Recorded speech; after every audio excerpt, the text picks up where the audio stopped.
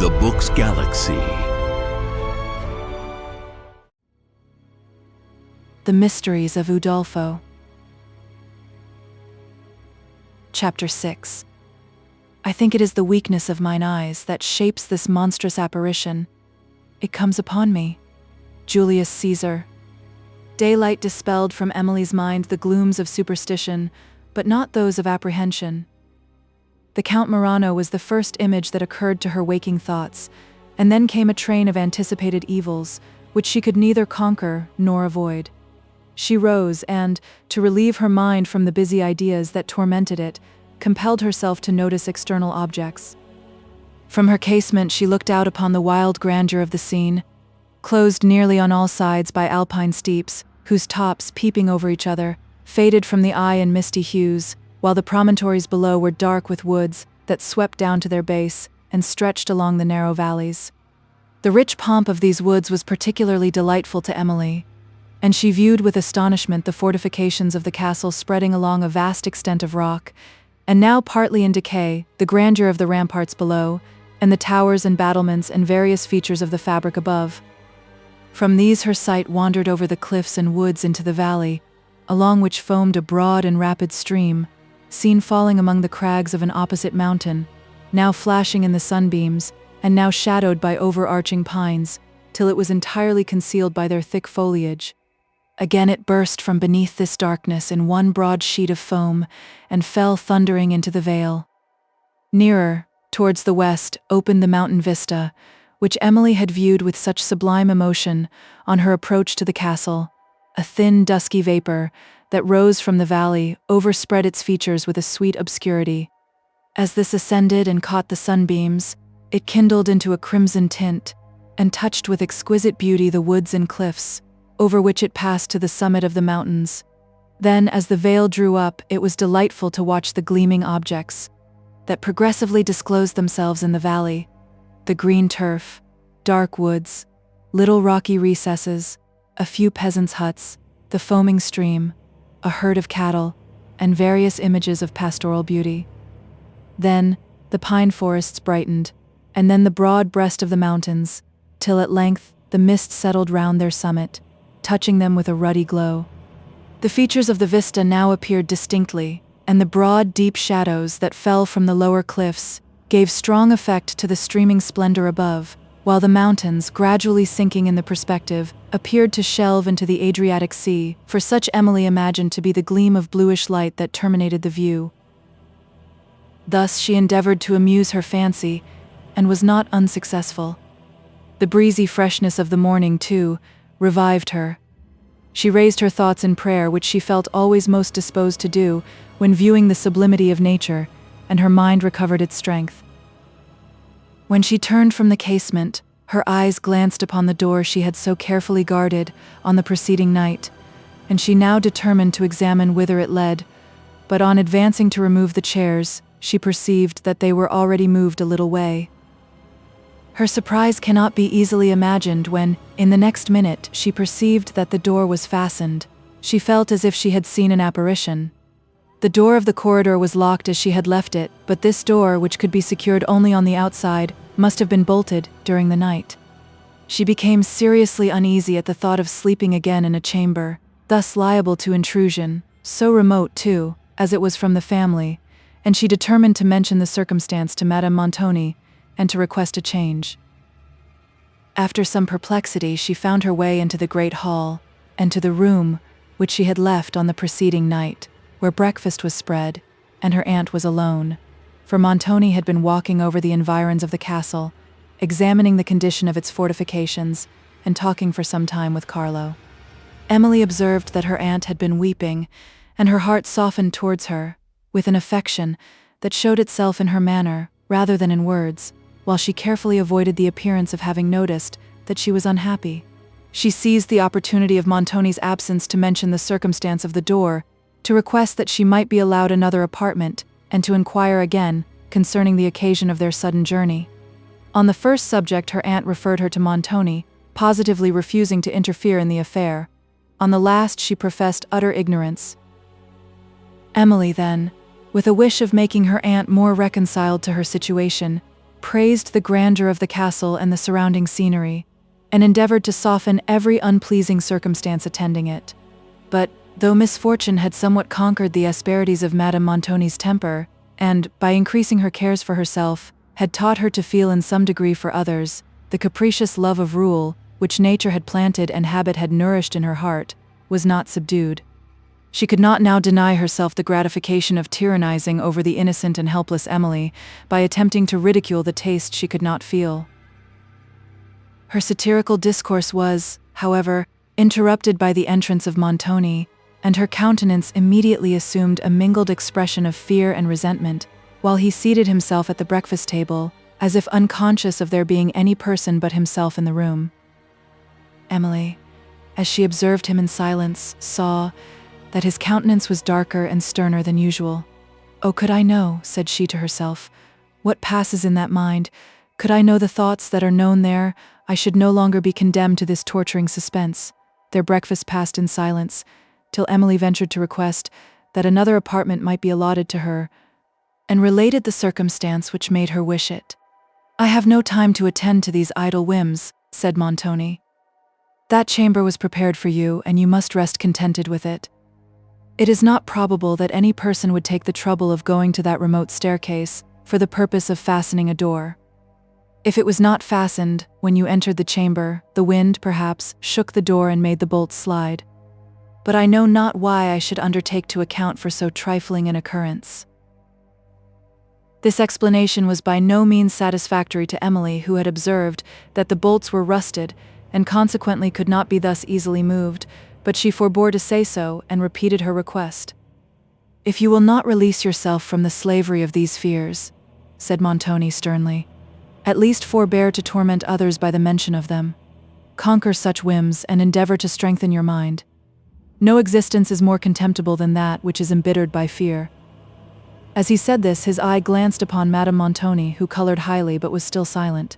Emily, wounded and disappointed, thought her fears were, in this instance, too reasonable to deserve ridicule, but, perceiving that, however they might oppress her, she must endure them, she tried to withdraw her attention from the subject. Carlo soon after entered with some fruit.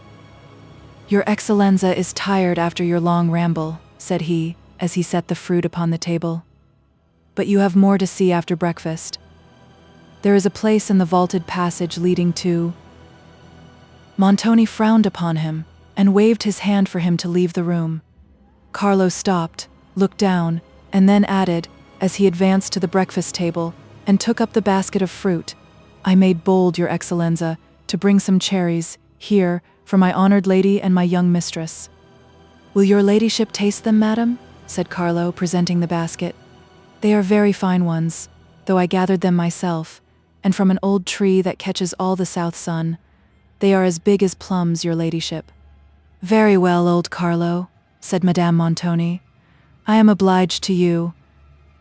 "And the young signora, too. She may like some of them," rejoined Carlo, turning with the basket to Emily. "It will do me good to see her eat some." "Thank you, Carlo," said Emily, taking some cherries, and smiling kindly. "Come, come," said Montoni impatiently. "Enough of this. Leave the room, but be in waiting. I shall want you presently." Carlo obeyed, and Montoni soon after went out to examine further into the state of the castle, while Emily remained with her aunt, patiently enduring her ill humor, and endeavoring, with much sweetness, to soothe her affliction, instead of resenting its effect. When Madame Montoni retired to her dressing-room, Emily endeavored to amuse herself by a view of the castle. Through a folding door she passed from the great hall to the ramparts, which extended along the brow of the precipice, round 3 sides of the edifice. The 4th was guarded by the high walls of the courts, and by the gateway, through which she had passed on the preceding evening. The grandeur of the broad ramparts, and the changing scenery they overlooked, excited her high admiration, for the extent of the terraces allowed the features of the country to be seen in such various points of view, that they appeared to form new landscapes. She often paused to examine the Gothic magnificence of Udolpho, its proud irregularity, its lofty towers and battlements, its high-arched casements, and its slender watchtowers, perched upon the corners of turrets. Then she would lean on the wall of the terrace, and shuddering measure with her eye the precipice below, till the dark summits of the woods arrested it. Wherever she turned appeared mountain-tops, forests of pine and narrow glens, opening among the Apennines and retiring from the sight into inaccessible regions. While she thus leaned, Montoni, followed by 2 men, appeared, ascending a winding path cut in the rock below. He stopped upon a cliff, and pointing to the ramparts, turned to his followers and talked with much eagerness of gesticulation. Emily perceived that one of these men was Carlo, the other was in the dress of a peasant, and he alone seemed to be receiving the directions of Montoni. She withdrew from the walls and pursued her walk, till she heard at a distance the sound of carriage wheels, and then the loud bell of the portal, when it instantly occurred to her that Count Morano was arrived. As she hastily passed the folding doors from the terrace towards her own apartment, several persons entered the hall by an opposite door. She saw them at the extremities of the arcades and immediately retreated, but the agitation of her spirits and the extent and duskiness of the hall had prevented her from distinguishing the persons of the strangers.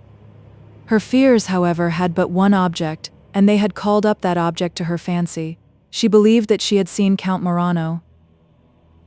When she thought that they had passed the hall, she ventured again to the door, and proceeded unobserved to her room, where she remained, agitated with apprehensions, and listening to every distant sound. At length, hearing voices on the rampart, she hastened to her window, and observed Montoni with Signor Cavigni walking below, conversing earnestly, and often stopping and turning towards each other, at which time their discourse seemed to be uncommonly interesting. Of the several persons who had appeared in the hall, here was Cavigni alone. But Emily's alarm was soon after heightened by the steps of someone in the corridor, who, she apprehended, brought a message from the Count. In the next moment, Annette appeared. "Ah, Mamsella," said she, "here is the Signor Cavigni arrived. I am sure I rejoice to see a Christian person in this place. And then he is so good-natured too, he always takes so much notice of me. And here is also Signor Veresi. And who do you think besides, Mamselle?" "I cannot guess, Annette. Tell me quickly." "Nay, ma'am, do guess once." "Well then," said Emily with assumed composure, "it is Count Morano, I suppose?" "Holy Virgin!" cried Annette. "Are you ill, Mamselle? You are going to faint. Let me get some water." Emily sunk into a chair. "Stay, Annette," said she feebly. "Do not leave me, I shall soon be better. Open the casement. The Count, you say he is come, then?" "Who?" The Count." "No, Mamselle, I did not say so." "He is not come, then?" said Emily eagerly. "No, Mamselle." "You are sure of it?" "Lord bless me," said Annette. "You recover very suddenly, ma'am? Why, I thought you were dying just now." "But the Count, you are sure, is not come?" "Oh yes, quite sure of that, Ma'amselle. Why, I was looking out through the grate in the north turret, when the carriages drove into the courtyard, and I never expected to see such a goodly sight in this dismal old castle. But here are masters and servants too, enough to make the place ring again. Oh, I was ready to leap through the rusty old bars for joy. Oh, who would ever have thought of seeing a Christian face in this huge, dreary house? I could have kissed the very horses that brought them." "Well, Annette? Well, I am better now." "Yes, Mamselle, I see you are. Oh, all the servants will lead merry lives here. Now we shall have singing and dancing in the little hall, for the Signor cannot hear us there, and droll stories. Ludovico's come, ma'am. Yes, there is Ludovico come with them. You remember Ludovico, ma'am? A tall, handsome young man, Signor Cavigni's lackey, who always wears his cloak with such a grace, thrown round his left arm, and his hat set on so smartly, all on one side, and—" "No," said Emily, who was wearied by her loquacity. "What, Mamselle? Don't you remember Ludovico who rode the Cavaliero's gondola at the last regatta and won the prize? And who used to sing such sweet verses about Orlandos and about the blackamoors too? And Charlie Magni? Yes, that was the name, all under my lattice, in the west portico on the moonlight nights at Venice? Oh, I have listened to him." "I fear to thy peril, my good Annette," said Emily, "for it seems his verses have stolen thy heart. But let me advise you, if it is so, keep the secret, Never let him know it. Ah, Mamsella, how can one keep such a secret as that? Well, Annette, I am now so much better that you may leave me. Oh, but, Mamselle, I forgot to ask, how did you sleep in this dreary old chamber last night? As well as usual. Did you hear no noises? None. Nor see anything? Nothing. Well, that is surprising. Not in the least, and now tell me why you ask these questions. Oh, Mamselle, I would not tell you for the world, nor all I have heard about this chamber either. It would frighten you so. If that is all, you have frightened me already, and may therefore tell me what you know without hurting your conscience. Oh Lord, they say the room is haunted, and has been so these many years. It is by a ghost, then? Who can draw bolts? Said Emily, endeavoring to laugh away her apprehensions. For I left the door open last night and found it fastened this morning. Annette turned pale and said not a word. Do you know whether any of the servants fastened this door in the morning before I rose? No, ma'am, that I will be bound they did not. But I don't know. Shall I go and ask, Mamselle? Said Annette, moving hastily towards the corridor. Stay, Annette, I have another question to ask. Tell me what you have heard concerning this room, and whither that staircase leads. I will go and ask it all directly, ma'am. Besides, I am sure my lady wants me. I cannot stay now, indeed, ma'am. She hurried from the room without waiting Emily's reply, whose heart, lightened by the certainty that Marana was not arrived, allowed her to smile at the superstitious terror which had seized on Annette, for though she sometimes felt its influence herself, she could smile at it when apparent in other persons. Montoni having refused Emily another chamber, she determined to bear with patience the evil she could not remove, and, in order to make the room as comfortable as possible, unpacked her books, her sweet delight in happier days, and her soothing resource in the hours of moderate sorrow. But there were hours when even these failed of their effect, when the genius, the taste, the enthusiasm of the sublimest writers were felt no longer. Her little library being arranged on a high chest, part of the furniture of the room, she took out her drawing utensils, and was tranquil enough to be pleased with the thought of sketching the sublime scenes beheld from her windows, but she suddenly checked this pleasure, remembering how often she had soothed herself by the intention of obtaining amusement of this kind, and had been prevented by some new circumstance of misfortune. How can I suffer myself to be deluded by hope, said she, and, because Count Morano is not yet arrived, feel a momentary happiness? Alas, what is it to me whether he is here today or tomorrow, if he comes at all, and that he will come, it were weakness to doubt. To withdraw her thoughts, however, from the subject of her misfortunes, she attempted to read, but her attention wandered from the page, and at length she threw aside the book, and determined to explore the adjoining chambers of the castle. Her imagination was pleased with the view of ancient grandeur, and an emotion of melancholy awe awakened all its powers, as she walked through rooms, obscure and desolate, where no footsteps had passed probably for many years, and remembered the strange history of the former possessor of the edifice. This brought to her recollection the veiled picture, which had attracted her curiosity on the preceding night, and she resolved to examine it. As she passed through the chambers that led to this, she found herself somewhat agitated. Its connection with the late lady of the castle, and the conversation of Annette, together with the circumstance of the veil, throwing a mystery over the subject that excited a faint degree of terror.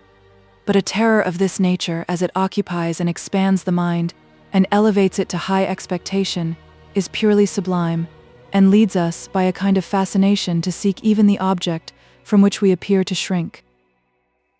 Emily passed on with faltering steps, and having paused a moment at the door, before she attempted to open it, she then hastily entered the chamber, and went towards the picture, which appeared to be enclosed in a frame of uncommon size, that hung in a dark part of the room. She paused again, and then, with a timid hand, lifted the veil, but instantly let it fall, perceiving that what it had concealed was no picture, and, before she could leave the chamber, she dropped senseless on the floor.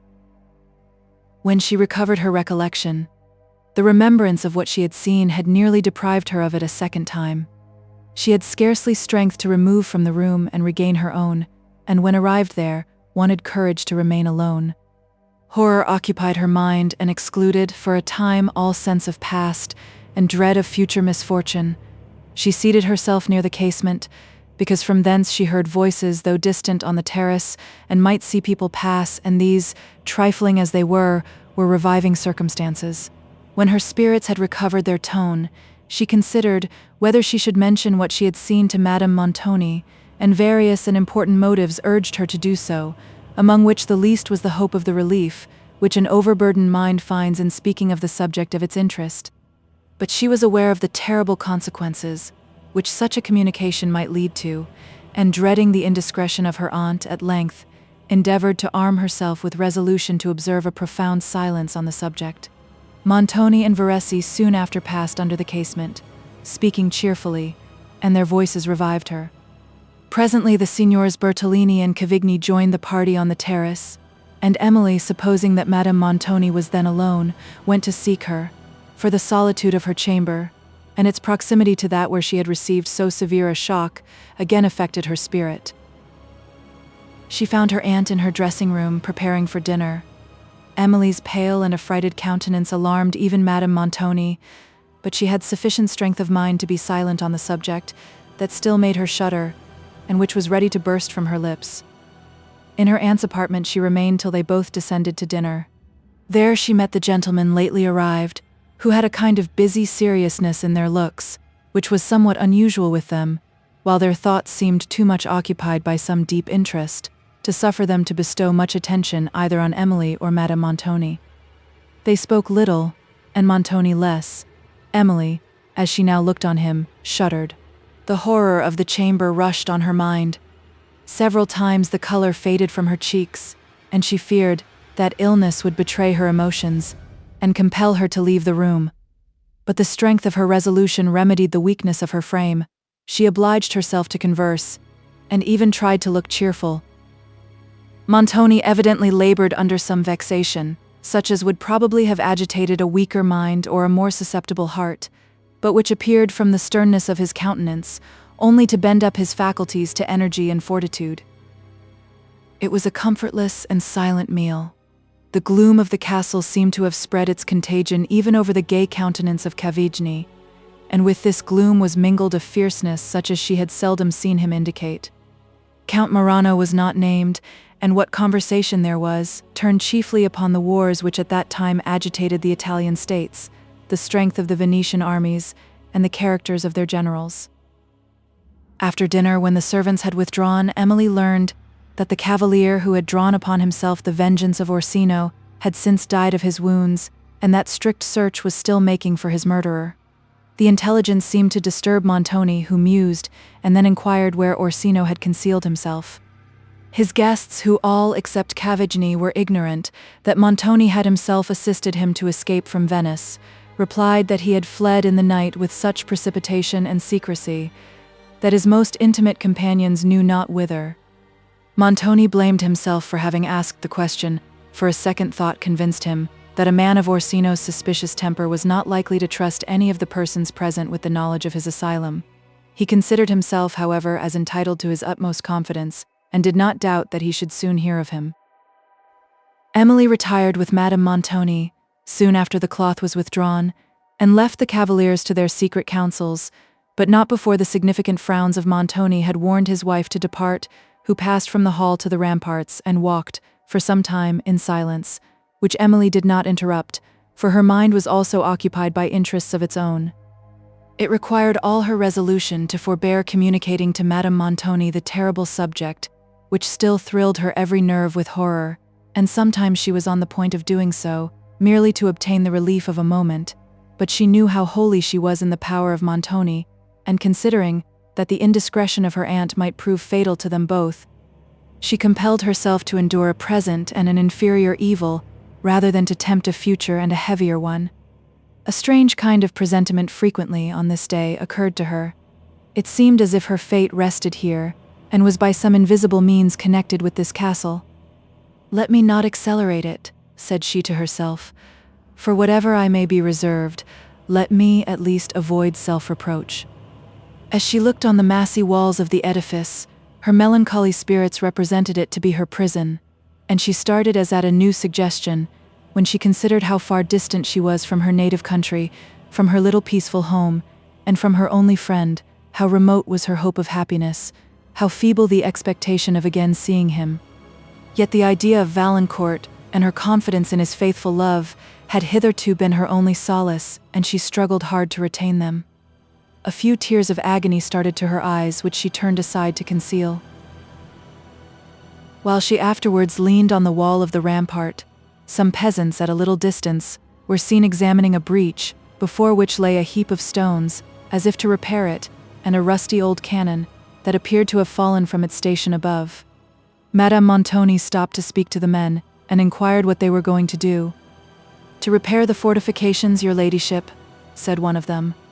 A labour which she was somewhat surprised that Montoni should think necessary, particularly since he had never spoken of the castle as of a place at which he meant to reside for any considerable time.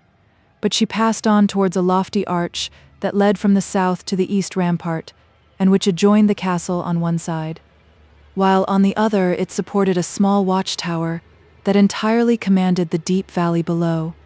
As she approached this arch, she saw, beyond it, winding along the woody descent of a distant mountain, a long troop of horse and foot, whom she knew to be soldiers, only by the glitter of their pikes and other arms, for the distance did not allow her to discover the color of their liveries. As she gazed, the vanguard issued from the woods into the valley, but the train still continued to pour over the remote summit of the mountain in endless succession, while in the front the military uniform became distinguishable, and the commanders, riding first and seeming by their gestures to direct the march of those that followed, at length approached very near to the castle. Such a spectacle, in these solitary regions, both surprised and alarmed Madame Montoni, and she hastened towards some peasants who were employed in raising bastions before the south rampart, where the rock was less abrupt than elsewhere. These men could give no satisfactory answers to her enquiries, but, being roused by them, gazed in stupid astonishment upon the long cavalcade. Madame Montoni, then thinking it necessary to communicate further the object of her alarm, sent Emily to say that she wished to speak to Montoni, an errand her niece did not approve, for she dreaded his frowns, which she knew this message would provoke, but she obeyed in silence. As she drew near the apartment, in which he sat with his guests, she heard them in earnest and loud dispute, and she paused a moment, trembling at the displeasure which her sudden interruption would occasion. In the next, their voices sunk altogether. She then ventured to open the door, and, while Montoni turned hastily and looked at her, without speaking, she delivered her message. "Tell Madame Montoni I am engaged," said he. Emily then thought it proper to mention the subject of her alarm.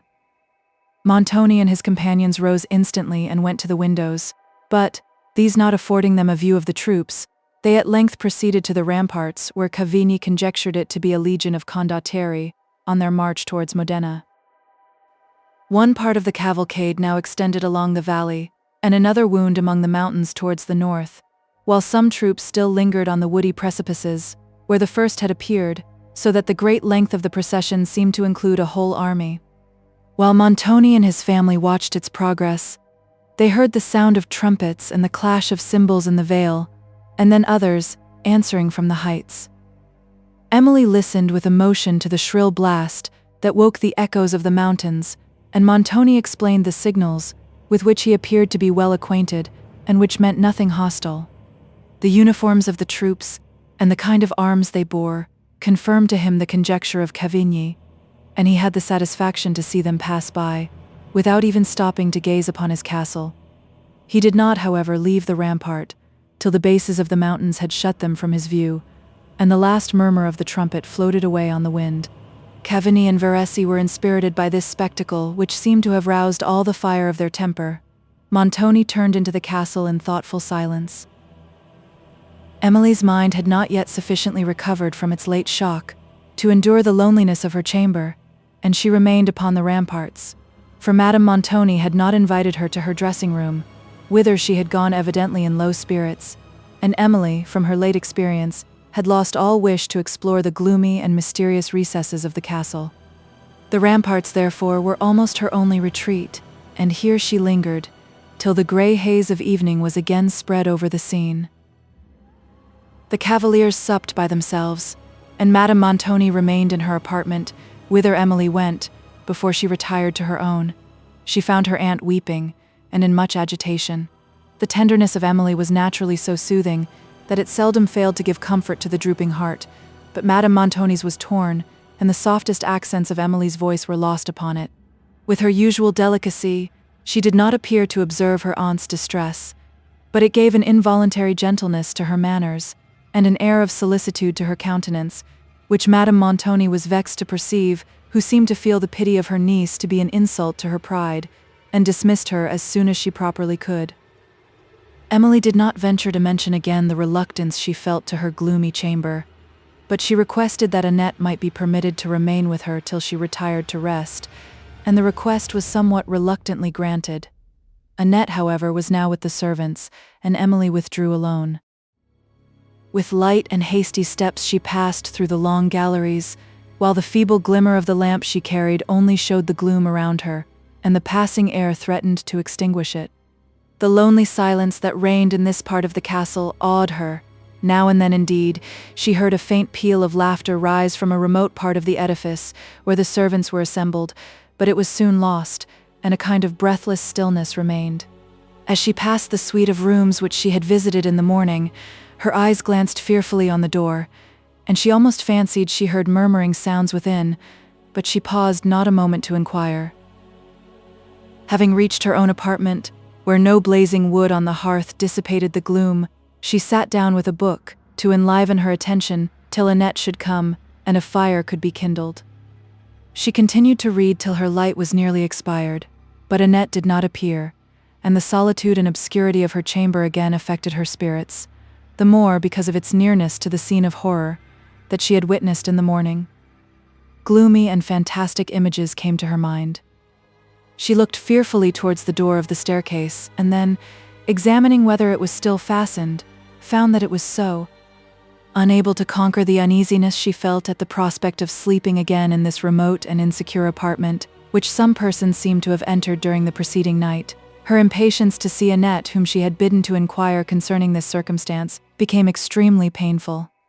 She wished also to question her as to the object, which had excited so much horror in her own mind, and which Annette on the preceding evening had appeared to be in part acquainted with, though her words were very remote from the truth, and it appeared plainly to Emily that the girl had been purposely misled by a false report. Above all, she was surprised that the door of the chamber, which contained it, should be left unguarded. Such an instance of negligence almost surpassed belief. But her light was now expiring. The faint flashes it threw upon the walls called up all the terrors of fancy, and she rose to find her way to the habitable part of the castle before it was quite extinguished. As she opened the chamber door, she heard remote voices and, soon after, saw a light issue upon the further end of the corridor, which Annette and another servant approached. "I am glad you are come," said Emily. "What has detained you so long? Pray light me a fire immediately." "My lady wanted me, mademoiselle," replied Annette in some confusion. "I will go and get the wood." "No," said Caterina, "that is my business," and left the room instantly while Annette would have followed, but, being called back, she began to talk very loud and laugh, and seemed afraid to trust a pause of silence. Caterina soon returned with the wood, and then, when the cheerful blaze once more animated the room and this servant had withdrawn, Emily asked Annette whether she had made the enquiry she bade her. "Yes, mademoiselle," said Annette, "but not a soul knows anything about the matter, and old Carlo, I watched him well. For they say he knows strange things. Old Carlo looked so as I don't know how to tell, and he asked me again and again if I was sure the door was ever unfastened. Lord, says I, am I sure I am alive?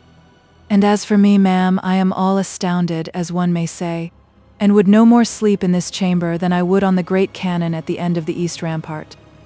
"And what objection have you to that cannon, more than to any of the rest?" said Emily, smiling. "The best would be rather a hard bed." "Yes, mademoiselle, any of them would be hard enough for that matter, but they do say that something has been seen in the dead of night, standing beside the great cannon, as if to guard it." "Well, my good Annette, the people who tell such stories are happy in having you for an auditor, for I perceive you believe them all. Dear mademoiselle, I will show you the very cannon. You can see it from these windows." "Well," said Emily, "but that does not prove that an apparition guards it." What? Not if I show you the very canon? Dear ma'am, you will believe nothing. Nothing probably upon this subject but what I see, said Emily. Well, ma'am, but you shall see it if you will only step this way to the casement. Emily could not forbear laughing, and Annette looked surprised. Perceiving her extreme aptitude to credit the marvelous, Emily forbore to mention the subject she had intended, lest it should overcome her with idle terrors, and she began to speak on a lively topic, the regattas of Venice. Aye, ma'amselle, those rowing matches, said Annette, and the fine moonlight nights are all that are worth seeing in Venice.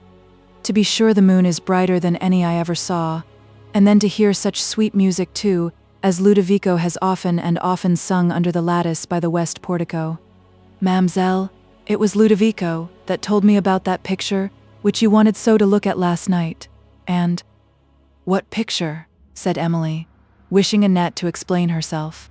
Oh, that terrible picture with the black veil over it. You never saw it then? Said Emily. Who, No, ma'amselle, I never did. But this morning, continued Annette, lowering her voice and looking round the room, this morning, as it was broad daylight, do you know, ma'am, I took a strange fancy to see it, as I had heard such odd hints about it, and I got as far as the door, and should have opened it, if it had not been locked. Emily, endeavoring to conceal the emotion this circumstance occasioned, inquired at what hour she went to the chamber, and found that it was soon after herself had been there. She also asked further questions, and the answers convinced her that Annette, and probably her informer, were ignorant of the terrible truth, though in Annette's account something very like the truth now and then mingled with the falsehood. Emily now began to fear that her visit to the chamber had been observed, since the door had been closed so immediately after her departure, and dreaded lest this should draw upon her the vengeance of Montoni. Her anxiety also was excited to know whence and for what purpose the delusive report which had been imposed upon Annette had originated, since Montoni could only have wished for silence and secrecy, but she felt that the subject was too terrible for this lonely hour, and she compelled herself to leave it, to converse with Annette, whose chat, simple as it was, she preferred to the stillness of total solitude. Thus they sat till near midnight, but not without many hints from Annette that she wished to go. The embers were now nearly burnt out, and Emily heard at a distance the thundering sound of the hall doors as they were shut for the night. She therefore prepared for rest, but was still unwilling that Annette should leave her. At this instant the great bell of the portal sounded.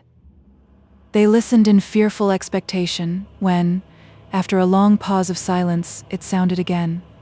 Soon after, they heard the noise of carriage wheels in the courtyard. Emily sunk almost lifeless in her chair. "It is the Count," said she. "What, at this time of night, ma'am?" said Annette. "No, my dear lady, but for that matter it is a strange time of night for anybody to come." "Nay, prithee, good Annette, stay not talking," said Emily in a voice of agony. "Go, prithee, go and see who it is." Annette left the room and carried with her the light, leaving Emily in darkness, which a few moments before would have terrified her in this room, but was now scarcely observed by her. She listened and waited, in breathless expectation, and heard distant noises, but Annette did not return. Her patience at length exhausted, she tried to find her way to the corridor, but it was long before she could touch the door of the chamber, and, when she had opened it, the total darkness without made her fear to proceed. Voices were now heard, and Emily even thought she distinguished those of Count Morano and Montoni. Soon after she heard steps approaching, and then a ray of light streamed through the darkness, and Annette appeared, whom Emily went to meet. "Yes, ma'amselle," said she, "you were right, it is the Count sure enough." "It is he," exclaimed Emily, lifting her eyes towards heaven and supporting herself by Annette's arm. "Good Lord, my dear lady, don't be in such a fluster, and look so pale. We shall soon hear more." "We shall indeed," said Emily, moving as fast as she was able towards her apartment. "I am not well. Give me air." Annette opened a casement and brought water. The faintness soon left Emily, but she desired Annette would not go till she heard from Montoni. "Dear ma'amselle, he surely will not disturb you at this time of night? Why, he must think you are asleep." "Stay with me till I am so, then," said Emily, who felt temporary relief from this suggestion, which appeared probable enough, though her fears had prevented its occurring to her. Annette, with secret reluctance, consented to stay, and Emily was now composed enough to ask her some questions, among others, whether she had seen the Count. "Yes, ma'am, I saw him alight, for I went from hence to the grate in the north turret, that overlooks the inner courtyard, you know. There I saw the Count's carriage, and the Count in it, waiting at the great door, for the porter was just gone to bed with several men on horseback, all by the light of the torches they carried." Emily was compelled to smile. When the door was opened, the Count said something that I could not make out, and then got out, and another gentleman with him. I thought, to be sure, the Signor was gone to bed, and I hastened away to my lady's dressing room, to see what I could hear. But in the way I met Ludovico, and he told me that the Signor was up, counseling with his master and the other Signors in the room at the end of the north gallery, and Ludovico held up his finger and laid it on his lips, as much as to say, "There is more going on than you think of, Annette, but you must hold your tongue." And so I did hold my tongue, ma'amselle, and came away to tell you directly. Emily inquired who the cavalier was that accompanied the Count, and how Montoni received them, but Annette could not inform her. Ludovico, she added, had just been to call Signor Montoni's valet, that he might tell him they were arrived, when I met him. Emily sat musing for some time, and then her anxiety was so much increased that she desired Annette would go to the servants' hall, where it was possible she might hear something of the Count's intention respecting his stay at the castle. "Yes, ma'am," said Annette with readiness. "But how am I to find the way if I leave the lamp with you?" Emily said she would light her, and they immediately quitted the chamber. When they had reached the top of the great staircase, Emily recollected that she might be seen by the Count, and, to avoid the great hall, Annette conducted her through some private passages to a back staircase, which led directly to that of the servants.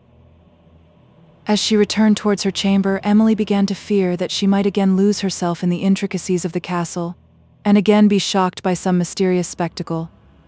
And though she was already perplexed by the numerous turnings, she feared to open one of the many doors that offered. While she stepped thoughtfully along, she fancied that she heard a low moaning at no great distance, and, having paused a moment, she heard it again and distinctly. Several doors appeared on the right hand of the passage. She advanced and listened.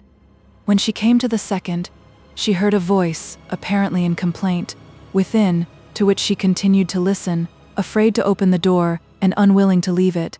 Convulsive sobs followed, and then the piercing accents of an agonizing spirit burst forth.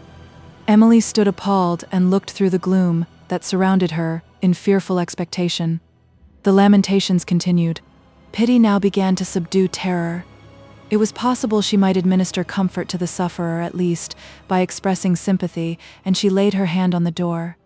While she hesitated, she thought she knew this voice, disguised as it was by tones of grief. Having therefore set down the lamp in the passage, she gently opened the door, within which all was dark, except that from an inner apartment a partial light appeared, and she stepped softly on. Before she reached it, the appearance of Madame Montoni, leaning on her dressing table, weeping, and with a handkerchief held to her eyes, struck her, and she paused. Some person was seated in a chair by the fire, but who it was she could not distinguish.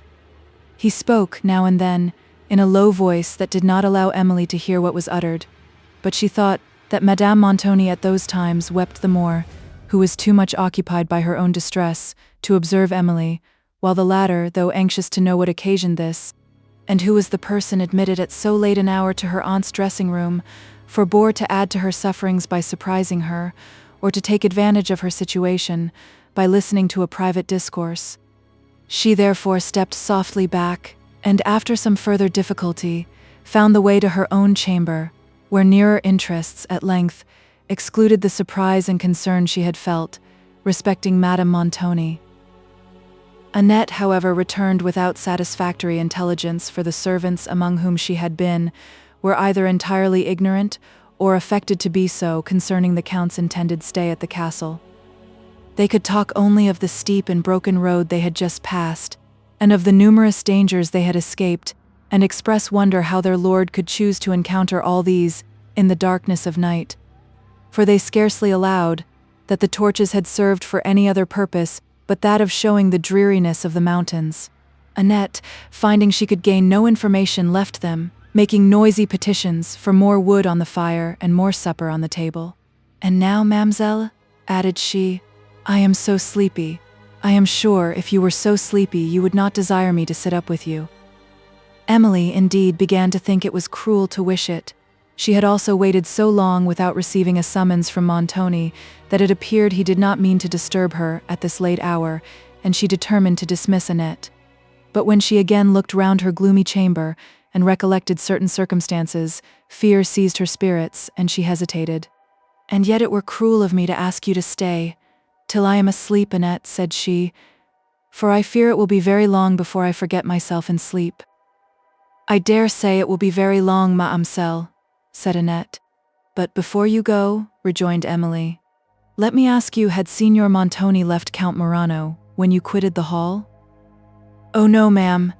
They were alone together." "Have you been in my aunt's dressing room since you left me?" "No, ma'amselle. I called at the door as I passed, but it was fastened, so I thought my lady was gone to bed." "Who, then, was with your lady just now?" said Emily, forgetting in surprise her usual prudence. "Nobody, I believe, ma'am," replied Annette. "Nobody has been with her, I believe, since I left you." Emily took no further notice of the subject, and after some struggle with imaginary fears, her good nature prevailed over them so far that she dismissed Annette for the night. She then sat, musing upon her own circumstances and those of Madame Montoni, till her eye rested on the miniature picture which she had found, after her father's death, among the papers he had enjoined her to destroy. It was open upon the table, before her, among some loose drawings, having with them been taken out of a little box by Emily some hours before. The sight of it called up many interesting reflections, but the melancholy sweetness of the countenance soothed the emotions which these had occasioned.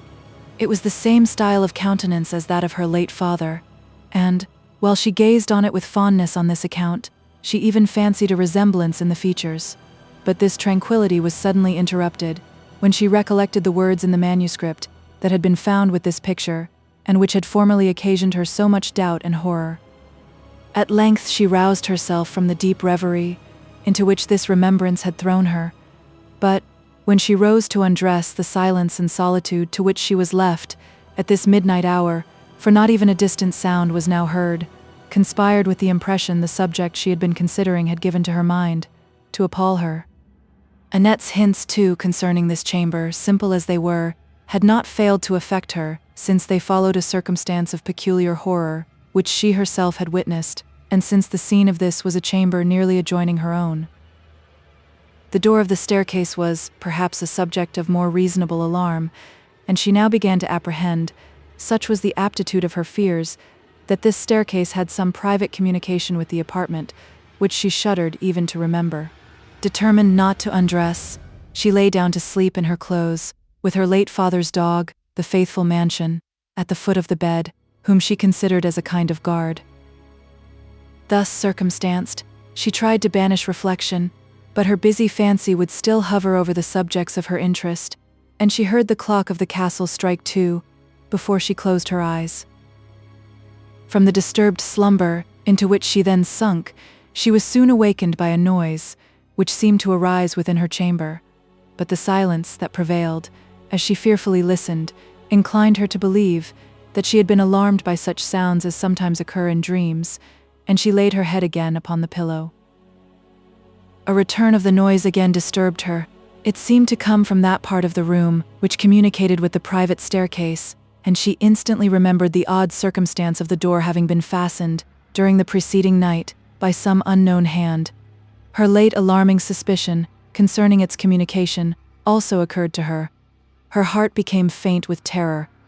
Half raising herself from the bed, and gently drawing aside the curtain, she looked towards the door of the staircase, but the lamp, that burnt on the hearth, spread so feeble a light through the apartment that the remote parts of it were lost in shadow. The noise, however, which, she was convinced, came from the door, continued.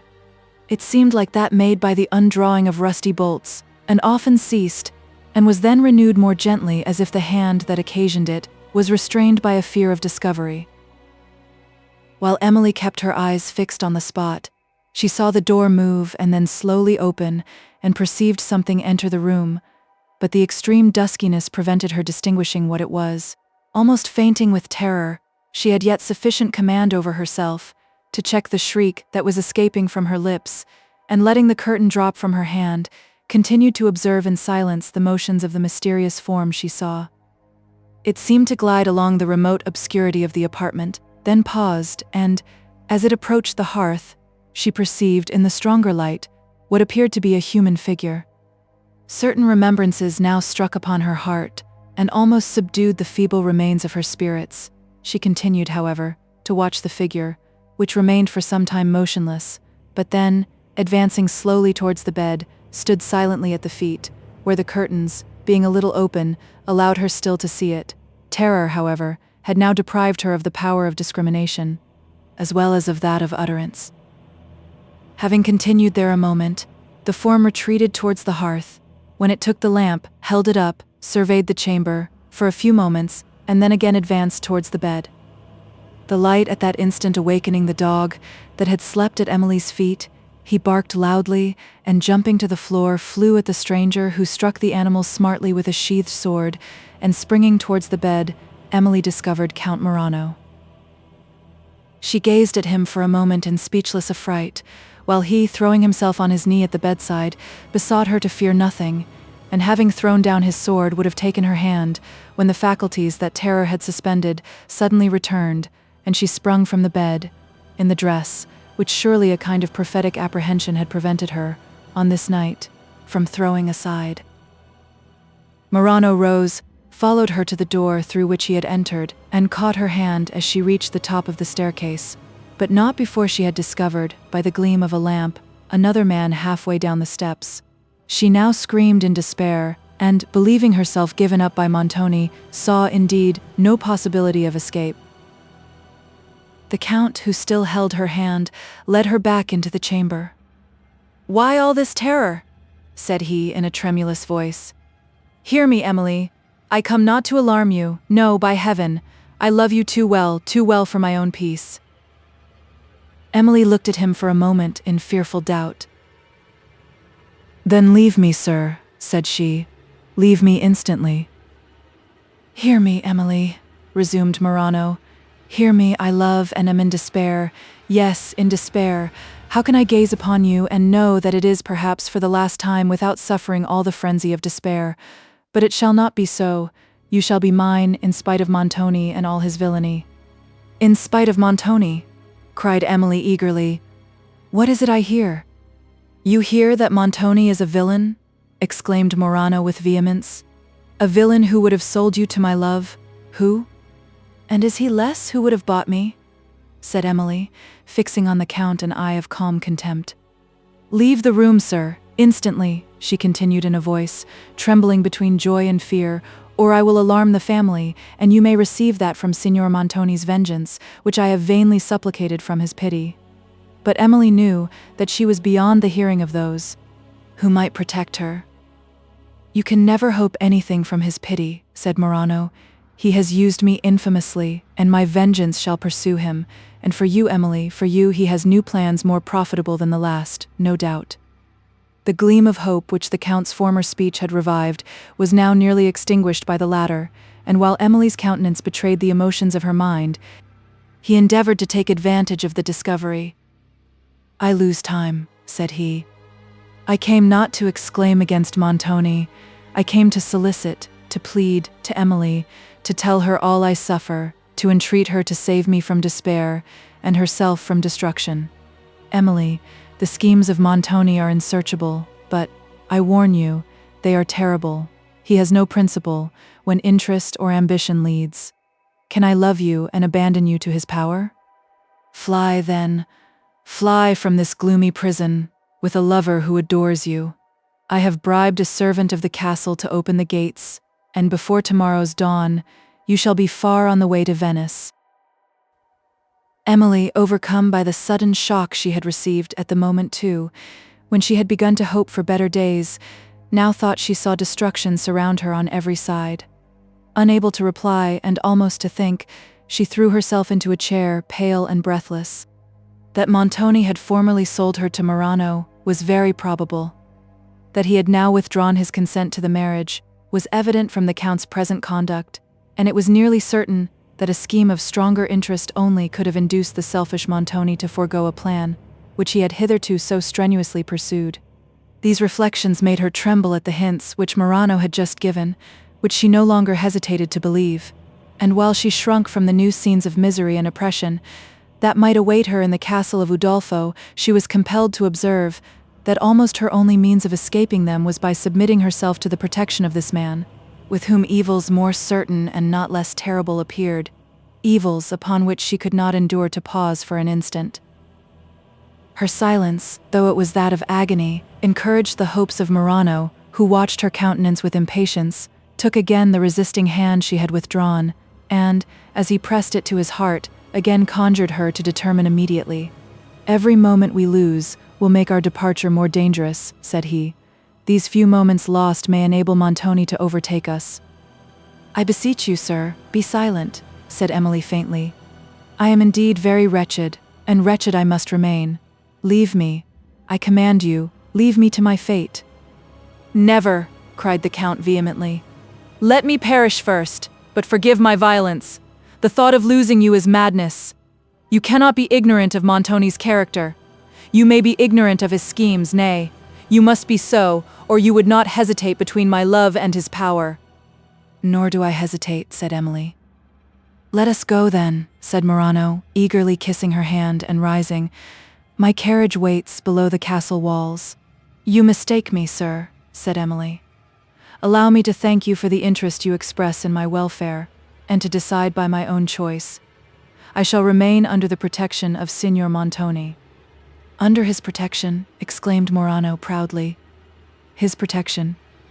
Emily, why will you suffer yourself to be thus deluded? I have already told you what you have to expect from his protection. And pardon me, sir, if, in this instance, I doubt mere assertion, and, to be convinced, require something approaching to proof." "I have now neither the time, nor the means of adducing proof," replied the Count.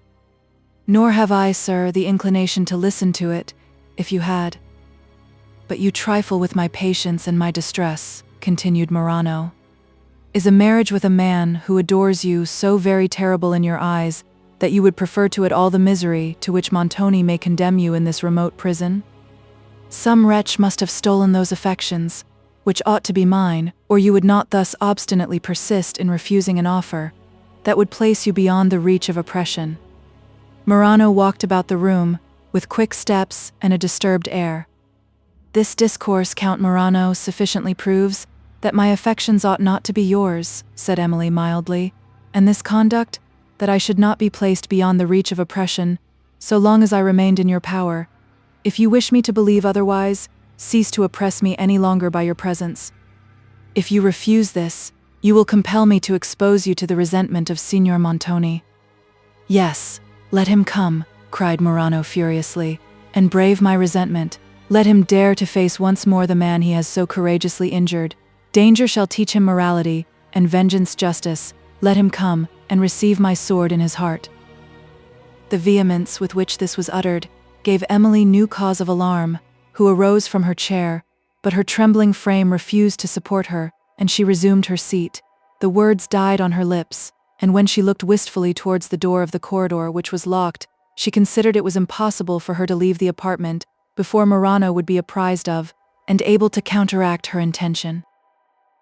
Without observing her agitation, he continued to pace the room in the utmost perturbation of spirits. His darkened countenance expressed all the rage of jealousy and revenge, and a person who had seen his features under the smile of ineffable tenderness, which he so lately assumed, would now scarcely have believed them to be the same. "Count Morano," said Emily, at length recovering her voice, "calm, I entreat you, these transports, and listen to reason, if you will not to pity. You have equally misplaced your love and your hatred. I never could have returned the affection with which you honor me, and certainly have never encouraged it. Neither has Signor Montoni injured you, for you must have known that he had no right to dispose of my hand, had he even possessed the power to do so. Leave, then, leave the castle, while you may with safety. Spare yourself the dreadful consequences of an unjust revenge, and the remorse of having prolonged to me these moments of suffering. Is it for mine, or for Montoni's safety, that you are thus alarmed? Said Morano coldly, and turning towards her with a look of acrimony. For both, replied Emily in a trembling voice. Unjust revenge, cried the Count, resuming the abrupt tones of passion.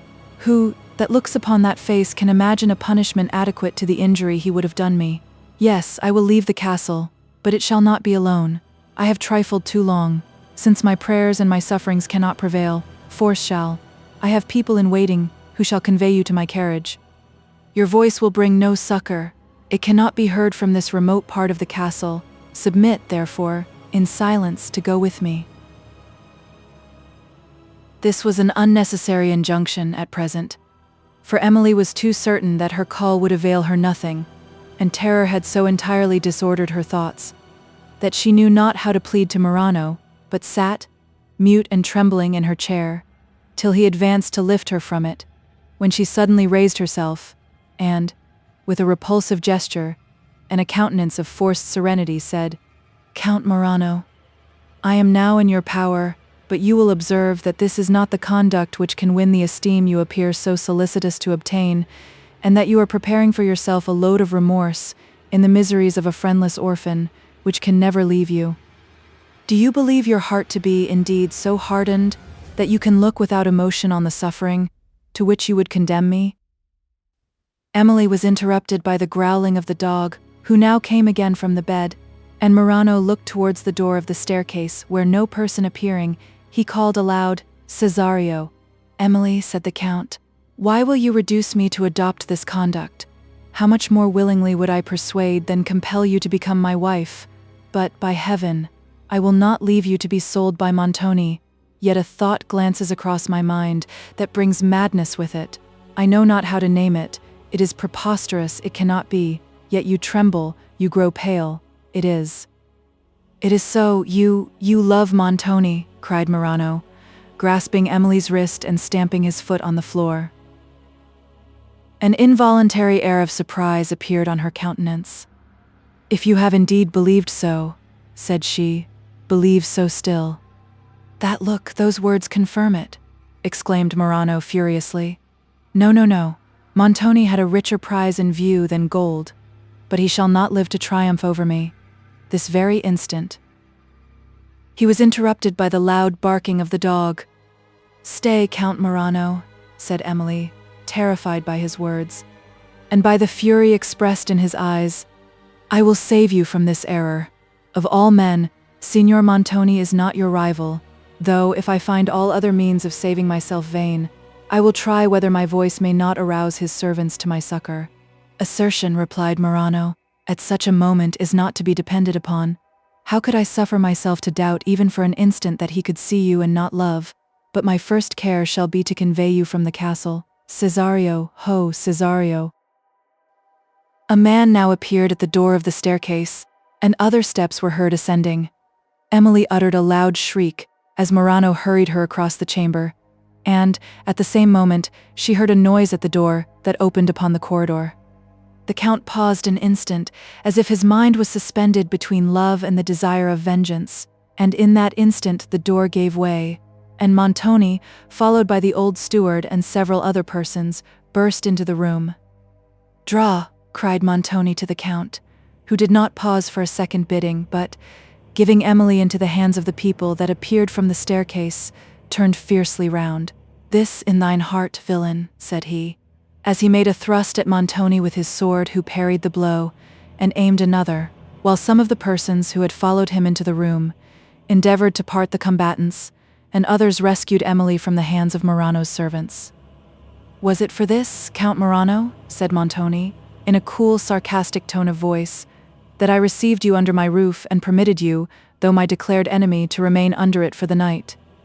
Was it that you might repay my hospitality with the treachery of a fiend and rob me of my niece? Who talks of treachery? Said Morano, in a tone of unrestrained vehemence. Let him that does show an unblushing face of innocence. Montoni, you are a villain. If there is treachery in this affair, look to yourself as the author of it. If do I say? I whom you have wronged with unexampled baseness, whom you have injured almost beyond redress. But why do I use words?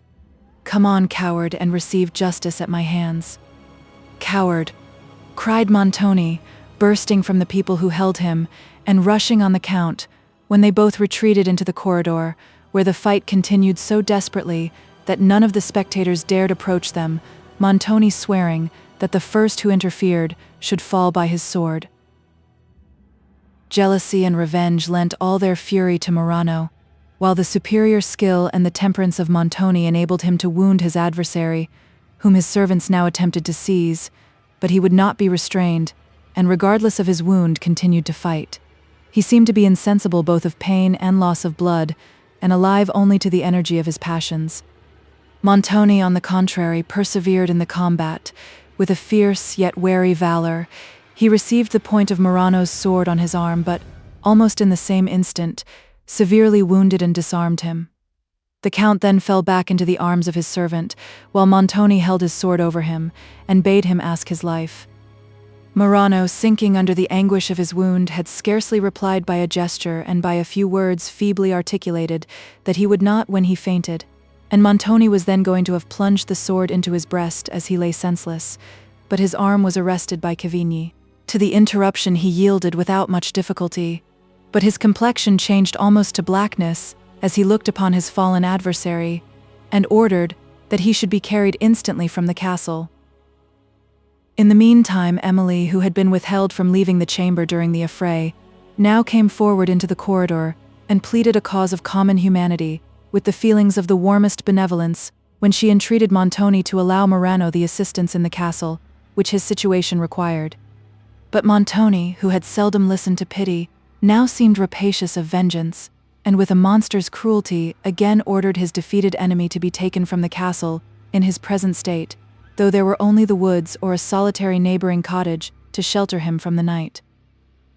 The Count's servants having declared that they would not move him till he revived, Montoni stood inactive, Cavigni remonstrating, and Emily, superior to Montoni's menaces, giving water to Morano, and directing the attendants to bind up his wound. At length Montoni had leisure to feel pain from his own hurt, and he withdrew to examine it. The Count, meanwhile, having slowly recovered, the first object he saw on raising his eyes was Emily, bending over him with a countenance strongly expressive of solicitude. He surveyed her with a look of anguish. "I have deserved this," said he, "but not from Montoni. It is from you, Emily, that I have deserved punishment, yet I receive only pity." He paused, for he had spoken with difficulty. After a moment he proceeded, "I must resign you, but not to Montoni. Forgive me the sufferings I have already occasioned you, but for that villain, his infamy shall not go unpunished. Carry me from this place," said he to his servants. "I am in no condition to travel. You must therefore take me to the nearest cottage, for I will not pass the night under his roof, although I may expire on the way from it." Cesario proposed to go out and inquire for a cottage that might receive his master before he attempted to remove him, but Morano was impatient to be gone. The anguish of his mind seemed to be even greater than that of his wound, and he rejected with disdain the offer of Cavigni to entreat Montoni that he might be suffered to pass the night in the castle. Cesario was now going to call up the carriage to the great gate, but the Count forbade him. "I cannot bear the motion of a carriage," said he. "Call some others of my people, that they may assist in bearing me in their arms." At length, however, Morano submitted to reason and consented that Cesario should first prepare some cottage to receive him. Emily, now that he had recovered his senses, was about to withdraw from the corridor, when a message from Montoni commanded her to do so, and also that the Count, if he was not already gone, should quit the castle immediately. Indignation flashed from Morano's eyes and flushed his cheeks.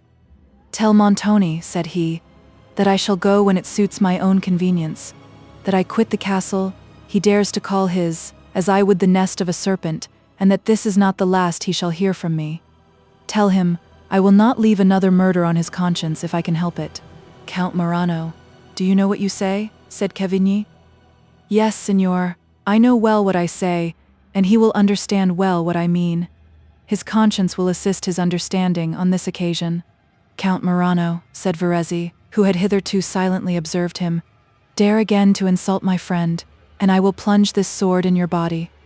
It would be an action worthy the friend of a villain, said Morano, as the strong impulse of his indignation enabled him to raise himself from the arms of his servants, but the energy was momentary, and he sunk back, exhausted by the effort. Montoni's people, meanwhile, held Verezzi, who seemed inclined, even in this instant, to execute his threat, and Cavigni, who was not so depraved as to abet the cowardly malignity of Verezzi, endeavored to withdraw him from the corridor, and Emily, whom a compassionate interest had thus long detained, was now quitting it in new terror, when the supplicating voice of Morano arrested her, and, by a feeble gesture, he beckoned her to draw nearer. She advanced with timid steps, but the fainting languor of his countenance again awakened her pity and overcame her terror. "I am going from hence forever," said he. "Perhaps I shall never see you again. I would carry with me your forgiveness, Emily. Nay more, I would also carry your good wishes." "You have my forgiveness then?" said Emily. "And my sincere wishes for your recovery." "And only for my recovery?" said Morano with a sigh. "For your general welfare," added Emily. "Perhaps I ought to be contented with this," he resumed. "I certainly have not deserved more, but I would ask you, Emily, sometimes to think of me, and, forgetting my offense, to remember only the passion which occasioned it. I would ask, alas, impossibilities. I would ask you to love me, at this moment when I am about to part with you, and that, perhaps, forever I am scarcely myself. Emily, may you never know the torture of a passion like mine? What do I say? Oh, that, for me, you might be sensible of such a passion." Emily looked impatient to be gone. "I entreat you, Count, to consult your own safety," said she, "and linger here no longer. I tremble for the consequences of Signor Verezzi's passion, and of Montoni's resentment, should he learn that you are still here." Morano's face was overspread with a momentary crimson. His eyes sparkled, but he seemed endeavoring to conquer his emotion, and replied in a calm voice, "Since you are interested for my safety, I will regard it, and be gone. But, before I go, let me again hear you say that you wish me well," said he, fixing on her an earnest and mournful look. Emily repeated her assurances. He took her hand, which she scarcely attempted to withdraw, and put it to his lips. "Farewell, Count Morano," said Emily, and she turned to go when a second message arrived from Montoni, and she again conjured Morano, as he valued his life, to quit the castle immediately. He regarded her in silence, with a look of fixed despair. But she had no time to enforce her compassionate entreaties, and not daring to disobey the second command of Montoni, she left the corridor to attend him. He was in the cedar parlor that adjoined the great hall, laid upon a couch, and suffering a degree of anguish from his wound, which few persons could have disguised as he did. His countenance, which was stern but calm, expressed the dark passion of revenge, but no symptom of pain. Bodily pain, indeed, he had always despised, and had yielded only to the strong and terrible energies of the soul. He was attended by old Carlo and by Signor Bertolini, but Madame Montoni was not with him.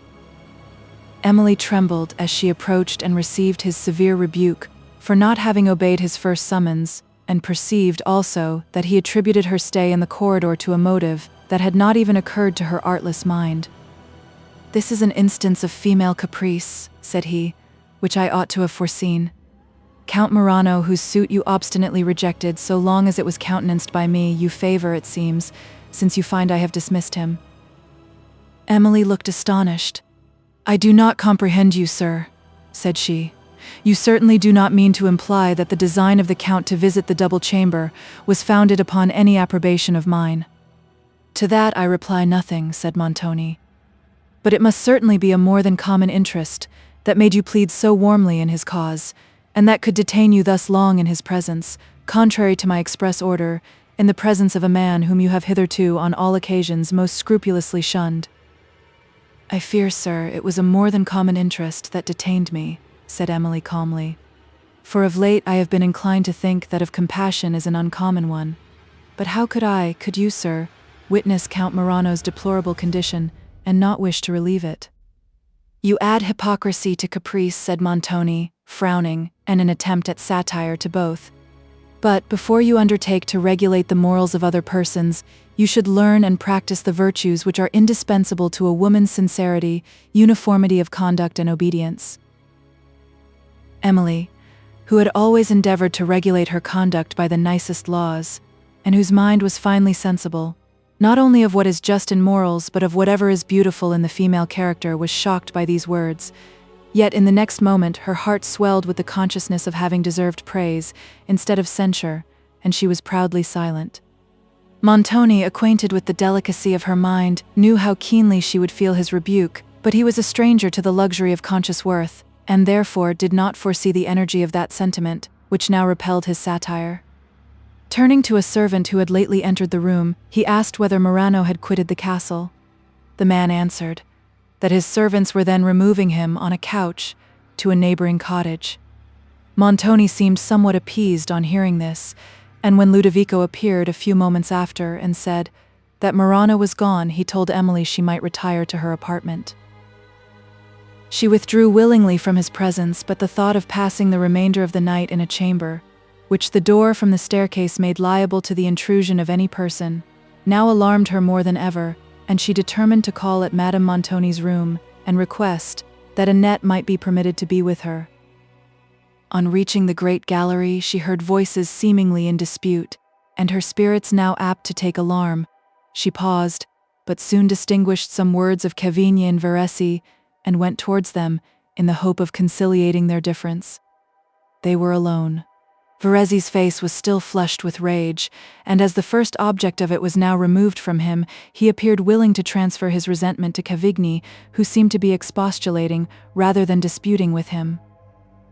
Verezzi was protesting that he would instantly inform Montoni of the insult which Morano had thrown out against him, and above all that wherein he had accused him of murder. "There is no answering," said Cavigni, "for the words of a man in a passion. Little serious regard ought to be paid to them. If you persist in your resolution, the consequences may be fatal to both. We have now more serious interests to pursue than those of a petty revenge." Emily joined her entreaties to Cavigni's arguments, and they at length prevailed so far as that Verezzi consented to retire without seeing Montoni. On calling at her aunt's apartment, she found it fastened. In a few minutes, however, it was opened by Madame Montoni herself. It may be remembered that it was by a door leading into the bedroom from a back passage that Emily had secretly entered a few hours preceding. She now conjectured by the calmness of Madame Montoni's air that she was not apprised of the accident which had befallen her husband, and was beginning to inform her of it in the tenderest manner she could, when her aunt interrupted her by saying she was acquainted with the whole affair. Emily knew indeed that she had little reason to love Montoni, but could scarcely have believed her capable of such perfect apathy as she now discovered towards him. Having obtained permission, however, for Annette to sleep in her chamber, she went thither immediately. A track of blood appeared along the corridor leading to it, and on the spot where the Count and Montoni had fought, the whole floor was stained. Emily shuddered and leaned on Annette as she passed. When she reached her apartment, she instantly determined, since the door of the staircase had been left open, and that Annette was now with her, to explore whither it led, a circumstance now materially connected with her own safety. Annette accordingly, half curious and half afraid, proposed to descend the stairs, but on approaching the door they perceived that it was already fastened without, and their care was then directed to the securing it on the inside also, by placing against it as much of the heavy furniture of the room as they could lift. Emily then retired to bed, and Annette continued on a chair by the hearth, where some feeble embers remained. Chapter 7. Of airy tongues that syllable men's names on sands and shores and desert wildernesses. Milton. It is now necessary to mention some circumstances which could not be related amidst the events of Emily's hasty departure from Venice, or together with those which so rapidly succeeded to her arrival in the castle. On the morning of her journey, Count Morano had gone at the appointed hour to the mansion of Montoni to demand his bride. When he reached it, he was somewhat surprised by the silence and solitary air of the portico, where Montoni's lackeys usually loitered, but surprise was soon changed to astonishment, and astonishment to the rage of disappointment, when the door was opened by an old woman, who told his servants that her master and his family had left Venice early in the morning for terra firma. Scarcely believing what his servants told, he left his gondola and rushed into the hall to inquire further. The old woman, who was the only person left in care of the mansion, persisted in her story, which the silent and deserted apartments soon convinced him was no fiction. He then seized her with a menacing air, as if he meant to wreak all his vengeance upon her, at the same time asking her 20 questions in a breath, and all these with a gesticulation so furious that she was deprived of the power of answering them. Then suddenly letting her go, he stamped about the hall like a madman, cursing Montoni and his own folly. When the good woman was at liberty and had somewhat recovered from her fright, she told him all she knew of the affair, which was, indeed, very little, but enough to enable Morano to discover that Montoni was gone to his castle on the Apennine. Thither he followed as soon as his servants could complete the necessary preparation for the journey, accompanied by a friend and attended by a number of his people determined to obtain Emily, or a full revenge on Montoni. When his mind had recovered from the first effervescence of rage, and his thoughts became less obscured, his conscience hinted to him certain circumstances, which, in some measure, explained the conduct of Montoni, but how the latter could have been led to suspect an intention which, he had believed, was known only to himself, he could not even guess. On this occasion, however, he had been partly betrayed by that sympathetic intelligence, which may be said to exist between bad minds, and which teaches one man to judge what another will do in the same circumstances. Thus it was with Montoni, who had now received indisputable proof of a truth, which he had sometimes suspected, that Morano's circumstances, instead of being affluent, as he had been bidden to believe, were greatly involved.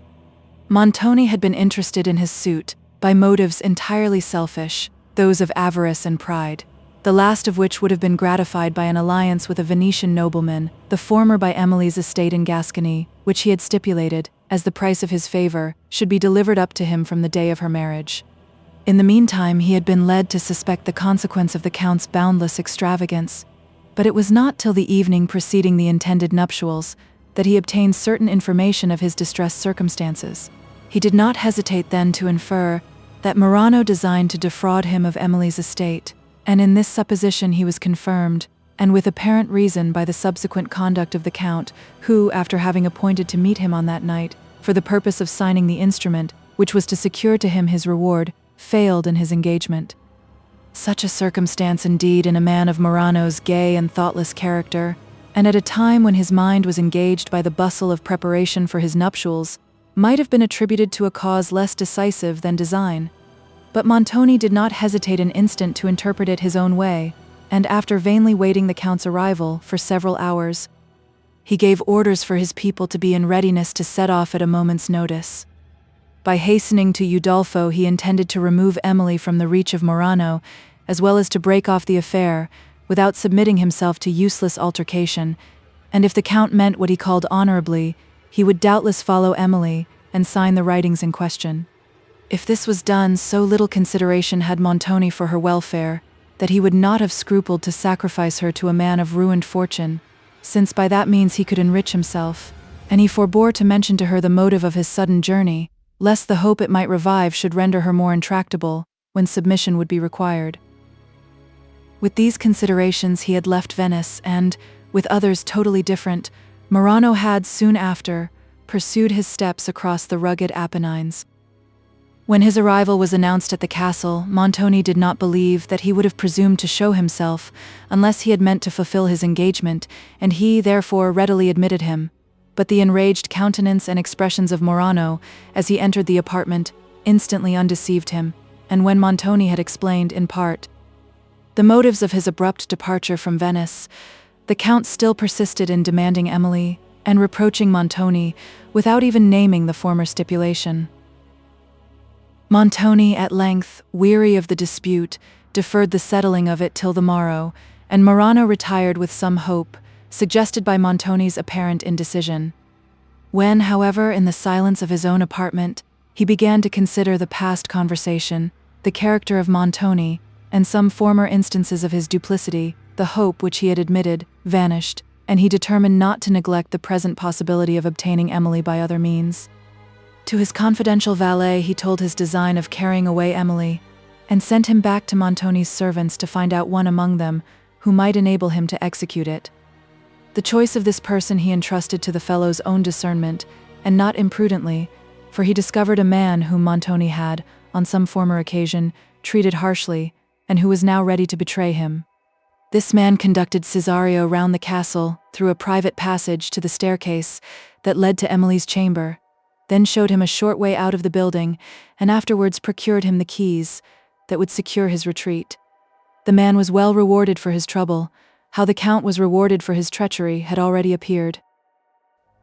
Meanwhile, old Carlo had overheard two of Morano's servants, who had been ordered to be in waiting with the carriage, beyond the castle walls, expressing their surprise at their master's sudden and secret departure, for the valet had entrusted them with no more of Morano's designs than it was necessary for them to execute. They, however, indulged themselves in surmises, and in expressing them to each other, and from these Carlo had drawn a just conclusion.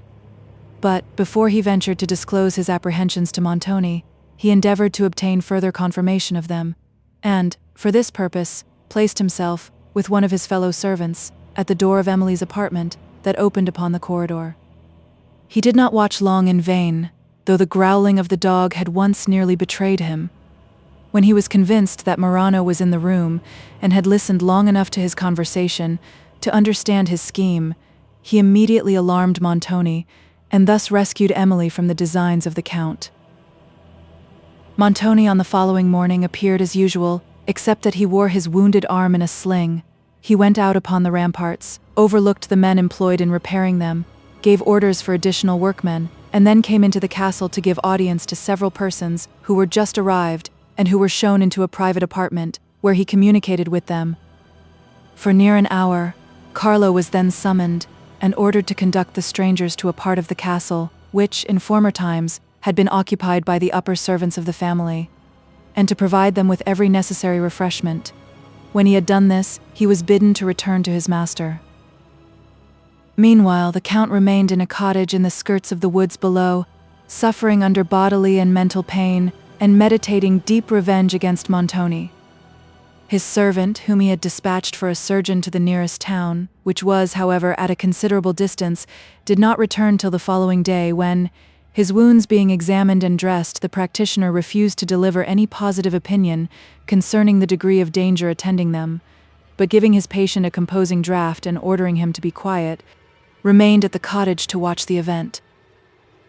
Emily, for the remainder of the late eventful night, had been suffered to sleep, undisturbed, and when her mind recovered from the confusion of slumber, and she remembered that she was now released from the addresses of Count Morano, her spirits were suddenly relieved from a part of the terrible anxiety that had long oppressed them. That which remained arose chiefly from a recollection of Morano's assertions concerning the schemes of Montoni. He had said that plans of the latter concerning Emily were unsearchable, yet that he knew them to be terrible.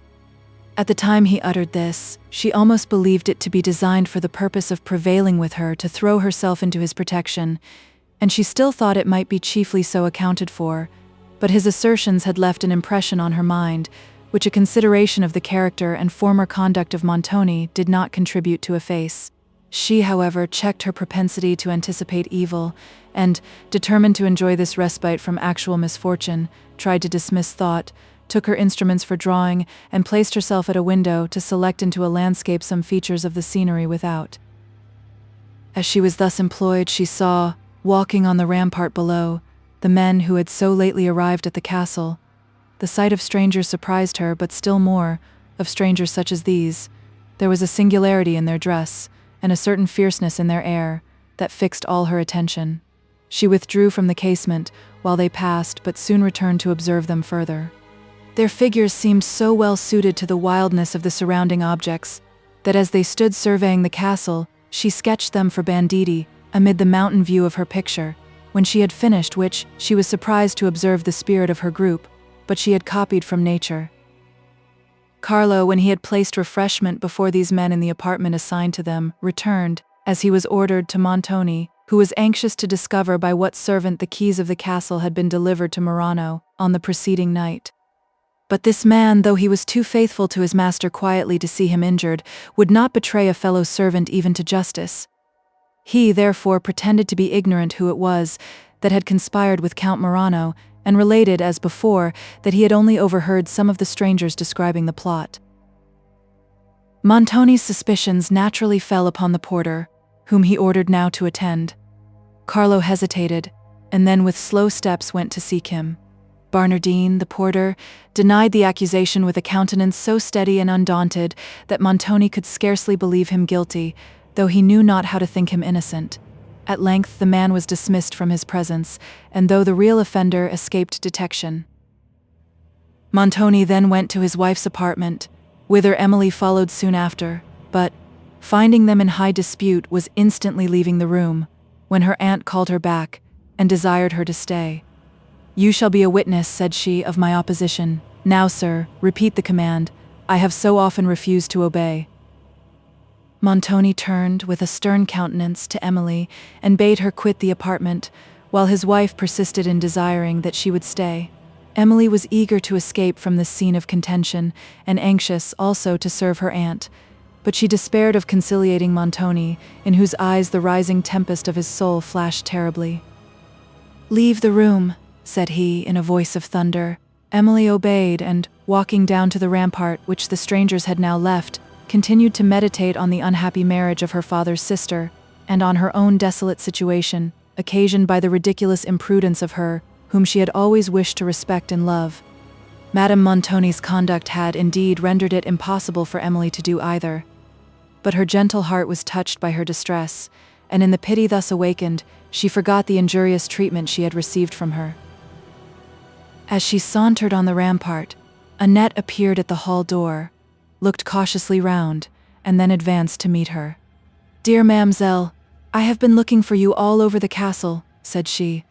"If you will step this way, I will show you a picture." "A picture?" exclaimed Emily, and shuddered. "Yes, ma'am, a picture of the late lady of this place. Old Carlo just now told me it was her, and I thought you would be curious to see it. As to my lady, you know, mademoiselle, one cannot talk about such things to her. And so," said Emily smilingly, "as you must talk of them to somebody." "Why, yes, mademoiselle. What can one do in such a place as this, if one must not talk? If I was in a dungeon, if they would let me talk, it would be some comfort. Nay, I would talk if it was only to the walls. But come, mademoiselle, we lose time. Let me show you the picture." "Is it veiled?" said Emily, pausing. "Dear mademoiselle," said Annette, fixing her eyes on Emily's face, "what makes you look so pale? Are you ill?"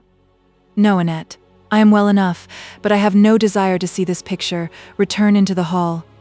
"What? Ma'am, not to see the lady of this castle?" said the girl. "The lady who disappeared too strangely? Well now, I would have run to the furthest mountain we can see yonder, to have got a sight of such a picture, and to speak my mind, that strange story is all that makes me care about this old castle, though it makes me thrill all over, as it were, whenever I think of it."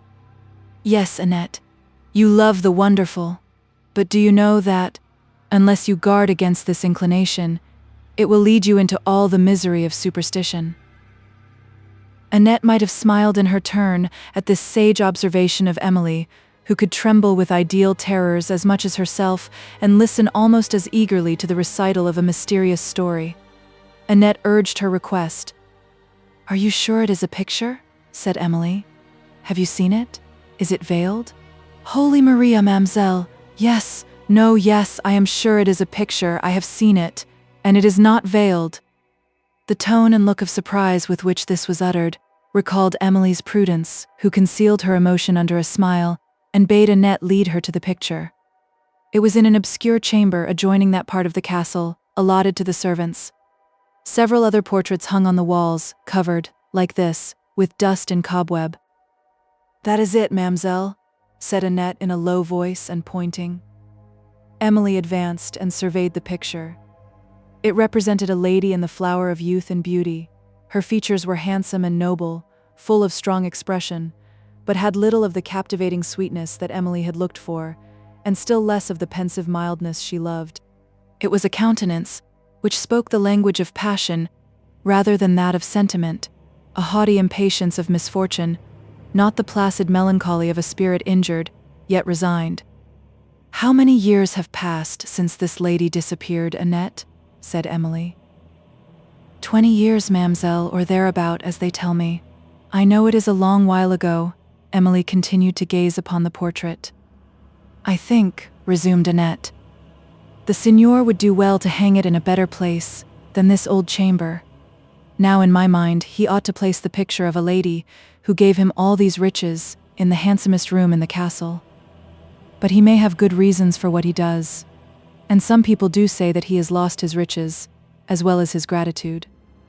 "But hush, ma'am, not a word," added Annette, laying her finger on her lips. Emily was too much absorbed in thought to hear what she said. "'Tis a handsome lady, I am sure," continued Annette. "The signor need not be ashamed to put her in the great apartment, where the veiled picture hangs." Emily turned round. "But for that matter, she would be as little seen there as here, for the door is always locked, I find." "Let us leave this chamber," said Emily. "And let me caution you again, Annette. Be guarded in your conversation and never tell that you know anything of that picture."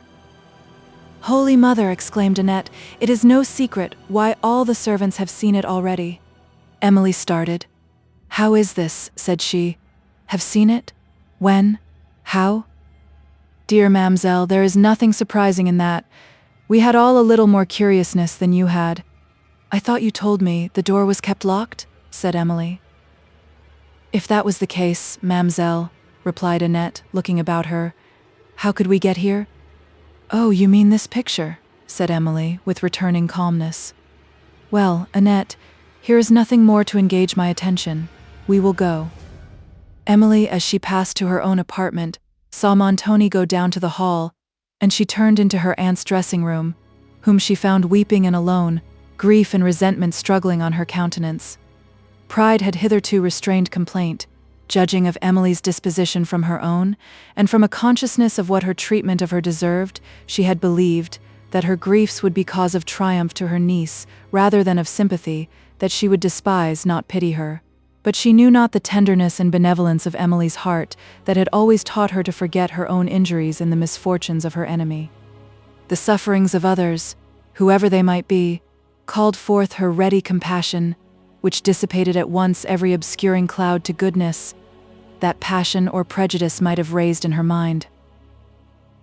Madame Montoni's sufferings at length rose above her pride, and when Emily had before entered the room, she would have told them all, had not her husband prevented her. Now that she was no longer restrained by his presence, she poured forth all her complaints to her niece. "Oh, Emily," she exclaimed, "I am the most wretched of women. I am indeed cruelly treated. Who, with my prospects of happiness, could have foreseen such a wretched fate as this? Who could have thought, when I married such a man as the signor, I should ever have to bewail my lot? But there is no judging what is for the best. There is no knowing what is for our good. The most flattering prospects often change. The best judgments may be deceived. Who could have foreseen, when I married the signor, that I should ever repent my generosity?" Emily thought she might have foreseen it, but this was not a thought of triumph. She placed herself in a chair near her aunt, took her hand and, with one of those looks of soft compassion which might characterize the countenance of a guardian angel, spoke to her in the tenderest accents.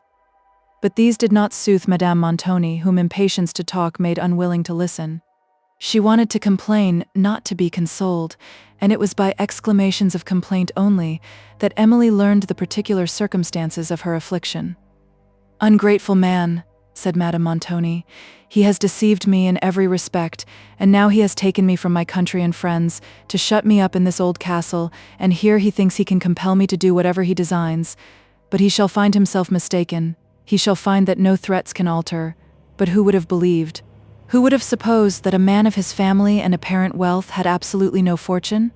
No, scarcely a sequin of his own. I did all for the best. I thought he was a man of consequence, of great property, or I'm sure I would never have married him. Ungrateful, artful man." She paused to take breath. "Dear madam, be composed," said Emily. "The signor may not be so rich as you had reason to expect, but surely he cannot be very poor, since this castle and the mansion at Venice are his. May I ask what are the circumstances that particularly affect you? What are the circumstances? Exclaimed Madame Montoni with resentment. Why is it not sufficient that he had long ago ruined his own fortune by play, and that he has since lost what I brought him, and that now he would compel me to sign away my settlement? It was well I had the chief of my property settled on myself, that he may lose this also, or throw it away in wild schemes, which nobody can understand but himself. And is not all this sufficient? It is indeed, said Emily, but you must recollect, dear madam, that I knew nothing of all this. Well, and is it not sufficient? Rejoined her aunt, that he is also absolutely ruined, that he is sunk deeply in debt, and that neither this castle nor the mansion at Venice is his own, if all his debts, honorable and dishonorable, were paid. I am shocked by what you tell me, madam, said Emily. And is it not enough? Interrupted Madame Montoni, that he has treated me with neglect, with cruelty, because I refused to relinquish my settlements and, instead of being frightened by his menaces, resolutely defied him and upbraided him with his shameful conduct? But I bore all meekly, you know, niece. I never uttered a word of complaint, till now, no. That such a disposition as mine should be so imposed upon, that I, whose only faults are too much kindness, too much generosity, should be chained for life to such a vile, deceitful, cruel monster. Want of breath compelled Madame Montoni to stop. If anything could have made Emily smile in these moments, it would have been this speech of her aunt, delivered in a voice very little below a scream, and with a vehemence of gesticulation and of countenance that turned the whole into burlesque.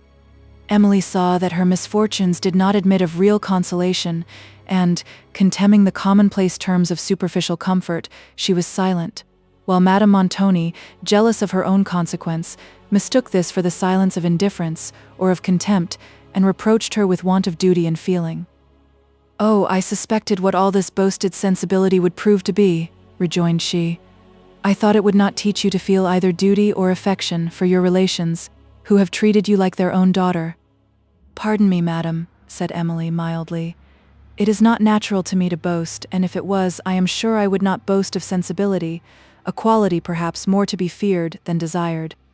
Well, niece, I will not dispute with you, but, as I said, Montoni threatens me with violence if I any longer refuse to sign away my settlements, and this was the subject of our contest, when you came into the room before. Now I am determined no power on earth shall make me do this, neither will I bear all this tamely. He shall hear his true character from me. I will tell him all he deserves, in spite of his threats and cruel treatment. Emily seized a pause of Madame Montoni's voice to speak. "Dear madam," said she, "but will not this serve to irritate the Signor unnecessarily? Will it not provoke the harsh treatment you dread?" "I do not care," replied Madame Montoni. "It does not signify, I will not submit to such usage. You would have me give up my settlements too, I suppose?" "No, madam, I do not exactly mean that." "What is it you do mean, then?" "You spoke of reproaching the Signor," said Emily with hesitation. "Why, does he not deserve reproaches?" said her aunt. "Certainly he does, but will it be prudent in you, madam, to make them?" "Prudent!" exclaimed Madame Montoni. "Is this a time to talk of prudence, when one is threatened with all sorts of violence?" "It is to avoid that violence that prudence is necessary," said Emily. "Of prudence?" continued Madame Montoni, without attending to her. "Of prudence towards a man who does not scruple to break all the common ties of humanity in his conduct to me. And is it for me to consider prudence in my behavior towards him? I am not so mean." "It is for your own sake, not for the Signor's, madam," said Emily modestly, "that you should consult prudence. Your reproaches, however just, cannot punish him, but they may provoke him to further violence against you." "What? Would you have me submit, then, to whatever he commands? Would you have me kneel down at his feet and thank him for his cruelties? Would you have me give up my settlements?" "How much you mistake me, madam," said Emily.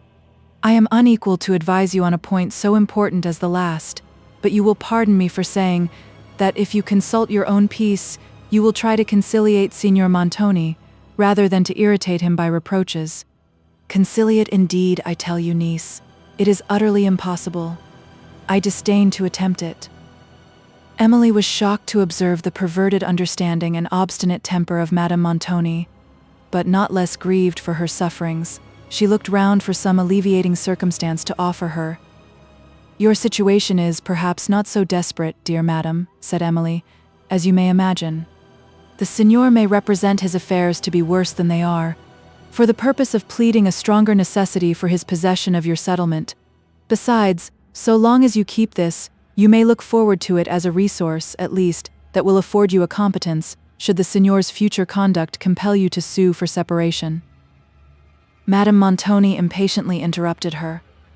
"Unfeeling, cruel girl," said she, "and so you would persuade me that I have no reason to complain, that the Signor is in very flourishing circumstances, that my future prospects promise nothing but comfort, and that my griefs are as fanciful and romantic as your own. Is it the way to console me, to endeavor to persuade me out of my senses and my feelings, because you happen to have no feelings yourself? I thought I was opening my heart to a person who could sympathize in my distress, but I find that your people of sensibility can feel for nobody but themselves. You may retire to your chamber." Emily, without replying, immediately left the room, with a mingled emotion of pity and contempt, and hastened to her own, where she yielded to the mournful reflections which a knowledge of her aunt's situation had occasioned. The conversation of the Italian with Valancourt in France again occurred to her. His hints respecting the broken fortunes of Montoni were now completely justified. Those also concerning his character appeared not less so, though the particular circumstances connected with his fame, to which the stranger had alluded, yet remained to be explained. Notwithstanding that her own observations and the words of Count Morano had convinced her that Montoni's situation was not what it formerly appeared to be, the intelligence she had just received from her aunt on this point struck her with all the force of astonishment, which was not weakened, when she considered the present style of Montoni's living, the number of servants he maintained, and the new expenses he was incurring by repairing and fortifying his castle. Her anxiety for her aunt and for herself increased with reflection. Several assertions of Morano, which, on the preceding night, she had believed were prompted either by interest or by resentment, now returned to her mind with the strength of truth. She could not doubt that Montoni had formerly agreed to give her to the Count for a pecuniary reward. His character and his distressed circumstances justified the belief. These also seemed to confirm Morano's assertion that he now designed to dispose of her, more advantageously for himself, to a richer suitor. Amidst the reproaches which Morano had thrown out against Montoni, he had said he would not quit the castle he dared to call his, nor willingly leave another murder on his conscience, hints which might have no other origin than the passion of the moment, but Emily was now inclined to account for them more seriously, and she shuddered to think that she was in the hands of a man to whom it was even possible they could apply. At length, considering that reflection could neither release her from her melancholy situation, nor enable her to bear it with greater fortitude, she tried to divert her anxiety, and took down from her little library a volume of her favorite Ariosto. But his wild imagery and rich invention could not long enchant her attention. His spells did not reach her heart, and over her sleeping fancy they played without awakening it. She now put aside the book, and took her lute, for it was seldom that her sufferings refused to yield to the magic of sweet sounds. When they did so, she was oppressed by sorrow that came from excess of tenderness and regret, and there were times when music had increased such sorrow to a degree that was scarcely endurable, when, if it had not suddenly ceased, she might have lost her reason. Such was the time when she mourned for her father, and heard the midnight strains that floated by her window near the convent in Languedoc on the night that followed his death. She continued to play till Annette brought dinner into her chamber, at which Emily was surprised, and inquired whose order she obeyed. "My lady's, ma'amselle," replied Annette. "The Signor ordered her dinner to be carried to her own apartment, and so she has sent you yours. There have been sad doings between them, worse than ever, I think." Emily, not appearing to notice what she said, sat down to the little table that was spread for her. But Annette was not to be silenced thus easily. While she waited, she told of the arrival of the men, whom Emily had observed on the ramparts, and expressed much surprise at their strange appearance, as well as at the manner in which they had been attended by Montoni's order. "Do they dine with the Signor, then?" said Emily. "No, ma'amselle, they dined long ago in an apartment at the north end of the castle. But I know not when they are to go, for the Signor told old Carlo to see them provided with everything necessary. They have been walking all about the castle, and asking questions of the workmen on the ramparts. I never saw such strange-looking men in my life. I am frightened whenever I see them." Emily inquired if she had heard of Count Morano, and whether he was likely to recover, but Annette only knew that he was lodged in a cottage in the wood below, and that everybody said he must die. Emily's countenance discovered her emotion. "Dear Mamselle," said Annette, "to see how young ladies will disguise themselves when they are in love. I thought you hated the Count, or I am sure I would not have told you, and I am sure you have cause enough to hate him." "I hope I hate nobody," replied Emily, trying to smile, "but certainly I do not love Count Morano. I should be shocked to hear of any person dying by violent means." "Yes, Mamselle, but it is his own fault." Emily looked displeased, and Annette, mistaking the cause of her displeasure, immediately began to excuse the Count in her way. "To be sure, it was very ungenteel behavior," said she, "to break into a lady's room, and then when he found his discoursing was not agreeable to her, to refuse to go, and then when the gentleman of the castle comes to desire him to walk about his business, to turn round, and draw his sword and swear he'll run him through the body. To be sure, it was very ungenteel behavior. But then he was disguised in love, and so did not know what he was about." "Enough of this," said Emily, who now smiled without an effort, and Annette returned to a mention of the disagreement between Montoni and her lady. "It is nothing new," said she. "We saw and heard enough of this at Venice, though I never told you of it, Mamselle." "Well, Annette, it was very prudent of you not to mention it then. Be as prudent now, the subject is an unpleasant one." "Ah, dear Mamselle, to see now how considerate you can be about some folks who care so little about you.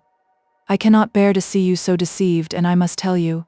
But it is all for your own good, and not to spite my lady, though, to speak truth, I have little reason to love her, but—" "You are not speaking thus of my aunt, I hope, Annette?" said Emily gravely. "Yes, Mamselle, but I am, though, and if you knew as much as I do, you would not look so angry. I have often, and often heard the Signor and her talking over your marriage with the Count, and she always advised him never to give up to your foolish whims, as she was pleased to call them, but to be resolute, and compel you to be obedient, whether you would or no.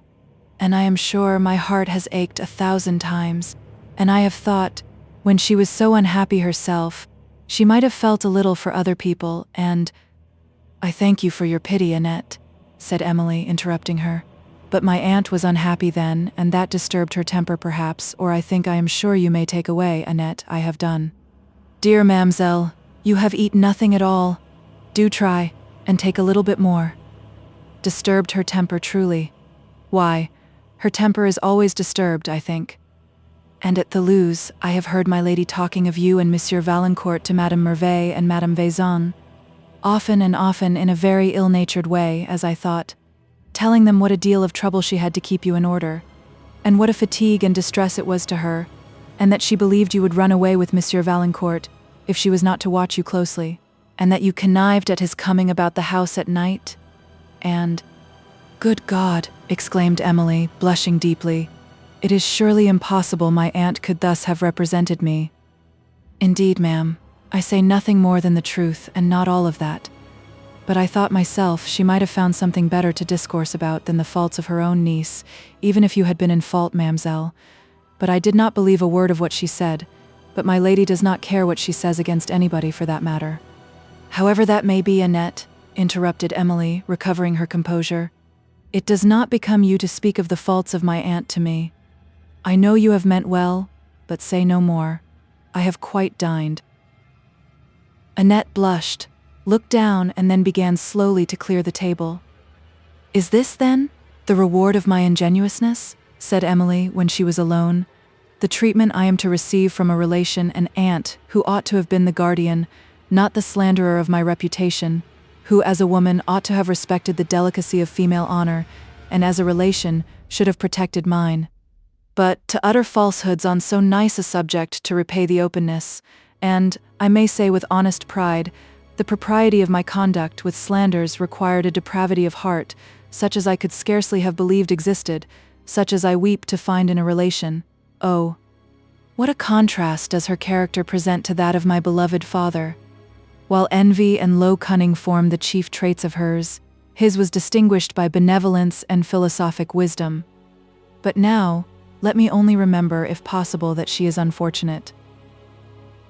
Emily threw her veil over her and went down to walk upon the ramparts, the only walk, indeed, which was open to her, though she often wished that she might be permitted to ramble among the woods below, and still more, that she might sometimes explore the sublime scenes of the surrounding country. But, as Montoni would not suffer her to pass the gates of the castle, she tried to be contented with the romantic views she beheld from the walls. The peasants who had been employed on the fortifications had left their work, and the ramparts were silent and solitary. Their lonely appearance, together with the gloom of a lowering sky, assisted the musings of her mind and threw over it a kind of melancholy tranquility, such as she often loved to indulge. She turned to observe a fine effect of the sun, as his rays, suddenly streaming from behind a heavy cloud, lighted up the west towers of the castle, while the rest of the edifice was in deep shade, except that, through a lofty Gothic arch adjoining the tower, which led to another terrace, the beams darted in full splendor, and showed the three strangers she had observed in the morning. Perceiving them, she started, and a momentary fear came over her, as she looked up the long rampart and saw no other persons. While she hesitated, they approached. The gate at the end of the terrace, whither they were advancing, she knew, was always locked, and she could not depart by the opposite extremity without meeting them. But, before she passed them, she hastily drew a thin veil over her face, which did, indeed, but ill conceal her beauty. They looked earnestly at her and spoke to each other in bad Italian, of which she caught only a few words, but the fierceness of their countenances, now that she was near enough to discriminate them, struck her yet more than the wild singularity of their air and dress had formerly done. It was the countenance and figure of him, who walked between the other two, that chiefly seized her attention, which expressed a sullen haughtiness and a kind of dark watchful villainy that gave a thrill of horror to her heart. All this was so legibly written on his features as to be seen by a single glance, for she passed the group swiftly, and her timid eyes scarcely rested on them a moment.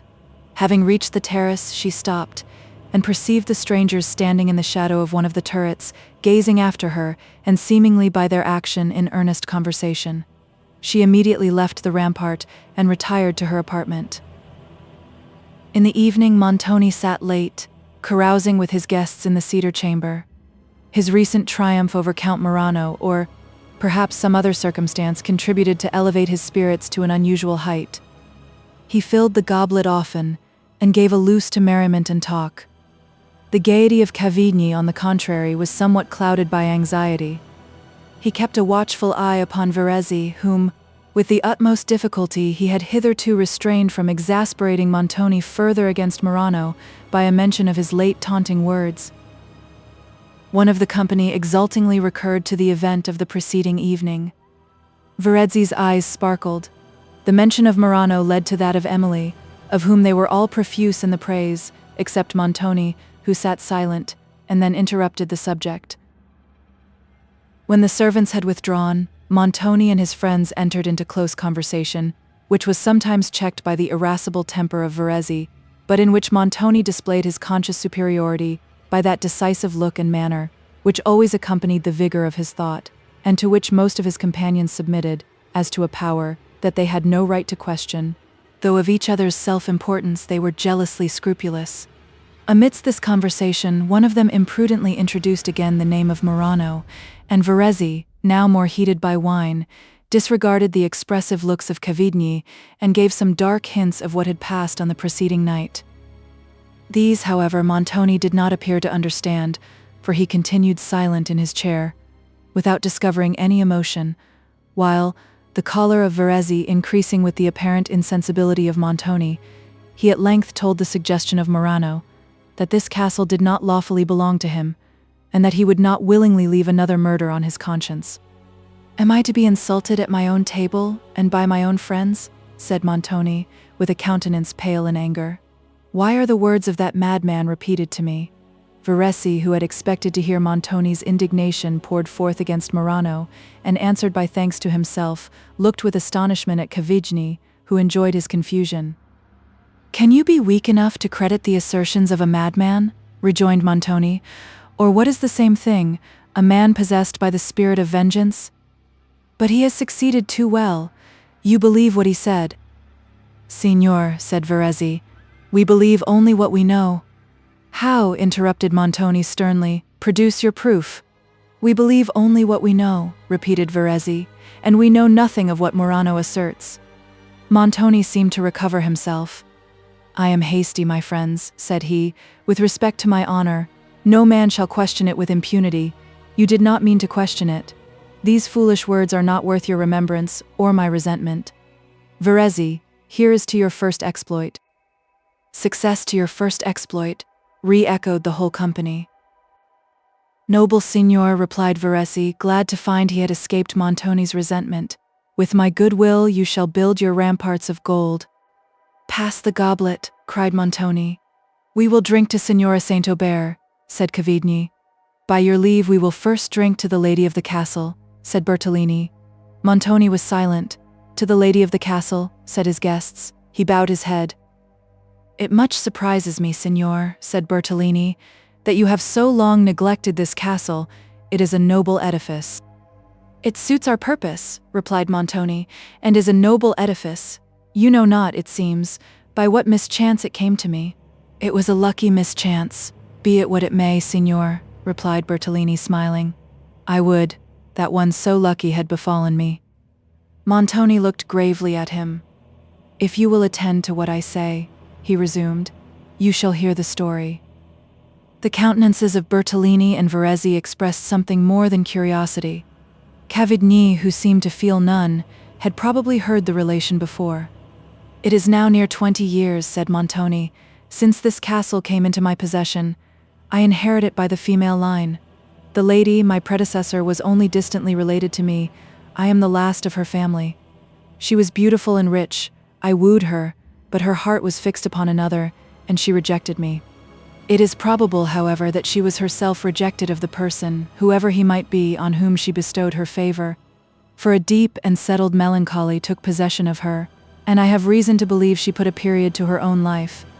I was not at the castle at the time, but, as there are some singular and mysterious circumstances attending that event, I shall repeat them.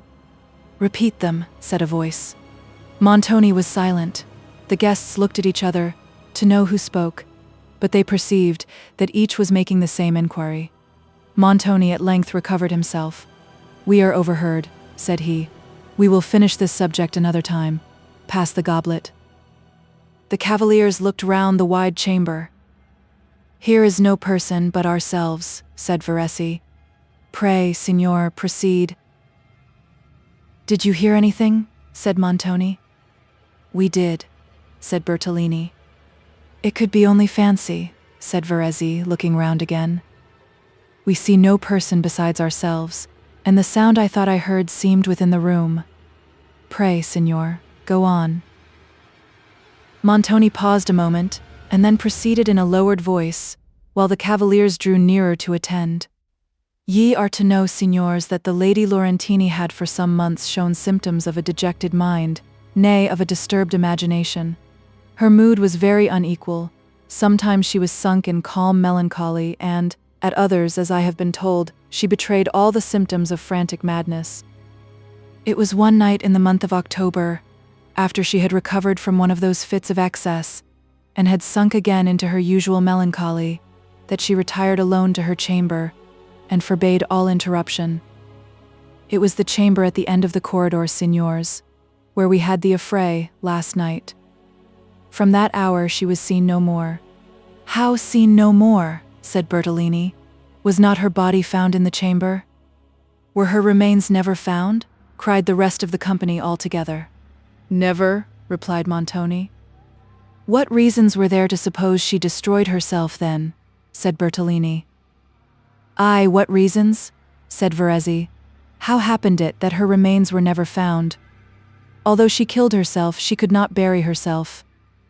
Montoni looked indignantly at Verezzi, who began to apologize. Your pardon, signor, said he. I did not consider that the lady was your relative when I spoke of her so lightly. Montoni accepted the apology. but the signor will oblige us with the reasons which urged him to believe that the lady committed suicide." "Those I will explain hereafter," said Montoni. "At present let me relate a most extraordinary circumstance. This conversation goes no further, signors.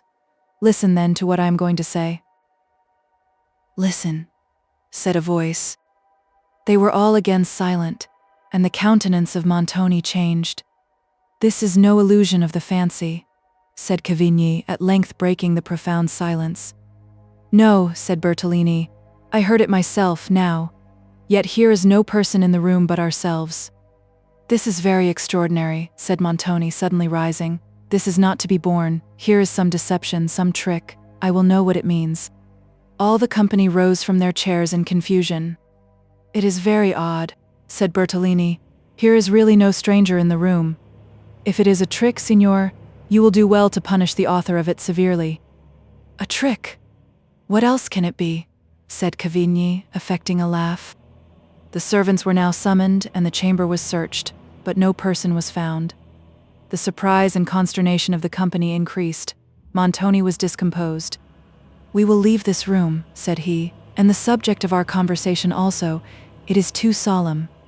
His guests were equally ready to quit the apartment, but the subject had roused their curiosity, and they entreated Montoni to withdraw to another chamber and finish it.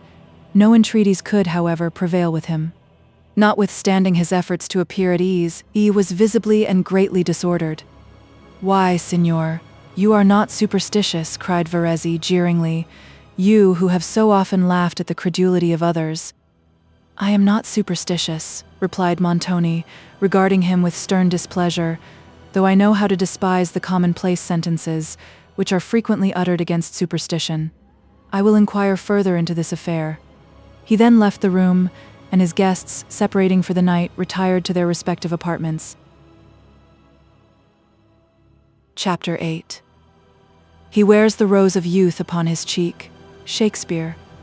We now return to Valancourt, who, it may be remembered, remained at Thoulouse some time after the departure of Emily, restless and miserable. Each morrow that approached, he designed should carry him from thence, yet tomorrow and tomorrow came, and still saw him lingering in the scene of his former happiness. He could not immediately tear himself from the spot where he had been accustomed to converse with Emily, or from the objects they had viewed together, which appeared to him memorials of her affection, as well as a kind of surety for its faithfulness, and next to the pain of bidding her adieu, was that of leaving the scenes which so powerfully awakened her image. Sometimes he had bribed a servant, who had been left in the care of Madame Montoni's chateau, to permit him to visit the gardens, and there he would wander for hours together, wrapped in a melancholy not unpleasing.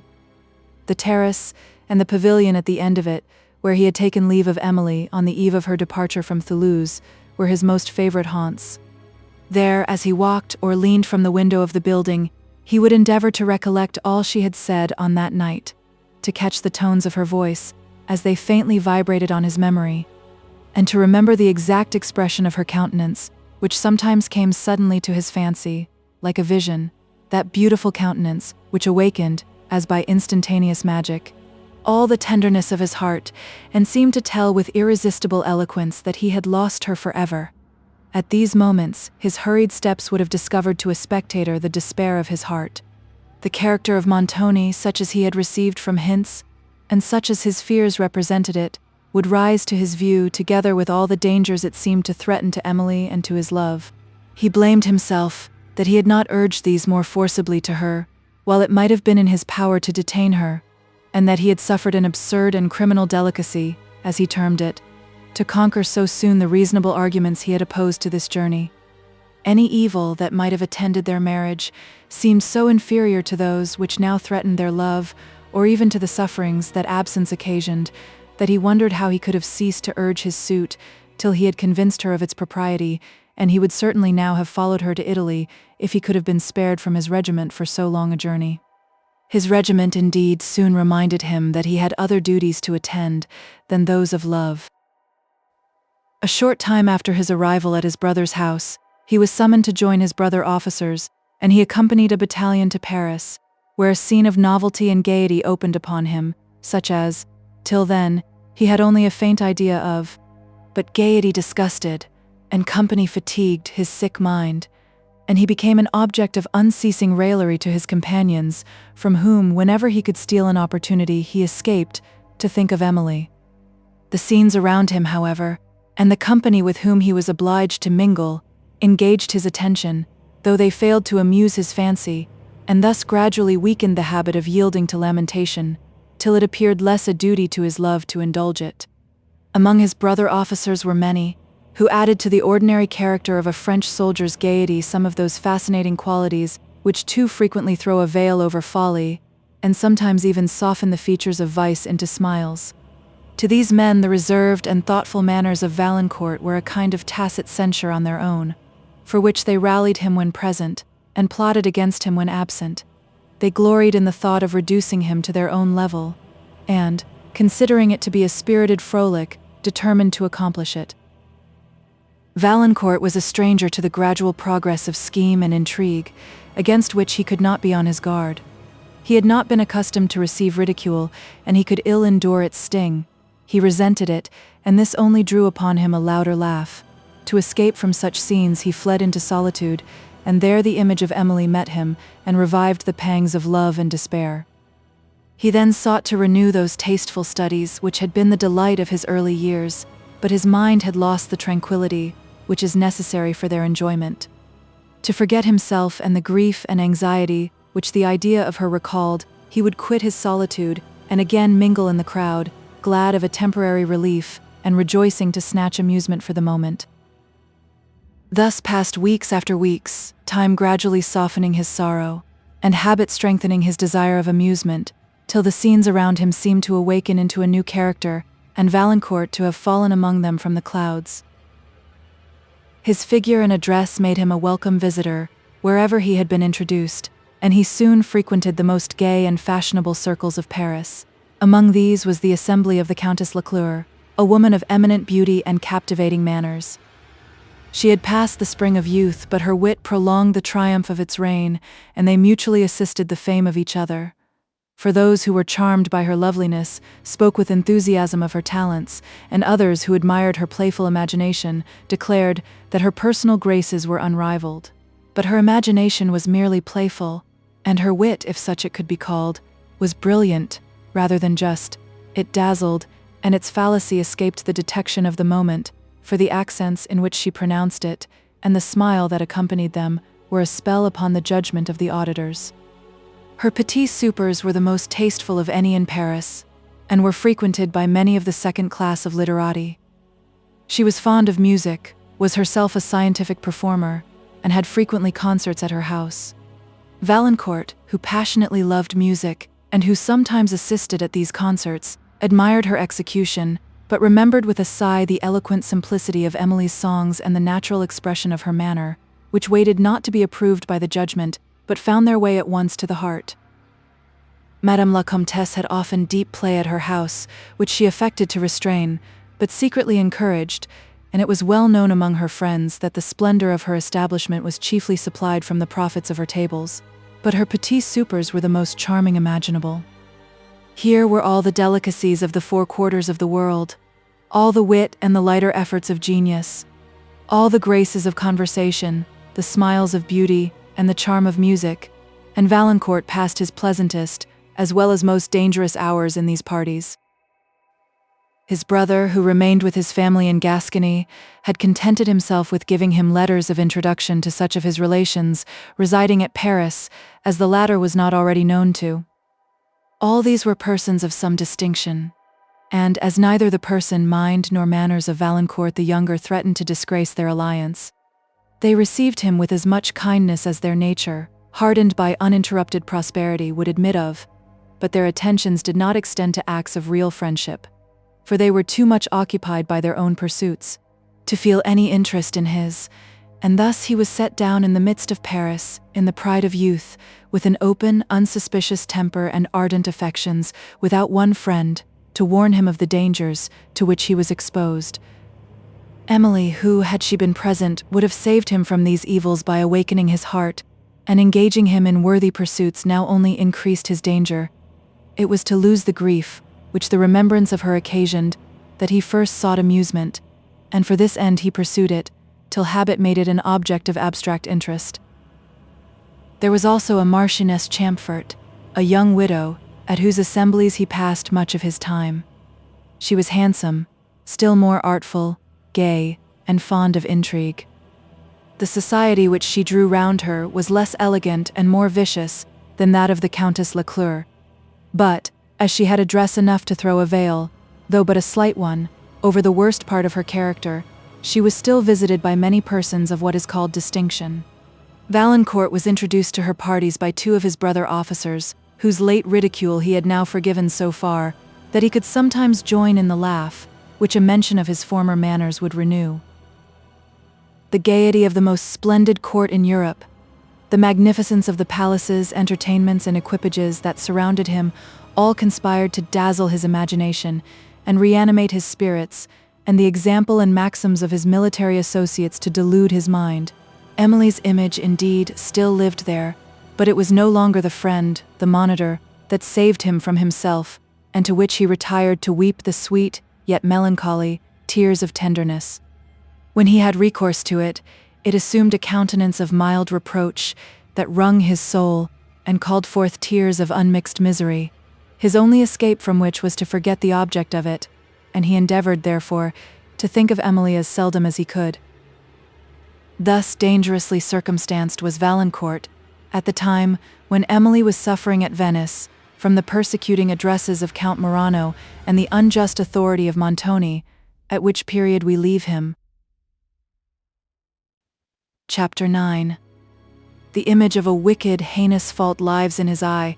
That close aspect of his does show the mood of a much troubled breast. King John. Leaving the gay scenes of Paris, we return to those of the gloomy Apennine, where Emily's thoughts were still faithful to Valancourt. Looking to him as to her only hope, she recollected, with jealous exactness, every assurance and every proof she had witnessed of his affection, read again and again the letters she had received from him, weighed, with intense anxiety, the force of every word that spoke of his attachment, and dried her tears, as she trusted in his truth.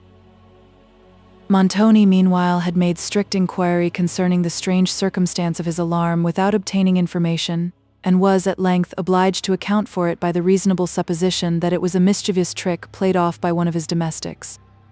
His disagreements with Madame Montoni, on the subject of her settlements, were now more frequent than ever.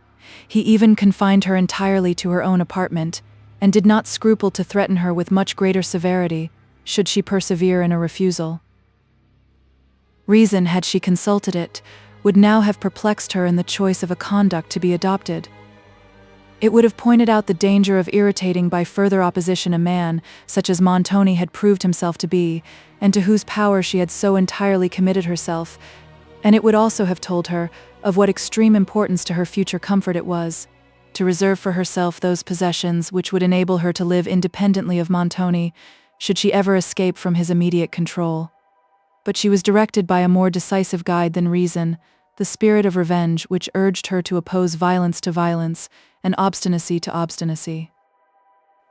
Wholly confined to the solitude of her apartment, she was now reduced to solicit the society she had lately rejected, for Emily was the only person, except Annette, with whom she was permitted to converse. Generously anxious for her peace, Emily, therefore, tried to persuade, when she could not convince, and sought by every gentle means to induce her to forbear that asperity of reply which so greatly irritated Montoni. The pride of her aunt did sometimes soften to the soothing voice of Emily, and there even were moments when she regarded her affectionate attentions with goodwill. The scenes of terrible contention, to which Emily was frequently compelled to be witness, exhausted her spirits more than any circumstances that had occurred since her departure from Toulouse. The gentleness and goodness of her parents, together with the scenes of her early happiness, often stole on her mind, like the visions of a higher world, while the characters and circumstances, now passing beneath her eye, excited both terror and surprise. She could scarcely have imagined that passions so fierce and so various as those which Montoni exhibited could have been concentrated in one individual. Yet what more surprised her was that, on great occasions, he could bend these passions, wild as they were, to the cause of his interest, and generally could disguise in his countenance their operation on his mind. But she had seen him too often when he had thought it unnecessary to conceal his nature, to be deceived on such occasions. Her present life appeared like the dream of a distempered imagination, or like one of those frightful fictions in which the wild genius of the poets sometimes delighted. Reflection brought only regret, and anticipation terror. How often did she wish to steal the lark's wing and mount the swiftest gale, that Languedoc and repose might once more be hers. Of Count Morano's health she made frequent enquiry, but Annette heard only vague reports of his danger, and that his surgeon had said he would never leave the cottage alive, while Emily could not but be shocked to think that she, however innocently, might be the means of his death, and Annette, who did not fail to observe her emotion, interpreted it in her own way. But a circumstance soon occurred, which entirely withdrew Annette's attention from this subject, and awakened the surprise and curiosity so natural to her. Coming one day to Emily's apartment, with a countenance full of importance, "What can all this mean, mademoiselle?" said she. "Would I was once safe in Languedoc again, they should never catch me going on my travels any more. I must think it a fine thing, truly, to come abroad and see foreign parts. I little thought I was coming to be catched up in an old castle, among such dreary mountains, with the chance of being murdered, or, what is as good, having my throat cut." "What can all this mean indeed, Annette?" said Emily, in astonishment. "Ay, mademoiselle, you may look surprised, but you won't believe it perhaps till they have murdered you too. You would not believe about the ghost I told you of, though I showed you the very place where it used to appear. You will believe nothing, mademoiselle." "Not till you speak more reasonably, Annette. For heaven's sake, explain your meaning. You spoke of murder." "Ay, mademoiselle, they are coming to murder us all perhaps, but what signifies explaining? You will not believe." Emily again desired her to relate what she had seen or heard. "Oh, I have seen enough, ma'am, and heard too much, as Ludovico can prove. Poor soul, they will murder him too. I little thought when he sung those sweet verses under my lattice at Venice." Emily looked impatient and displeased. "Well, mademoiselle, as I was saying, these preparations about the castle, and these strange-looking people that are calling here every day, and the signor's cruel usage of my lady, and his odd goings-on, all these, as I told Ludovico, can bode no good, and he bid me hold my tongue. So, says I, the signor's strangely altered, Ludovico, in this gloomy castle, to what he was in France, there, all so gay, nobody so gallant to my lady then, and he could smile, too, upon a poor servant sometimes, and jeer her, too, good-naturedly enough. I remember once when he said to me, as I was going out of my lady's dressing-room, 'Annette,' says he—" "Never mind what the signor said," interrupted Emily, "but tell me at once the circumstance which has thus alarmed you." "Ay, mademoiselle," rejoined Annette, "that is just what Ludovico said. Says he, 'Never mind what the signor says to you.' So I told him what I thought about the signor. 'He is so strangely altered,' said I, 'for now he is so haughty and so commanding, and so sharp with my lady, and if he meets one he'll scarcely look at one, unless it be to frown.' 'So much the better,' says Ludovico, 'so much the better.' And to tell you the truth, mademoiselle, I thought this was a very ill-natured speech of Ludovico, but I went on. And then, says I, he is always knitting his brows, and if one speaks to him he does not hear, and then he sits up counselling so of a night, with the other signors there they are till long past midnight, discoursing together. 'Ay, but,' says Ludovico, 'you don't know what they are counselling about.' 'No,' said I, 'but I can guess it is about my young lady.' Upon that Ludovico burst out a-laughing quite loud, so he put me in a huff, for I did not like that either I or you, mademoiselle, should be laughed at, and I turned away quick, but he stopped me. 'Don't be affronted, Annette,' said he, 'but I cannot help laughing,' and with that he laughed again. 'What?' says he, 'do you think the signors sit up, night after night, only to counsel about thy young lady? No, no, there is something more in the wind than that. And these repairs about the castle, and these preparations about the ramparts, they are not making about young ladies.' 'Why, surely,' said I, 'the signor, my master, is not going to make war.' 'Make war,' said Ludovico, 'what, upon the mountains and the woods? For here is no living soul to make war upon that I see.' 'What are these preparations for, then?' said I. 'Why, surely nobody is coming to take away my master's castle. Then there are so many ill-looking fellows coming to the castle every day, says Ludovico without answering my question, and the signor sees them all, and talks with them all, and they all stay in the neighborhood, by Holy Saint Marco. Some of them are the most cutthroat-looking dogs I ever set my eyes upon. I asked Ludovico again if he thought they were coming to take away my master's castle, and he said no. He did not think they were, but he did not know for certain. Then yesterday, said he, but you must not tell this, mamselle. Yesterday, a party of these men came and left all their horses in the castle stables where, it seems, they are to stay, for the signor ordered them all to be entertained with the best provender in the manger, but the men are, most of them, in the neighboring cottages. So, mamselle, I came to tell you all this, for I never heard anything so strange in my life. But what can these ill-looking men be come about, if it is not to murder us? And the signor knows this, or why should he be so civil to them? And why should he fortify the castle, and counsel so much with the other signors, and be so thoughtful? Is this all you have to tell, Annette? Said Emily. Have you heard nothing else that alarms you? Nothing else, mamselle, said Annette. Why, is not this enough? Quite enough for my patience, Annette, but not quite enough to convince me we are all to be murdered, though I acknowledge here is sufficient food for curiosity. She forbore to speak her apprehensions, because she would not encourage Annette's wild terrors, but the present circumstances of the castle both surprised and alarmed her. Annette, having told her tale, left the chamber on the wing for new wonders. In the evening Emily had passed some melancholy hours with Madame Montoni, and was retiring to rest, when she was alarmed by a strange and loud knocking at her chamber door, and then a heavy weight fell against it, that almost burst it open. She called to know who was there, and receiving no answer, repeated the call, but a chilling silence followed. It occurred to her, for, at this moment, she could not reason on the probability of circumstances, that some one of the strangers, lately arrived at the castle, had discovered her apartment, and was come with such intent, as their looks rendered too possible to rob, perhaps to murder her. The moment she admitted this possibility, terror supplied the place of conviction, and a kind of instinctive remembrance of her remote situation from the family heightened it to a degree that almost overcame her senses. She looked at the door which led to the staircase, expecting to see it open, and listening, in fearful silence, for a return of the noise, till she began to think it had proceeded from this door, and a wish of escaping through the opposite one rushed upon her mind.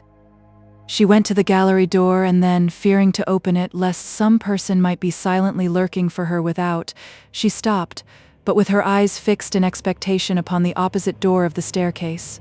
As thus she stood, she heard a faint breathing near her, and became convinced that some person was on the other side of the door, which was already locked. She sought for other fastening, but there was none.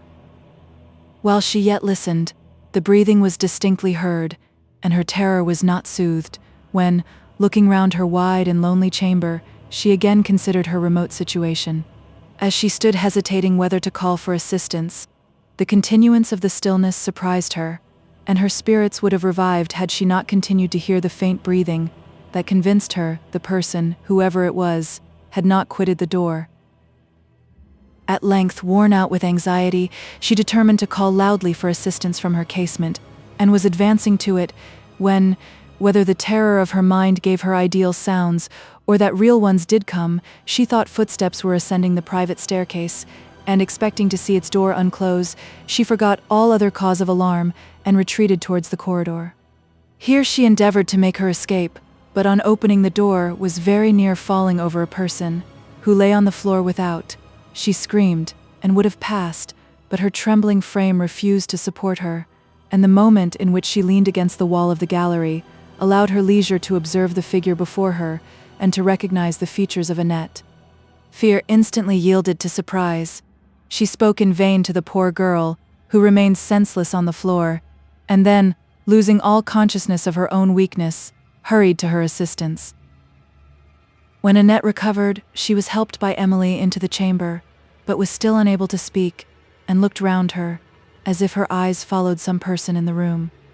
Emily tried to soothe her disturbed spirits, and forbore, at present, to ask her any questions, but the faculty of speech was never long withheld from Annette.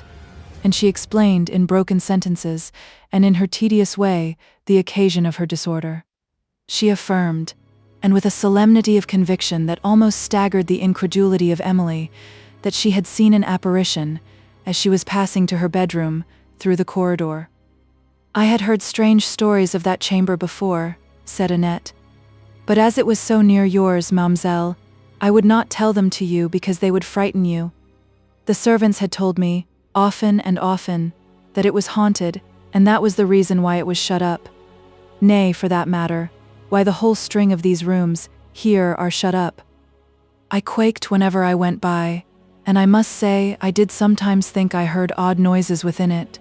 But, as I said, as I was passing along the corridor, and not thinking a word about the matter, or even of the strange voice that the seniors heard the other night, all of a sudden comes a great light, and looking behind me, there was a tall figure.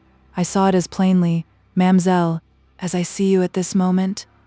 A tall figure gliding along, oh, I cannot describe how, into the room that is always shut up, and nobody has the key of it but the Signor, and the door shut directly." "Then it doubtless was the Signor," said Emily. "Oh no, Mademoiselle, it could not be him, for I left him busy a-quarrelling in my lady's dressing-room." "You bring me strange tales, Annette," said Emily. "It was but this morning that you would have terrified me with the apprehension of murder, and now you would persuade me you have seen a ghost. These wonderful stories come too quickly." "Nay, Mademoiselle, I will say no more. Only, if I had not been frightened, I should not have fainted dead away so. I ran as fast as I could to get to your door, but what was worst of all, I could not call out. Then I thought something must be strangely the matter with me, and directly I dropped down." "Was it the chamber where the black veil hangs?" said Emily. "Oh, no, Mademoiselle, it was one nearer to this. What shall I do to get to my room? I would not go out into the corridor again for the whole world."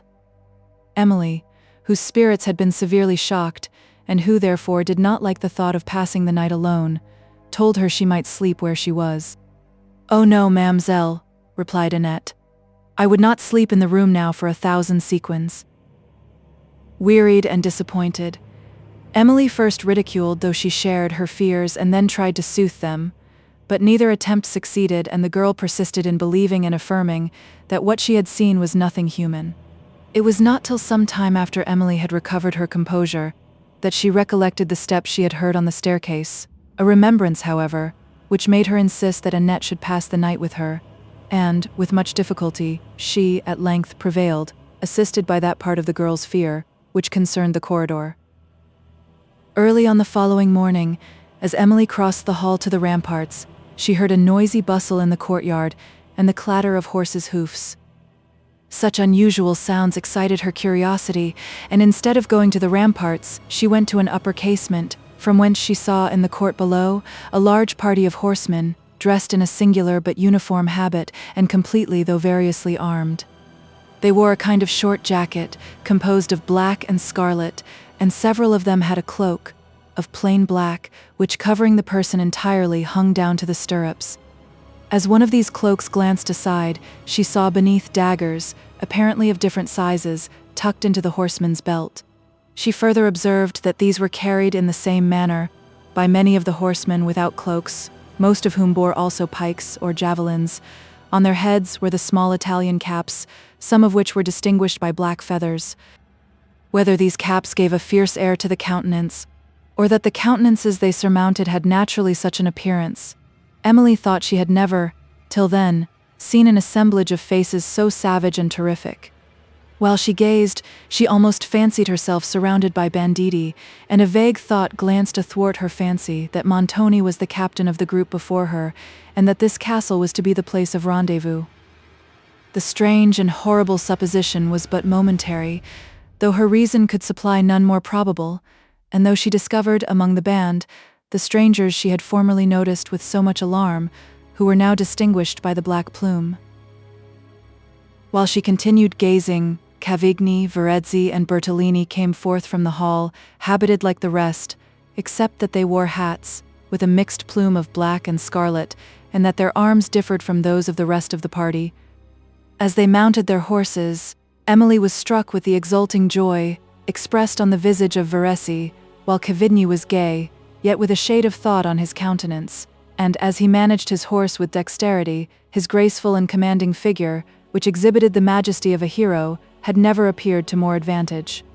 Emily, as she observed him, thought he somewhat resembled Valancourt in the spirit and dignity of his person, but she looked in vain for the noble, benevolent countenance, the soul's intelligence, which overspread the features of the latter. As she was hoping, she scarcely knew why, that Montoni would accompany the party. He appeared at the hall door, but unaccoutred. Having carefully observed the horsemen, conversed a while with the cavaliers, and bidden them farewell, the band wheeled round the court, and, led by Verezzi, issued forth under the portcullis, Montoni following to the portal, and gazing after them for some time.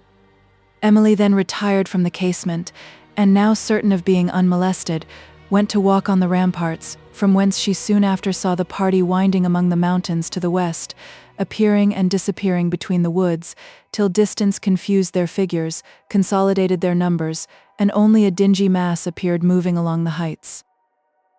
Emily observed that no workmen were on the ramparts, and that the repairs of the fortifications seemed to be completed. While she sauntered thoughtfully on, she heard distant footsteps and, raising her eyes, saw several men lurking under the castle walls, who were evidently not workmen, but looked as if they would have accorded well with the party which was gone. Wondering where Annette had hid herself so long, who might have explained some of the late circumstances, and then considering that Madame Montoni was probably risen, she went to her dressing room, where she mentioned what had occurred, but Madame Montoni either would not, or could not, give any explanation of the event. The Signor's reserve to his wife on this subject was probably nothing more than usual. Yet, to Emily it gave an air of mystery to the whole affair, that seemed to hint there was danger, if not villainy, in his schemes. Annette presently came, and, as usual, was full of alarm. To her lady's eager enquiries of what she had heard among the servants, she replied, "Ah, madam, nobody knows what it is all about but old Carlo. He knows well enough, I dare say, but he is as close as his master. Some say the Signor is going out to frighten the enemy, as they call it, but where is the enemy? Then others say, he is going to take away somebody's castle, but I am sure he has room enough in his own, without taking other people's, and I am sure I should like it a great deal better, if there were more people to fill it." "Ah, you will soon have your wish, I fear," replied Madame Montoni. "No, madam, but such ill-looking fellows are not worth having. I mean such gallant, smart, merry fellows as Ludovico, who is always telling droll stories, to make one laugh. It was but yesterday he told me such a humorsome tale.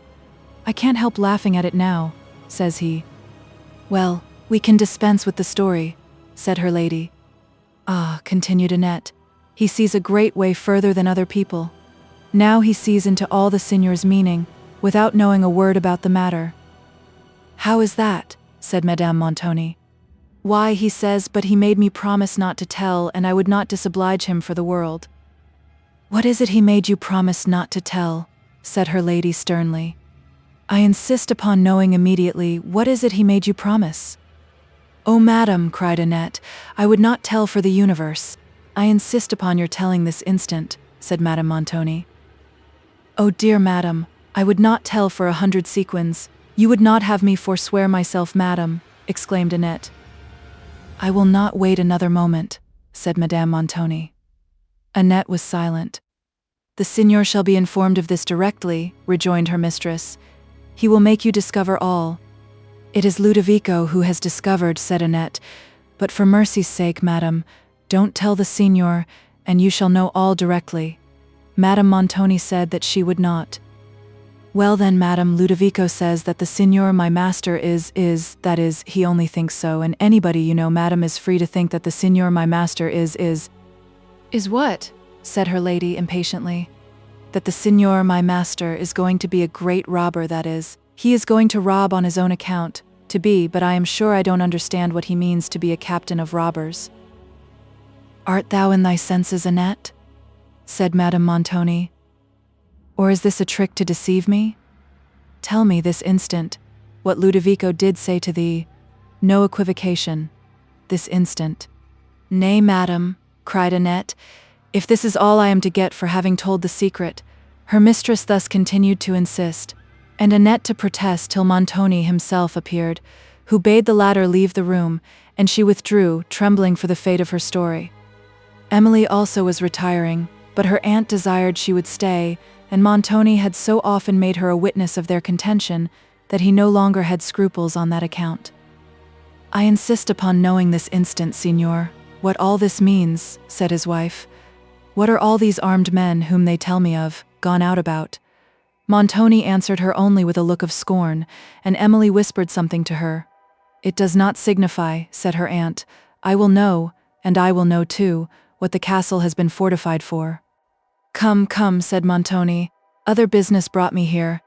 I must be trifled with no longer. I have immediate occasion for what I demand. Those estates must be given up without further contention, or I may find a way." "They never shall be given up," interrupted Madame Montoni. "They never shall enable you to carry on your wild schemes. But what are these?" "I will know. Do you expect the castle to be attacked? Do you expect enemies? Am I to be shut up here? To be killed in a siege?" "Sign the writings," said Montoni, "and you shall know more." "What enemy can be coming?" continued his wife. "Have you entered into the service of the state? Am I to be blocked up here to die?" "That may possibly happen," said Montoni, "unless you yield to my demand, for, come what may, you shall not quit the castle till then." Madame Montoni burst into loud lamentation, which she as suddenly checked, considering that her husband's assertions might be only artifices employed to extort her consent. She hinted this suspicion and, in the next moment, told him also that his designs were not so honorable as to serve the state, and that she believed he had only commenced a captain of banditti to join the enemies of Venice in plundering and laying waste the surrounding country. Montoni looked at her for a moment with a steady and stern countenance, while Emily trembled, and his wife for once thought she had said too much. "You shall be removed this night," said he, "to the east turret. There, perhaps, you may understand the danger of offending a man who has an unlimited power over you." Emily now fell at his feet, and with tears of terror supplicated for her aunt, who sat, trembling with fear and indignation, now ready to pour forth execrations, and now to join the intercessions of Emily. Montoni, however, soon interrupted these entreaties with a horrible oath, and as he burst from Emily, leaving his cloak in her hand, she fell to the floor with a force that occasioned her a severe blow on the forehead. But he quitted the room, without attempting to raise her, whose attention was called from herself, by a deep groan from Madame Montoni, who continued otherwise unmoved in her chair, and had not fainted. Emily, hastening to her assistance, saw her eyes rolling, and her features convulsed. Having spoken to her without receiving an answer, she brought water, and supported her head, while she held it to her lips. But the increasing convulsions soon compelled Emily to call for assistance. On her way through the hall in search of Annette, she met Montoni, whom she told what had happened, and conjured to return and comfort her aunt. But he turned silently away, with a look of indifference, and went out upon the ramparts. At length she found old Carlo and Annette, and they hastened to the dressing-room, where Madame Montoni had fallen on the floor and was lying in strong convulsions. Having lifted her into the adjoining room and laid her on the bed, the force of her disorder still made all their strength necessary to hold her, while Annette trembled and sobbed, and old Carlo looked silently and piteously on, as his feeble hands grasped those of his mistress, till, turning his eyes upon Emily, he exclaimed, "Good God, Signora, what is the matter?" Emily looked calmly at him, and saw his inquiring eyes fixed on her, and Annette, looking up, screamed loudly, for Emily's face was stained with blood, which continued to fall slowly from her forehead, but her attention had been so entirely occupied by the scene before her that she had felt no pain from the wound. She now held a handkerchief to her face, and notwithstanding her faintness, continued to watch Madame Montoni, the violence of whose convulsions was abating, till at length they ceased, and left her in a kind of stupor. "My aunt must remain quiet," said Emily. "Go, good Carlo, if we should want your assistance, I will send for you. In the meantime, if you have an opportunity, speak kindly of your mistress to your master." "Alas," said Carlo, "I have seen too much. I have little influence with the Signor. But do, dear young lady, take some care of yourself. That is an ugly wound, and you look sadly. Thank you, my friend, for your consideration, said Emily, smiling kindly. The wound is trifling. It came by a fall. Carlo shook his head and left the room, and Emily, with Annette, continued to watch by her aunt. Did my lady tell the signor what Ludovico said, ma'amselle? Asked Annette in a whisper, but Emily quieted her fears on the subject. I thought what this quarreling would come to, continued Annette. I suppose the signor has been beating my lady. No, no, Annette, you are totally mistaken. Nothing extraordinary has happened. Why, extraordinary things happen here so often, ma'amselle, that there is nothing in them. Here is another legion of those ill-looking fellows come to the castle this morning. Hush, Annette, you will disturb my aunt. We will talk of that by and by. They continued watching silently, till Madame Montoni uttered a low sigh, when Emily took her hand and spoke soothingly to her, but the former gazed with unconscious eyes, and it was long before she knew her niece. Her first words then inquired for Montoni, to which Emily replied by an entreaty that she would compose her spirits and consent to be kept quiet, adding that, if she wished any message to be conveyed to him, she would herself deliver it. No, said her aunt faintly, no, I have nothing new to tell him. Does he persist in saying I shall be removed from my chamber? Emily replied that he had not spoken on the subject since Madame Montoni heard him, and then she tried to divert her attention to some other topic, but her aunt seemed to be inattentive to what she said, and lost in secret thoughts.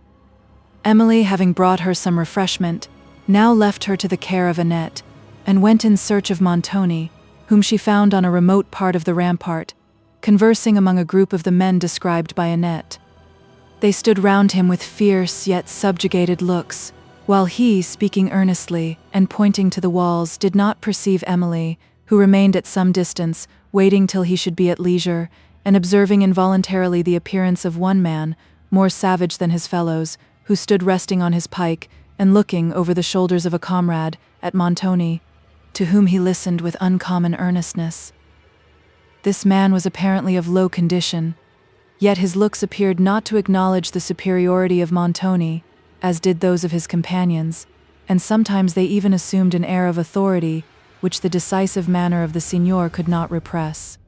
Some few words of Montoni then passed in the wind, and as the men were separating, she heard him say, "This evening then begin the watch at sunset." "At sunset, signor," replied one or two of them, and walked away, while Emily approached Montoni, who appeared desirous of avoiding her, but, though she observed this, she had courage to proceed. She endeavored to intercede once more for her aunt, represented to him her sufferings, and urged the danger of exposing her to a cold apartment in her present state. "She suffers by her own folly," said Montoni, "and is not to be pitied. She knows how she may avoid these sufferings in future. If she is removed to the turret, it will be her own fault. Let her be obedient, and sign the writings you heard of, and I will think no more of it." When Emily ventured still to plead, he sternly silenced and rebuked her for interfering in his domestic affairs, but at length dismissed her with this concession that he would not remove Madame Montoni on the ensuing night, but allow her till the next to consider whether she would resign her settlements or be imprisoned in the east turret of the castle, where she shall find, he added, a punishment she may not expect. Emily then hastened to inform her aunt of this short respite and of the alternative that awaited her, to which the latter made no reply but appeared thoughtful, while Emily, in consideration of her extreme languor, wished to soothe her mind by leading it to less interesting topics. And though these efforts were unsuccessful, and Madame Montoni became peevish, her resolution on the contended point seemed somewhat to relax, and Emily recommended, as her only means of safety, that she should submit to Montoni's demand. "You know not what you advise," said her aunt. "Do you understand that these estates will descend to you at my death, if I persist in a refusal?" "I was ignorant of that circumstance, madam," replied Emily, "but the knowledge of it cannot withhold me from advising you to adopt the conduct which not only your peace but, I fear, your safety requires, and I entreat that you will not suffer a consideration comparatively so trifling to make you hesitate a moment in resigning them." "Are you sincere, niece? Is it possible you can doubt it, madam?" Her aunt appeared to be affected, "You are not unworthy of these estates, niece," said she. "I would wish to keep them for your sake. You show a virtue I did not expect." "How have I deserved this reproof, madam?" said Emily sorrowfully. "Reproof," replied Madame Montoni. "I meant to praise your virtue." "Alas, here is no exertion of virtue," rejoined Emily, "for here is no temptation to be overcome." "Yet Monsieur Valancourt," said her aunt. "Oh, madam," interrupted Emily, anticipating what she would have said, "do not let me glance on that subject. Do not let my mind be stained with a wish so shockingly self-interested." She immediately changed the topic and continued with Madame Montoni till she withdrew to her apartment for the night. At that hour the castle was perfectly still, and every inhabitant of it, except herself, seemed to have retired to rest. As she passed along the wide and lonely galleries, dusky and silent, she felt forlorn and apprehensive of, she scarcely knew what, but when, entering the corridor, she recollected the incident of the preceding night, a dread seized her, lest a subject of alarm similar to that which had befallen Annette should occur to her, and which, whether real or ideal, would, she felt, have an almost equal effect upon her weakened spirits. The chamber to which Annette had alluded, she did not exactly know, but understood it to be one of those she must pass in the way to her own, and, sending a fearful look forward into the gloom, she stepped lightly and cautiously along till, coming to a door, from whence issued a low sound, she hesitated and paused, and, during the delay of that moment, her fears so much increased that she had no power to move from the spot. Believing that she heard a human voice within, she was somewhat revived, but, in the next moment, the door was opened and a person, whom she conceived to be Montoni, appeared, who instantly started back, and closed it, though not before she had seen, by the light that burned in the chamber, another person, sitting in a melancholy attitude by the fire. Her terror vanished, but her astonishment only began, which was now roused by the mysterious secrecy of Montoni's manner, and by the discovery of a person, whom he thus visited at midnight, in an apartment which had long been shut up, and of which such extraordinary reports were circulated. While she thus continued hesitating, strongly prompted to watch Montoni's motions, yet fearing to irritate him by appearing to notice them, the door was again opened cautiously, and as instantly closed as before. She then stepped softly to her chamber, which was the next but one to this, but, having put down her lamp, returned to an obscure corner of the corridor to observe the proceedings of this half-seen person, and to ascertain whether it was indeed Montoni. Having waited in silent expectation for a few minutes, with her eyes fixed on the door, it was again opened, and the same person appeared, whom she now knew to be Montoni. He looked cautiously round without perceiving her, then, stepping forward, closed the door and left the corridor. Soon after, Emily heard the door fastened on the inside, and she withdrew to her chamber, wondering at what she had witnessed. It was now 12 o'clock. As she closed her casement, she heard footsteps on the terrace below, and saw imperfectly, through the gloom, several persons advancing, who passed under the casement. She then heard the clink of arms and, in the next moment, the watchword, when, recollecting the command she had overheard from Montoni and the hour of the night, she understood that these men were, for the first time, relieving guard in the castle. Having listened till all was again still, she retired to sleep. Chapter 10. And shall no lay of death with pleasing murmur soothe her parted soul? Shall no tear wet her grave? Sayers. On the following morning, Emily went early to the apartment of Madame Montoni, who had slept well and was much recovered. Her spirits had also returned with her health, and her resolution to oppose Montoni's demands revived, though it yet struggled with her fears, which Emily, who trembled for the consequence of further opposition, endeavored to confirm. Her aunt, as has been already shown, had a disposition which delighted in contradiction, and which taught her, when unpleasant circumstances were offered to her understanding, not to inquire into their truth, but to seek for arguments, by which she might make them appear false. Long habit had so entirely confirmed this natural propensity, that she was not conscious of possessing it. Emily's remonstrances and representations therefore roused her pride, instead of alarming or convincing her judgment, and she still relied upon the discovery of some means by which she might yet avoid submitting to the demand of her husband, considering that, if she could once escape from his castle, she might defy his power, and obtaining a decisive separation, live in comfort on the estates that yet remained for her. She mentioned this to her niece, who accorded with her in the wish, but differed from her as to the probability of its completion. She represented the impossibility of passing the gates, secured and guarded as they were, and the extreme danger of committing her design to the discretion of a servant, who might either purposely betray or accidentally disclose it. Montoni's vengeance would also disdain restraint if her intention was detected, and though Emily wished as fervently as she could do to regain her freedom and return to France, she consulted only Madame Montoni's safety, and persevered in advising her to relinquish her settlement without braving further outrage. The struggle of contrary emotions, however, continued to rage in her aunt's bosom, and she still brooded over the chance of effecting an escape. While she thus sat, Montoni entered the room, and without noticing his wife's indisposition said that he came to remind her of the impolicy of trifling with him, and that he gave her only till the evening to determine whether she would consent to his demand or compel him, by a refusal, to remove her to the east turret. He added that a party of cavaliers would dine with him that day, and that he expected that she would sit at the head of the table, where Emily also must be present. Madame Montoni was now on the point of uttering an absolute refusal, but, suddenly considering that her liberty during this entertainment, though circumscribed, might favor her further plans, she acquiesced with seeming reluctance, and Montoni soon after left the apartment. His command struck Emily with surprise and apprehension, who shrank from the thought of being exposed to the gaze of strangers, such as her fancy represented these to be, and the words of Count Morano, now again recollected, did not soothe her fears.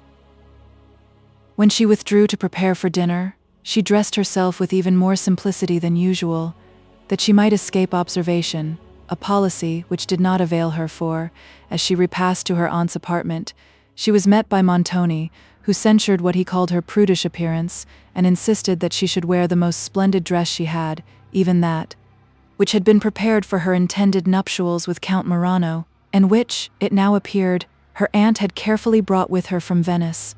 This was made, not in the Venetian but in the Neapolitan fashion, so as to set off the shape and figure to the utmost advantage. In it, her beautiful chestnut tresses were negligently bound up in pearls, and suffered to fall back again on her neck. The simplicity of a better taste than Madame Montoni's was conspicuous in this dress, splendid as it was, and Emily's unaffected beauty never had appeared more captivatingly. She had now only to hope that Montoni's order was prompted, not by any extraordinary design, but by an ostentation of displaying his family, richly attired, to the eyes of strangers, yet nothing less than his absolute command could have prevailed with her to wear a dress that had been designed for such an offensive purpose, much less to have worn it on this occasion. As she descended to dinner, the emotion of her mind threw a faint blush over her countenance, and heightened its interesting expression, for timidity had made her linger in her apartment till the utmost moment, and, when she entered the hall, in which a kind of state dinner was spread, Montoni and his guests were already seated at the table.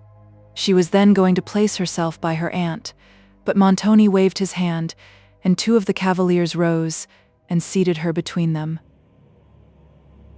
The eldest of these was a tall man, with strong Italian features, an aquiline nose, and dark penetrating eyes that flashed with fire when his mind was agitated, and, even in its state of rest, retained somewhat of the wildness of the passions.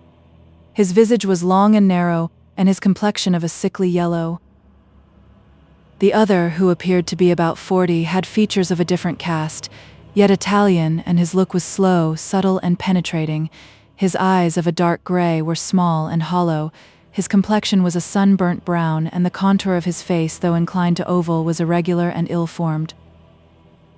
8 other guests sat round the table, who were all dressed in a uniform, and had all an expression, more or less, of wild fierceness, of subtle design, or of licentious passions. As Emily timidly surveyed them, she remembered the scene of the preceding morning, and again almost fancied herself surrounded by banditti. Then, looking back to the tranquility of her early life, she felt scarcely less astonishment than grief at her present situation. The scene in which they sat assisted the illusion. It was an ancient hall, gloomy from the style of its architecture, from its great extent, and because almost the only light it received was from one large Gothic window, and from a pair of folding doors which, being open, admitted likewise a view of the west rampart, with the wild mountains of the Apennine beyond. The middle compartment of this hall rose into a vaulted roof, enriched with fretwork, and supported, on three sides by pillars of marble. Beyond these, long colonnades retired in gloomy grandeur, till their extent was lost in twilight. The lightest footsteps of the servants, as they advanced through these, were returned in whispering echoes, and their figures, seen at a distance imperfectly through the dusk, frequently awakened Emily's imagination. She looked alternately at Montoni, at his guests, and on the surrounding scene, and then, remembering her dear native province, her pleasant home, and the simplicity and goodness of the friends whom she had lost, grief and surprise again occupied her mind. When her thoughts could return from these considerations, she fancied she observed an air of authority towards his guests, such as she had never before seen him assume, though he had always been distinguished by a haughty carriage.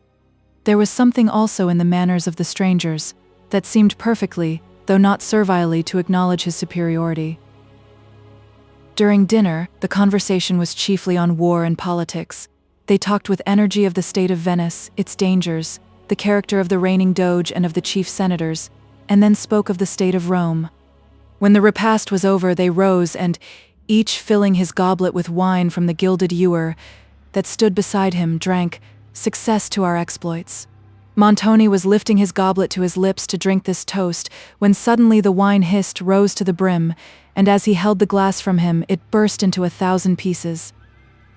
To him who constantly used that sort of Venice glass, which had the quality of breaking upon receiving poisoned liquor, a suspicion that some of his guests had endeavored to betray him instantly occurred, and he ordered all the gates to be closed, drew his sword, and looking round on them, who stood in silent amazement, exclaimed, "Here is a traitor among us, let those that are innocent assist in discovering the guilty." Indignation flashed from the eyes of the cavaliers, who all drew their swords, and Madame Montoni, terrified at what might ensue, was hastening from the hall, when her husband commanded her to stay, but his further words could not now be distinguished, for the voice of every person rose together. His order that all the servants should appear was at length obeyed, and they declared their ignorance of any deceit, a protestation which could not be believed, for it was evident that, as Montoni's liquor and his only had been poisoned, a deliberate design had been formed against his life, which could not have been carried so far towards its accomplishment, without the connivance of the servant, who had the care of the wine ewers.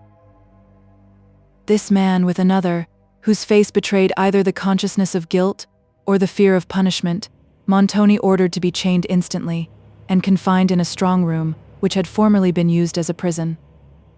Thither, likewise, he would have sent all his guests, had he not foreseen the consequence of so bold and unjustifiable a proceeding. As to those, therefore, he contented himself with swearing that no man should pass the gates, till this extraordinary affair had been investigated, and then sternly bade his wife retire to her apartment, whither he suffered Emily to attend her. In about half an hour he followed to the dressing-room, and Emily observed with horror his dark countenance and quivering lip, and heard him denounce vengeance on her aunt. "It will avail you nothing," said he to his wife, "to deny the fact. I have proof of your guilt. Your only chance of mercy rests on a full confession. There is nothing to hope from sullenness or falsehood. Your accomplice has confessed all." Emily's fainting spirits were roused by astonishment, as she heard her aunt accused of a crime so atrocious, and she could not for a moment admit the possibility of her guilt. Meanwhile, Madame Montoni's agitation did not permit her to reply. Alternately her complexion varied from livid paleness to a crimson flush, and she trembled, but whether with fear or with indignation, it were difficult to decide. "Spare your words," said Montoni, seeing her about to speak. "Your countenance makes full confession of your crime. You shall be instantly removed to the east turret." "This accusation," said Madame Montoni, speaking with difficulty, "is used only as an excuse for your cruelty. I disdain to reply to it. You do not believe me guilty." "Signor," said Emily solemnly. "This dreadful charge I would answer with my life is false." "Nay, Signor," she added, observing the severity of his countenance. "This is no moment for restraint on my part. I do not scruple to tell you that you are deceived, most wickedly deceived, by the suggestion of some person who aims at the ruin of my aunt. It is impossible that you could yourself have imagined a crime so hideous." Montoni, his lips trembling more than before, replied only, "If you value your own safety," addressing Emily, "you will be silent. I shall know how to interpret your remonstrances, should you persevere in them." Emily raised her eyes calmly to heaven. "Here is indeed, then, nothing to hope," said she. "Peace," cried Montoni, "or you shall find there is something to fear." He turned to his wife, who had now recovered her spirits, and who vehemently and wildly remonstrated upon this mysterious suspicion. But Montoni's rage heightened with her indignation, and Emily, dreading the event of it, threw herself between them, and clasped his knees in silence, looking up in his face with an expression that might have softened the heart of a fiend. Whether his was hardened by a conviction of Madame Montoni's guilt, or that a bare suspicion of it made him eager to exercise vengeance, he was totally and alike insensible to the distress of his wife, and to the pleading looks of Emily, whom he made no attempt to raise but was vehemently menacing both, when he was called out of the room by some person at the door. As he shut the door, Emily heard him turn the lock and take out the key, so that Madame Montoni and herself were now prisoners, and she saw that his designs became more and more terrible. Her endeavors to explain his motives for this circumstance were almost as ineffectual as those to soothe the distress of her aunt, whose innocence she could not doubt, but she at length accounted for Montoni's readiness to suspect his wife by his own consciousness of cruelty towards her, and for the sudden violence of his present conduct against both, before even his suspicions could be completely formed, by his general eagerness to effect suddenly whatever he was led to desire, and his carelessness of justice or humanity in accomplishing it. Madame Montoni, after some time, again looked round, in search of a possibility of escape from the castle, and conversed with Emily on the subject, who was now willing to encounter any hazard, though she forbore to encourage a hope in her aunt, which she herself did not admit. How strongly the edifice was secured and how vigilantly guarded she knew too well, and trembled to commit their safety to the caprice of the servant, whose assistance they must solicit. Old Carlo was compassionate, but he seemed to be too much in his master's interest to be trusted by them. Annette could of herself do little, and Emily knew Ludovico only from her report. At present, however, these considerations were useless, Madame Montoni and her niece being shut up from all intercourse, even with the persons whom there might be these reasons to reject. In the hall, confusion and tumult still reigned. Emily, as she listened anxiously to the murmur that sounded along the gallery, sometimes fancied she heard the clashing of swords, and, when she considered the nature of the provocation given by Montoni and his impetuosity, it appeared probable that nothing less than arms would terminate the contention. Madame Montoni having exhausted all her expressions of indignation, and Emily hers of comfort, they remained silent, in that kind of breathless stillness which, in nature, often succeeds to the uproar of conflicting elements, a stillness like the morning that dawns upon the ruins of an earthquake. An uncertain kind of terror pervaded Emily's mind. The circumstances of the past hour still came dimly and confusedly to her memory, and her thoughts were various and rapid, though without tumult. From this state of waking visions she was recalled by a knocking at the chamber door, and inquiring who was there, heard the whispering voice of Annette. "Dear madam, let me come in.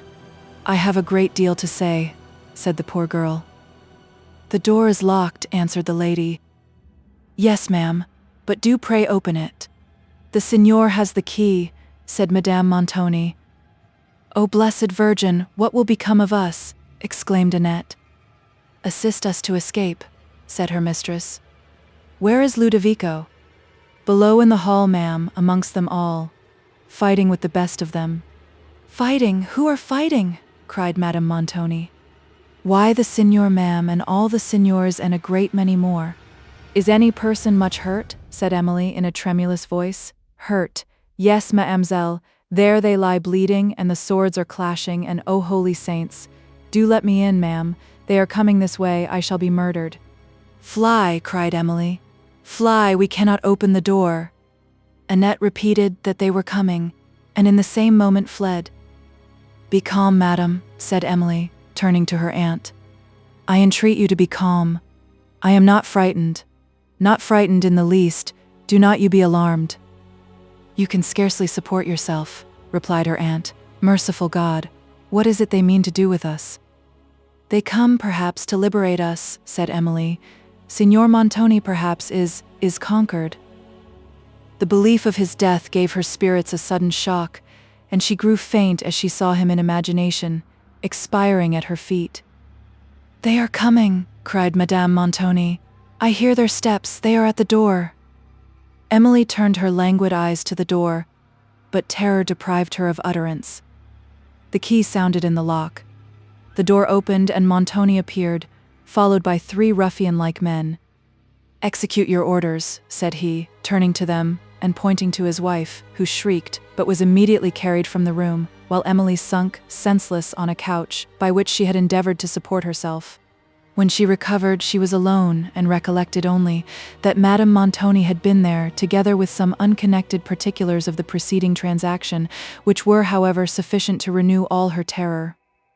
She looked wildly round the apartment, as if in search of some means of intelligence concerning her aunt, while neither her own danger nor an idea of escaping from the room immediately occurred. When her recollection was more complete, she raised herself and went, but with only a faint hope, to examine whether the door was unfastened. It was so, and she then stepped timidly out into the gallery, but paused there, uncertain which way she should proceed. Her first wish was to gather some information as to her aunt, and she, at length, turned her steps to go to the lesser hall, where Annette and the other servants usually waited. Everywhere as she passed, she heard from a distance the uproar of contention, and the figures and faces which she met, hurrying along the passages, struck her mind with dismay. Emily might now have appeared like an angel of light encompassed by fiends. At length she reached the lesser hall, which was silent and deserted, but, panting for breath, she sat down to recover herself. The total stillness of this place was as awful as the tumult from which she had escaped, but she had now time to recall her scattered thoughts, to remember her personal danger, and to consider of some means of safety. She perceived that it was useless to seek Madame Montoni through the wide extent and intricacies of the castle, now too when every avenue seemed to be beset by ruffians. In this hall she could not resolve to stay, for she knew not how soon it might become their place of rendezvous, and though she wished to go to her chamber, she dreaded again to encounter them on the way. Thus she sat, trembling and hesitating, when a distant murmur broke on the silence, and grew louder and louder, till she distinguished voices and steps approaching. She then rose to go, but the sounds came along the only passage by which she could depart, and she was compelled to await in the hall the arrival of the persons whose steps she heard. As these advanced, she distinguished groans, and then saw a man borne slowly along by 4 others. Her spirits faltered at the sight, and she leaned against the wall for support. The bearers meanwhile entered the hall, and being too busily occupied to detain or even notice Emily, she attempted to leave it, but her strength failed, and she again sat down on the bench. A damp chillness came over her. Her sight became confused. She knew not what had passed, or where she was, yet the groans of the wounded person still vibrated on her heart. In a few moments, the tide of life seemed again to flow. She began to breathe more freely, and her senses revived. She had not fainted, nor had ever totally lost her consciousness, but had contrived to support herself on the bench, still without courage to turn her eyes upon the unfortunate object, which remained near her, and about whom the men were yet too much engaged to attend to her. When her strength returned, she rose and was suffered to leave the hall, though her anxiety, having produced some vain inquiries concerning Madame Montoni, had thus made a discovery of herself. Towards her chamber she now hastened, as fast as her steps would bear her, for she still perceived upon her passage the sounds of confusion at a distance, and she endeavored by taking her way through some obscure rooms to avoid encountering the persons whose looks had terrified her before, as well as those parts of the castle where the tumult might still rage. At length she reached her chamber, and having secured the door of the corridor, felt herself for a moment in safety. A profound stillness reigned in this remote apartment, which not even the faint murmur of the most distant sounds now reached. She sat down near one of the casements, and as she gazed on the mountain view beyond, the deep repose of its beauty struck her with all the force of contrast, and she could scarcely believe herself so near a scene of savage discord.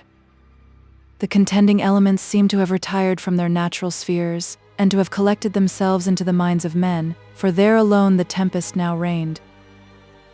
Emily tried to tranquilize her spirits, but anxiety made her constantly listen for some sound, and often look out upon the ramparts, where all, however, was lonely and still. As a sense of her own immediate danger had decreased, her apprehension concerning Madame Montoni heightened, who, she remembered, had been fiercely threatened with confinement in the east turret, and it was possible that her husband had satisfied his present vengeance with this punishment. She therefore determined, when night should return, and the inhabitants of the castle should be asleep, to explore the way to the turret, which, as the direction it stood in was mentioned, appeared not very difficult to be done. She knew indeed that although her aunt might be there, she could afford her no effectual assistance, but it might give her some comfort even to know that she was discovered, and to hear the sound of her niece's voice. For herself, any certainty concerning Madame Montoni's fate appeared more tolerable than this exhausting suspense. Meanwhile, Annette did not appear, and Emily was surprised, and somewhat alarmed for her, whom, in the confusion of the late scene, various accidents might have befallen, and it was improbable that she would have failed to come to her apartment unless something unfortunate had happened. Thus the hours passed in solitude, in silence, and in anxious conjecturing. Being not once disturbed by a message or a sound, it appeared that Montoni had wholly forgotten her, and it gave her some comfort to find that she could be so unnoticed. She endeavored to withdraw her thoughts from the anxiety that preyed upon them, but they refused control. She could neither read nor draw, and the tones of her lute were so utterly discordant with the present state of her feelings that she could not endure them for a moment. The sun at length set behind the western mountains. His fiery beams faded from the clouds, and then a dun melancholy purple drew over them, and gradually involved the features of the country below. Soon after, the sentinels passed on the rampart to commence the watch. Twilight had now spread its gloom over every object. The dismal obscurity of her chamber recalled fearful thoughts, but she remembered that to procure a light she must pass through a great extent of the castle, and above all through the halls, where she had already experienced so much horror. Darkness, indeed, in the present state of her spirits, made silence and solitude terrible to her. It would also prevent the possibility of her finding her way to the turret, and condemn her to remain in suspense concerning the fate of her aunt. Yet she dared not to venture forth for a lamp. Continuing at the casement, that she might catch the last lingering gleam of evening, 1,000 vague images of fear floated on her fancy. "What if some of these ruffians," said she, "should find out the private staircase, and in the darkness of night steal into my chamber?"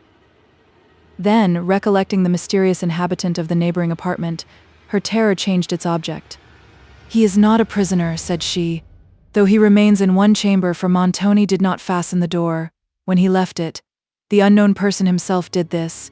It is certain, therefore, he can come out when he pleases." She paused, for, notwithstanding the terrors of darkness, she considered it to be very improbable, whoever he was, that he could have any interest in intruding upon her retirement, and again the subject of her emotion changed, when remembering her nearness to the chamber where the veil had formerly disclosed a dreadful spectacle. She doubted whether some passage might not communicate between it and the insecure door of the staircase. It was now entirely dark, and she left the casement.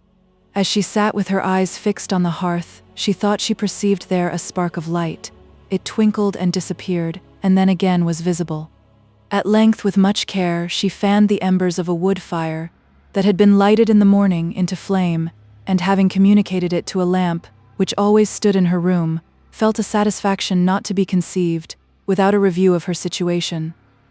Her first care was to guard the door of the staircase, for which purpose she placed against it all the furniture she could move, and she was thus employed for some time, at the end of which she had another instance how much more oppressive misfortune is to the idle than to the busy, for, having then leisure to think over all the circumstances of her present afflictions, She imagined 1,000 evils for futurity, and these real and ideal subjects of distress alike wounded her mind.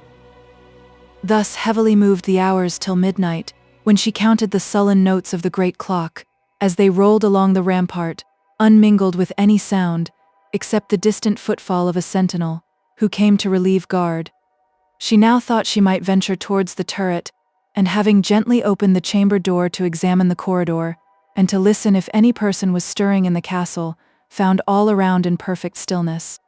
Yet no sooner had she left the room than she perceived a light flash on the walls of the corridor, and without waiting to see by whom it was carried, she shrunk back and closed her door. No one approaching, she conjectured that it was Montoni going to pay his midnight visit to her unknown neighbor, and she determined to wait till he should have retired to his own apartment. When the chimes had tolled another half-hour, she once more opened the door, and, perceiving that no person was in the corridor, hastily crossed into a passage that led along the south side of the castle towards the staircase, whence she believed she could easily find her way to the turret. Often pausing on her way, listening apprehensively to the murmurs of the wind, and looking fearfully onward into the gloom of the long passages, she at length reached the staircase, but there her perplexity began. 2 passages appeared, of which she knew not how to prefer one, and was compelled at last to decide by chance, rather than by circumstances. That she entered opened first into a wide gallery, along which she passed lightly and swiftly, for the lonely aspect of the place awed her, and she started at the echo of her own steps. On a sudden, she thought she heard a voice, and, not distinguishing from whence it came, feared equally to proceed or to return. For some moments she stood in an attitude of listening expectation, shrinking almost from herself, and scarcely daring to look round her. The voice came again, but, though it was now near her, terror did not allow her to judge exactly whence it proceeded. She thought, however, that it was the voice of complaint, and her belief was soon confirmed by a low moaning sound that seemed to proceed from one of the chambers, opening into the gallery. It instantly occurred to her that Madame Montoni might be there confined, and she advanced to the door to speak, but was checked by considering that she was perhaps going to commit herself to a stranger, who might discover her to Montoni. For though this person, whoever it was, seemed to be in affliction, it did not follow that he was a prisoner. While these thoughts passed over her mind, and left her still in hesitation, the voice spoke again, and calling Ludovico, she then perceived it to be that of Annette, on which, no longer hesitating, she went in joy to answer her. "Ludovico!" cried Annette, sobbing. "Ludovico!" "It is not Ludovico. It is I, Mademoiselle Emily." Annette ceased sobbing and was silent. "If you can open the door, let me in," said Emily. "Here is no person to hurt you." "Ludovico! Oh, Ludovico!" cried Annette. Emily now lost her patience, and her fear of being overheard increasing. She was even nearly about to leave the door, when she considered that Annette might possibly know something of the situation of Madame Montoni, or direct her to the turret. At length she obtained a reply, though little satisfactory to her questions, for Annette knew nothing of Madame Montoni, and only conjured Emily to tell her what was become of Ludovico. Of him she had no information to give, and she again asked who had shut Annette up. "Ludovico," said the poor girl. "Ludovico shut me up. When I ran away from the dressing-room door today, I went I scarcely knew where, for safety, and in this gallery here I met Ludovico, who hurried me into this chamber and locked me up to keep me out of harm, as he said. But he was in such a hurry himself. He hardly spoke 10 words, but he told me he would come and let me out when all was quiet, and he took away the key with him. Now all these hours are past, and I have neither seen nor heard a word of him. They have murdered him, I know they have." Emily suddenly remembered the wounded person, whom she had seen borne into the servants' hall, and she scarcely doubted that he was Ludovico, but she concealed the circumstance from Annette, and endeavored to comfort her. Then, impatient to learn something of her aunt, she again inquired the way to the turret. "Oh, you are not going, mademoiselle," said Annette. "For heaven's sake, do not go and leave me here by myself." "Nay, Annette, you do not think I can wait in the gallery all night," replied Emily. "Direct me to the turret. In the morning I will endeavor to release you."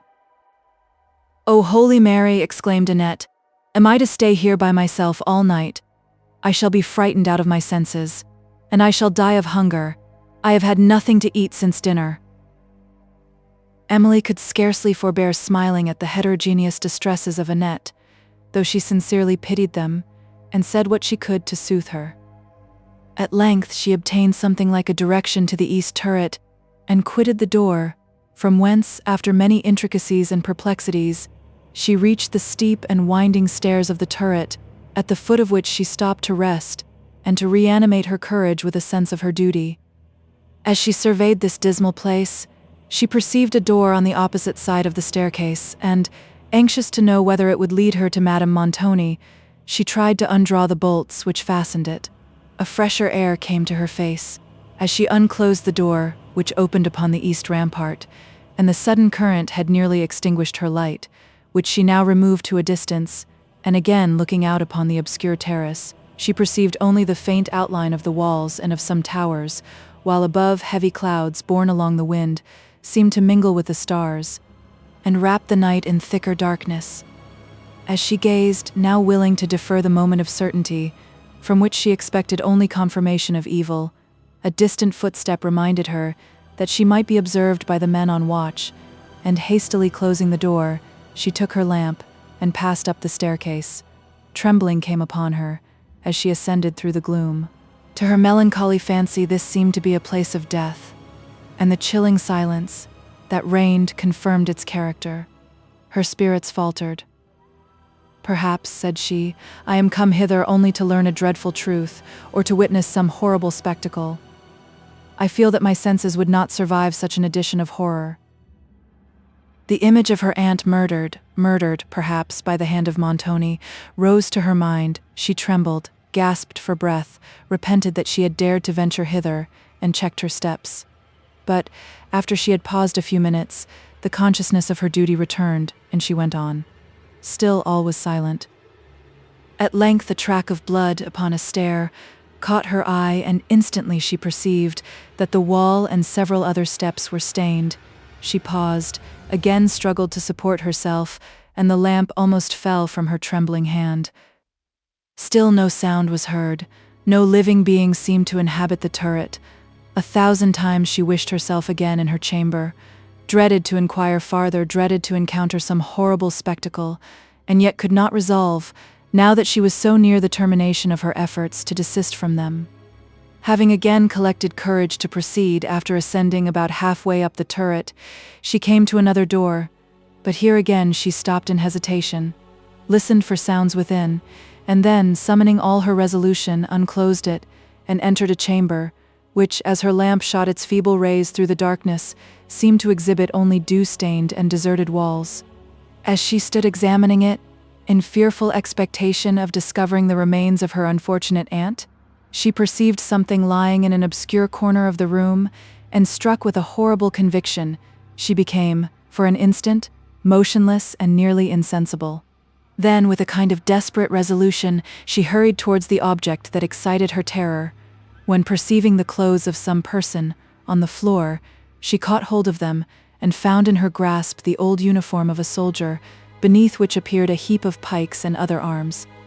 Scarcely daring to trust her sight, she continued, for some moments, to gaze on the object of her late alarm, and then left the chamber, so much comforted and occupied by the conviction that her aunt was not there, that she was going to descend the turret, without inquiring farther, when, on turning to do so, she observed upon some steps on the second flight an appearance of blood.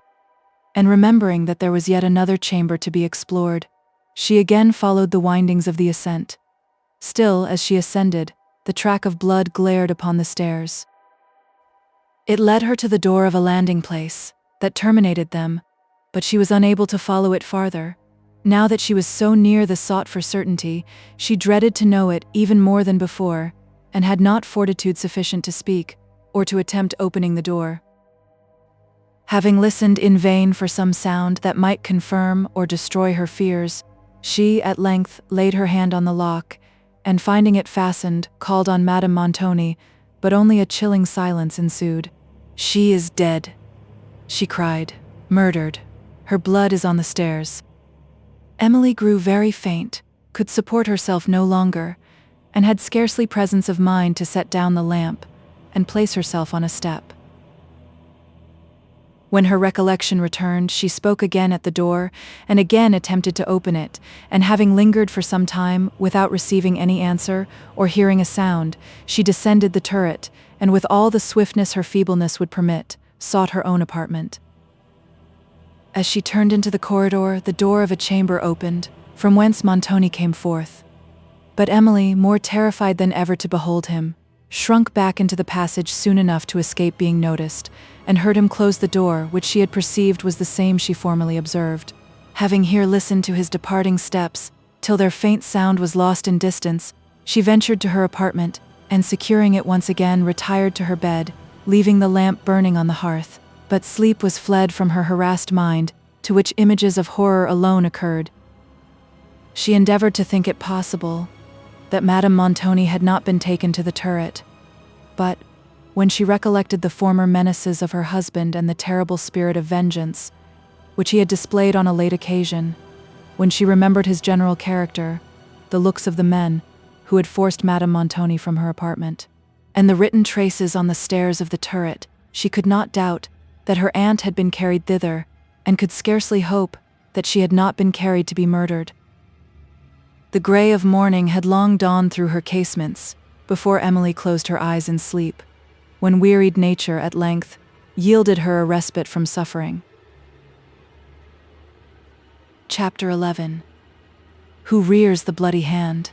Sayers. Emily remained in her chamber on the following morning without receiving any notice from Montoni or seeing a human being except the armed men who sometimes passed on the terrace below.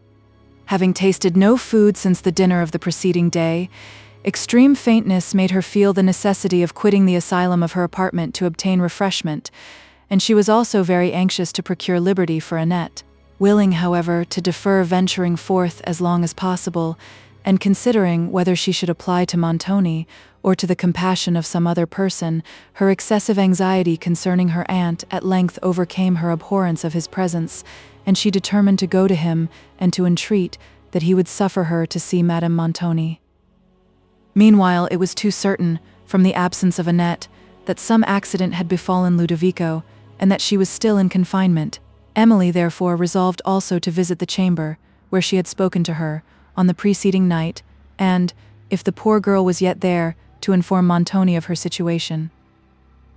It was near noon before she ventured from her apartment, and went first to the south gallery, whither she passed without meeting a single person, or hearing a sound except, now and then, the echo of a distant footstep. It was unnecessary to call Annette, whose lamentations were audible upon the first approach to the gallery, and who, bewailing her own and Ludovico's fate, told Emily that she should certainly be starved to death if she was not let out immediately. Emily replied that she was going to beg her release of Montoni, but the terrors of hunger now yielded to those of the signor, and, when Emily left her, she was loudly entreating that her place of refuge might be concealed from him. As Emily drew near the great hall, the sounds she heard and the people she met in the passages renewed her alarm. The latter, however, were peaceable, and did not interrupt her, though they looked earnestly at her as she passed, and sometimes spoke. On crossing the hall towards the cedar room, where Montoni usually sat, she perceived on the pavement fragments of swords, some tattered garments stained with blood, and almost expected to have seen among them a dead body, but from such a spectacle she was at present spared. As she approached the room, the sound of several voices issued from within, and a dread of appearing before many strangers, as well as of irritating Montoni by such an intrusion, made her pause and falter from her purpose. She looked up through the long arcades of the hall, in search of a servant who might bear a message, but no one appeared, and the urgency of what she had to request made her still linger near the door. The voices within were not in contention, though she distinguished those of several of the guests of the preceding day, but still her resolution failed whenever she would have tapped at the door, and she had determined to walk in the hall till some person should appear who might call Montoni from the room, when, as she turned from the door, it was suddenly opened by himself. Emily trembled and was confused, while he almost started with surprise, and all the terrors of his countenance unfolded themselves. She forgot all she would have said, and neither inquired for her aunt, nor entreated for Annette, but stood silent and embarrassed. After closing the door, he reproved her for a meanness, of which she had not been guilty, and sternly questioned her what she had overheard, an accusation which revived her recollections so far that she assured him she had not come thither with an intention to listen to his conversation, but to entreat his compassion for her aunt, and for Annette. Montoni seemed to doubt this assertion, for he regarded her with a scrutinizing look, and the doubt evidently arose from no trifling interest. Emily then further explained herself, and concluded with entreating him to inform her where her aunt was placed, and to permit that she might visit her.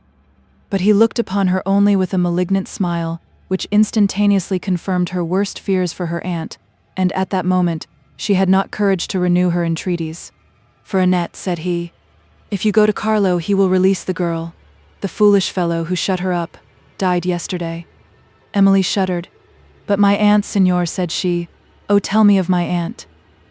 "She is taken care of," replied Montoni hastily.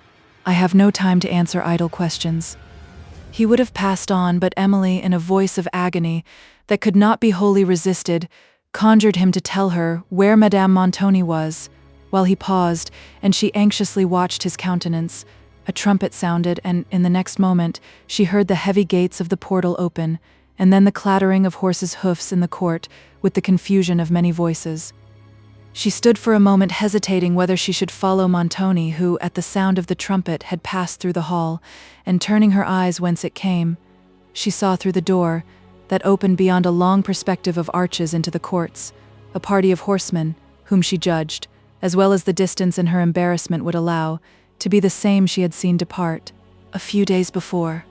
But she stayed not to scrutinize, for when the trumpet sounded again, the chevaliers rushed out of the cedar room, and men came running into the hall from every quarter of the castle. Emily once more hurried for shelter to her own apartment. Thither she was still pursued by images of horror. She reconsidered Montoni's manner and words, when he had spoken of his wife, and they served only to confirm her most terrible suspicions. Tears refused any longer to relieve her distress, and she had sat for a considerable time absorbed in thought, when a knocking at the chamber door aroused her, on opening which she found old Carlo. "Dear young lady," said he, "I have been so flurried I never once thought of you till just now. I have brought you some fruit and wine, and I am sure you must stand in need of them by this time." "Thank you, Carlo," said Emily. "This is very good of you. Did the signor remind you of me?" "No, signora," replied Carlo. "His Excellenza has business enough on his hands." Emily then renewed her enquiries concerning Madame Montoni, but Carlo had been employed at the other end of the castle during the time that she was removed, and he had heard nothing since concerning her. While he spoke, Emily looked steadily at him, for she scarcely knew whether he was really ignorant, or concealed his knowledge of the truth from a fear of offending his master. To several questions concerning the contentions of yesterday, he gave very limited answers, but told that the disputes were now amicably settled, and that the signor believed himself to have been mistaken in his suspicions of his guests. "The fighting was about that, signora," said Carlo, "but I trust I shall never see such another day in this castle, though strange things are about to be done." On her inquiring his meaning, "Ah, signora," added he, "it is not for me to betray secrets, or tell all I think, but time will tell." She then desired him to release Annette, and having described the chamber in which the poor girl was confined, he promised to obey her immediately, and was departing when she remembered to ask who were the persons just arrived. Her late conjecture was right. It was Verezzi with his party. Her spirits were somewhat soothed by this short conversation with Carlo, for in her present circumstances, it afforded some comfort to hear the accents of compassion, and to meet the look of sympathy. An hour passed before Annette appeared, who then came weeping and sobbing. "Oh, Ludovico, Ludovico!" cried she. "My poor Annette," said Emily, and made her sit down. "Who could have foreseen this, ma'amselle? Oh, miserable, wretched day, that ever I should live to see it." And she continued to moan and lament, till Emily thought it necessary to check her excessive grief. "We are continually losing dear friends by death," said she, with a sigh that came from her heart. "We must submit to the will of heaven. Our tears, alas, cannot recall the dead." Annette took the handkerchief from her face. "You will meet Ludovico in a better world, I hope?" added Emily.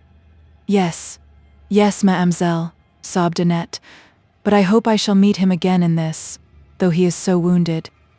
"Wounded?" exclaimed Emily. "Does he live?" "Yes, ma'am, but he has a terrible wound and could not come to let me out. They thought him dead at first, and he has not been rightly himself till within this hour." "Well, Annette, I rejoice to hear he lives." "Lives, holy saints, why he will not die, surely." Emily said she hoped not, but this expression of hope Annette thought implied fear, and her own increased in proportion, as Emily endeavored to encourage her. To inquiries concerning Madame Montoni, she could give no satisfactory answers. "I quite forgot to ask among the servants, mademoiselle," said she, "for I could think of nobody but poor Ludovico." Annette's grief was now somewhat assuaged, and Emily sent her to make inquiries concerning her lady, of whom, however, she could obtain no intelligence, some of the people she spoke with being really ignorant of her fate, and others having probably received orders to conceal it.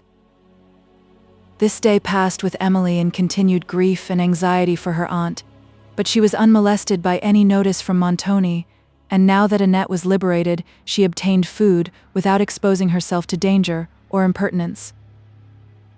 2 following days passed in the same manner, unmarked by any occurrence, during which she obtained no information of Madame Montoni. On the evening of the second, having dismissed Annette and retired to bed, her mind became haunted by the most dismal images, such as her long anxiety concerning her aunt suggested, and, unable to forget herself for a moment or to vanquish the phantoms that tormented her, she rose from her bed and went to one of the casements of her chamber to breathe a freer air. All without was silent and dark, unless that could be called light, which was only the faint glimmer of the stars, showing imperfectly the outline of the mountains, the western towers of the castle and the ramparts below, where a solitary sentinel was pacing. What an image of repose did this scene present! The fierce and terrible passions, too, which so often agitated the inhabitants of this edifice, seemed now hushed in sleep. Those mysterious workings that rouse the elements of man's nature into tempest were calm. Emily's heart was not so, but her sufferings, though deep, partook of the gentle character of her mind. Hers was a silent anguish, weeping, yet enduring, not the wild energy of passion, inflaming imagination, bearing down the barriers of reason and living in a world of its own. The air refreshed her, and she continued at the casement, looking on the shadowy scene, over which the planets burned with a clear light amid the deep blue ether, as they silently moved in their destined course. She remembered how often she had gazed on them with her dear father, how often he had pointed out their way in the heavens, and explained their laws, and these reflections led to others, which, in an almost equal degree, awakened her grief and astonishment. They brought a retrospect of all the strange and mournful events which had occurred since she lived in peace with her parents. And to Emily, who had been so tenderly educated, so tenderly loved, who once knew only goodness and happiness, to her, the late events and her present situation, in a foreign land, in a remote castle, surrounded by vice and violence, seemed more like the visions of a distempered imagination than the circumstances of truth. She wept to think of what her parents would have suffered, could they have foreseen the events of her future life. While she raised her streaming eyes to heaven, she observed the same planet, which she had seen in Languedoc on the night preceding her father's death, rise above the eastern towers of the castle, while she remembered the conversation which has passed concerning the probable state of departed souls, remembered also the solemn music she had heard, and to which the tenderness of her spirits had, in spite of her reason, given a superstitious meaning. At these recollections she wept again, and continued musing, when suddenly the notes of sweet music passed on the air. A superstitious dread stole over her. She stood listening for some moments in trembling expectation, and then endeavored to recollect her thoughts, and to reason herself into composure. But human reason cannot establish her laws on subjects lost in the obscurity of imagination, any more than the eye can ascertain the form of objects that only glimmer through the dimness of night. Her surprise on hearing such soothing and delicious sounds was, at least, justifiable, for it was long, very long, since she had listened to anything like melody. The fierce trumpet and the shrill fife were the only instruments she had heard since her arrival at Udolpho. When her mind was somewhat more composed, she tried to ascertain from what quarter the sounds proceeded, and thought they came from below, but whether from a room of the castle or from the terrace, she could not with certainty judge. Fear and surprise now yielded to the enchantment of a strain that floated on the silent night with the most soft and melancholy sweetness. Suddenly it seemed removed to a distance, trembled faintly, and then entirely ceased. She continued to listen, sunk in that pleasing repose, which soft music leaves on the mind, but it came no more. Upon this strange circumstance her thoughts were long engaged, for strange it certainly was to hear music at midnight, when every inhabitant of the castle had long since retired to rest, and in a place where nothing like harmony had been heard before, probably for many years. Long suffering had made her spirits peculiarly sensible to terror, and liable to be affected by the illusions of superstition.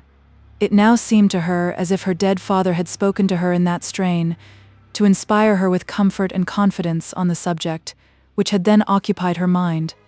Yet reason told her that this was a wild conjecture, and she was inclined to dismiss it. But, with the inconsistency so natural, when imagination guides the thoughts, she then wavered towards a belief as wild. She remembered the singular event connected with the castle, which had given it into the possession of its present owner, and, when she considered the mysterious manner in which its late possessor had disappeared, and that she had never since been heard of, her mind was impressed with a high degree of solemn awe, so that, though there appeared no clue to connect that event with the late music, she was inclined fancifully to think they had some relation to each other. At this conjecture, a sudden chillness ran through her frame. She looked fearfully upon the duskiness of her chamber, and the dead silence that prevailed there heightened to her fancy its gloomy aspect. At length she left the casement, but her steps faltered as she approached the bed, and she stopped and looked round. The single lamp that burned in her spacious chamber was expiring. For a moment she shrunk from the darkness beyond, and then, ashamed of the weakness, which however she could not wholly conquer, went forward to the bed, where her mind did not soon know the soothings of sleep. She still mused on the late occurrence, and looked with anxiety to the next night, when, at the same hour, she determined to watch whether the music returned. "If those sounds were human," said she, "I shall probably hear them again." Chapter 12. Then, O you blessed ministers above, keep me in patience, and in ripened time unfold the evil which is here wrapped up in countenance. Shakespeare. Annette came almost breathless to Emily's apartment in the morning. "Oh, ma'amselle," said she in broken sentences, "what news I have to tell! I have found out who the prisoner is, but he was no prisoner neither, he that was shut up in the chamber I told you of. I must think him a ghost, forsooth." "Who was the prisoner?" inquired Emily, while her thoughts glanced back to the circumstance of the preceding night. "You mistake, ma'am," said Annette. "He was not a prisoner after all." "Who is the person, then?" "Holy saints," rejoined Annette, "how I was surprised! I met him just now on the rampart below there. I never was so surprised in my life. Ah, ma'amselle, this is a strange place. I should never have done wondering, if I was to live here 100 years. But as I was saying, I met him just now on the rampart, and I was thinking of nobody less than of him." "This trifling is insupportable," said Emily. "Prithee, Annette, do not torture my patience any longer. Nay, ma'amselle, guess who it was. It was somebody you know very well." "I cannot guess," said Emily impatiently. "Nay, ma'amselle, I'll tell you something to guess by. A tall signor, with a longish face, who walks so stately, and used to wear such a high feather in his hat, and used often to look down upon the ground when people spoke to him, and to look at people from under his eyebrows, as it were, all so dark and frowning. You have seen him often and often at Venice, ma'am." "Then he was so intimate with the signor too. And now I think of it, I wonder what he could be afraid of in this lonely old castle, that he should shut himself up for. But he has come abroad now, for I met him on the rampart just this minute. I trembled when I saw him, for I always was afraid of him somehow, but I determined I would not let him see it, so I went up to him and made him a low courtesy. 'You are welcome to the castle, Signor Orsino,' said I. 'Oh, "It was Signor Orsino, then," said Emily. "Yes, ma'amselle. Signor Orsino himself, who caused that Venetian gentleman to be killed, and has been popping about from place to place ever since, as I hear." "Good God!" exclaimed Emily, recovering from the shock of this intelligence. "And is he come to Udolpho? He does well to endeavor to conceal himself." "Yes, ma'amselle. But if that was all, this desolate place would conceal him, without his shutting himself up in one room. Who would think of coming to look for him here? I am sure I should as soon think of going to look for anybody in the other world." "There is some truth in that," said Emily, who would now have concluded it was Orsino's music, which she had heard on the preceding night, had she not known that he had neither taste nor skill in the art. But, though she was unwilling to add to the number of Annette's surprises, by mentioning the subject of her own, she inquired whether any person in the castle played on a musical instrument. "Oh yes, ma'amselle. There is Benedetto plays the great drum to admiration. And then, there is Launcelot the trumpeter. Nay, for that matter, Ludovico himself can play on the trumpet. But he is ill now. I remember once—" Emily interrupted her. "Have you heard no other music since you came to the castle? None last night?" "Why? Did you hear any last night, ma'amselle?" Emily evaded this question by repeating her own. "Why, no, ma'am," replied Annette. "I never heard any music here, I must say, but the drums and the trumpet, and as for last night, I did nothing but dream I saw my late lady's ghost." "Your late lady's," said Emily in a tremulous voice. "You have heard more, then. Tell me all, Annette. I entreat, tell me the worst at once." "Nay, ma'amselle, you know the worst already." "I know nothing," said Emily. "Yes, you do, ma'amselle. You know that nobody knows anything about her, and it is plain, therefore, she is gone. The way of the first lady of the castle, nobody ever knew anything about her." Emily leaned her head upon her hand, and was for some time silent. Then, telling Annette she wished to be alone, the latter left the room.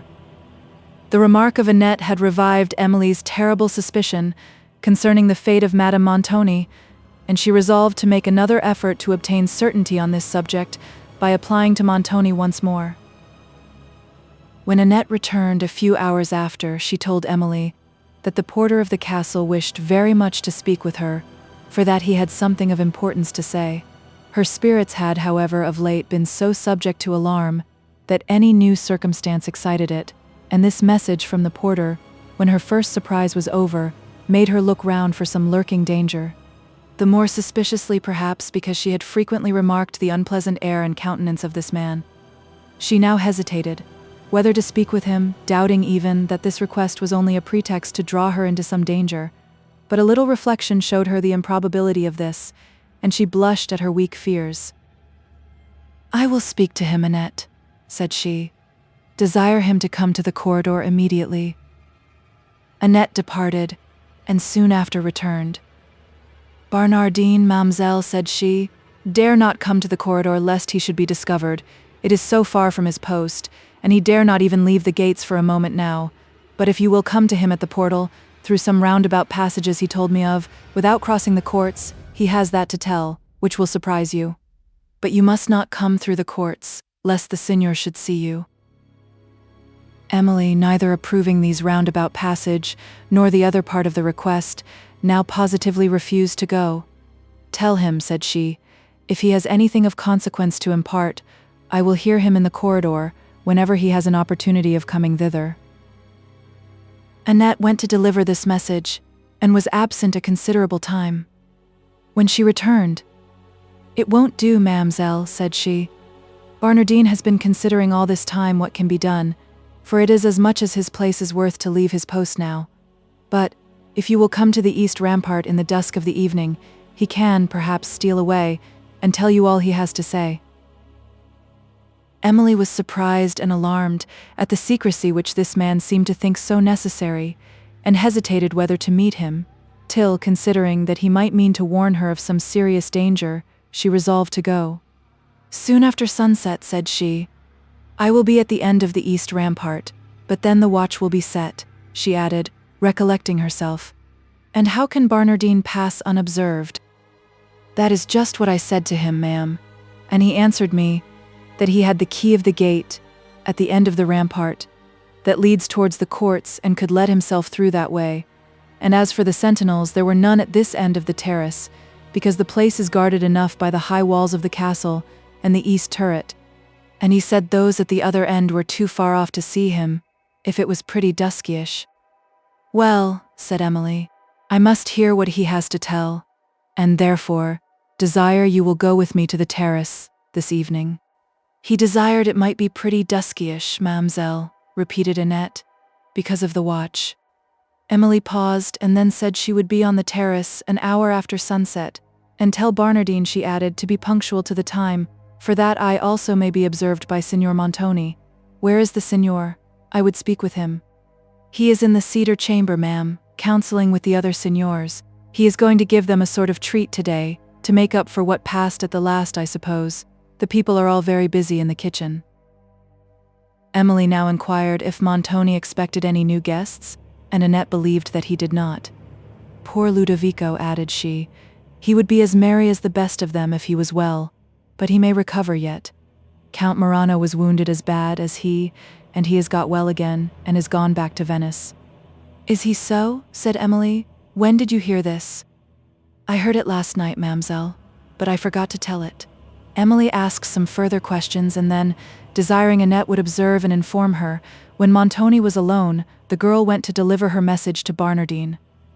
Montoni was, however, so much engaged during the whole day that Emily had no opportunity of seeking a release from her terrible suspense concerning her aunt. Annette was employed in watching his steps, and in attending upon Ludovico, whom she, assisted by Caterina, nursed with the utmost care, and Emily was of course left much alone. Her thoughts dwelt often on the message of the porter, and were employed in conjecturing the subject that occasioned it, which she sometimes imagined concerned the fate of Madame Montoni, at others, that it related to some personal danger which threatened herself. The cautious secrecy which Barnardine observed in his conduct inclined her to believe the latter.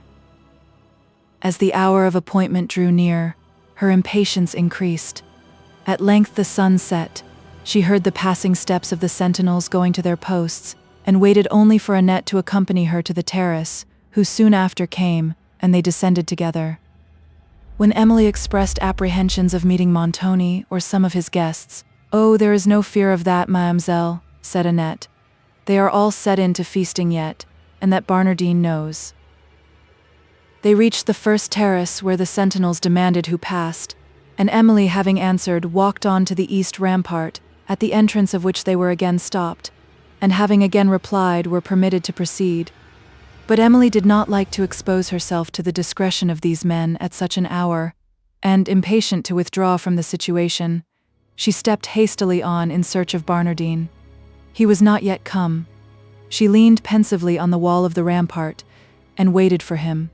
The gloom of twilight sat deep on the surrounding objects, blending in soft confusion the valley, the mountains and the woods, whose tall heads, stirred by the evening breeze, gave the only sounds that stole on silence, except a faint, faint chorus of distant voices that arose from within the castle.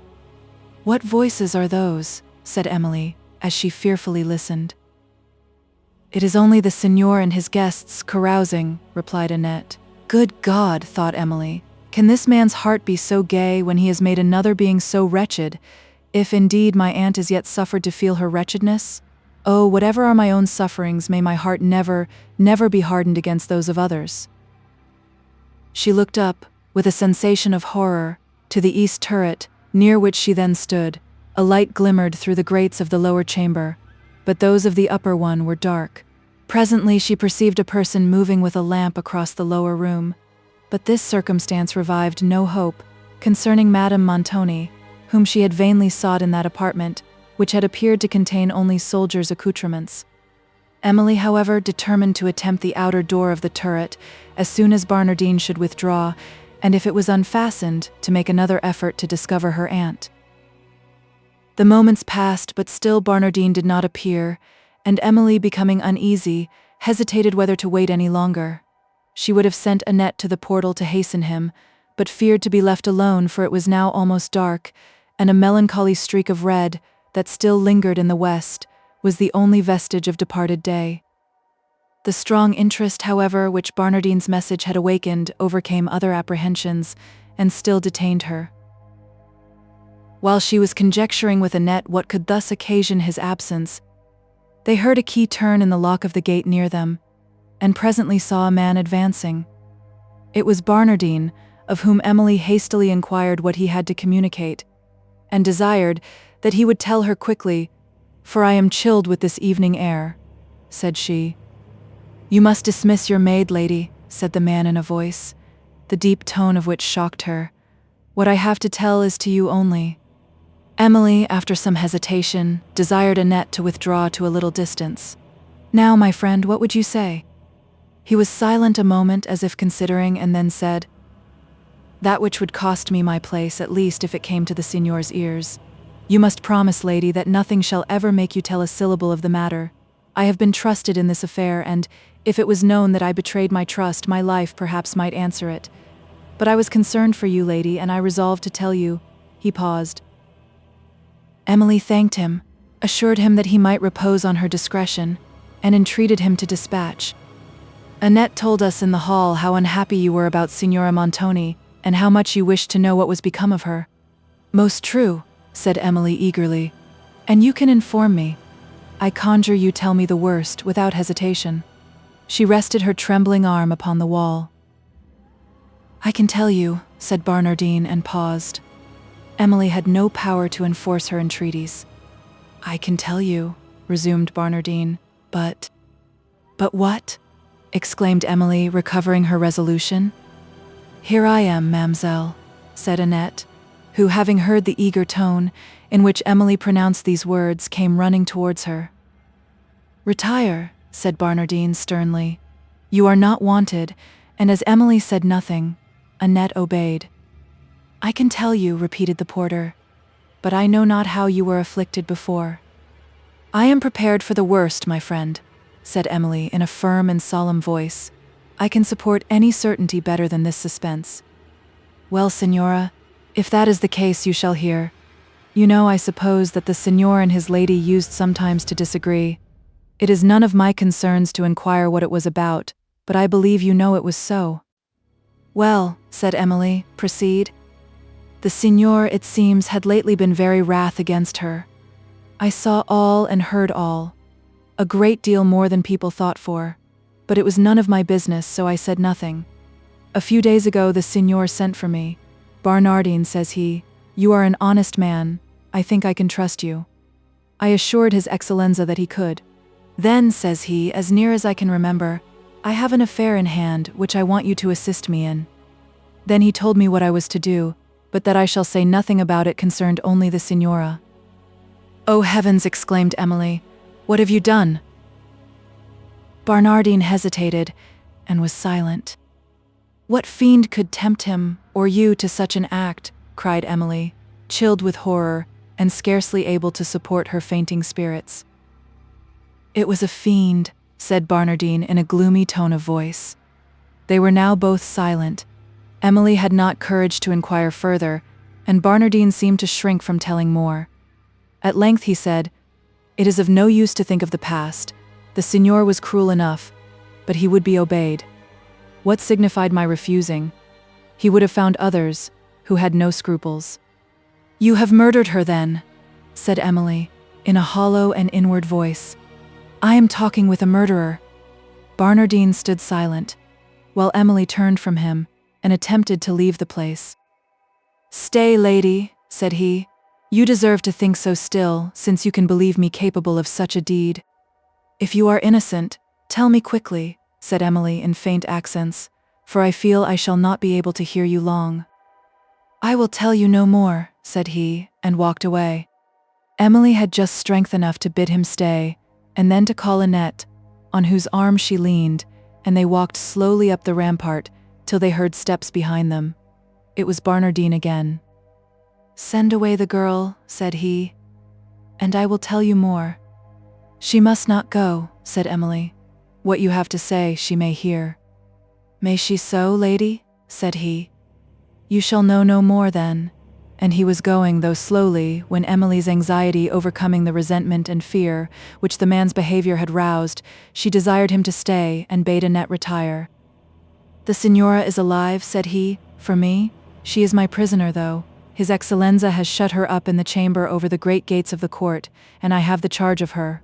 I was going to have told you you might see her, but now—" Emily, relieved from an unutterable load of anguish by this speech, had now only to ask Barnardine's forgiveness and to conjure that he would let her visit her aunt. He complied with less reluctance than she expected, and told her that, if she would repair on the following night, when the signor was retired to rest, to the postern gate of the castle, she should perhaps see Madame Montoni. Amid all the thankfulness which Emily felt for this concession, she thought she observed a malicious triumph in his manner when he pronounced the last words, but in the next moment she dismissed the thought, and having again thanked him, commended her aunt to his pity, and assured him that she would herself reward him, and would be punctual to her appointment, she bade him good night, and retired unobserved to her chamber. It was a considerable time before the tumult of joy, which Barnardine's unexpected intelligence had occasioned, allowed Emily to think with clearness, or to be conscious of the real dangers that still surrounded Madame Montoni and herself. When this agitation subsided, she perceived that her aunt was yet the prisoner of a man, to whose vengeance or avarice she might fall a sacrifice, and when she further considered the savage aspect of the person who was appointed to guard Madame Montoni, her doom appeared to be already sealed, for the countenance of Barnardine seemed to bear the stamp of a murderer, and, when she had looked upon it, she felt inclined to believe that there was no deed, however black, which he might not be prevailed upon to execute. These reflections brought to her remembrance the tone of voice in which he had promised to grant her request to see his prisoner, and she mused upon it long in uneasiness and doubt. Sometimes she even hesitated whether to trust herself with him at the lonely hour he had appointed, and once and only once it struck her that Madame Montoni might be already murdered, and that this ruffian was appointed to decoy herself to some secret place, where her life also was to be sacrificed to the avarice of Montoni, who then would claim securely the contested estates in Languedoc. The consideration of the enormity of such guilt did, at length, relieve her from the belief of its probability, but not from all the doubts and fears which a recollection of Barnardine's manner had occasioned. From these subjects her thoughts at length passed to others, and, as the evening advanced, she remembered with somewhat more than surprise the music she had heard on the preceding night, and now awaited its return with more than curiosity. She distinguished till a late hour the distant carousals of Montoni and his companions, the loud contest, the dissolute laugh and the choral song that made the halls re-echo. At length she heard the heavy gates of the castle shut for the night, and those sounds instantly sunk into a silence, which was disturbed only by the whispering steps of persons passing through the galleries to their remote rooms. Emily, now judging it to be about the time when she had heard the music on the preceding night, dismissed Annette and gently opened the casement to watch for its return. The planet she had so particularly noticed at the recurrence of the music was not yet risen, but with superstitious weakness she kept her eyes fixed on that part of the hemisphere where it would rise, almost expecting that when it appeared the sounds would return. At length it came, serenely bright, over the eastern towers of the castle. Her heart trembled when she perceived it, and she had scarcely courage to remain at the casement, lest the returning music should confirm her terror and subdue the little strength she yet retained. The clock soon after struck one, and, knowing this to be about the time when the sounds had occurred, she sat down in a chair near the casement and endeavored to compose her spirits, but the anxiety of expectation yet disturbed them. Everything, however, remained still. She heard only the solitary step of a sentinel and the lulling murmur of the woods below, and she again leaned from the casement and again looked as if for intelligence to the planet, which was now risen high above the towers. Emily continued to listen, but no music came. "Those were surely no mortal sounds," said she, recollecting their entrancing melody. "No inhabitant of this castle could utter such, and where is the feeling that could modulate such exquisite expression? We all know that it has been affirmed celestial sounds have sometimes been heard on earth. Father Pierre and Father Antoine declared that they had sometimes heard them in the stillness of night, when they alone were waking to offer their orisons to heaven. Nay, my dear father himself once said that, soon after my mother's death, as he lay watchful in grief, sounds of uncommon sweetness called him from his bed, and on opening his window he heard lofty music pass along the midnight air. It soothed him, he said. He looked up with confidence to heaven, and resigned her to his God. Emily paused to weep at this recollection.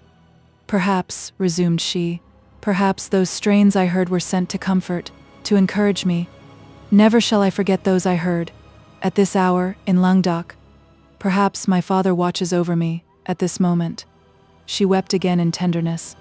Thus passed the hour in watchfulness and solemn thought, but no sounds returned, and, after remaining at the casement, till the light tint of dawn began to edge the mountain tops and steal upon the nightshade, she concluded that they would not return, and retired reluctantly to repose. Volume 3, Chapter 1. I will advise you where to plant yourselves, acquaint you with the perfect spy o' the time, the moment on teat, for tut must be done tonight. Macbeth. Emily was somewhat surprised on the following day to find that Annette had heard of Madame Montoni's confinement in the chamber over the portal, as well as of her purposed visit there on the approaching night. That the circumstance which Barnardine had so solemnly enjoined her to conceal, he had himself told to so indiscreet a hearer as Annette, appeared very improbable, though he had now charged her with a message concerning the intended interview. He requested that Emily would meet him, unattended, on the terrace, at a little after midnight, when he himself would lead her to the place he had promised, a proposal from which she immediately shrunk, for 1,000 vague fears darted athwart her mind, such as had tormented her on the preceding night, and which she neither knew how to trust nor to dismiss. It frequently occurred to her that Barnardine might have deceived her concerning Madame Montoni, whose murderer perhaps he really was, and that he had deceived her by order of Montoni, the more easily to draw her into some of the desperate designs of the latter. The terrible suspicion that Madame Montoni no longer lived thus came, accompanied by one not less dreadful for herself. Unless the crime by which the aunt had suffered was instigated merely by resentment, unconnected with profit, a motive upon which Montoni did not appear very likely to act, its object must be unattained, till the niece was also dead, to whom Montoni knew that his wife's estates must descend. Emily remembered the words which had informed her that the contested estates in France would devolve to her, if Madame Montoni died, without consigning them to her husband, and the former obstinate perseverance of her aunt made it too probable that she had, to the last, withheld them. At this instant, recollecting Barnardine's manner, on the preceding night she now believed what she had then fancied, that it expressed malignant triumph. She shuddered at the recollection, which confirmed her fears, and determined not to meet him on the terrace. Soon after, she was inclined to consider these suspicions as the extravagant exaggerations of a timid and harassed mind, and could not believe Montoni liable to such preposterous depravity as that of destroying, from one motive, his wife and her niece. She blamed herself for suffering her romantic imagination to carry her so far beyond the bounds of probability, and determined to endeavor to check its rapid flights, lest they should sometimes extend into madness.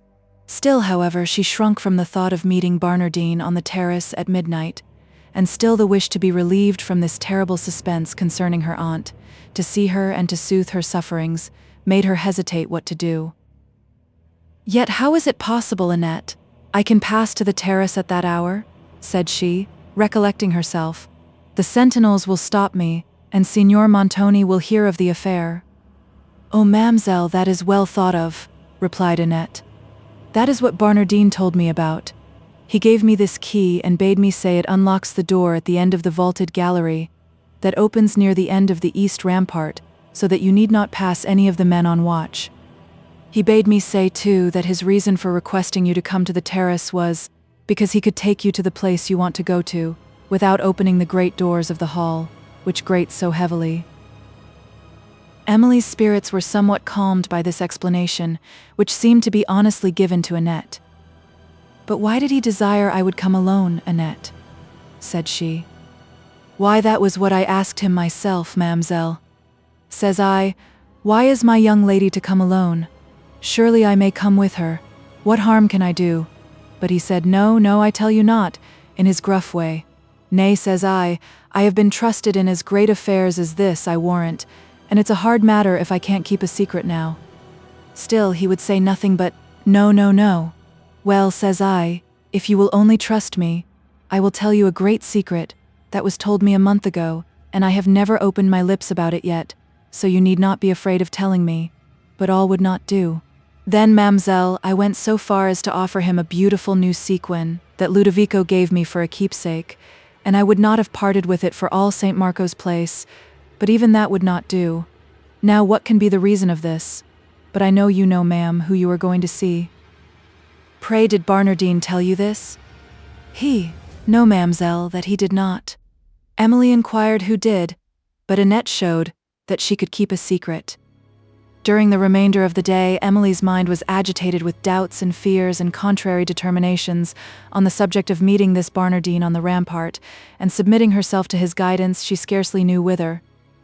Pity for her aunt and anxiety for herself alternately swayed her determination, and night came before she had decided upon her conduct. She heard the castle clock strike 11:12, and yet her mind wavered. The time, however, was now come when she could hesitate no longer, and then the interest she felt for her aunt overcame other considerations, and, bidding Annette follow her to the outer door of the vaulted gallery, and there await her return, she descended from her chamber. The castle was perfectly still, and the great hall where so lately she had witnessed a scene of dreadful contention, now returned only the whispering footsteps of the two solitary figures gliding fearfully between the pillars, and gleamed only to the feeble lamp they carried. Emily, deceived by the long shadows of the pillars and by the catching lights between, often stopped, imagining she saw some person moving in the distant obscurity of the perspective, and as she passed these pillars, she feared to turn her eyes toward them, almost expecting to see a figure start out from behind their broad shaft. She reached, however, the vaulted gallery without interruption, but unclosed its outer door with a trembling hand, and charging Annette not to quit it and to keep it a little open, that she might be heard if she called, she delivered to her the lamp, which she did not dare to take herself because of the men on watch, and, alone, stepped out upon the dark terrace. Everything was so still that she feared lest her own light steps should be heard by the distant sentinels, and she walked cautiously towards the spot where she had before met Barnardine, listening for a sound and looking onward through the gloom in search of him. At length she was startled by a deep voice that spoke near her, and she paused, uncertain whether it was his, till it spoke again, and she then recognized the hollow tones of Barnardine, who had been punctual to the moment, and was at the appointed place, resting on the rampart wall. After chiding her for not coming sooner, and saying that he had been waiting nearly half an hour, he desired Emily, who made no reply, to follow him to the door through which he had entered the terrace. While he unlocked it, she looked back to that she had left, and, observing the rays of the lamp stream through a small opening, was certain that Annette was still there. But her remote situation could little befriend Emily after she had quitted the terrace, and when Barnardine unclosed the gate, the dismal aspect of the passage beyond, shown by a torch burning on the pavement, made her shrink from following him alone, and she refused to go unless Annette might accompany her. This, however, Barnardine absolutely refused to permit, mingling at the same time with his refusal such artful circumstances to heighten the pity and curiosity of Emily towards her aunt, that she at length consented to follow him alone to the portal. He then took up the torch and led her along the passage, at the extremity of which he unlocked another door, whence they descended a few steps into a chapel, which, as Barnardine held up the torch to light her, Emily observed to be in ruins, and she immediately recollected a former conversation of Annette concerning it, with very unpleasant emotions. She looked fearfully on the almost roofless walls, green with damps, and on the Gothic points of the windows, where the ivy and the bryony had long supplied the place of glass, and ran mantling among the broken capitals of some columns that had once supported the roof. Barnardine stumbled over the broken pavement, and his voice, as he uttered a sudden oath, was returned in hollow echoes that made it more terrific. Emily's heart sunk, but she still followed him, and he turned out of what had been the principal aisle of the chapel. "Down these steps, lady," said Barnardine as he descended a flight, which appeared to lead into the vaults, but Emily paused on the top and demanded, in a tremulous tone, whither he was conducting her. "To the portal," said Barnardine. "Cannot we go through the chapel to the portal?" said Emily. "No, Signora. That leads to the inner court, which I don't choose to unlock. This way, and we shall reach the outer court presently." Emily still hesitated, fearing not only to go on but, since she had gone thus far, to irritate Barnardine by refusing to go further. "Come, lady," said the man, who had nearly reached the bottom of the flight.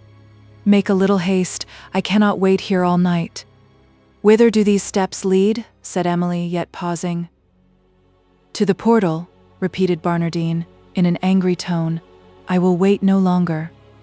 As he said this, he moved on with the light, and Emily, fearing to provoke him by further delay, reluctantly followed. From the steps they proceeded through a passage, adjoining the vaults, the walls of which were dropping with unwholesome dews, and the vapors that crept along the ground made the torch burn so dimly that Emily expected every moment to see it extinguished, and Barnardine could scarcely find his way. As they advanced, these vapors thickened, and Barnardine, believing the torch was expiring, stopped for a moment to trim it. As he then rested against a pair of iron gates that opened from the passage, Emily saw, by uncertain flashes of light, the vaults beyond and, near her, heaps of earth that seemed to surround an open grave. Such an object in such a scene would at any time have disturbed her, but now she was shocked by an instantaneous presentiment that this was the grave of her unfortunate aunt, and that the treacherous Barnardine was leading herself to destruction. The obscure and terrible place to which he had conducted her seemed to justify the thought. It was a place suited for murder, a receptacle for the dead, where a deed of horror might be committed, and no vestige appear to proclaim it. Emily was so overwhelmed with terror that for a moment she was unable to determine what conduct to pursue. She then considered that it would be vain to attempt an escape from Barnardine by flight, since the length and the intricacy of the way she had passed would soon enable him to overtake her, who was unacquainted with the turnings, and whose feebleness would not suffer her to run long with swiftness. She feared equally to irritate him by a disclosure of her suspicions, which a refusal to accompany him further certainly would do, and since she was already as much in his power as it was possible she could be if she proceeded, she at length determined to suppress, as far as she could, the appearance of apprehension, and to follow silently whither he designed to lead her. Pale with horror and anxiety, she now waited till Barnardine had trimmed the torch, and as her sight glanced again upon the grave, she could not forbear inquiring for whom it was prepared. He took his eyes from the torch, and fixed them upon her face without speaking. She faintly repeated the question, but the man, shaking the torch, passed on, and she followed, trembling, to a second flight of steps, having ascended which, a door delivered them into the first court of the castle.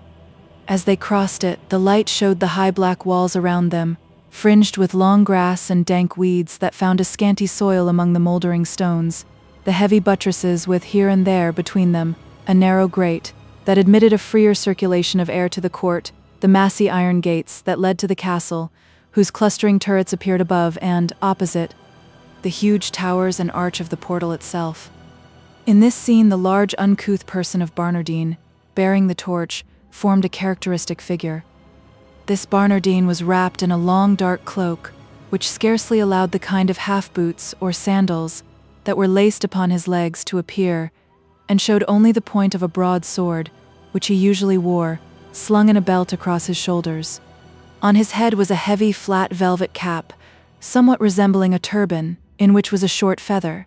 The visage beneath it showed strong features, and a countenance furrowed with the lines of cunning and darkened by habitual discontent. The view of the court, however, reanimated Emily, who, as she crossed silently towards the portal, began to hope that her own fears and not the treachery of Barnardine had deceived her. She looked anxiously up at the first casement that appeared above the lofty arch of the portcullis, but it was dark, and she inquired whether it belonged to the chamber where Madame Montoni was confined.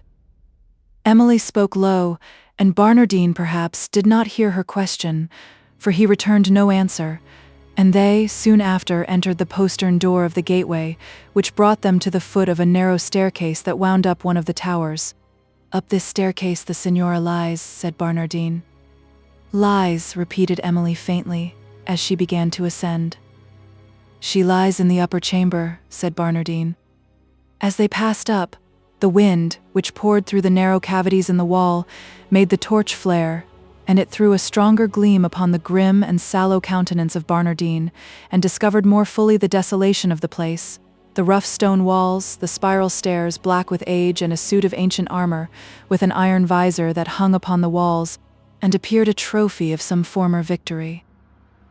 Having reached a landing place, "You may wait here, lady," said he, applying a key to the door of a chamber, "while I go up and tell the signora you are coming." "That ceremony is unnecessary," replied Emily. "My aunt will rejoice to see me."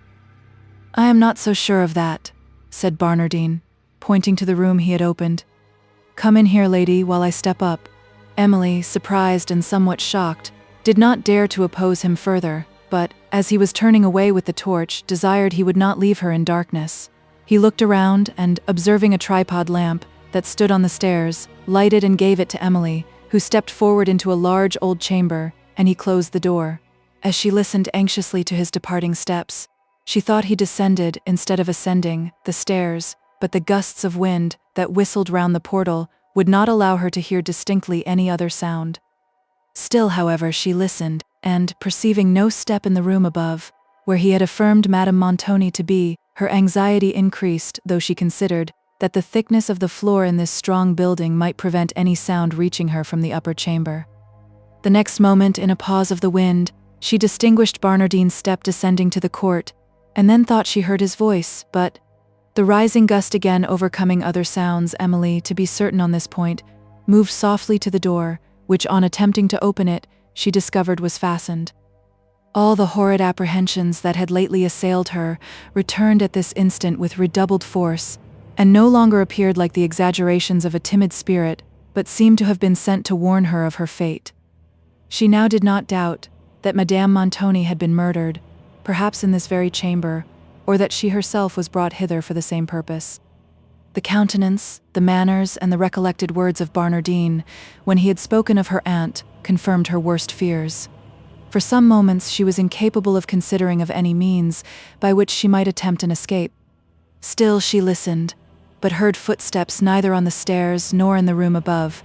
She thought, however, that she again distinguished Barnardine's voice below, and went to a grated window that opened upon the court to inquire further. Here she plainly heard his hoarse accents mingling with the blast that swept by, but they were lost again so quickly that their meaning could not be interpreted, and then the light of a torch, which seemed to issue from the portal below, flashed across the court, and the long shadow of a man, who was under the archway, appeared upon the pavement. Emily, from the hugeness of this sudden portrait, concluded it to be that of Barnardine, but other deep tones which passed in the wind soon convinced her he was not alone, and that his companion was not a person very liable to pity. When her spirits had overcome the first shock of her situation, she held up the lamp to examine if the chamber afforded a possibility of an escape. It was a spacious room, whose walls, wainscoted with rough oak, showed no casement but the grated one, which Emily had left, and no other door than that by which she had entered. The feeble rays of the lamp, however, did not allow her to see at once its full extent. She perceived no furniture, except indeed an iron chair fastened in the center of the chamber, immediately over which, depending on a chain from the ceiling, hung an iron ring. Having gazed upon these for some time with wonder and horror, she next observed iron bars below, made for the purpose of confining the feet, and on the arms of the chair were rings of the same metal. As she continued to survey them, she concluded that they were instruments of torture, and it struck her that some poor wretch had once been fastened in this chair, and had there been starved to death. She was chilled by the thought, but what was her agony when in the next moment it occurred to her that her aunt might have been one of these victims, and that she herself might be the next. An acute pain seized her head. She was scarcely able to hold the lamp, and looking round for support, was seating herself, unconsciously, in the iron chair itself, but suddenly perceiving where she was, she started from it in horror, and sprung towards a remote end of the room.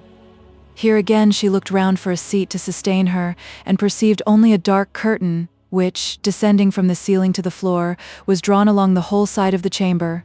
Ill as she was, the appearance of this curtain struck her, and she paused to gaze upon it, in wonder and apprehension. It seemed to conceal a recess of the chamber. She wished, yet dreaded, to lift it, and to discover what it veiled. Twice she was withheld by a recollection of the terrible spectacle her daring hand had formerly unveiled in an apartment of the castle, till, suddenly conjecturing that it concealed the body of her murdered aunt, she seized it in a fit of desperation and drew it aside. Beyond appeared a corpse, stretched on a kind of low couch, which was crimsoned with human blood, as was the floor beneath. The features deformed by death were ghastly and horrible, and more than one livid wound appeared in the face.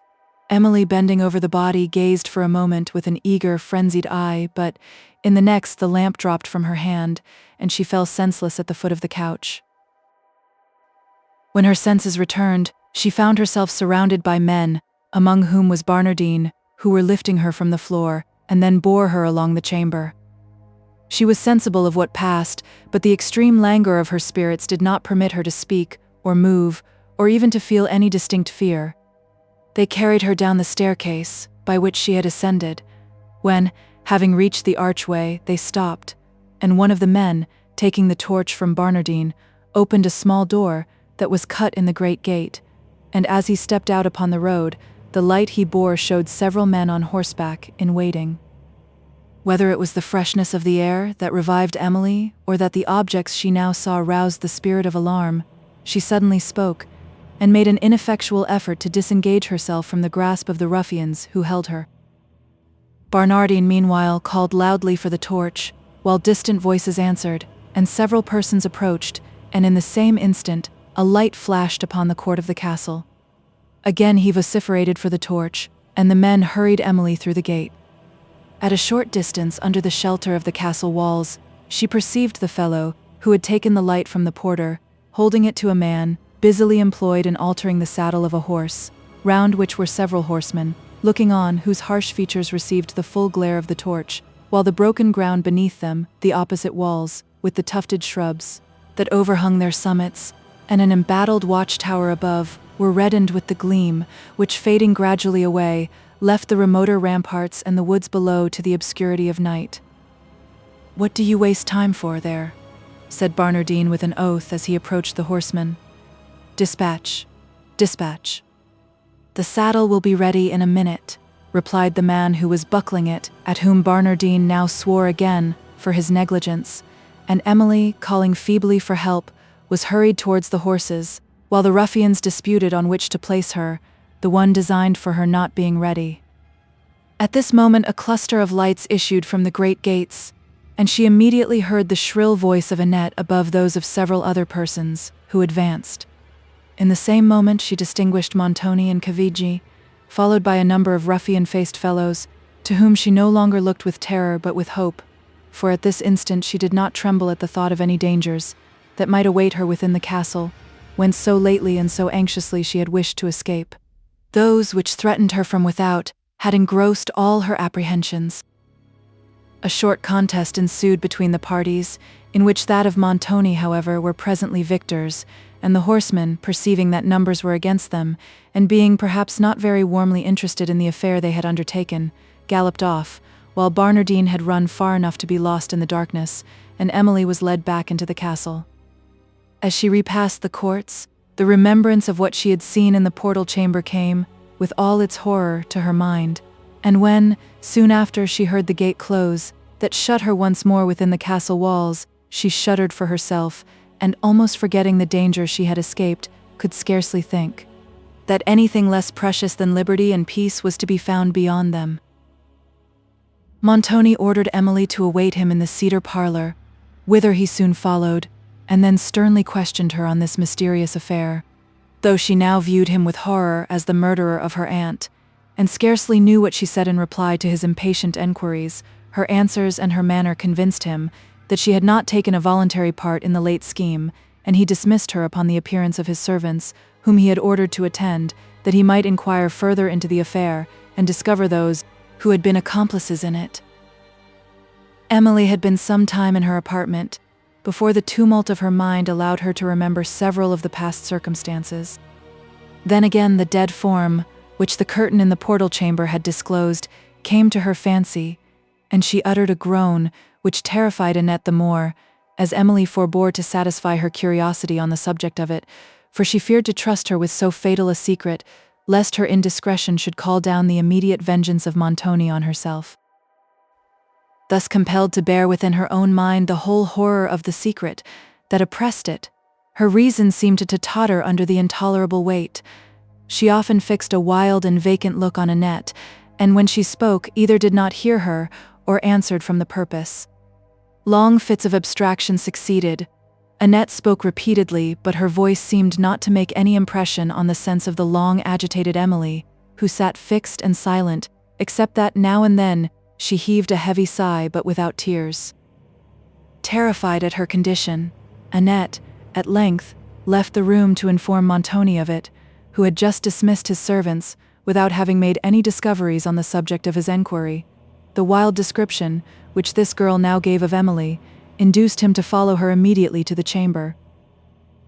At the sound of his voice, Emily turned her eyes, and a gleam of recollection seemed to shoot athwart her mind, for she immediately rose from her seat and moved slowly to a remote part of the room.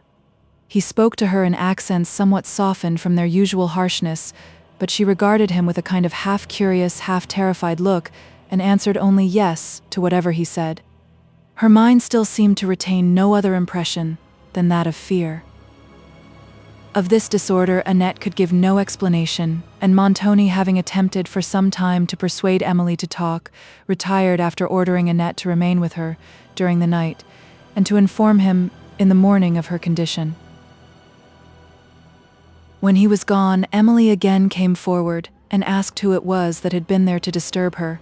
Annette said it was the Signor Montoni. Emily repeated the name after her several times, as if she did not recollect it, and then suddenly groaned and relapsed into abstraction. With some difficulty, Annette led her to the bed, which Emily examined with an eager, frenzied eye, before she lay down, and then, pointing, turned with shuddering emotion to Annette, who, now more terrified, went towards the door, that she might bring one of the female servants to pass the night with them. But Emily, observing her going, called her by name, and then, in the naturally soft and plaintive tone of her voice, begged that she too would not forsake her. "For since my father died," added she, sighing, "everybody forsakes me." "Your father, mademoiselle?" said Annette. "He was dead before you knew me." "He was, indeed," rejoined Emily, and her tears began to flow. She now wept silently and long, after which, becoming quite calm, she at length sunk to sleep, Annette having had discretion enough not to interrupt her tears. This girl, as affectionate as she was simple, lost in these moments all her former fears of remaining in the chamber, and watched alone by Emily during the whole night. Chapter 2. Unfold what worlds or what vast regions hold the immortal mind that hath forsook her mansion in this fleshly nook. Il penseroso. Emily's mind was refreshed by sleep. On waking in the morning, she looked with surprise on Annette, who sat sleeping in a chair beside the bed, and then endeavored to recollect herself. But the circumstances of the preceding night were swept from her memory, which seemed to retain no trace of what had passed, and she was still gazing with surprise on Annette, when the latter awoke. "Oh dear mademoiselle, do you know me?" cried she. "Know you, certainly," replied Emily. "You are Annette, but why are you sitting by me thus?" "Oh, you have been very ill, mademoiselle. Very ill indeed, and I am sure I thought—" "This is very strange," said Emily, still trying to recollect the past. "But I think I do remember that my fancy has been haunted by frightful dreams. Good God," she added, suddenly starting, "surely it was nothing more than a dream." She fixed a terrified look upon Annette, who, intending to quiet her, said, "Yes, mademoiselle, it was more than a dream, but it is all over now."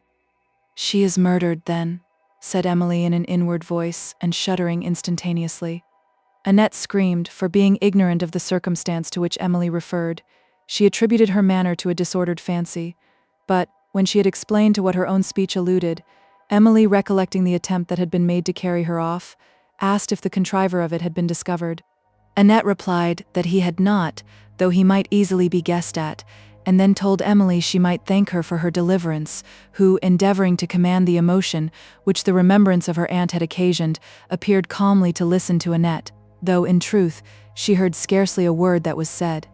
"And so, Mamselle," continued the latter, "I was determined to be even with Barnardine for refusing to tell me the secret, by finding it out myself. So I watched you, on the terrace, and, as soon as he had opened the door at the end, I stole out from the castle to try to follow you.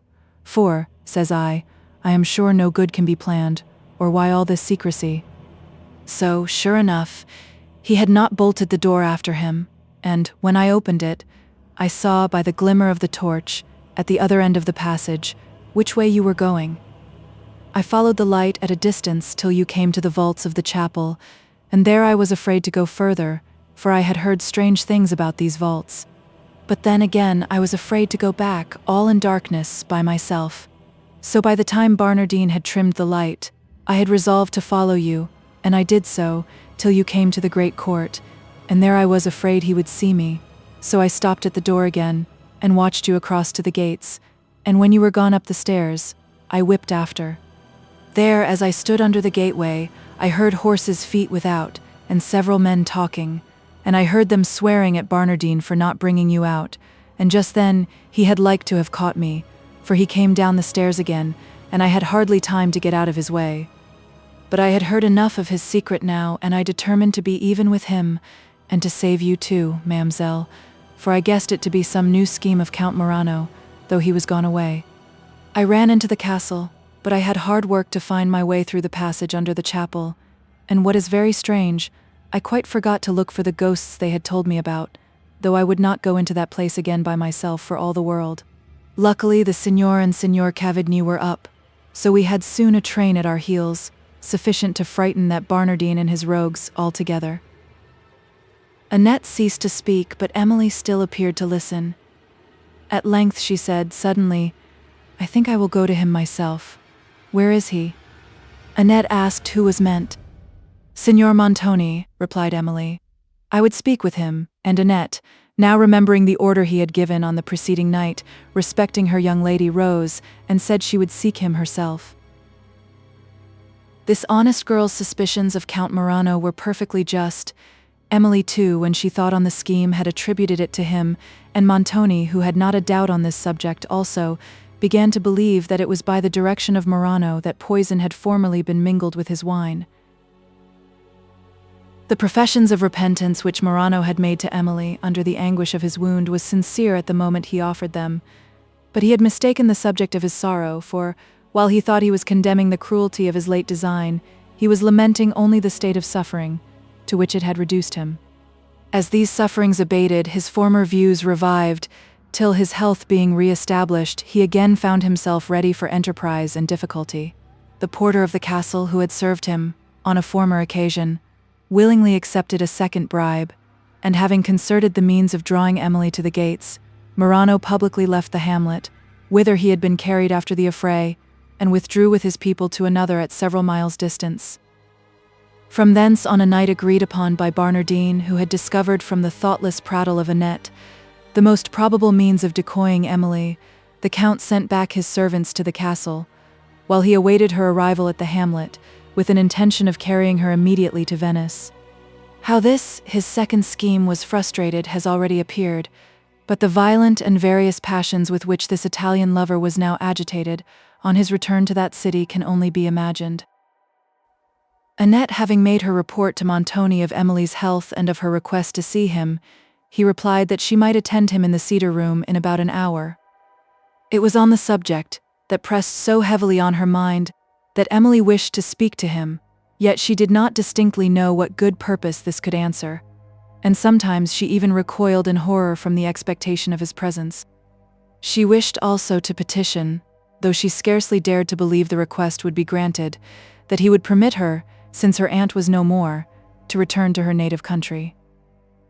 As the moment of interview approached, her agitation increased so much that she almost resolved to excuse herself under what could scarcely be called a pretense of illness, and, when she considered what could be said, either concerning herself or the fate of her aunt, she was equally hopeless as to the event of her entreaty, and terrified as to its effect upon the vengeful spirit of Montoni.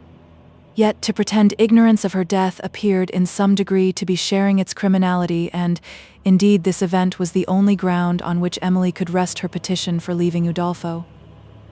While her thoughts thus wavered, a message was brought, importing that Montoni could not see her till the next day, and her spirits were then relieved for a moment from an almost intolerable weight of apprehension. Annette said she fancied the chevaliers were going out to the wars again, for the courtyard was filled with horses, and she heard that the rest of the party who went out before were expected at the castle. And I heard one of the soldiers too, added she, say to his comrade that he would warrant they'd bring home a rare deal of booty. So, thinks I, if the signor can, with a safe conscience, send his people out a-robbing, why it is no business of mine. I only wish I was once safe out of this castle, and, if it had not been for poor Ludovico's sake, I would have let Count Morano's people run away with us both, for it would have been serving you a good turn, ma'amselle, as well as myself. Annette might have continued thus talking for hours for any interruption she would have received from Emily, who was silent, inattentive, absorbed in thought, and passed the whole of this day in a kind of solemn tranquillity, such as is often the result of faculties overstrained by suffering. When night returned, Emily recollected the mysterious strains of music that she had lately heard, in which she still felt some degree of interest, and of which she hoped to hear again the soothing sweetness. The influence of superstition now gained on the weakness of her long-harassed mind. She looked with enthusiastic expectation to the guardian spirit of her father, and having dismissed Annette for the night, determined to watch alone for their return. It was not yet, however, near the time when she had heard the music on a former night, and anxious to call off her thoughts from distressing subjects, she sat down with one of the few books that she had brought from France, but her mind, refusing control, became restless and agitated, and she went often to the casement to listen for a sound.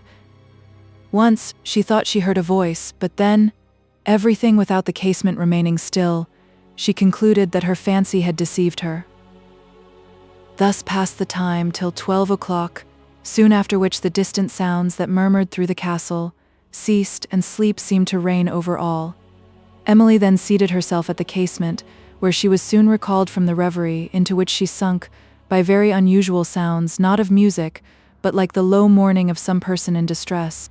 As she listened, her heart faltered in terror, and she became convinced that the former sound was more than imaginary. Still, at intervals she heard a kind of feeble lamentation, and sought to discover whence it came.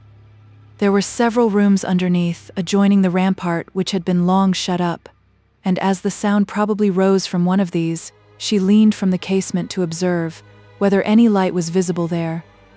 The chambers, as far as she could perceive, were quite dark, but at a little distance on the rampart below, she thought she saw something moving. The faint twilight which the stars shed did not enable her to distinguish what it was, but she judged it to be a sentinel on watch, and she removed her light to a remote part of the chamber, that she might escape notice during her further observation. The same object still appeared.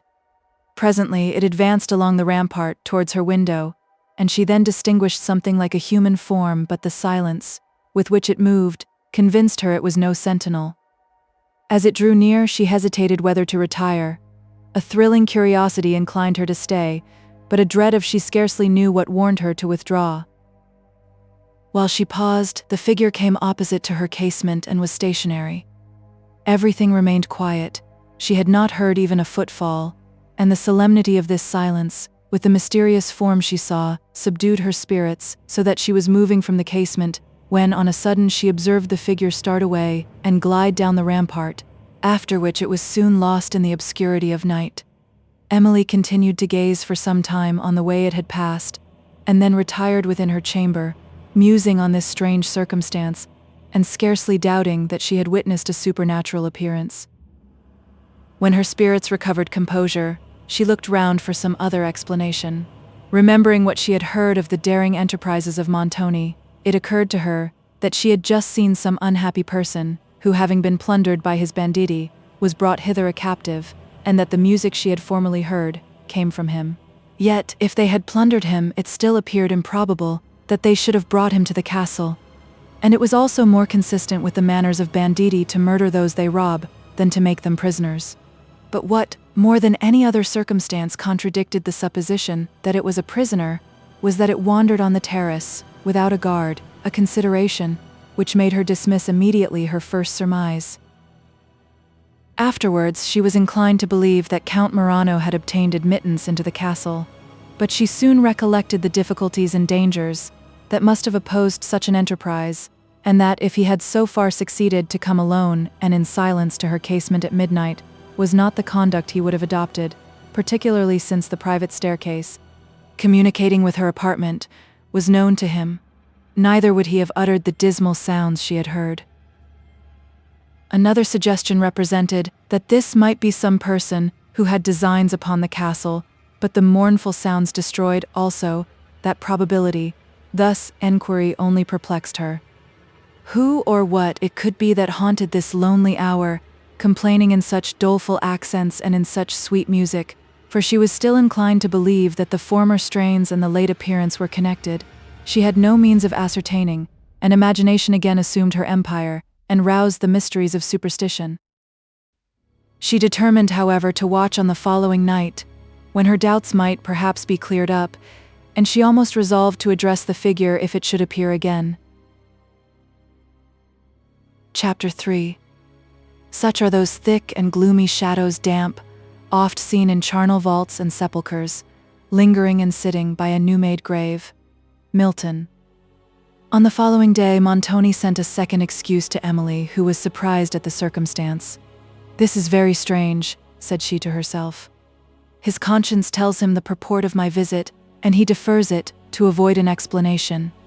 She now almost resolved to throw herself in his way, but terror checked the intention, and this day passed, as the preceding one with Emily, except that a degree of awful expectation concerning the approaching night now somewhat disturbed the dreadful calmness that had pervaded her mind.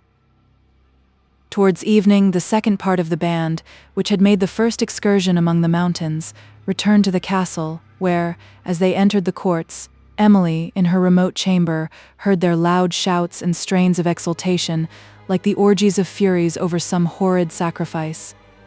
She even feared they were about to commit some barbarous deed, a conjecture from which, however, Annette soon relieved her, by telling that the people were only exulting over the plunder they had brought with them. This circumstance still further confirmed her in the belief that Montoni had really commenced to be a captain of banditti, and meant to retrieve his broken fortunes by the plunder of travelers.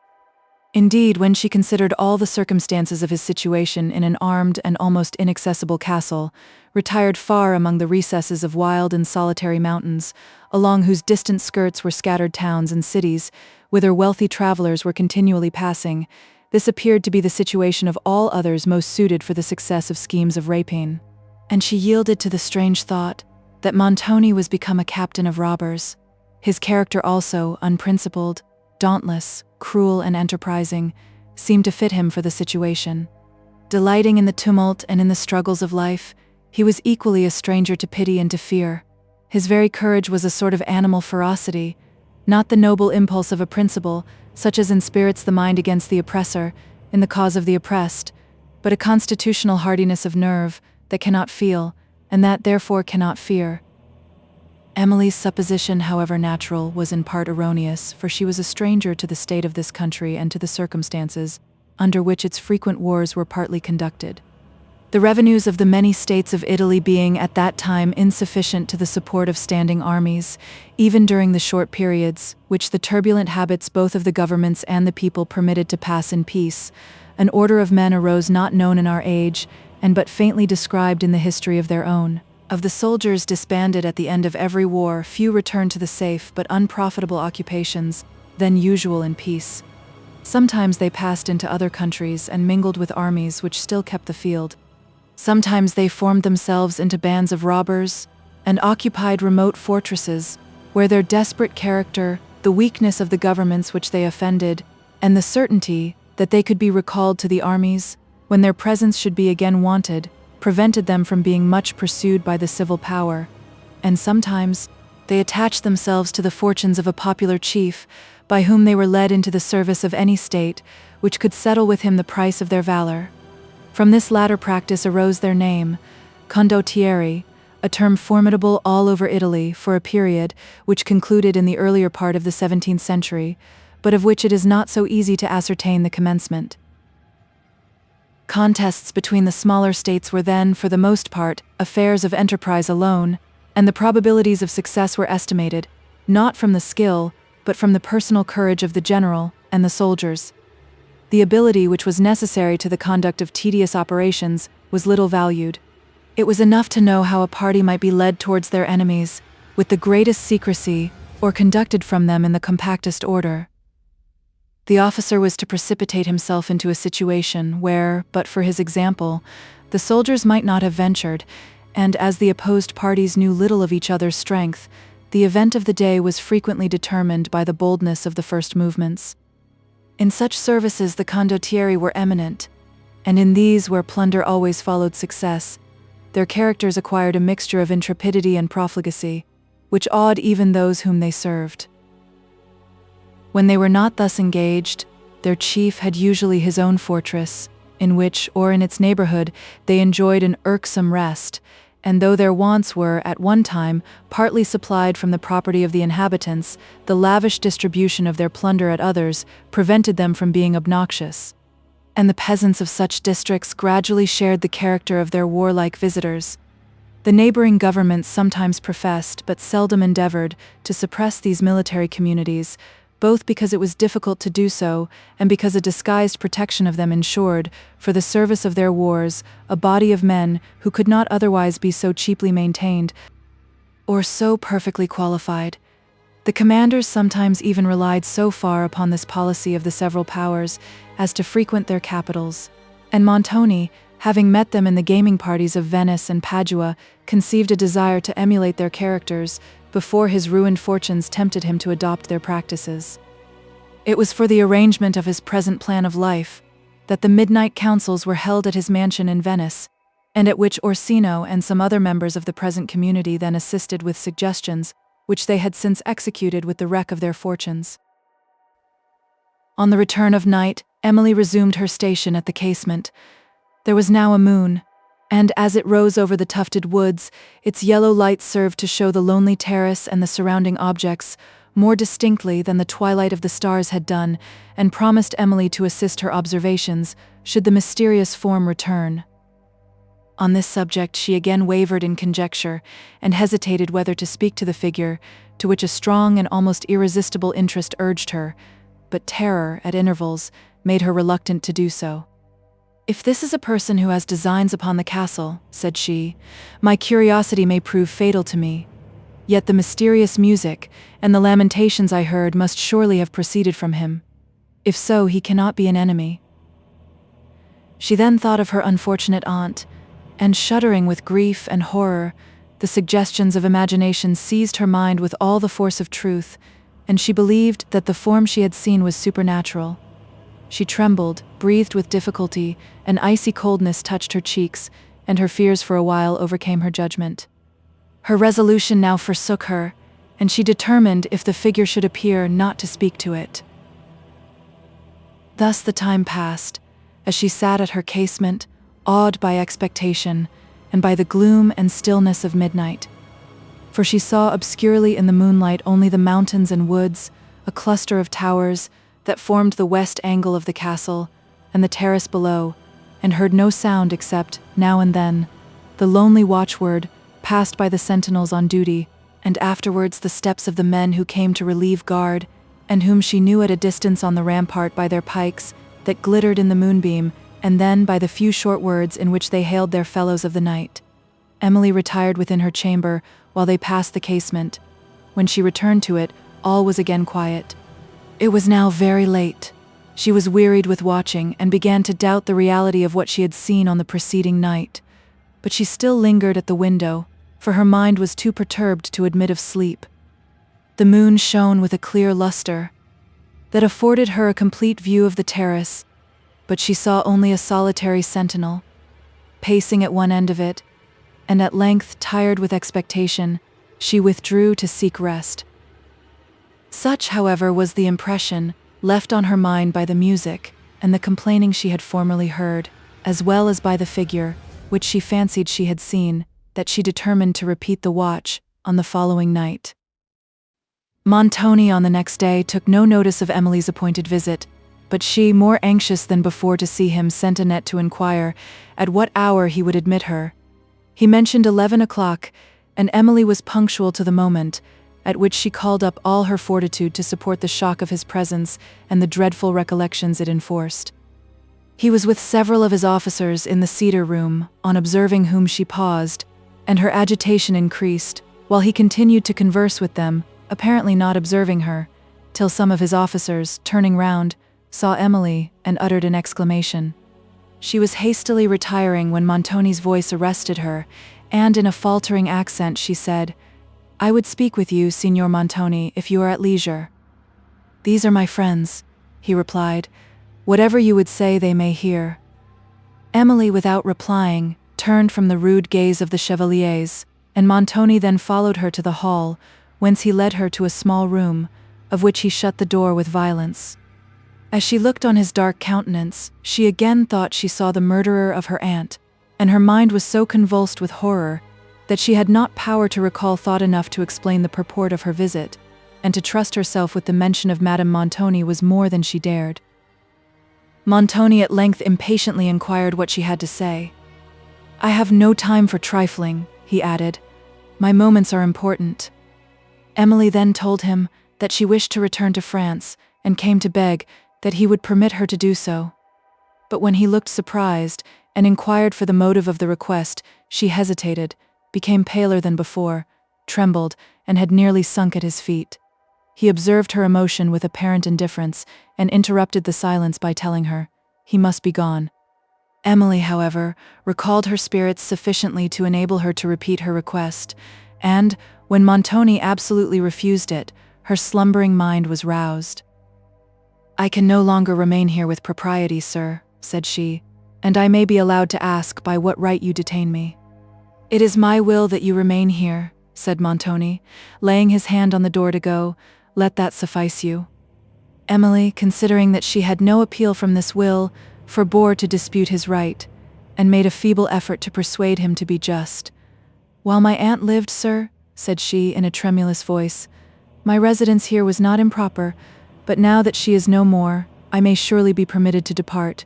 My stay cannot benefit you, sir, and will only distress me." "Who told you that Madame Montoni was dead?" said Montoni, with an inquisitive eye. Emily hesitated, for nobody had told her so, and she did not dare to avow the having seen that spectacle in the portal chamber, which had compelled her to the belief. "Who told you so?" he repeated, more sternly. "Alas, I know it too well," replied Emily. "Spare me on this terrible subject." She sat down on a bench to support herself.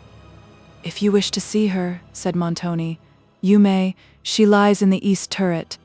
He now left the room without awaiting her reply, and returned to the cedar chamber, where such of the chevaliers as had not before seen Emily began to rally him on the discovery they had made. But Montoni did not appear disposed to bear this mirth, and they changed the subject. Having talked with the subtle Orsino on the plan of an excursion, which he meditated for a future day, his friend advised that they should lie in wait for the enemy, which Verezzi impetuously opposed, reproached Orsino with want of spirit, and swore that, if Montoni would let him lead on 50 men, he would conquer all that should oppose him.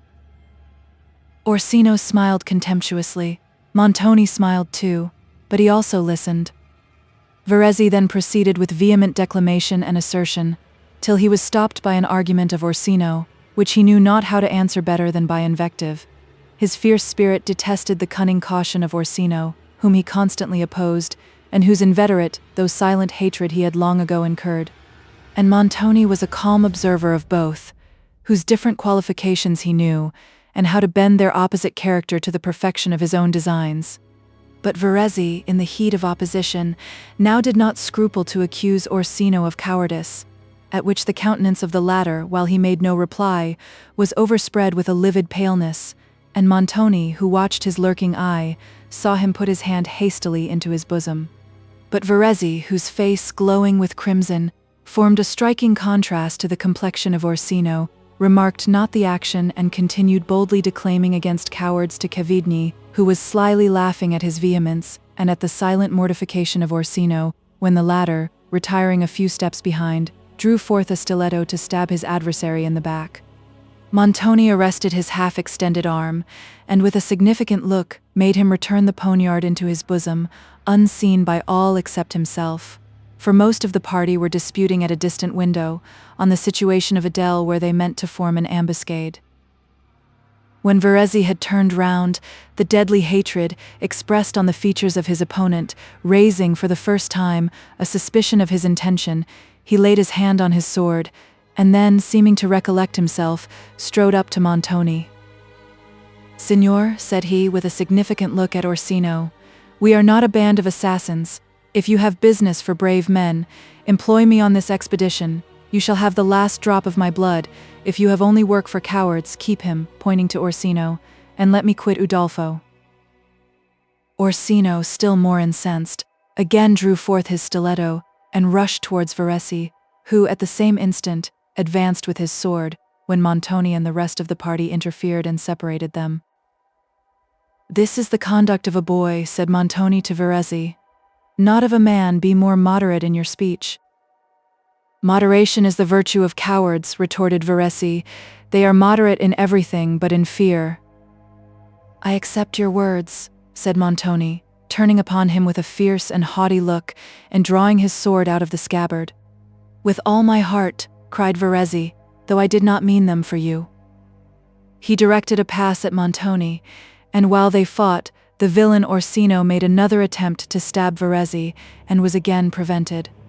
The combatants were, at length, separated, and after a very long and violent dispute, reconciled. Montoni then left the room with Orsino, whom he detained in private consultation for a considerable time. Emily, meanwhile, stunned by the last words of Montoni, forgot, for the moment, his declaration that she should continue in the castle, while she thought of her unfortunate aunt, who, he had said, was laid in the east turret. In suffering the remains of his wife to lie thus long unburied, there appeared a degree of brutality more shocking than she had suspected even Montoni could practice.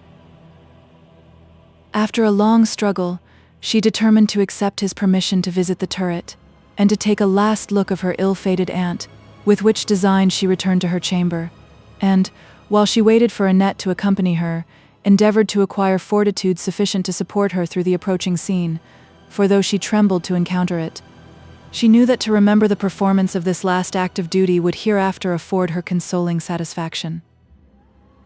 Annette came, and Emily mentioned her purpose, from which the former endeavored to dissuade her, though without effect, and Annette was, with much difficulty, prevailed upon to accompany her to the turret. But no consideration could make her promise to enter the chamber of death. They now left the corridor, and, having reached the foot of the staircase, which Emily had formerly ascended, Annette declared she would go no further, and Emily proceeded alone. When she saw the track of blood which she had before observed, her spirits fainted, and, being compelled to rest on the stairs, she almost determined to proceed no further. The pause of a few moments restored her resolution, and she went on. As she drew near the landing place upon which the upper chamber opened, she remembered that the door was formerly fastened, and apprehended that it might still be so. In this expectation, however, she was mistaken, for the door opened at once into a dusky and silent chamber, round which she fearfully looked, and then slowly advanced, when a hollow voice spoke. Emily, who was unable to speak or to move from the spot, uttered no sound of terror. The voice spoke again, and then, thinking that it resembled that of Madame Montoni, Emily's spirits were instantly roused. She rushed towards a bed that stood in a remote part of the room and drew aside the curtains. Within appeared a pale and emaciated face. She started back, then again advanced, shuddered as she took up the skeleton hand that lay stretched upon the quilt, then let it drop, and then viewed the face with a long, unsettled gaze. It was that of Madame Montoni, though so changed by illness that the resemblance of what it had been could scarcely be traced in what it now appeared. She was still alive, and, raising her heavy eyes, she turned them on her niece. "Where have you been so long?" said she, in the same tone. "I thought you had forsaken me." "Do you indeed live?" said Emily at length, "or is this but a terrible apparition?" She received no answer, and again she snatched up the hand. "This is substance," she exclaimed, "but it is cold, cold as marble." She let it fall. "Oh, if you really live, speak," said Emily in a voice of desperation. "That I may not lose my senses, say you know me." "I do live," replied Madame Montoni, "but I feel that I am about to die." Emily clasped the hand she held, more eagerly, and groaned. They were both silent for some moments. Then Emily endeavored to soothe her, and inquired what had reduced her to this present deplorable state. Montoni, when he removed her to the turret under the improbable suspicion of having attempted his life, had ordered the men employed on the occasion to observe a strict secrecy concerning her. To this he was influenced by a double motive. He meant to debar her from the comfort of Emily's visits, and to secure an opportunity of privately dispatching her, should any new circumstances occur to confirm the present suggestions of his suspecting mind. His consciousness of the hatred he deserved, it was natural enough, should at first lead him to attribute to her the attempt that had been made upon his life, and though there was no other reason to believe that she was concerned in that atrocious design, his suspicions remained. He continued to confine her in the turret, under a strict guard, and without pity or remorse had suffered her to lie, forlorn and neglected, under a raging fever, till it had reduced her to the present state. The track of blood which Emily had seen on the stairs had flowed from the unbound wound of one of the men employed to carry Madame Montoni, and which he had received in the late affray. At night these men, having contented themselves with securing the door of their prisoner's room, had retired from guard, and then it was that Emily, at the time of her first enquiry, had found the turret so silent and deserted. When she had attempted to open the door of the chamber, her aunt was sleeping, and this occasioned the silence, which had contributed to delude her into a belief that she was no more. Yet had her terror permitted her to persevere longer in the call, she would probably have awakened Madame Montoni, and have been spared much suffering. The spectacle in the portal chamber, which afterwards confirmed Emily's horrible suspicion, was the corpse of a man who had fallen in the affray, and the same which had been borne into the servants' hall, where she took refuge from the tumult. This man had lingered under his wounds for some days, and soon after his death, his body had been removed on the couch, on which he died, for interment in the vault beneath the chapel, through which Emily and Barnardine had passed to the chamber. Emily, after asking Madame Montoni 1,000 questions concerning herself, left her, and sought Montoni, for the more solemn interest she felt for her aunt made her now regardless of the resentment her remonstrances might draw upon herself, and of the improbability of his granting what she meant to entreat. "Madame Montoni is now dying, sir," said Emily as soon as she saw him. "Your resentment surely will not pursue her to the last moment. Suffer her to be removed from that forlorn room to her own apartment, and to have necessary comforts administered." "Of what service will that be if she is dying?" said Montoni, with apparent indifference. "The service, at leave, of saving you, sir, from a few of those pangs of conscience you must suffer when you shall be in the same situation," said Emily, with imprudent indignation, of which Montoni soon made her sensible by commanding her to quit his presence. Then, forgetting her resentment, and impressed only by compassion for the piteous state of her aunt, dying without succor, she submitted to humble herself to Montoni, and to adopt every persuasive means that might induce him to relent towards his wife. For a considerable time he was proof against all she said and all she looked, but at length the divinity of pity, beaming in Emily's eyes, seemed to touch his heart. He turned away, ashamed of his better feelings, half sullen and half relenting, but finally consented that his wife should be removed to her own apartment, and that Emily should attend her. Dreading equally that this relief might arrive too late, and that Montoni might retract his concession, Emily scarcely stayed to thank him for it, but, assisted by Annette, she quickly prepared Madame Montoni's bed, and they carried her a cordial that might enable her feeble frame to sustain the fatigue of a removal.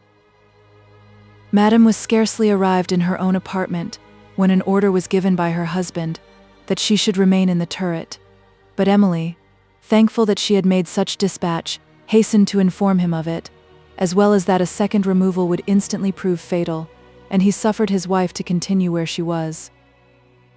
During this day, Emily never left Madame Montoni except to prepare such little nourishing things as she judged necessary to sustain her, and which Madame Montoni received with quiet acquiescence, though she seemed sensible that they could not save her from approaching dissolution, and scarcely appeared to wish for life. Emily meanwhile watched over her with the most tender solicitude, no longer seeing her imperious aunt in the poor object before her, but the sister of her late beloved father, in a situation that called for all her compassion and kindness. When night came, she determined to sit up with her aunt. But this the latter positively forbade, commanding her to retire to rest, and Annette alone to remain in her chamber. Rest was, indeed, necessary to Emily, whose spirits and frame were equally wearied by the occurrences and exertions of the day, but she would not leave Madame Montoni till after the turn of midnight, a period then thought so critical by the physicians. Soon after 12, having enjoined Annette to be wakeful, and to call her, should any change appear for the worse, Emily sorrowfully bade Madame Montoni good night, and withdrew to her chamber. Her spirits were more than usually depressed by the piteous condition of her aunt, whose recovery she scarcely dared to expect. To her own misfortunes she saw no period, enclosed as she was in a remote castle, beyond the reach of any friends had she possessed such, and beyond the pity even of strangers, while she knew herself to be in the power of a man capable of any action which his interest or his ambition might suggest. Occupied by melancholy reflections and by anticipations as sad, she did not retire immediately to rest, but leaned thoughtfully on her open casement. The scene before her of woods and mountains, reposing in the moonlight, formed a regretted contrast with the state of her mind, but the lonely murmur of these woods, and the view of this sleeping landscape, gradually soothed her emotions and softened her to tears. She continued to weep for some time, lost to everything, but to a gentle sense of her misfortunes. When she at length took the handkerchief from her eyes, she perceived before her, on the terrace below, the figure she had formerly observed, which stood fixed and silent, immediately opposite to her casement.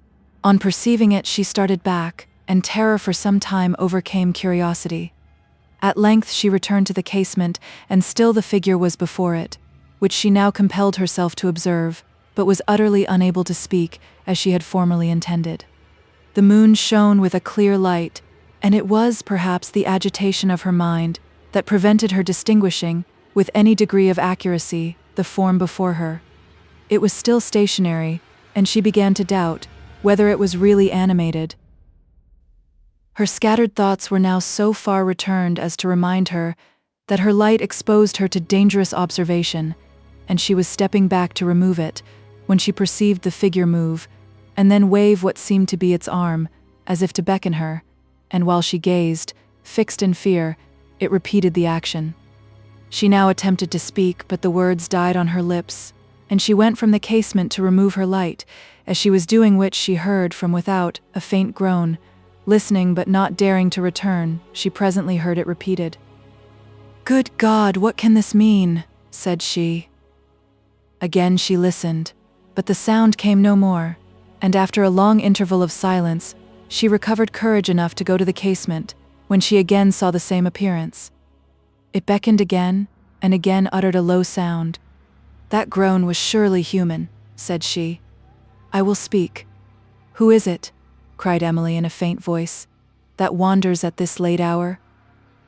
The figure raised its head but suddenly started away, and glided down the terrace. She watched it, for a long while, passing swiftly in the moonlight, but heard no footstep, till a sentinel from the other extremity of the rampart walked slowly along. The man stopped under her window, and, looking up, called her by name. She was retiring precipitately, but, a second summons inducing her to reply, the soldier then respectfully asked if she had seen anything pass. On her answering that she had, he said no more, but walked away down the terrace, Emily following him with her eyes, till he was lost in the distance. But, as he was on guard, she knew he could not go beyond the rampart, and therefore resolved to await his return. Soon after, his voice was heard at a distance, calling loudly, and then a voice still more distant answered, and in the next moment, the watchword was given, and passed along the terrace. As the soldiers moved hastily under the casement, she called to inquire what had happened, but they passed without regarding her. Emily's thoughts returning to the figure she had seen. "It cannot be a person who has designs upon the castle," said she. Such a one would conduct himself very differently. He would not venture where sentinels were on watch, nor fix himself opposite to a window, where he perceived he must be observed, much less would he beckon, or utter a sound of complaint. Yet it cannot be a prisoner, for how could he obtain the opportunity to wander thus? If she had been subject to vanity, she might have supposed this figure to be some inhabitant of the castle, who wandered under her casement in the hope of seeing her, and of being allowed to declare his admiration. But this opinion never occurred to Emily, and if it had, she would have dismissed it as improbable on considering that, when the opportunity of speaking had occurred, it had been suffered to pass in silence, and that, even at the moment in which she had spoken, the form had abruptly quitted the place. While she mused, 2 sentinels walked up the rampart in earnest conversation, of which she caught a few words, and learned from these that one of their comrades had fallen down senseless. Soon after, 3 other soldiers appeared slowly advancing from the bottom of the terrace, but she heard only a low voice that came at intervals. As they drew near, she perceived this to be the voice of him, who walked in the middle, apparently supported by his comrades, and she again called to them, inquiring what had happened. At the sound of her voice they stopped and looked up, while she repeated her question and was told that Roberto, their fellow of the watch, had been seized with a fit, and that his cry as he fell had caused a false alarm. "Is he subject to fits?" said Emily. "Yes, signora," replied Roberto, "but if I had not, what I saw was enough to have frightened the Pope himself." "What was it?" inquired Emily, trembling. "I cannot tell what it was, lady, or what I saw, or how it vanished," replied the soldier, who seemed to shudder at the recollection. "Was it the person, whom you followed down the rampart, that has occasioned you this alarm?" said Emily, endeavoring to conceal her own. "Person!" exclaimed the man. "It was the devil, and this is not the first time I have seen him." "Nor will it be the last," observed one of his comrades, laughing. "No, no, I warrant not," said another. "Well," rejoined Roberto, "you may be as merry now as you please. You were none so jocose the other night, Sebastian, when you were on watch with Lancelot." "Lancelot need not talk of that," replied Sebastian. "Let him remember how he stood trembling and unable to give the word till the man was gone. If the man had not come so silently upon us, I would have seized him and soon made him tell who he was." "What man?" inquired Emily. "It was no man, lady," said Lancelot, who stood by, "but the devil himself, as my comrade says. What man, who does not live in the castle, could get within the walls at midnight?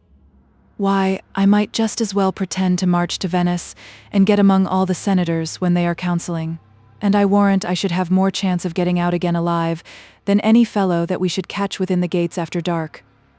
So I think I have proved plainly enough that this can be nobody that lives out of the castle, and now I will prove that it can be nobody that lives in the castle, for, if he did, why should he be afraid to be seen? So after this, I hope nobody will pretend to tell me it was anybody. No, I say again, by Holy Pope, it was the devil, and Sebastian there knows this is not the first time we have seen him." "When did you see the figure, then, before?" said Emily, half smiling, who, though she thought the conversation somewhat too much, felt an interest which would not permit her to conclude it. "About a week ago, lady," said Sebastian, taking up the story. "And where?" "On the rampart, lady, higher up." "Did you pursue it? That it fled?" "No, signora. Lancelot and I were on watch together, and everything was so still you might have heard a mouse stir when, suddenly Lancelot says, 'Sebastian, do you see nothing?' I turned my head a little to the left as it might be thus. 'No,' says I. 'Hush,' said Lancelot, 'look yonder just by the last cannon on the rampart.' I looked, and then thought I did see something move, but there being no light, but what the stars gave I could not be certain. We stood quite silent, to watch it, and presently saw something pass along the castle wall just opposite to us." "Why did you not seize it then?" cried a soldier, who had scarcely spoken till now. "Aye, why did you not seize it?" said Roberto. "You should have been there to have done that," replied Sebastian. "You would have been bold enough to have taken it by the throat, though it had been the devil himself. We could not take such a liberty, perhaps, because we are not so well acquainted with him as you are." but as I was saying, it stole by us so quickly that we had not time to get rid of our surprise before it was gone. Then, we knew it was in vain to follow. We kept constant watch all that night, but we saw it no more. Next morning, we told some of our comrades, who were on duty on other parts of the ramparts, what we had seen, but they had seen nothing, and laughed at us, and it was not till tonight that the same figure walked again. "Where did you lose it, friend?" said Emily to Roberto. "When I left you, lady," replied the man, "you might see me go down the rampart, but it was not till I reached the east terrace that I saw anything. Then, the moon shining bright, I saw something like a shadow flitting before me, as it were at some distance. I stopped, when I turned the corner of the east tower, where I had seen this figure not a moment before, but it was gone. As I stood looking through the old arch which leads to the east rampart, and where I am sure it had passed, I heard, all of a sudden, such a sound. It was not like a groan or a cry or a shout, or anything I ever heard in my life. I heard it only once, and that was enough for me, for I know nothing that happened after, till I found my comrades, here, about me." "Come," said Sebastian, "let us go to our posts. The moon is setting. Good night, lady." "Aye, let us go," rejoined Roberto. "Good night, lady." "Good night. The Holy Mother guard you," said Emily, as she closed her casement and retired to reflect upon the strange circumstance that had just occurred, connecting which with what had happened on former nights. She endeavored to derive from the whole something more positive than conjecture. But her imagination was inflamed, while her judgment was not enlightened, and the terrors of superstition again pervaded her mind. Chapter 4. There is one within, besides the things that we have heard and seen, recounts most horrid sights, seen by the watch, Julius Caesar. In the morning, Emily found Madame Montoni nearly in the same condition as on the preceding night. She had slept little, and that little had not refreshed her. She smiled on her niece, and seemed cheered by her presence, but spoke only a few words, and never named Montoni, who, however, soon after, entered the room.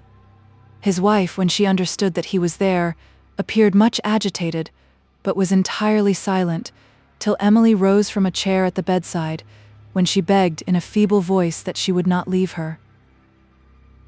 The visit of Montoni was not to soothe his wife, whom he knew to be dying, or to console, or to ask her forgiveness, but to make a last effort to procure that signature which would transfer her estates in Languedoc after her death, to him rather than to Emily.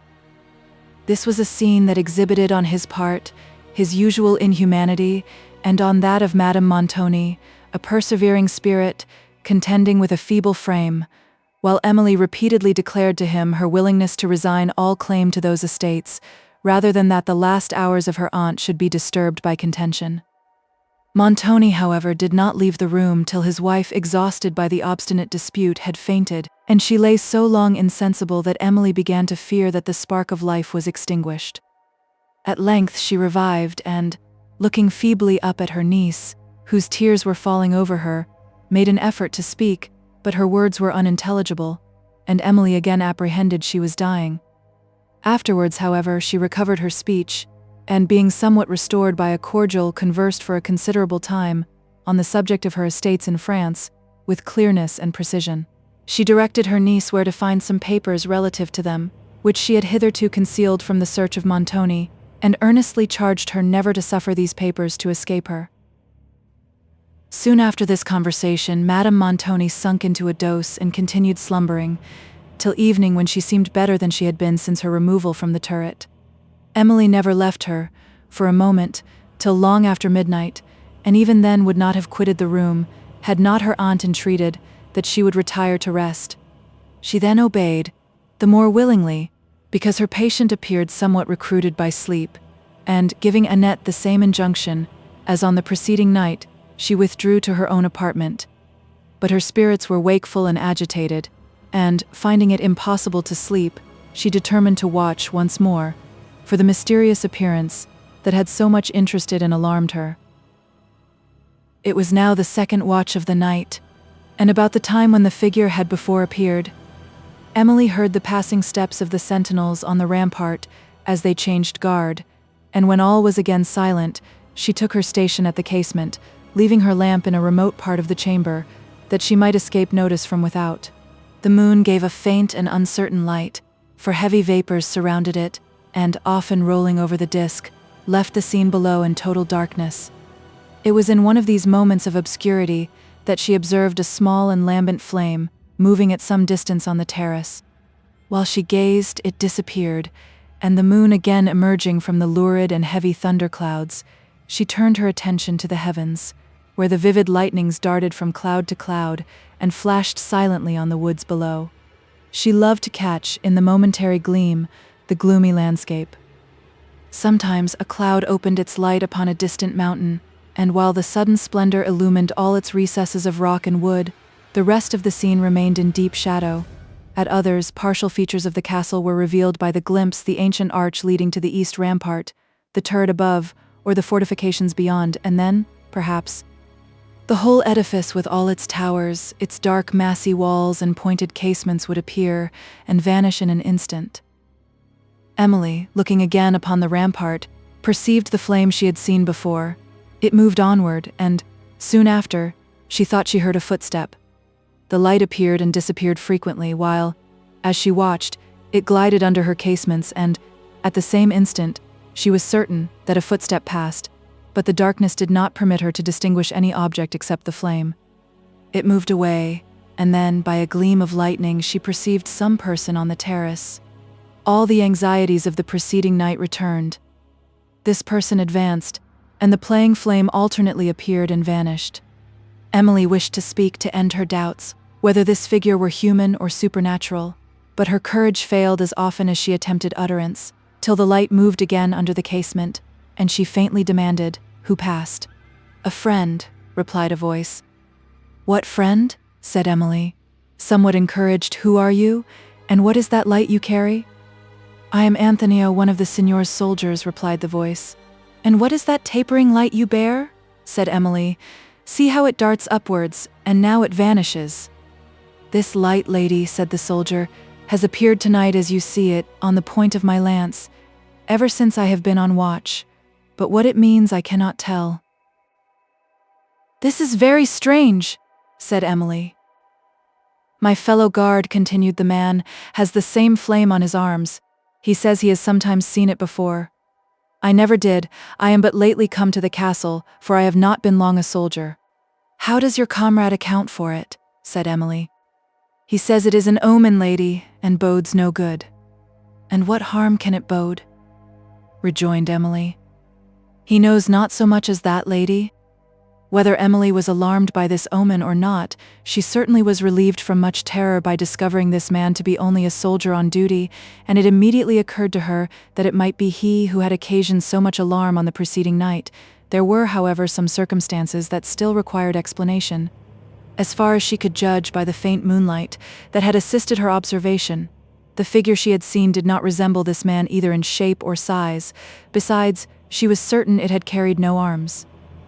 The silence of its steps, if steps it had, the moaning sounds too, which it had uttered, and its strange disappearance were circumstances of mysterious import that did not apply, with probability, to a soldier engaged in the duty of his guard. She now inquired of the sentinel whether he had seen any person besides his fellow watch, walking on the terrace about midnight, and then briefly related what she had herself observed. "I was not on guard that night, lady," replied the man, "but I heard of what happened. There are amongst us who believe strange things. Strange stories, too, have long been told of this castle, but it is no business of mine to repeat them, and for my part, I have no reason to complain. Our chief does nobly by us." "I commend your prudence," said Emily.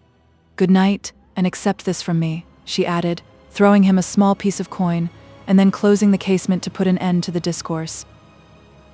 When he was gone, she opened it again, listened with a gloomy pleasure to the distant thunder that began to murmur among the mountains, and watched the arrowy lightnings which broke over the remoter scene. The pealing thunder rolled onward, and then, reverbed by the mountains, other thunder seemed to answer from the opposite horizon, while the accumulating clouds entirely concealing the moon assumed a red sulphureous tinge that foretold a violent storm. Emily remained at her casement till the vivid lightning that now every instant revealed the wide horizon and the landscape below made it no longer safe to do so, and she went to her couch, but unable to compose her mind to sleep, still listened in silent awe to the tremendous sounds that seemed to shake the castle to its foundation. She had continued thus for a considerable time, when amidst the uproar of the storm she thought she heard a voice, and raising herself to listen, saw the chamber door open, and Annette enter with a countenance of wild affright. "She is dying, ma'amselle. My lady is dying," said she. Emily started up, and ran to Madame Montoni's room. When she entered, her aunt appeared to have fainted, for she was quite still and insensible, and Emily, with a strength of mind that refused to yield to grief, while any duty required her activity, applied every means that seemed likely to restore her. But the last struggle was over, she was gone forever. When Emily perceived that all her efforts were ineffectual, she interrogated the terrified Annette, and learned that Madame Montoni had fallen into a doze soon after Emily's departure, in which she had continued until a few minutes before her death. "I wondered, ma'amselle," said Annette, "what was the reason my lady did not seem frightened at the thunder, when I was so terrified, and I went often to the bed to speak to her, but she appeared to be asleep, till presently I heard a strange noise, and on going to her, saw she was dying." Emily, at this recital, shed tears. She had no doubt but that the violent change in the air, which the tempest produced, had affected this fatal one, on the exhausted frame of Madame Montoni.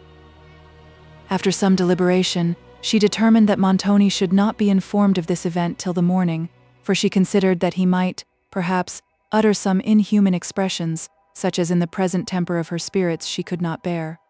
With Annette alone, therefore, whom she encouraged by her own example, she performed some of the last solemn offices for the dead, and compelled herself to watch during the night by the body of her deceased aunt.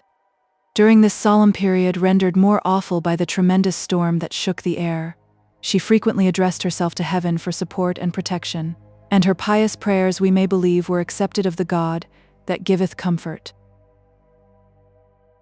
Chapter 5. The midnight clock has tolled, and hark, the bell of death beats slow. Heard ye the note profound? It pauses now, and now with rising knell flings to the hollow gale its sullen sound. Mason. When Montoni was informed of the death of his wife, and considered that she had died without giving him the signature so necessary to the accomplishment of his wishes, no sense of decency restrained the expression of his resentment. Emily anxiously avoided his presence, and watched, during 2 days and 2 nights, with little intermission, by the corpse of her late aunt. Her mind deeply impressed with the unhappy fate of this object, she forgot all her faults, her unjust and imperious conduct to herself, and remembering only her sufferings, thought of her only with tender compassion. Sometimes, however, she could not avoid musing upon the strange infatuation that had proved so fatal to her aunt, and had involved herself in a labyrinth of misfortune, from which she saw no means of escaping, the marriage with Montoni. But, when she considered this circumstance, it was more in sorrow than in anger, more for the purpose of indulging lamentation than reproach. In her pious cares she was not disturbed by Montoni, who not only avoided the chamber, where the remains of his wife were laid, but that part of the castle adjoining to it, as if he had apprehended a contagion in death. He seemed to have given no orders respecting the funeral, and Emily began to fear he meant to offer a new insult to the memory of Madame Montoni. But from this apprehension she was relieved when, on the evening of the second day, Annette informed her that the interment was to take place that night. She knew that Montoni would not attend, and it was so very grievous to her to think that the remains of her unfortunate aunt would pass to the grave without one relative or friend to pay them the last decent rites, that she determined to be deterred by no considerations for herself from observing this duty. She would otherwise have shrunk from the circumstance of following them to the cold vault, to which they were to be carried by men whose air and countenances seemed to stamp them for murderers, at the midnight hour of silence and privacy, which Montoni had chosen for committing, if possible, to oblivion the relics of a woman whom his harsh conduct had, at least, contributed to destroy. Emily, shuddering with emotions of horror and grief, assisted by Annette, prepared the corpse for interment, and, having wrapped it in cerments and covered it with a winding sheet, they watched beside it till past midnight, when they heard the approaching footsteps of the men who were to lay it in its earthy bed. It was with difficulty that Emily overcame her emotion, when the door of the chamber being thrown open, their gloomy countenances were seen by the glare of the torch they carried, and two of them, without speaking, lifted the body on their shoulders, while the third, preceding them with the light, descended through the castle towards the grave, which was in the lower vault of the chapel within the castle walls. They had to cross 2 courts towards the east wing of the castle, which, adjoining the chapel, was, like it, in ruins, but the silence and gloom of these courts had now little power over Emily's mind, occupied as it was with more mournful ideas, and she scarcely heard the low and dismal hooting of the night-birds that roosted among the ivied battlements of the ruin, or perceived the still flittings of the bat, which frequently crossed her way. But when, having entered the chapel, and passed between the mouldering pillars of the aisles, the bearers stopped at a flight of steps that led down to a low arched door, and their comrade having descended to unlock it, she saw imperfectly the gloomy abyss beyond, saw the corpse of her aunt carried down these steps, and the ruffian-like figure that stood with a torch at the bottom to receive it. All her fortitude was lost in emotions of inexpressible grief and terror. She turned to lean upon Annette, who was cold and trembling like herself, and she lingered so long on the summit of the flight that the gleam of the torch began to die away on the pillars of the chapel, and the men were almost beyond her view.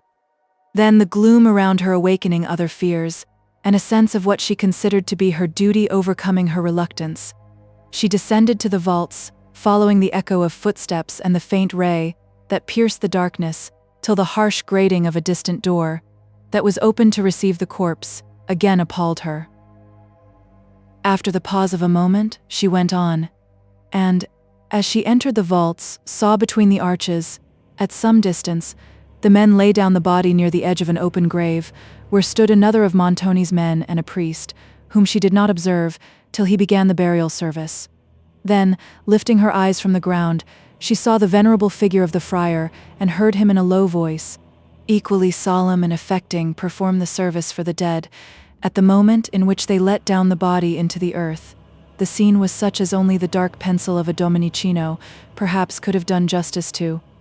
The fierce features and wild dress of the condottieri, bending with their torches over the grave, into which the corpse was descending, were contrasted by the venerable figure of the monk, wrapped in long black garments, his cowl thrown back from his pale face, on which the light gleaming strongly showed the lines of affliction softened by piety, and the few grey locks which time had spared on his temples, while beside him stood the softer form of Emily, who leaned for support upon Annette, her face half averted and shaded by a thin veil that fell over her figure, and her mild and beautiful countenance fixed in grief so solemn as admitted not of tears, while she thus saw committed untimely to the earth her last relative and friend.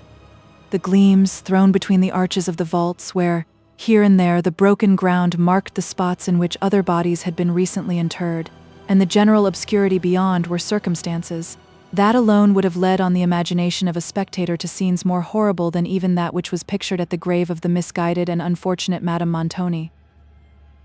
When the service was over, the friar regarded Emily with attention and surprise, and looked as if he wished to speak to her, but was restrained by the presence of the condottieri, who, as they now led the way to the courts, amused themselves with jokes upon his holy order, which he endured in silence, demanding only to be conducted safely to his convent, and to which Emily listened with concern and even horror. When they reached the court, the monk gave her his blessing, and, after a lingering look of pity, turned away to the portal, whither one of the men carried a torch, while Annette, lighting another, preceded Emily to her apartment. The appearance of the friar and the expression of tender compassion with which he had regarded her had interested Emily, who, though it was at her earnest supplication that Montoni had consented to allow a priest to perform the last rites for his deceased wife, knew nothing concerning this person, till Annette now informed her that he belonged to a monastery, situated among the mountains at a few miles' distance. The superior, who regarded Montoni and his associates, not only with aversion but with terror, had probably feared to offend him by refusing his request, and had, therefore, ordered a monk to officiate at the funeral, who, with the meek spirit of a Christian, had overcome his reluctance to enter the walls of such a castle, by the wish of performing what he considered to be his duty, and as the chapel was built on consecrated ground, had not objected to commit to it the remains of the late unhappy Madame Montoni. Several days passed with Emily in total seclusion, and in a state of mind partaking both of terror for herself and grief for the departed. She, at length, determined to make other efforts to persuade Montoni to permit her return to France. Why he should wish to detain her, she could scarcely dare to conjecture, but it was too certain that he did so, and the absolute refusal he had formerly given to her departure allowed her little hope that he would now consent to it. But the horror which his presence inspired made her defer from day to day the mention of this subject, and at last she was awakened from her inactivity only by a message from him, desiring her attendance at a certain hour.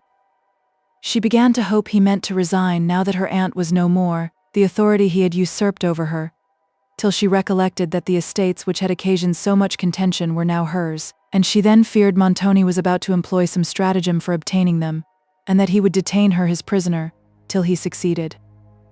This thought, instead of overcoming her with despondency, roused all the latent powers of her fortitude into action, and the property which she would willingly have resigned to secure the peace of her aunt, she resolved that no common sufferings of her own should ever compel her to give to Montoni.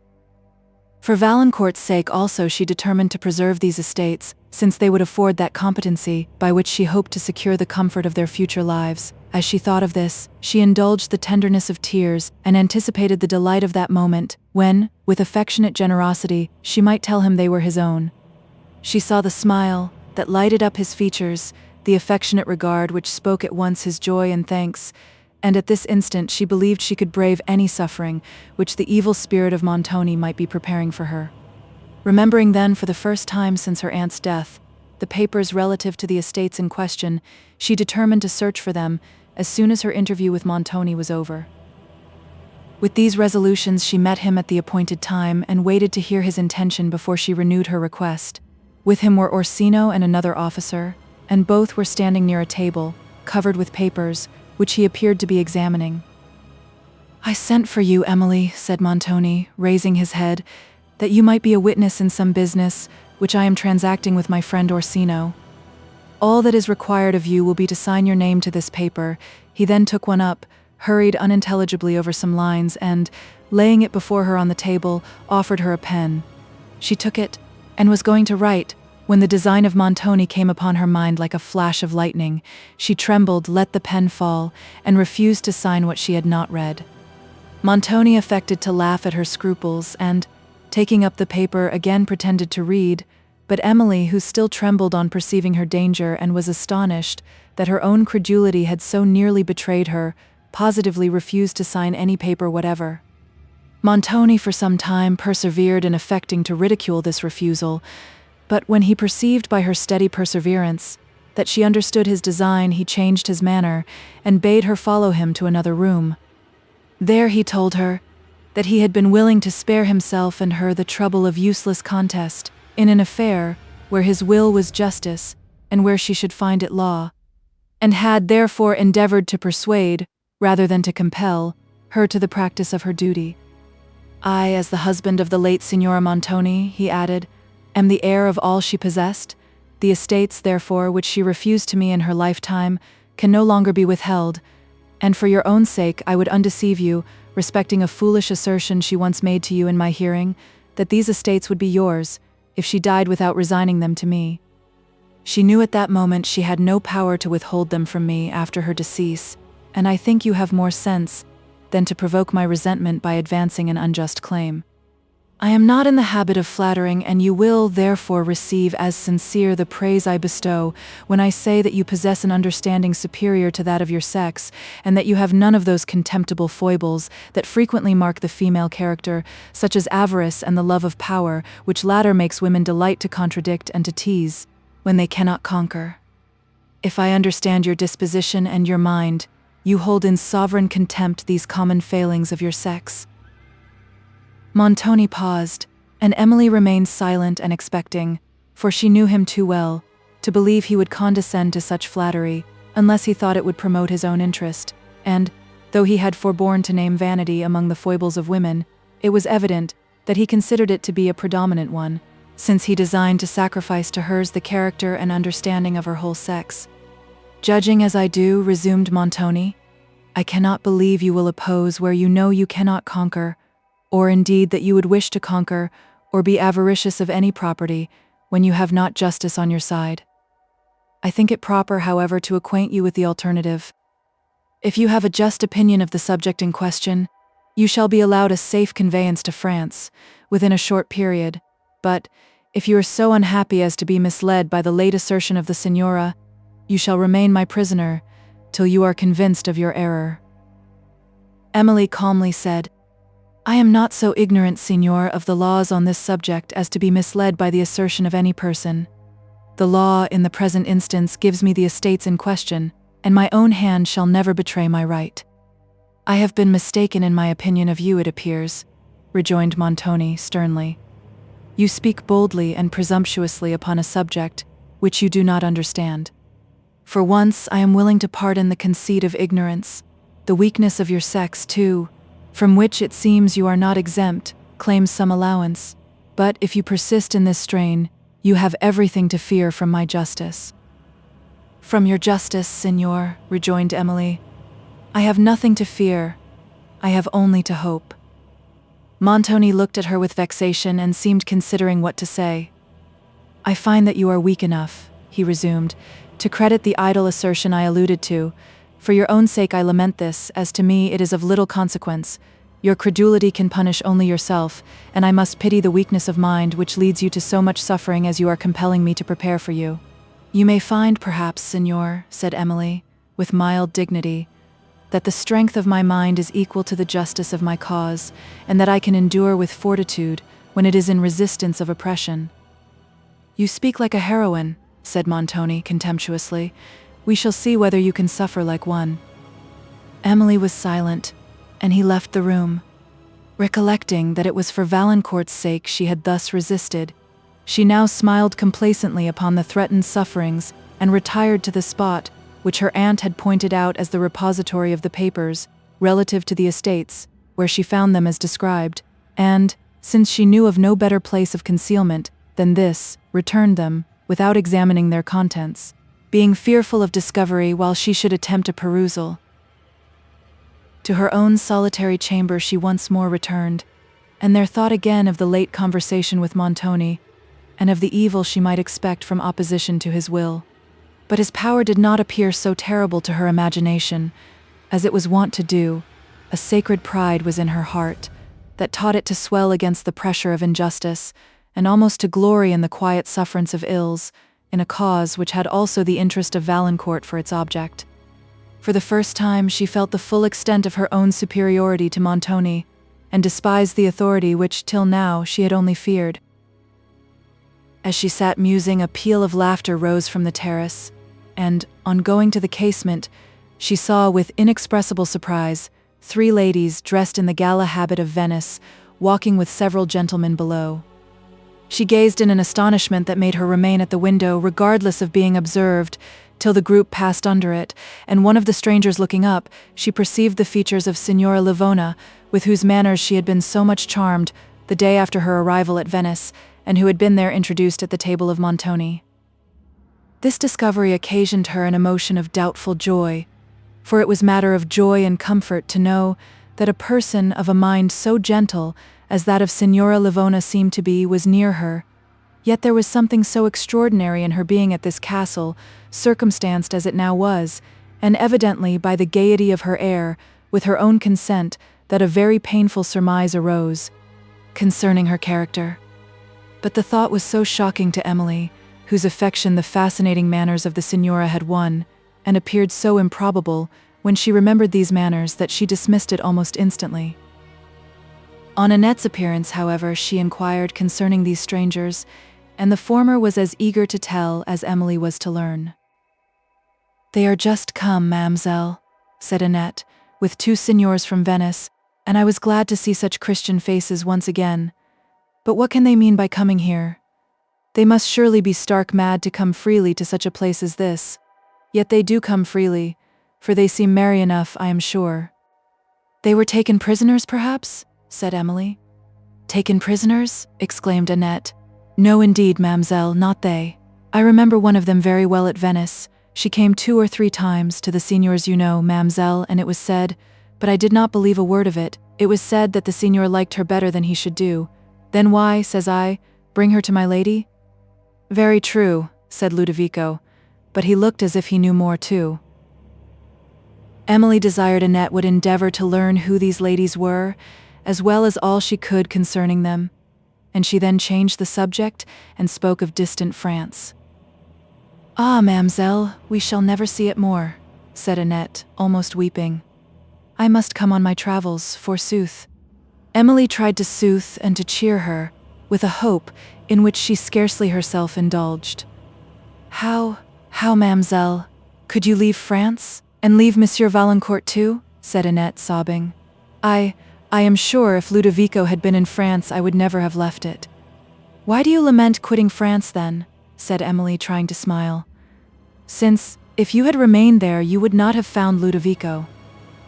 Ah, mademoiselle, I only wish I was out of this frightful castle, serving you in France, and I would care about nothing else. Thank you, my good Annette, for your affectionate regard. The time will come, I hope, when you may remember the expression of that wish with pleasure. Annette departed on her business, and Emily sought to lose the sense of her own cares in the visionary scenes of the poet, but she had again to lament the irresistible force of circumstances over the taste and powers of the mind, and that it requires a spirit at ease to be sensible even to the abstract pleasures of pure intellect. The enthusiasm of genius, with all its pictured scenes, now appeared cold and dim. As she mused upon the book before her, she involuntarily exclaimed, "Are these indeed the passages that have so often given me exquisite delight? Where did the charm exist? Was it in my mind or in the imagination of the poet? It lived in each," said she, pausing. "But the fire of the poet is vain if the mind of his reader is not tempered like his own, however it may be inferior to his in power." Emily would have pursued this train of thinking, because it relieved her from more painful reflection, but she found again that thought cannot always be controlled by will, and hers returned to the consideration of her own situation. In the evening, not choosing to venture down to the ramparts, where she would be exposed to the rude gaze of Montoni's associates, she walked for air in the gallery, adjoining her chamber, on reaching the further end of which she heard distant sounds of merriment and laughter. It was the wild uproar of riot, not the cheering gaiety of tempered mirth, and seemed to come from that part of the castle where Montoni usually was. Such sounds at this time, when her aunt had been so few days dead, particularly shocked her, consistent as they were with the late conduct of Montoni. As she listened, she thought she distinguished female voices mingling with the laughter, and this confirmed her worst surmise concerning the character of Signora Livona and her companions. It was evident that they had not been brought hither by compulsion, and she beheld herself in the remote wilds of the Apennine, surrounded by men whom she considered to be little less than ruffians and their worst associates, amid scenes of vice from which her soul recoiled in horror. It was at this moment, when the scenes of the present and the future opened to her imagination, that the image of Valancourt failed in its influence, and her resolution shook with dread. She thought she understood all the horrors which Montoni was preparing for her, and shrunk from an encounter with such remorseless vengeance as he could inflict. The disputed estates she now almost determined to yield at once whenever he should again call upon her, that she might regain safety and freedom. But then, the remembrance of Valancourt would steal to her heart and plunge her into the distractions of doubt. She continued walking in the gallery till evening threw its melancholy twilight through the painted casements, and deepened the gloom of the oak wainscoting around her, while the distant perspective of the corridor was so much obscured as to be discernible only by the glimmering window that terminated it. Along the vaulted halls and passages below, peals of laughter echoed faintly at intervals to this remote part of the castle, and seemed to render the succeeding stillness more dreary. Emily, however, unwilling to return to her more forlorn chamber, whither Annette was not yet come, still paced the gallery. As she passed the door of the apartment, where she had once dared to lift the veil, which discovered to her a spectacle so horrible that she had never after remembered it, but with emotions of indescribable awe, this remembrance suddenly recurred. It now brought with it reflections more terrible than it had yet done. which the late conduct of Montoni occasioned, and hastening to quit the gallery, while she had power to do so, she heard a sudden step behind her. It might be that of Annette, but turning fearfully to look, she saw, through the gloom, a tall figure following her, and all the horrors of that chamber rushed upon her mind. In the next moment, she found herself clasped in the arms of some person, and heard a deep voice murmur in her ear. When she had power to speak or to distinguish articulated sounds, she demanded who detained her. "It is I," replied the voice. "Why are you thus alarmed?" She looked on the face of the person who spoke, but the feeble light that gleamed through the high casement at the end of the gallery did not permit her to distinguish the features. "Whoever you are," said Emily in a trembling voice, "for heaven's sake let me go." "My charming Emily," said the man, "why will you shut yourself up in this obscure place, when there is so much gaiety below? Return with me to the cedar parlor, where you will be the fairest ornament of the party. You shall not repent the exchange." Emily disdained to reply, and still endeavored to liberate herself. "Promise that you will come," he continued, "and I will release you immediately, but first give me a reward for so doing." "Who are you?" demanded Emily in a tone of mingled terror and indignation, while she still struggled for liberty. "Who are you that have the cruelty thus to insult me?" "Why call me cruel?" said the man. "I would remove you from this dreary solitude to a merry party below. Do you not know me?" Emily now faintly remembered that he was one of the officers who were with Montoni when she attended him in the morning. "I thank you for the kindness of your intention," she replied, without appearing to understand him, "but I wish for nothing so much as that you would leave me." "Charming Emily," said he, "give up this foolish whim for solitude and come with me to the company, and eclipse the beauties who make part of it. You only are worthy of my love." He attempted to kiss her hand, but the strong impulse of her indignation gave her power to liberate herself, and she fled towards the chamber. She closed the door before he reached it, having secured which, she sunk in a chair, overcome by terror and by the exertion she had made, while she heard his voice and his attempts to open the door without having the power to raise herself. At length she perceived him depart, and had remained listening for a considerable time, and was somewhat revived by not hearing any sound, when suddenly she remembered the door of the private staircase, and that he might enter that way, since it was fastened only on the other side. She then employed herself in endeavoring to secure it, in the manner she had formerly done. It appeared to her that Montoni had already commenced his scheme of vengeance by withdrawing from her his protection, and she repented of the rashness that had made her brave the power of such a man. To retain the estates seemed to be now utterly impossible, and to preserve her life, perhaps her honor, she resolved, if she should escape the horrors of this night, to give up all claims to the estates on the morrow, provided Montoni would suffer her to depart from Udolpho. When she had come to this decision, her mind became more composed, though she still anxiously listened, and often started at ideal sounds that appeared to issue from the staircase.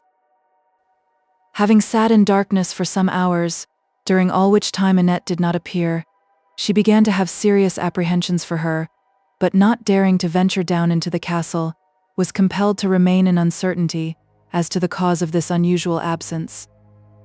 Emily often stole to the staircase door to listen if any step approached, but still no sound alarmed her. Determining, however, to watch during the night, she once more rested on her dark and desolate couch, and bathed the pillow with innocent tears. She thought of her deceased parents, and then of the absent Valancourt, and frequently called upon their names, for the profound stillness that now reigned was propitious to the musing sorrow of her mind. While she thus remained, her ear suddenly caught the notes of distant music, to which she listened attentively, and, soon perceiving this to be the instrument she had formerly heard at midnight, she rose and stepped softly to the casement, to which the sounds appeared to come from a lower room. In a few moments their soft melody was accompanied by a voice so full of pathos that it evidently sang not of imaginary sorrows. Its sweet and peculiar tones she thought she had somewhere heard before, yet, if this was not fancy, it was, at most, a very faint recollection. It stole over her mind amidst the anguish of her present suffering, like a celestial strain, soothing and reassuring her. Pleasant as the gale of spring, that sighs on the hunter's ear when he awakens from dreams of joy and has heard the music of the spirits of the hill. Note, Ossian. But her emotion can scarcely be imagined when she heard sung, with the taste and simplicity of true feeling, one of the popular airs of her native province, to which she had so often listened with delight when a child, and which she had so often heard her father repeat. To this well-known song, never till now heard but in her native country, her heart melted, while the memory of past times returned. The pleasant, peaceful scenes of Gascony, the tenderness and goodness of her parents, the taste and simplicity of her former life, all rose to her fancy, and formed a picture so sweet and glowing, so strikingly contrasted with the scenes, the characters and the dangers which now surrounded her, that her mind could not bear to pause upon the retrospect, and shrunk at the acuteness of its own sufferings. Her sighs were deep and convulsed. She could no longer listen to the strain that had so often charmed her to tranquility, and she withdrew from the casement to a remote part of the chamber. But she was not yet beyond the reach of the music. She heard the measure change, and the succeeding air called her again to the window, for she immediately recollected it to be the same she had formerly heard in the fishing house in Gascony. Assisted perhaps by the mystery which had then accompanied this strain, it had made so deep an impression on her memory that she had never since entirely forgotten it, and the manner in which it was now sung convinced her, however unaccountable the circumstances appeared, that this was the same voice she had then heard. Surprise soon yielded to other emotions. A thought darted like lightning upon her mind, which discovered a train of hopes that revived all her spirits. Yet these hopes were so new, so unexpected, so astonishing, that she did not dare to trust, though she could not resolve to discourage them. She sat down by the casement, breathless, and overcome with the alternate emotions of hope and fear, then rose again, leaned from the window that she might catch a nearer sound, listened, now doubting and then believing, softly exclaimed the name of Valancourt, and then sunk again into the chair. Yes, it was possible that Valancourt was near her, and she recollected circumstances which induced her to believe it was his voice she had just heard.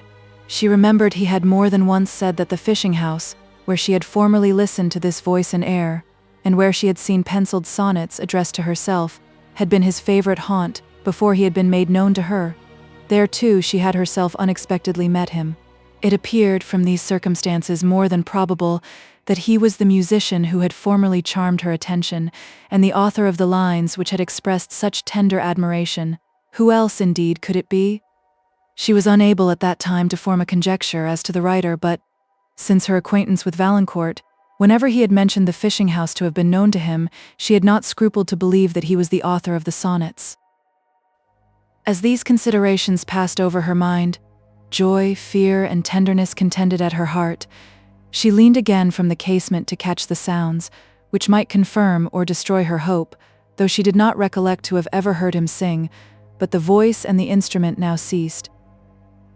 She considered for a moment whether she should venture to speak, then not choosing, lest it should be he, to mention his name, and yet too much interested to neglect the opportunity of inquiring, she called from the casement, "Is that song from Gascony?"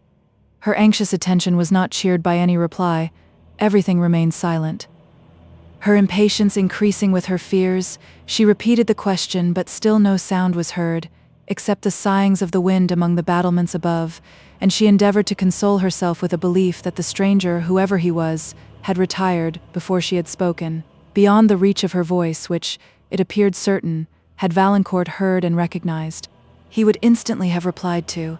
Presently, however, she considered that a motive of prudence, and not an accidental removal, might occasion his silence, but the surmise that led to this reflection suddenly changed her hope and joy to terror and grief. For if Valancourt were in the castle, it was too probable that he was here a prisoner, taken with some of his countrymen, many of whom were at that time engaged in the wars of Italy, or intercepted in some attempt to reach her. Had he even recollected Emily's voice, he would have feared in these circumstances to reply to it, in the presence of the men who guarded his prison. What so lately she had eagerly hoped, she now believed she dreaded to know that Valancourt was near her, and while she was anxious to be relieved from her apprehension for his safety, she still was unconscious that a hope of soon seeing him struggled with the fear She remained listening at the casement till the air began to freshen, and one high mountain in the east to glimmer with the morning, when, wearied with anxiety, she retired to her couch, where she found it utterly impossible to sleep, for joy, tenderness, doubt, and apprehension distracted her during the whole night. Now she rose from the couch and opened the casement to listen. Then she would pace the room with impatient steps, and at length return with despondence to her pillow. Never did hours appear to move so heavily as those of this anxious night, after which she hoped that Annette might appear and conclude her present state of torturing suspense.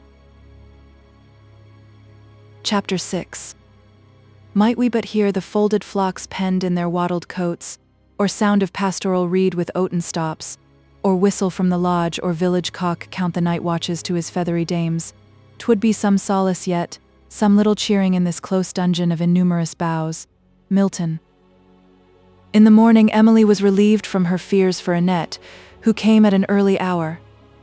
"Here were fine doings in the castle last night, ma'amselle," said she, as soon as she entered the room.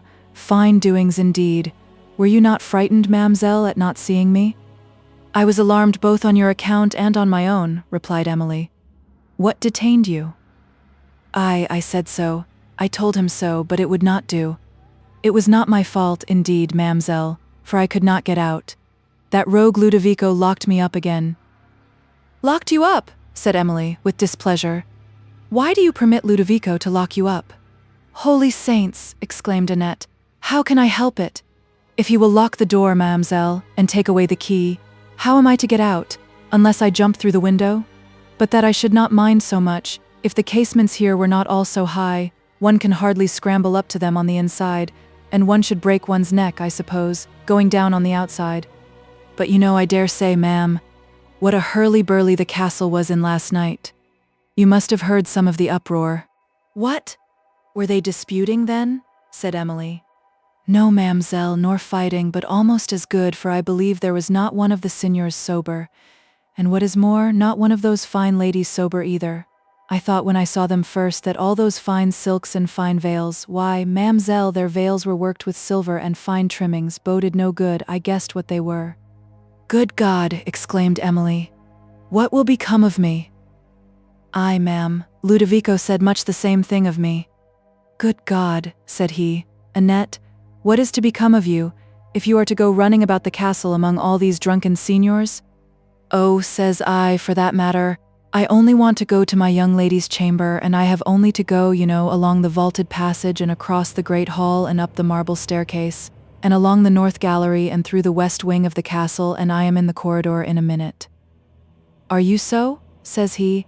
"And what is to become of you, if you meet any of those noble cavaliers in the way?" "Well," says I, "if you think there is danger, then go with me, and guard me. I am never afraid when you are by." "What," says he, "when I am scarcely recovered of one wound, shall I put myself in the way of getting another? For if any of the cavaliers meet you, they will fall a-fighting with me directly." "No, no," says he, "I will cut the way shorter, than through the vaulted passage and up the marble staircase, and along the north gallery and through the west wing of the castle, for you shall stay here, Annette. You shall not go out of this room tonight." So, with that I says, "Well, well," said Emily impatiently, and anxious to inquire on another subject. "So he locked you up?" "Yes, he did indeed, ma'amselle, notwithstanding all I could say to the contrary. And Caterina and I and he stayed there all night. And in a few minutes after I was not so vexed, for there came Signor Verezzi roaring along the passage, like a mad bull, and he mistook Ludovico's hall for old Carlo's, so he tried to burst open the door, and called out for more wine, for that he had drunk all the flasks dry, and was dying of thirst. So we were all as still as night, that he might suppose there was nobody in the room, but the Signor was as cunning as the best of us, and kept calling out at the door, 'Come forth, my ancient hero,' said he. 'Here is no enemy at the gate, that you need hide yourself. Come forth, my valorous Signor Steward.' Just then old Carlo opened his door, and he came with a flask in his hand, for, as soon as the Signor saw him, he was as tame as could be and followed him away as naturally as a dog does a butcher with a piece of meat in his basket. All this I saw through the keyhole." "Well, Annette," said Ludovico jeeringly, "shall I let you out now?" "Oh no," says I I would not. I have some questions to ask you on another subject, interrupted Emily, quite wearied by this story. Do you know whether there are any prisoners in the castle, and whether they are confined at this end of the edifice? I was not in the way, mademoiselle, replied Annette, when the first party came in from the mountains, and the last party is not come back yet, so I don't know whether there are any prisoners, but it is expected back tonight or tomorrow, and I shall know then, perhaps. Emily inquired if she had ever heard the servants talk of prisoners. Ah, mademoiselle, said Annette archly, now I dare say you are thinking of Monsieur Valancourt, and that he may have come among the armies which they say are come from our country to fight against this state, and that he has met with some of our people and is taken captive. O Lord, how glad I should be if it was so. Would you indeed be glad? Said Emily in a tone of mournful reproach. To be sure I should, ma'am, replied Annette, and would not you be glad too to see Signor Valancourt? I don't know any chevalier I like better. I have a very great regard for the Signor, truly. Your regard for him cannot be doubted, said Emily, since you wish to see him a prisoner. Why, no, ma'amselle, not a prisoner either, but one must be glad to see him, you know. And it was only the other night I dreamt I saw him drive into the castle yard all in a coach and six, and dressed out, with a laced coat and a sword, like a lord as he is. Emily could not forbear smiling at Annette's ideas of Valancourt, and repeated her enquiry, whether she had heard the servants talk of prisoners. No, ma'amselle, replied she, never, and lately they have done nothing but talk of the apparition that has been walking about of a night on the ramparts, and that frightened the sentinels into fits. It came among them like a flash of fire, they say, and they all fell down in a row, till they came to themselves again, and then it was gone, and nothing to be seen but the old castle walls, so they helped one another up again as fast as they could. You would not believe, ma'amselle, though I showed you the very cannon where it used to appear. And are you indeed so simple, Annette? Said Emily, smiling at this curious exaggeration of the circumstances she had witnessed, as to credit these stories? Credit them, ma'amselle. Why, all the world could not persuade me out of them. Roberto and Sebastian and half a dozen more of them went into fits. To be sure, there was no occasion for that, I said, myself. There was no need of that, for, says I, when the enemy comes, what a pretty figure they will cut, if they are to fall down in fits, all of a row. The enemy won't be so civil, perhaps, as to walk off, like the ghost, and leave them to help one another up, but will fall to, cutting and slashing, till he makes them all rise up dead men. No, no, says I, there is reason in all things, though I might have fallen down in a fit that was no rule for them, being, because it is no business of mine to look gruff and fight battles. Emily endeavored to correct the superstitious weakness of Annette, though she could not entirely subdue her own, to which the latter only replied, Nay, ma'amselle, you will believe nothing. You are almost as bad as the Signor himself, who was in a great passion when they told of what had happened, and swore that the first man, who repeated such nonsense, should be thrown into the dungeon under the east turret. This was a hard punishment too, for only talking nonsense, as he called it, but I dare say he had other reasons for calling it so than you have, ma'am. Emily looked displeased, and made no reply. As she mused upon the recollected appearance, which had lately so much alarmed her, and considered the circumstances of the figure having stationed itself opposite to her casement, she was for a moment inclined to believe it was Valancourt, whom she had seen. Yet, if it was he, why did he not speak to her, when he had the opportunity of doing so? And if he was a prisoner in the castle, and he could be here in no other character, how could he obtain the means of walking abroad on the rampart? Thus she was utterly unable to decide whether the musician and the form she had observed were the same, or, if they were, whether this was Valancourt. She, however, desired that Annette would endeavour to learn whether any prisoners were in the castle, and also their names.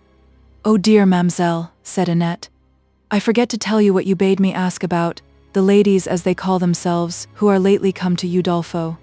Why, that Signora Livona, that the Signor brought to see my late lady at Venice, is his mistress now, and was little better than, I dare say.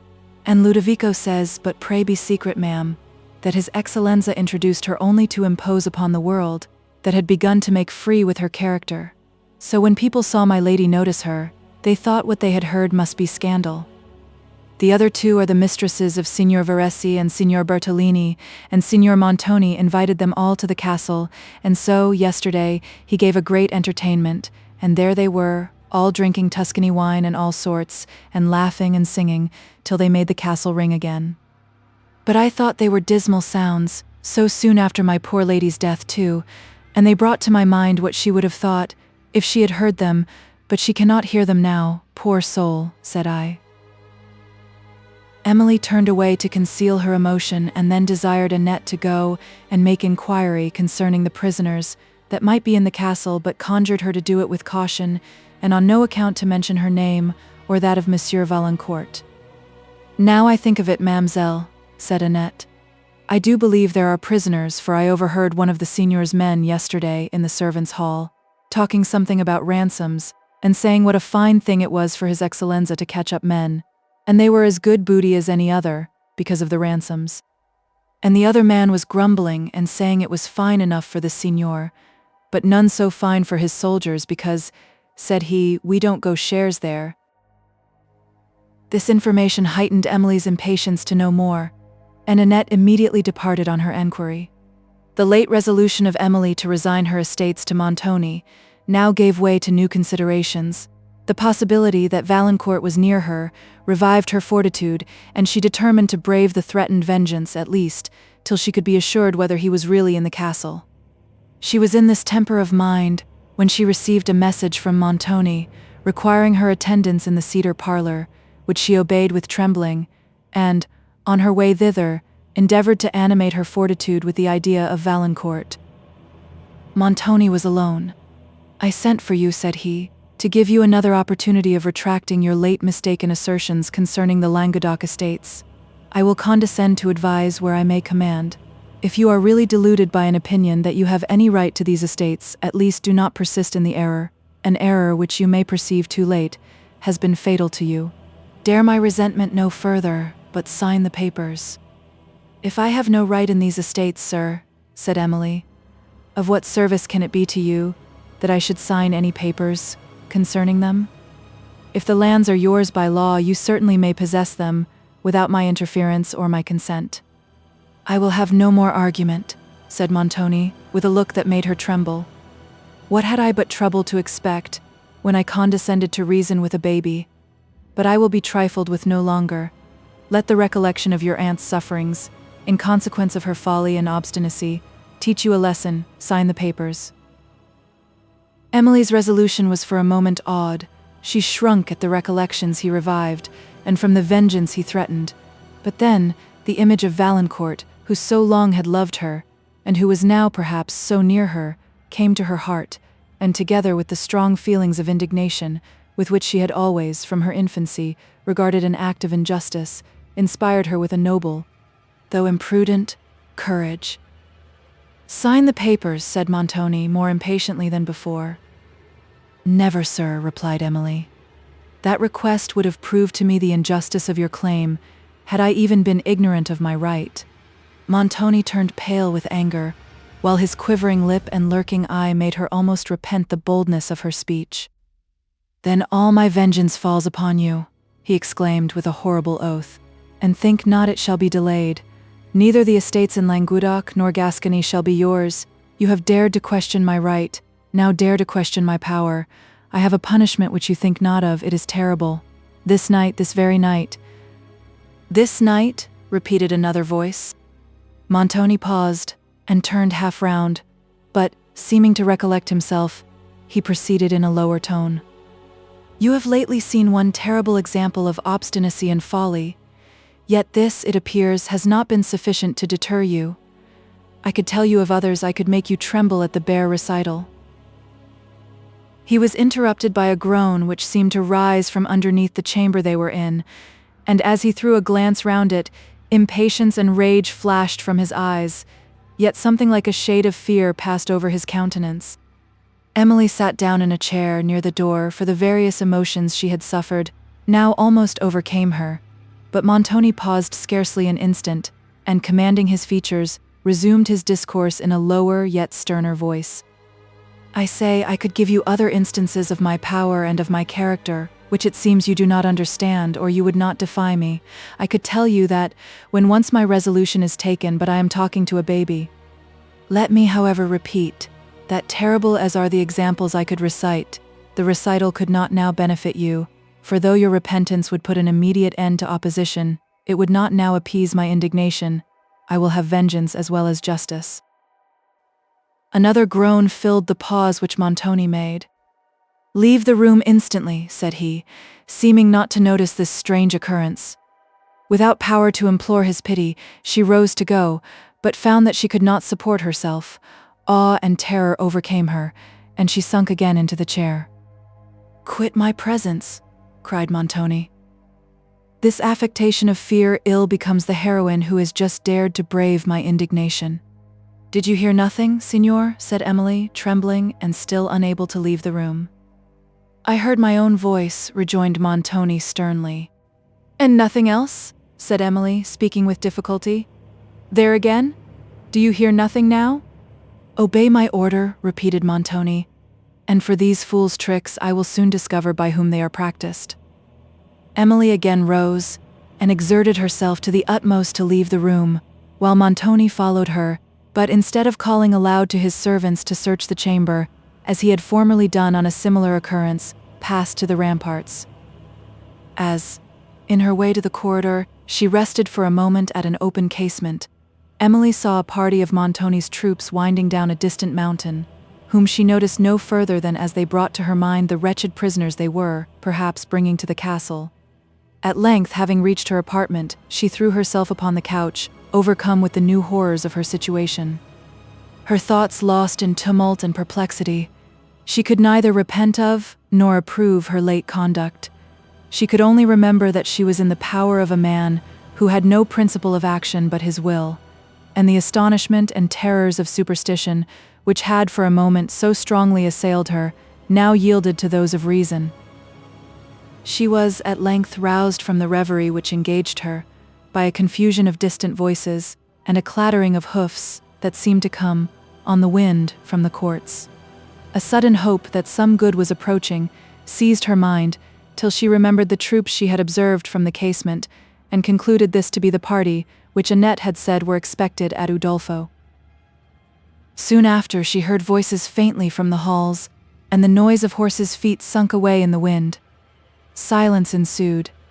Emily listened anxiously for Annette's step in the corridor, but a pause of total stillness continued, till again the castle seemed to be all tumult and confusion. She heard the echoes of many footsteps passing to and fro in the halls and avenues below, and then busy tongues were loud on the rampart. Having hurried to her casement, she perceived Montoni with some of his officers, leaning on the walls and pointing from them, while several soldiers were employed at the further end of the rampart about some cannon, and she continued to observe them, careless of the passing time. Annette at length appeared, but brought no intelligence of Valancourt. "For, Mademoiselle," said she, "all the people pretend to know nothing about any prisoners. But here is a fine piece of business. The rest of the party are just arrived, ma'am. They came scampering in, as if they would have broken their necks. One scarcely knew whether the man or his horse would get within the gates first. And they have brought word, and such news. They have brought word that a party of the enemy, as they call them, are coming towards the castle. So we shall have all the officers of justice, I suppose, besieging it. All those terrible-looking fellows one used to see at Venice." "Thank God," exclaimed Emily fervently. "There is yet a hope left for me, then." "What mean you, mademoiselle? Do you wish to fall into the hands of those sad-looking men? Why, I used to shudder as I passed them, and should have guessed what they were, if Ludovico had not told me." "We cannot be in worse hands than at present," replied Emily unguardedly. "But what reason have you to suppose these are officers of justice?" "Why, our people, ma'am, are all in such a fright and a fuss, and I don't know anything but the fear of justice that could make them so. I used to think nothing on earth could fluster them, unless indeed it was a ghost or so. But now some of them are for hiding down in the vaults under the castle. But you must not tell the signor this, mademoiselle, and I overheard 2 of them talking Holy Mother. What makes you look so sad, mademoiselle? You don't hear what I say?" "Yes, I do, Annette. Pray proceed." Well, mamselle, all the castle is in such hurly-burly. Some of the men are loading the cannon, and some are examining the great gates, and the walls all round, and are hammering and patching up, just as if all those repairs had never been made, that were so long about. But what is to become of me and you, mamselle, and Ludovico?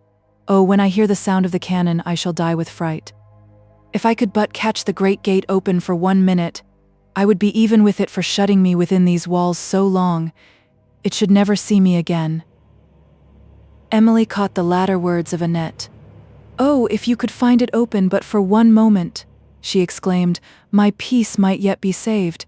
The heavy groan she uttered, and the wildness of her look, terrified Annette, still more than her words, who entreated Emily to explain the meaning of them, to whom it suddenly occurred that Ludovico might be of some service, if there should be a possibility of escape, and who repeated the substance of what had passed between Montoni and herself, but conjured her to mention this to no person except to Ludovico.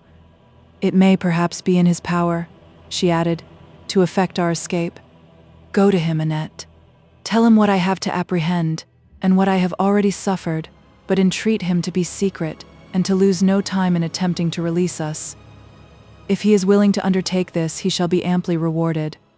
I cannot speak with him myself, for we might be observed, and then effectual care would be taken to prevent our flight.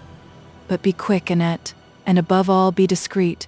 I will await your return in this apartment. The girl, whose honest heart had been much affected by the recital, was now as eager to obey as Emily was to employ her, and she immediately quitted the room. Emily's surprise increased as she reflected upon Annette's intelligence. Alas, said she, what can the officers of justice do against an armed castle? These cannot be such. Upon further consideration, however, she concluded that, Montoni's bands having plundered the country round, the inhabitants had taken arms, and were coming with the officers of police and a party of soldiers to force their way into the castle. But they know not, thought she, its strength or the armed numbers within it. Alas, except from flight, I have nothing to hope. Montoni, though not precisely what Emily apprehended him to be, a captain of banditti, had employed his troops in enterprises not less daring or less atrocious than such a character would have undertaken. They had not only pillaged, whenever opportunity offered, the helpless traveler, but had attacked and plundered the villas of several persons, which, being situated among the solitary recesses of the mountains, were totally unprepared for resistance. In these expeditions the commanders of the party did not appear, and the men, partly disguised, had sometimes been mistaken for common robbers, and at others, for bands of the foreign enemy, who at that period invaded the country. But, though they had already pillaged several mansions, and brought home considerable treasures, they had ventured to approach only one castle, in the attack of which they were assisted by other troops of their own order. From this, however, they were vigorously repulsed, and pursued by some of the foreign enemy, who were in league with the besieged. Montoni's troops fled precipitately towards Udolpho, but were so closely tracked over the mountains that, when they reached one of the heights in the neighborhood of the castle, and looked back upon the road, they perceived the enemy winding among the cliffs below, and at not more than a league distant. Upon this discovery they hastened forward with increased speed to prepare Montoni for the enemy, and it was their arrival which had thrown the castle into such confusion and tumult. As Emily awaited anxiously some information from below, she now saw from her casements a body of troops pour over the neighboring heights, and though Annette had been gone a very short time, and had a difficult and dangerous business to accomplish, her impatience for intelligence became painful. She listened, opened her door, and often went out upon the corridor to meet her. At length she heard a footstep approach her chamber, and on opening the door saw, not Annette, but old Carlo. New fears rushed upon her mind. He said he came from the signor, who had ordered him to inform her that she must be ready to depart from Udolpho immediately, for that the castle was about to be besieged, and that mules were preparing to convey her, with her guides, to a place of safety. Of safety? Exclaimed Emily thoughtlessly. Has then the signor so much consideration for me? Carlo looked upon the ground, and made no reply. 1,000 opposite emotions agitated Emily successively as she listened to old Carlo, those of joy, grief, distrust, and apprehension appeared and vanished from her mind with the quickness of lightning. One moment, it seemed impossible that Montoni could take this measure merely for her preservation, and so very strange was his sending her from the castle at all, that she could attribute it only to the design of carrying into execution the new scheme of vengeance with which he had menaced her. In the next instant it appeared so desirable to quit the castle under any circumstances that she could not but rejoice in the prospect, believing that change must be for the better, till she remembered the probability of Valancourt being detained in it, when sorrow and regret usurped her mind, and she wished, much more fervently than she had yet done, that it might not be his voice which she had heard. Carlo having reminded her that she had no time to lose, for that the enemy were within sight of the castle, Emily entreated him to inform her whither she was to go, and after some hesitation, he said he had received no orders to tell, but on her repeating the question, replied that he believed she was to be carried into Tuscany. "To Tuscany?" exclaimed Emily, "and why thither?" Carlo answered that he knew nothing further than that she was to be lodged in a cottage on the borders of Tuscany, at the feet of the Apennines. "Not a day's journey distant," said he. Emily now dismissed him, and with trembling hands prepared the small package that she meant to take with her, while she was employed about which Annette returned. "Oh, ma'amselle," said she, "nothing can be done. Ludovico says the new porter is more watchful even than Barnardine was, and we might as well throw ourselves in the way of a dragon as in his. Ludovico is almost as broken-hearted as you are, ma'am, on my account, he says, and I am sure I shall never live to hear the cannon fire twice." She now began to weep, but revived upon hearing of what had just occurred, and entreated Emily to take her with her. "That I will do most willingly," replied Emily, "if Signor Montoni permits it."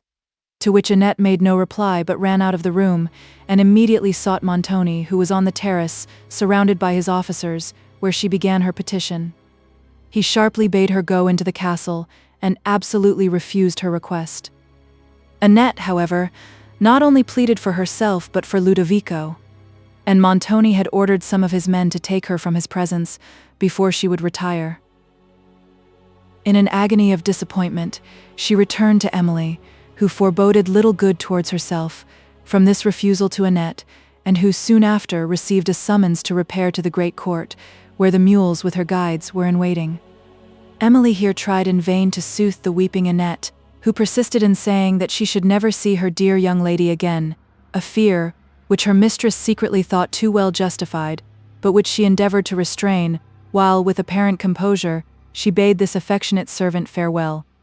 Annette, however, followed to the courts, which were now thronged with people, busy in preparation for the enemy, and, having seen her mount her mule and depart, with her attendants, through the portal, turned into the castle and wept again.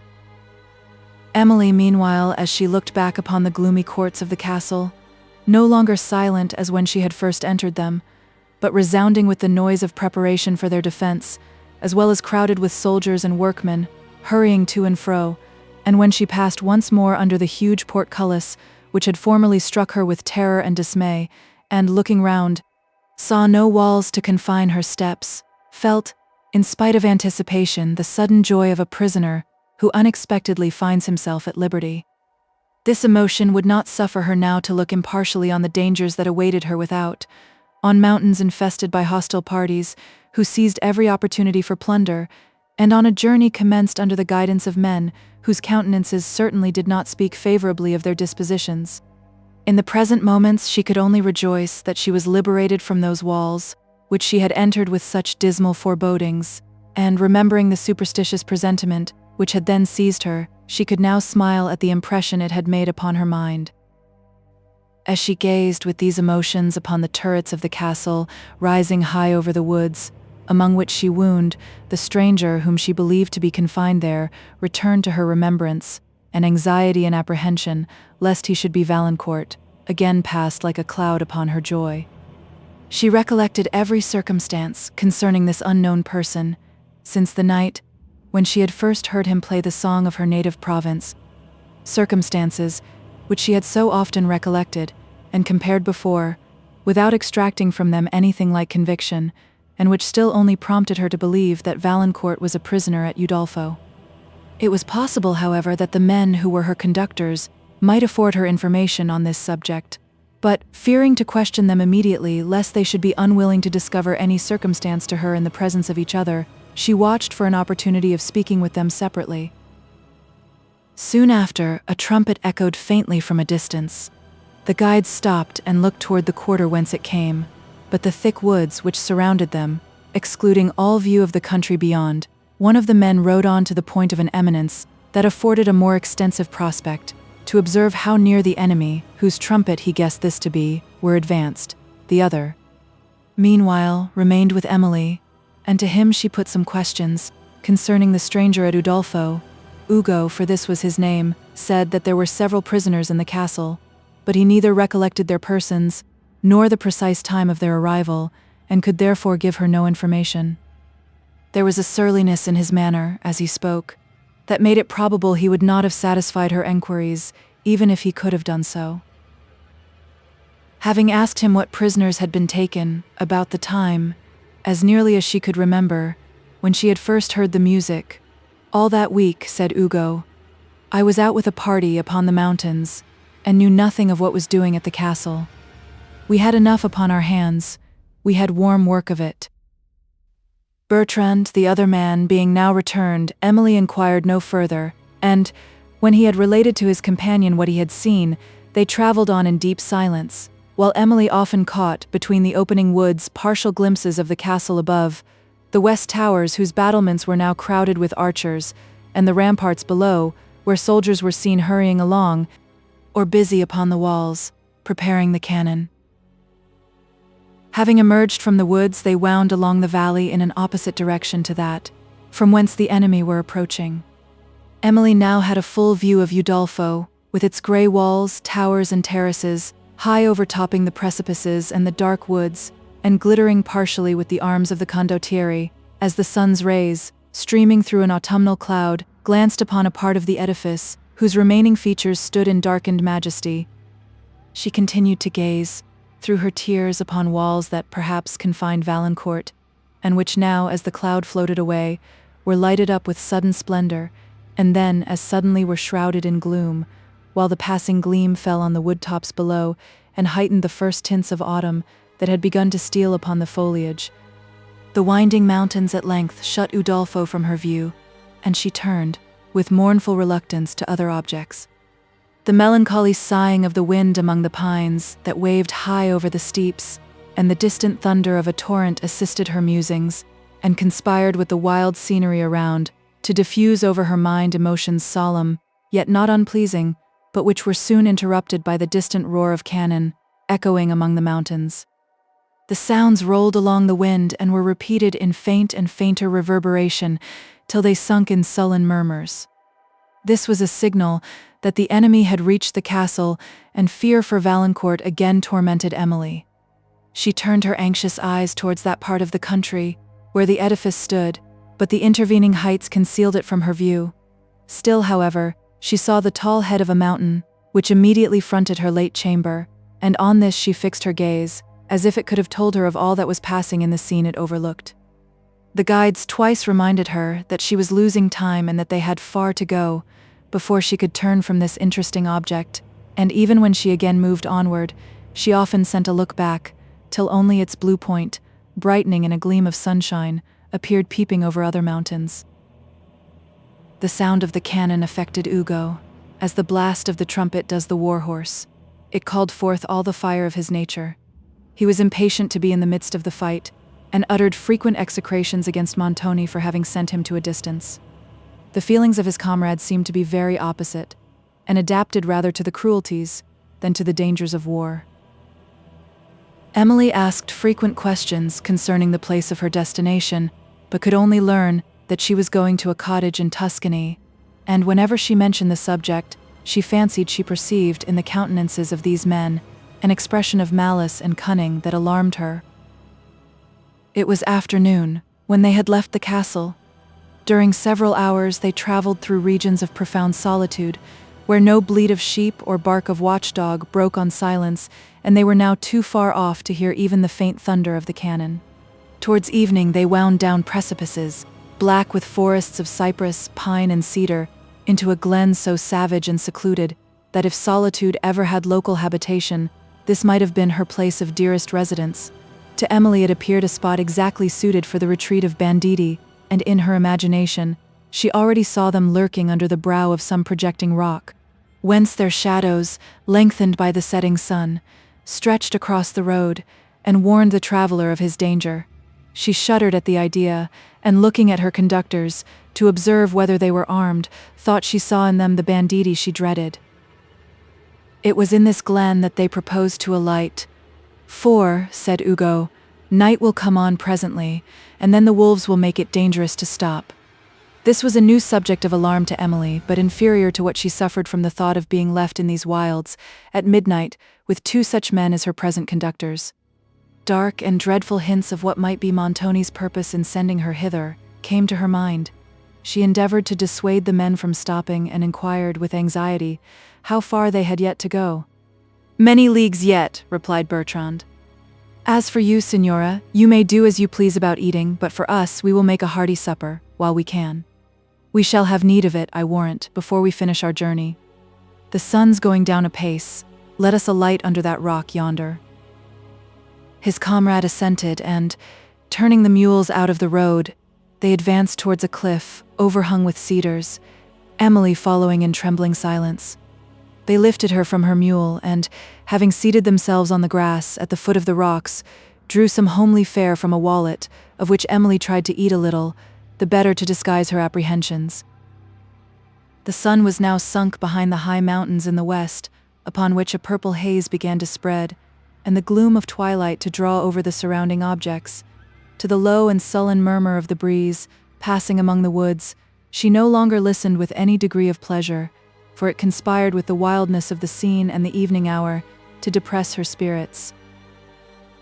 Suspense had so much increased her anxiety as to the prisoner at Udolpho that, finding it impracticable to speak alone with Bertrand on that subject, she renewed her questions in the presence of Ugo, but he either was or pretended to be entirely ignorant concerning the stranger.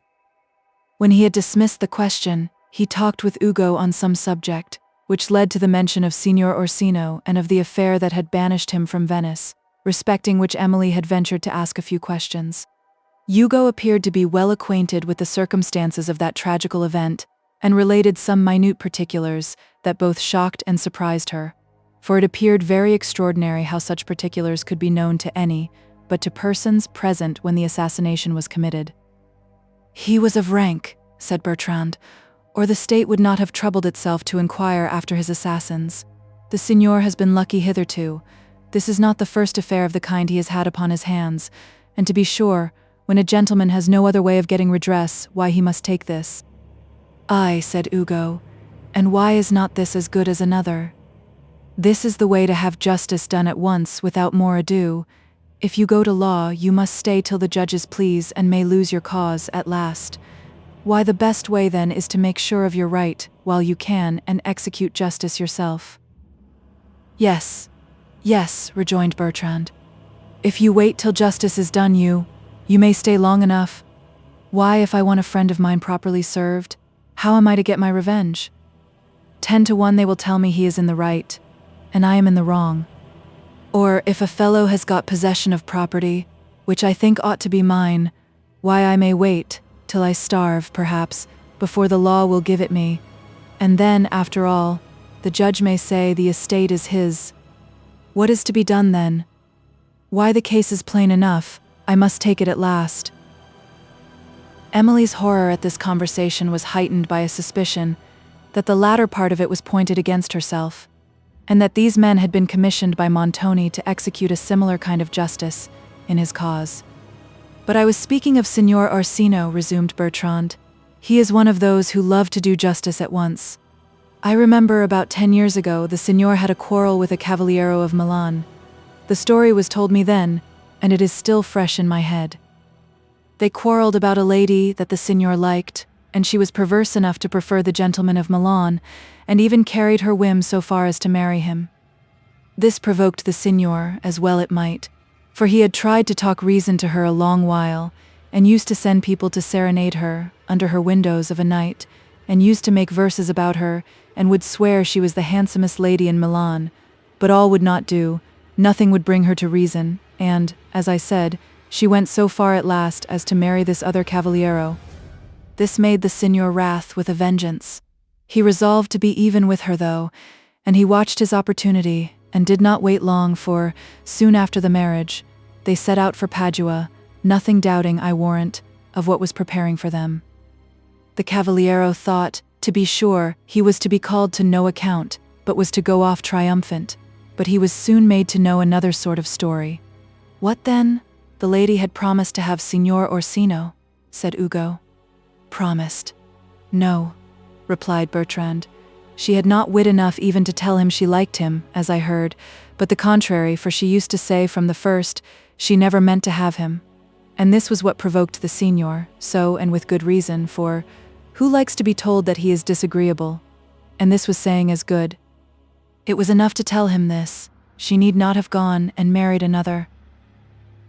What, she married then, on purpose to plague the signor? Said Ugo.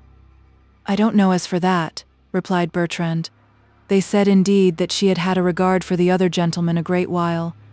But that is nothing to the purpose. She should not have married him. And then the signor would not have been so much provoked. She might have expected what was to follow.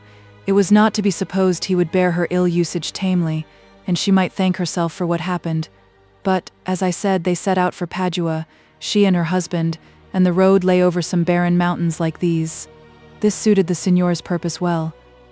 He watched the time of their departure and sent his men after them, with directions what to do. They kept their distance, till they saw their opportunity, and this did not happen till the second day's journey, when, the gentleman having sent his servants forward to the next town, maybe to have horses in readiness, the signor's men quickened their pace, and overtook the carriage, in a hollow, between two mountains, where the woods prevented the servants from seeing what passed, though they were then not far off. When we came up, we fired our tromboni, but missed. Emily turned pale at these words, and then hoped she had mistaken them, while Bertrand proceeded.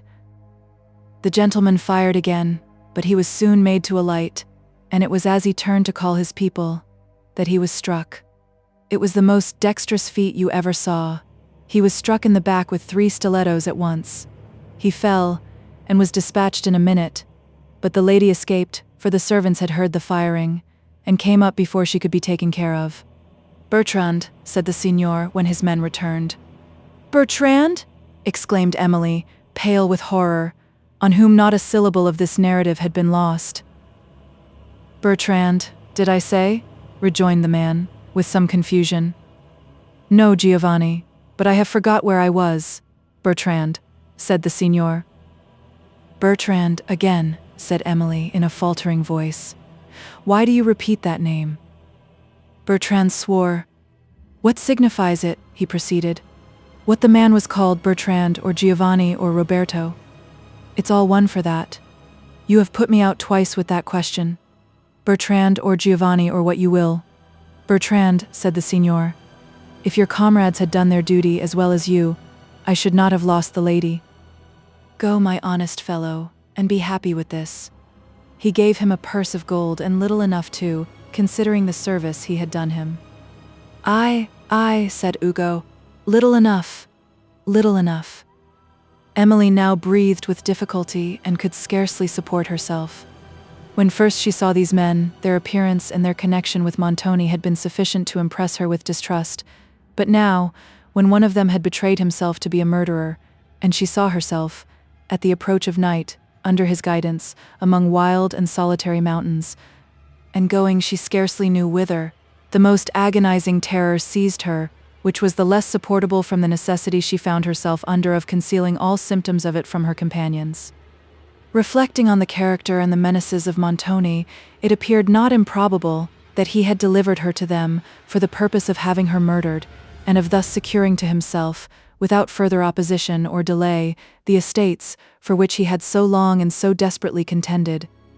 Yet, if this was his design, there appeared no necessity for sending her to such a distance from the castle, for, if any dread of discovery had made him unwilling to perpetrate the deed there, a much nearer place might have sufficed for the purpose of concealment. These considerations, however, did not immediately occur to Emily, with whom so many circumstances conspired to rouse terror that she had no power to oppose it or to inquire coolly into its grounds, and if she had done so, still there were many appearances which would too well have justified her most terrible apprehensions. She did not now dare to speak to her conductors, at the sound of whose voices she trembled, and when, now and then, she stole a glance at them, their countenances, seen imperfectly through the gloom of evening, served to confirm her fears. The sun had now been set some time. Heavy clouds, whose lower skirts were tinged with sulphureous crimson, lingered in the west and threw a reddish tint upon the pine forests, which sent forth a solemn sound as the breeze rolled over them.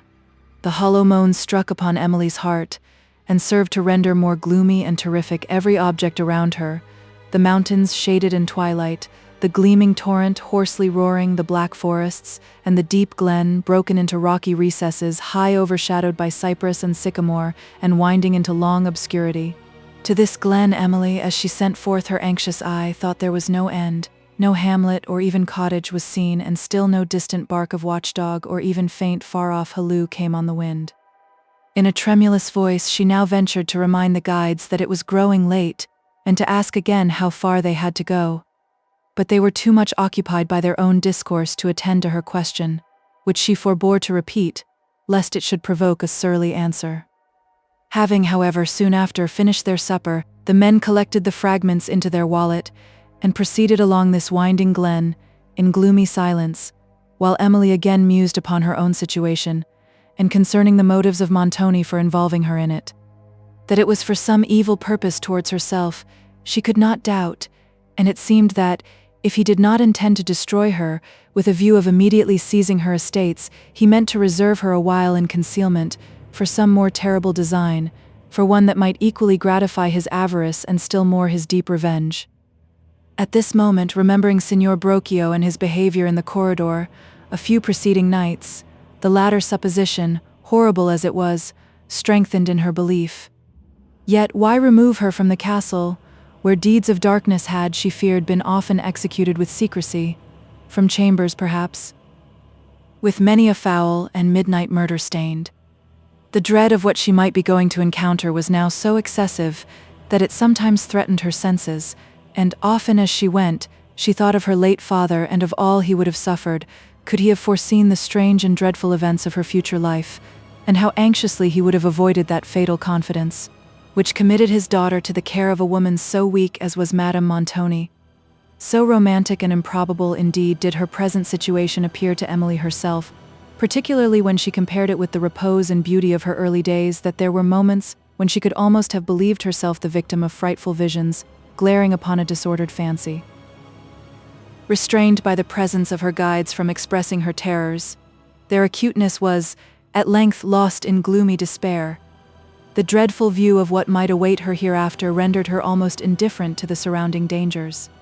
She now looked with little emotion on the wild dingles and the gloomy road and mountains, whose outlines were only distinguishable through the dusk, objects which but lately had affected her spirit so much as to awaken horrid views of the future, and to tinge these with their own gloom. It was now so nearly dark that the travelers, who proceeded only by the slowest pace, could scarcely discern their way. The clouds, which seemed charged with thunder, passed slowly along the heavens, showing at intervals the trembling stars, while the groves of cypress and sycamore, that overhung the rocks, waved high in the breeze as it swept over the glen, and then rushed among the distant woods. Emily shivered as it passed. "Where is the torch?" said Ugo. "It grows dark." "Not so dark yet," replied Bertrand, "but we may find our way, and 'tis best not light the torch before we can help, for it may betray us if any straggling party of the enemy is abroad." Ugo muttered something which Emily did not understand, and they proceeded in darkness, while she almost wished that the enemy might discover them, for from change there was something to hope, since she could scarcely imagine any situation more dreadful than her present one. As they moved slowly along, her attention was surprised by a thin tapering flame that appeared by fits at the point of the pike which Bertrand carried, resembling what she had observed on the lance of the sentinel, the night Madame Montoni died, and which he had said was an omen. The event immediately following it appeared to justify the assertion, and a superstitious impression had remained on Emily's mind, which the present appearance confirmed. She thought it was an omen of her own fate, and watched it successively vanish and return, in gloomy silence, which was at length interrupted by Bertrand. "Let us light the torch," said he, "and get under shelter of the woods. A storm is coming on. Look at my lance." He held it forth, with the flame tapering at its point. Note, see the Abbé Berthelon on electricity. "Aye," said Ugo, "you are not one of those that believe in omens. We have left cowards at the castle who would turn pale at such a sight. I have often seen it before a thunderstorm. It is an omen of that, and one is coming now, sure enough. The clouds flash fast already." Emily was relieved by this conversation from some of the terrors of superstition, but those of reason increased as, waiting while Ugo searched for a flint to strike fire, she watched the pale lightning gleam over the woods they were about to enter and illumine the harsh countenances of her companions. Ugo could not find a flint, and Bertrand became impatient, for the thunder sounded hollowly at a distance, and the lightning was more frequent. Sometimes it revealed the nearer recesses of the woods, or, displaying some opening in their summits, illumined the ground beneath with partial splendor, the thick foliage of the trees preserving the surrounding scene in deep shadow. At length, Ugo found a flint, and the torch was lighted. The men then dismounted, and having assisted Emily, led the mules towards the woods that skirted the glen on the left over broken ground, frequently interrupted with brushwood and wild plants, which she was often obliged to make a circuit to avoid. She could not approach these woods without experiencing keener sense of her danger. Their deep silence, except when the wind swept among their branches, and impenetrable glooms shown partially by the sudden flash, and then by the red glare of the torch, which served only to make darkness visible, were circumstances that contributed to renew all her most terrible apprehensions. She thought, too, that, at this moment, the countenances of her conductors displayed more than their usual fierceness, mingled with a kind of lurking exultation, which they seemed endeavoring to disguise. To her affrighted fancy it occurred that they were leading her into these woods to complete the will of Montoni by her murder. The horrid suggestion called a groan from her heart, which surprised her companions, who turned round quickly towards her, and she demanded why they led her thither, beseeching them to continue their way along the open glen, which she represented to be less dangerous than the woods, in a thunderstorm. "No, no," said Bertrand, "we know best where the danger lies. See how the clouds open over our heads. Besides, we can glide under cover of the woods with less hazard of being seen, should any of the enemy be wandering this way. By holy Saint Peter and all the rest of them, I've as stout a heart as the best, as many a poor devil could tell, if he were alive again. But what can we do against numbers?" "What are you whining about?" said Ugo contemptuously. "Who fears numbers? Let them come, though they were as many as the signor's castle could hold. I would show the knaves what fighting is. For you, I would lay you quietly in a dry ditch, where you might peep out and see me put the rogues to flight, who talks of fear." Bertrand replied with a horrible oath that he did not like such jesting, and a violent altercation ensued, which was at length silenced by the thunder, whose deep volley was heard afar, rolling onward till it burst over their heads in sounds that seemed to shake the earth to its center. The ruffians paused and looked upon each other. Between the boles of the trees, the blue lightning flashed and quivered along the ground, while as Emily looked under the boughs, the mountains beyond frequently appeared to be clothed in livid flame. At this moment, perhaps, she felt less fear of the storm than did either of her companions, for other terrors occupied her mind. The men now rested under an enormous chestnut tree, and fixed their pikes in the ground, at some distance, on the iron points of which Emily repeatedly observed the lightning play, and then glide down them into the earth. "I would we were well in the signor's castle," said Bertrand. "I know not why he should send us on this business. Hark, how it rattles above there. I could almost find in my heart to turn priest and pray. Ugo, hast got a rosary?" "No," replied Ugo, "I leave it to cowards like thee to carry rosaries. I carry a sword." "And much good may it do thee in fighting against the storm," said Bertrand. Another peal, which was reverberated in tremendous echoes among the mountains, silenced them for a moment. As it rolled away, Ugo proposed going on. "We are only losing time here," said he, "for the thick boughs of the woods will shelter us as well as this chestnut tree." They again led the mules forward, between the boles of the trees and over pathless grass that concealed their high-knotted roots. The rising wind was now heard contending with the thunder as it rushed furiously among the branches above and brightened the red flame of the torch, which threw a stronger light forward among the woods and showed their gloomy recesses to be suitable resorts for the wolves of which Ugo had formerly spoken. At length the strength of the wind seemed to drive the storm before it, for the thunder rolled away into distance and was only faintly heard.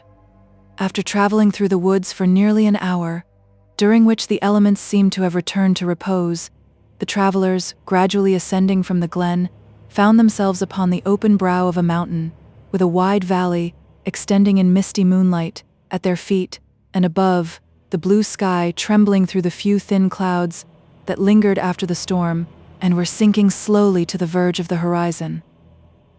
Emily's spirits, now that she had quitted the woods, began to revive, for she considered that, if these men had received an order to destroy her, they would probably have executed their barbarous purpose in the solitary wild, from whence they had just emerged, where the deed would have been shrouded from every human eye. Reassured by this reflection and by the quiet demeanor of her guides, Emily, as they proceeded silently in a kind of sheep track that wound along the skirts of the woods which ascended on the right, could not survey the sleeping beauty of the vale to which they were declining without a momentary sensation of pleasure. It seemed varied with woods, pastures, and sloping grounds, and was screened to the north and the east by an amphitheater of the Apennines, whose outline on the horizon was here broken into varied and elegant forms. To the west and the south, the landscape extended indistinctly into the lowlands of Tuscany. "There is the sea yonder," said Bertrand, as if he had known that Emily was examining the twilight view, "yonder in the west, though we cannot see it." Emily already perceived a change in the climate from that of the wild and mountainous tract she had left, and, as she continued descending, the air became perfumed by the breath of 1,000 nameless flowers among the grass, called forth by the late rain. So soothingly beautiful was the scene around her, and so strikingly contrasted to the gloomy grandeur of those to which she had long been confined, and to the manners of the people who moved among them, that she could almost have fancied herself again at La Vallée, and wondering why Montoni had sent her hither, could scarcely believe that he had selected so enchanting a spot for any cruel design. It was, however, probably not the spot, but the persons who happened to inhabit it, and to whose care he could safely commit the execution of his plans, whatever they might be that had determined his choice. She now ventured again to inquire whether they were near the place of their destination, and was answered by Ugo that they had not far to go. "Only to the wood of chestnuts in the valley yonder," said he, "there by the brook that sparkles with the moon. I wish I was once at rest there, with a flask of good wine and a slice of Tuscany bacon." Emily's spirits revived when she heard that the journey was so nearly concluded, and saw the wood of chestnuts in an open part of the vale on the margin of the stream. In a short time they reached the entrance of the wood, and perceived between the twinkling leaves a light streaming from a distant cottage window. They proceeded along the edge of the brook to where the trees crowding over it excluded the moonbeams, but a long line of light from the cottage above was seen on its dark, tremulous surface. Bertrand now stepped on first, and Emily heard him knock and call loudly at the door. As she reached it, the small upper casement, where the light appeared, was unclosed by a man who, having inquired what they wanted, immediately descended, let them into a neat rustic cot, and called up his wife to set refreshments before the travelers. As this man conversed, rather apart, with Bertrand, Emily anxiously surveyed him. He was a tall but not robust peasant, of a sallow complexion, and had a shrewd and cunning eye. His countenance was not of a character to win the ready confidence of youth, and there was nothing in his manner that might conciliate a stranger. Ugo called impatiently for supper, and in a tone as if he knew his authority here to be unquestionable. "I expected you an hour ago," said the peasant, "for I have had Signor Montoni's letter these 3 hours, and I and my wife had given you up and gone to bed. How did you fare in the storm?" "Ill enough," replied Ugo. "Ill enough, and we are like to fare ill enough here too, unless you will make more haste. Get us more wine, and let us see what you have to eat." The peasant placed before them all that his cottage afforded: ham, wine, figs, and grapes of such size and flavor as Emily had seldom tasted.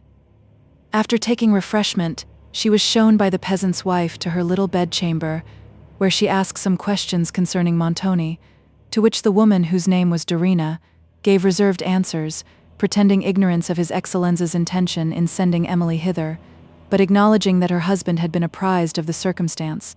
Perceiving that she could obtain no intelligence concerning her destination, Emily dismissed Dorina and retired to repose. But all the busy scenes of her past and the anticipated ones of the future came to her anxious mind, and conspired with the sense of her new situation to banish sleep. Chapter 7. Was not around but images of rest, sleep-soothing groves and quiet lawns between, and flowery beds that slumbrous influence kept, from poppies breathed, and banks of pleasant green, where never yet was creeping creature seen. Meantime unnumbered glittering streamlets played, and hurled everywhere their waters' sheen, that, as they bickered through the sunny glade, though restless still themselves, a lulling murmur made. Thomson. When Emily in the morning opened her casement, she was surprised to observe the beauties that surrounded it.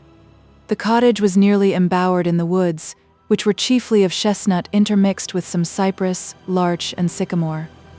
Beneath the dark and spreading branches appeared to the north and to the east, the woody Apennines rising in majestic amphitheater, not black with pines as she had been accustomed to see them, but their loftiest summits crowned with ancient forests of chestnut, oak, and oriental plane, now animated with the rich tints of autumn, and which swept downward to the valley uninterruptedly, except where some bold rocky promontory looked out from among the foliage, and caught the passing gleam.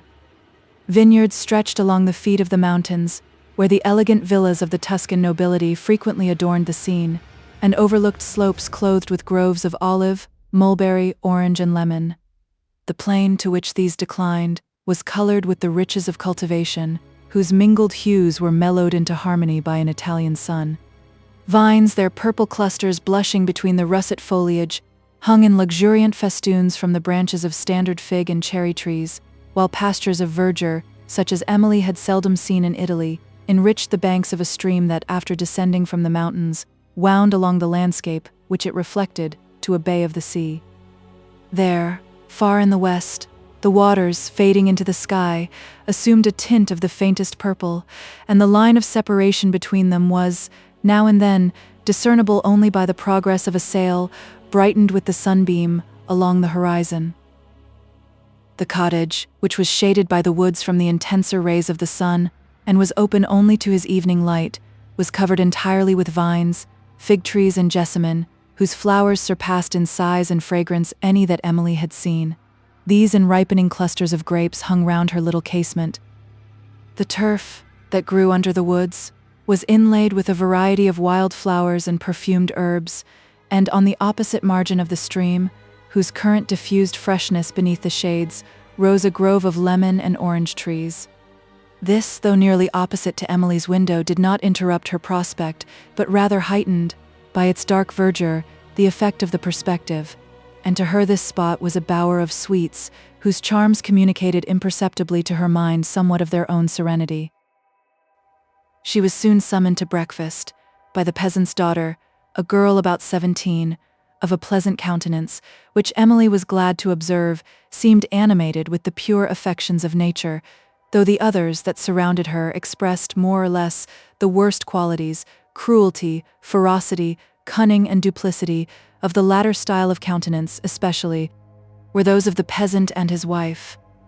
Madalena spoke little, but what she said was in a soft voice, and with an air of modesty and complacency that interested Emily, who breakfasted at a separate table with Dorina, while Ugo and Bertrand were taking a repast of Tuscany bacon and wine with their host, near the cottage door, when they had finished which, Ugo, rising hastily, inquired for his mule, and Emily learned that he was to return to Udolpho, while Bertrand remained at the cottage, a circumstance which, though it did not surprise, distressed her. When Ugo was departed, Emily proposed to walk in the neighboring woods, but on being told that she must not quit the cottage Without having Bertrand for her attendant, she withdrew to her own room. There, as her eyes settled on the towering Apennines, she recollected the terrific scenery they had exhibited and the horrors she had suffered on the preceding night, particularly at the moment when Bertrand had betrayed himself to be an assassin, and these remembrances awakened a train of images which, since they abstracted her from a consideration of her own situation, she pursued for some time, and then arranged in the following lines, pleased to have discovered any innocent means by which she could beguile an hour of misfortune. The pilgrim. Slow o'er the Apennine with bleeding feet, a patient pilgrim wound his lonely way, to deck the Lady of Loretto's seat, with all the little wealth his zeal could pay. From mountain tops cold died the evening ray, and stretched in twilight, slept the vale below, and now the last purple streaks of day along the melancholy west fade slow. High o'er his head, the restless pines complain, as on their summit rolls the breeze of night. Beneath, the hoarse stream chides the rocks in vain, the pilgrim pauses on the dizzy height. Then to the vale his cautious step he pressed, for there a hermit's cross was dimly seen, cresting the rock, and there his limbs might rest, cheered in the good man's cave by faggots sheen on leafy beds, nor guile his sleep molest. Unhappy Luke, he trusts a treacherous clue. Behind the cliff the lurking robber stood. No friendly moon his giant shadow threw athwart the road. To save the pilgrim's blood on as he went a vesper hymn he sang, the hymn that nightly soothed him to repose. Fierce on his harmless prey the ruffian sprang. The pilgrim bleeds to death, his eyelids close. Yet his meek spirit knew no vengeful care, but dying for his murderer breathed a sainted prayer. Note: this poem and that entitled The Traveller in Volume 2 have already appeared in a periodical publication. Preferring the solitude of her room to the company of the persons below stairs, Emily dined above, and Madalena was suffered to attend her, from whose simple conversation she learned that the peasant and his wife were old inhabitants of this cottage, which had been purchased for them by Montoni, in reward of some service rendered him many years before by Marco, to whom Carlo, the steward at the castle, was nearly related. "So many years ago, Signora," added Madalena, "that I know nothing about it, but my father did the Signor a great good, for my mother has often said to him, this cottage was the least he ought to have had." To the mention of this circumstance Emily listened with a painful interest, since it appeared to give a frightful color to the character of Marco, whose service, thus rewarded by Montoni, she could scarcely doubt have been criminal, and if so, had too much reason to believe that she had been committed into his hands for some desperate purpose. "Did you ever hear how many years it is?" said Emily, who was considering of Signora Laurentini's disappearance from Udolpho, "since your father performed the services you spoke of?" "It was a little before he came to live at the cottage, Signora," replied Madalena, "and that is about 18 years ago. This was near the period when Signora Laurentini had been said to disappear, and it occurred to Emily that Marco had assisted in that mysterious affair, and, perhaps, had been employed in a murder. This horrible suggestion fixed her in such profound reverie that Madalena quitted the room, unperceived by her, and she remained unconscious of all around her for a considerable time. Tears at length came to her relief, after indulging which, her spirits becoming calmer, she ceased to tremble at a view of evils that might never arrive, and had sufficient resolution to endeavor to withdraw her thoughts from the contemplation of her own interests. Remembering the few books which, even in the hurry of her departure from Udolpho, she had put into her little package, she sat down with one of them at her pleasant casement, whence her eyes often wandered from the page to the landscape, whose beauty gradually soothed her mind into gentle melancholy. Here she remained alone till evening, and saw the sun descend the western sky, throw all his pomp of light and shadow upon the mountains, and gleam upon the distant ocean and the stealing sails as he sunk amidst the waves. Then, at the musing hour of twilight, her softened thoughts returned to Valancourt. She again recollected every circumstance, connected with the midnight music, and all that might assist her conjecture concerning his imprisonment at the castle, and, becoming confirmed in the supposition that it was his voice she had heard there, she looked back to that gloomy abode with emotions of grief and momentary regret. Refreshed by the cool and fragrant air, and her spirits soothed to a state of gentle melancholy by the still murmur of the brook below and of the woods around, she lingered at her casement long after the sun had set, watching the valley sinking into obscurity, till only the grand outline of the surrounding mountains, shadowed upon the horizon, remained visible. But a clear moonlight that succeeded gave to the landscape what time gives to the scenes of past life, when it softens all their harsher features and throws over the whole the mellowing shade of distant contemplation. The scenes of La Vallée in the early morn of her life, when she was protected and beloved by parents equally loved, appeared in Emily's memory tenderly beautiful, like the prospect before her, and awakened mournful comparisons. Unwilling to encounter the coarse behavior of the peasant's wife, she remained supperless in her room, while she wept again over her forlorn and perilous situation, a review of which entirely overcame the small remains of her fortitude, and reducing her to temporary despondence, she wished to be released from the heavy load of life that had so long oppressed her, and prayed to heaven to take her, in its mercy, to her parents. Wearied with weeping, she at length lay down on her mattress and sunk to sleep, but was soon awakened by a knocking at her chamber door, and starting up in terror, she heard a voice calling her. The image of Bertrand, with a stiletto in his hand, appeared to her alarmed fancy, and she neither opened the door nor answered, but listened in profound silence, till, the voice repeating her name in the same low tone, she demanded who called. "It is I, Signora," replied the voice, which she now distinguished to be Madalina's. "Pray open the door. Don't be frightened, it is I." "And what brings you here so late, Madalina?" said Emily, as she let her in. "Hush, Signora, for heaven's sake, hush. If we are overheard, I shall never be forgiven. My father and mother and Bertrand are all gone to bed," continued Madalina, as she gently shut the door and crept forward. "And I have brought you some supper, for you had none, you know, Signora, below stairs. Here are some grapes and figs and half a cup of wine." Emily thanked her, but expressed apprehension lest this kindness should draw upon her the resentment of Dorina, when she perceived the fruit was gone. "Take it back, therefore, Madalina," added Emily. "I shall suffer much less from the want of it than I should do if this act of good nature was to subject you to your mother's displeasure." "Oh, Signora, there is no danger of that," replied Madalina. "My mother cannot miss the fruit, for I saved it from my own supper. You will make me very unhappy if you refuse to take it, Signora." Emily was so much affected by this instance of the good girl's generosity that she remained for some time unable to reply, and Madalina watched her in silence till, mistaking the cause of her emotion, she said, "Do not weep so, Signora. My mother, to be sure, is a little cross sometimes, but then it is soon over, so don't take it so much to heart.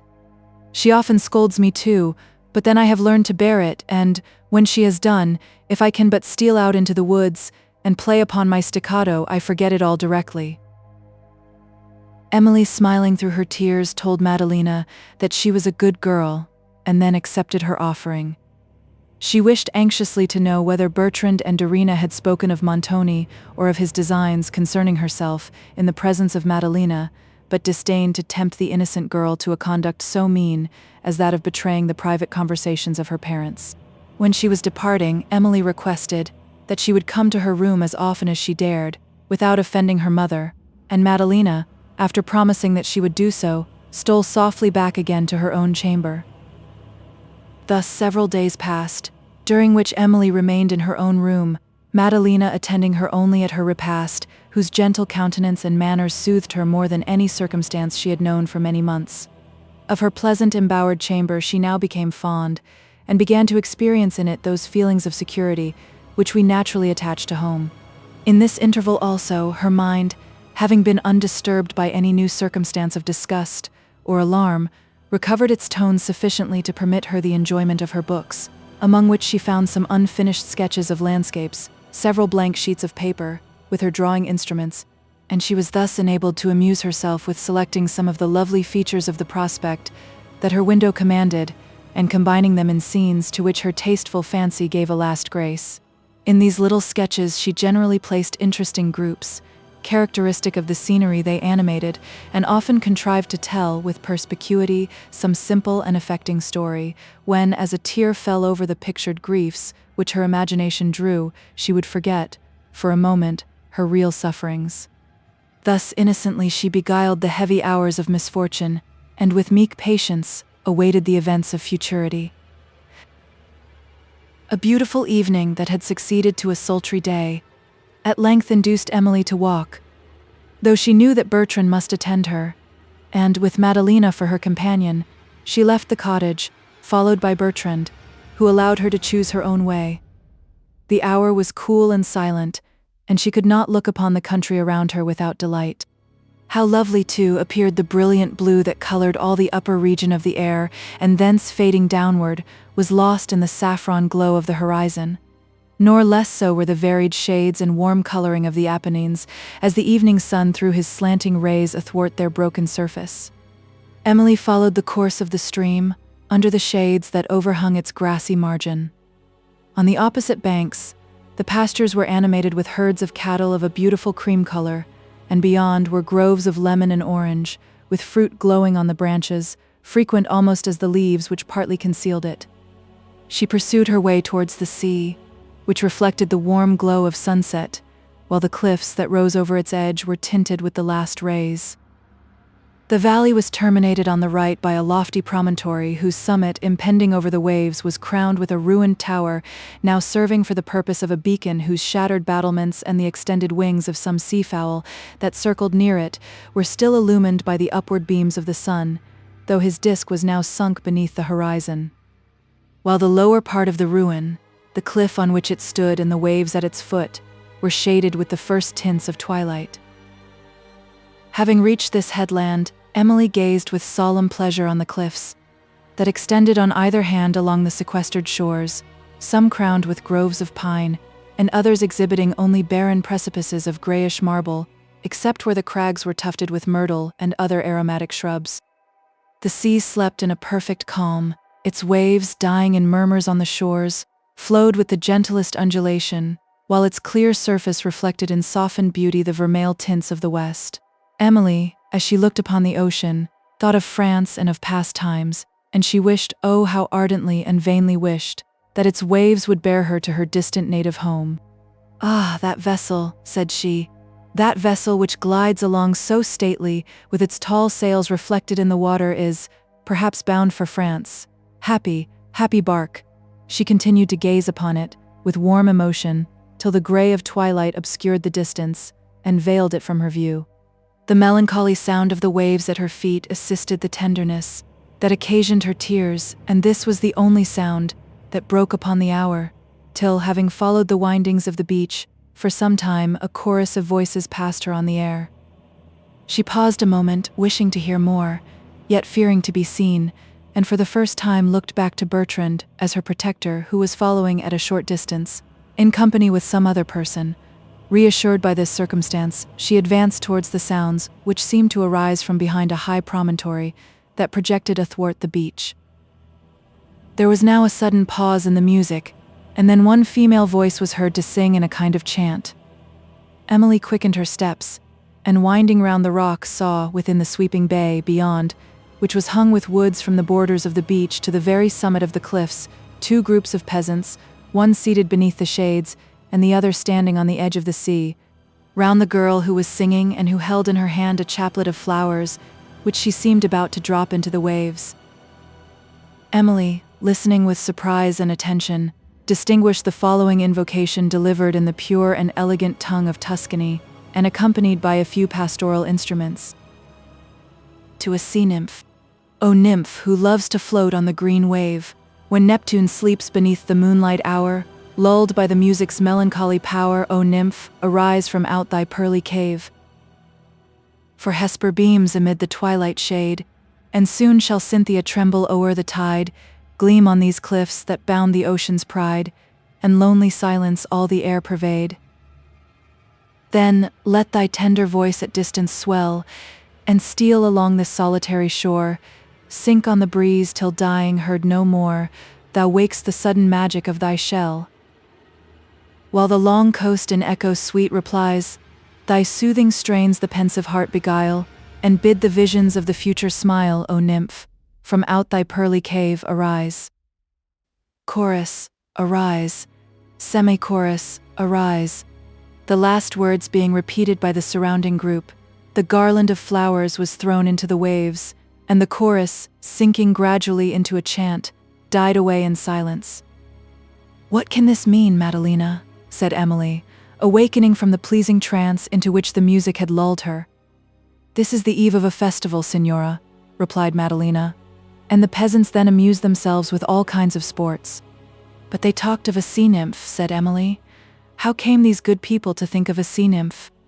"Oh, Signora," rejoined Madalena, mistaking the reason of Emily's surprise, "nobody believes in such things, but our old songs tell of them, and when we are at our sports we sometimes sing to them and throw garlands into the sea." Emily had been early taught to venerate Florence as the seat of literature and of the fine arts, but that its taste for classic story should descend to the peasants of the country occasioned her both surprise and admiration. The Arcadian air of the girls next attracted her attention. Their dress was a very short, full petticoat of light green, with a bodice of white silk, the sleeves loose, and tied up at the shoulders with ribbons and bunches of flowers. Their hair, falling in ringlets on their necks, was also ornamented with flowers, and with a small straw hat, which, set rather backward and on one side of the head, gave an expression of gaiety and smartness to the whole figure. When the song had concluded, several of these girls approached Emily, and inviting her to sit down among them, offered her, and Madalena, whom they knew, grapes and figs. Emily accepted their courtesy, much pleased with the gentleness and grace of their manners, which appeared to be perfectly natural to them, and when Bertrand, soon after, approached and was hastily drawing her away, a peasant, holding up a flask, invited him to drink, a temptation which Bertrand was seldom very valiant in resisting. "Let the young lady join in the dance, my friend," said the peasant, "while we empty this flask. They are going to begin directly. Strike up, my lads, strike up your tambourines and merry flutes." They sounded gaily, and the younger peasants formed themselves into a circle, which Emily would readily have joined had her spirits been in unison with their mirth. Madalena, however, tripped it lightly, and Emily, as she looked on the happy group, lost the sense of her misfortunes in that of a benevolent pleasure. But the pensive melancholy of her mind returned, as she sat rather apart from the company, listening to the mellow music, which the breeze softened as it bore it away, and watching the moon, stealing its tremulous light over the waves and on the woody summits of the cliffs that wound along these Tuscan shores. Meanwhile, Bertrand was so well pleased with his first flask that he very willingly commenced the attack on a second, and it was late before Emily, not without some apprehension, returned to the cottage. After this evening she frequently walked with Madalena, but was never unattended by Bertrand, and her mind became by degrees as tranquil as the circumstances of her situation would permit. The quiet in which she was suffered to live encouraged her to hope that she was not sent hither with an evil design, and had it not appeared probable that Valancourt was at this time an inhabitant of Udolpho, she would have wished to remain at the cottage till an opportunity should offer of returning to her native country. But, concerning Montoni's motive for sending her into Tuscany, she was more than ever perplexed, nor could she believe that any consideration for her safety had influenced him on this occasion. She had been some time at the cottage before she recollected that, in the hurry of leaving Udolpho, she had forgotten the papers committed to her by her late aunt, relative to the Languedoc estates, but, though this remembrance occasioned her much uneasiness, she had some hope that, in the obscure place where they were deposited, they would escape the detection of Montoni. Chapter 8. My tongue hath but a heavier tale to say. I play the torturer, by small and small, to lengthen out the worst that must be spoken. Richard VIII.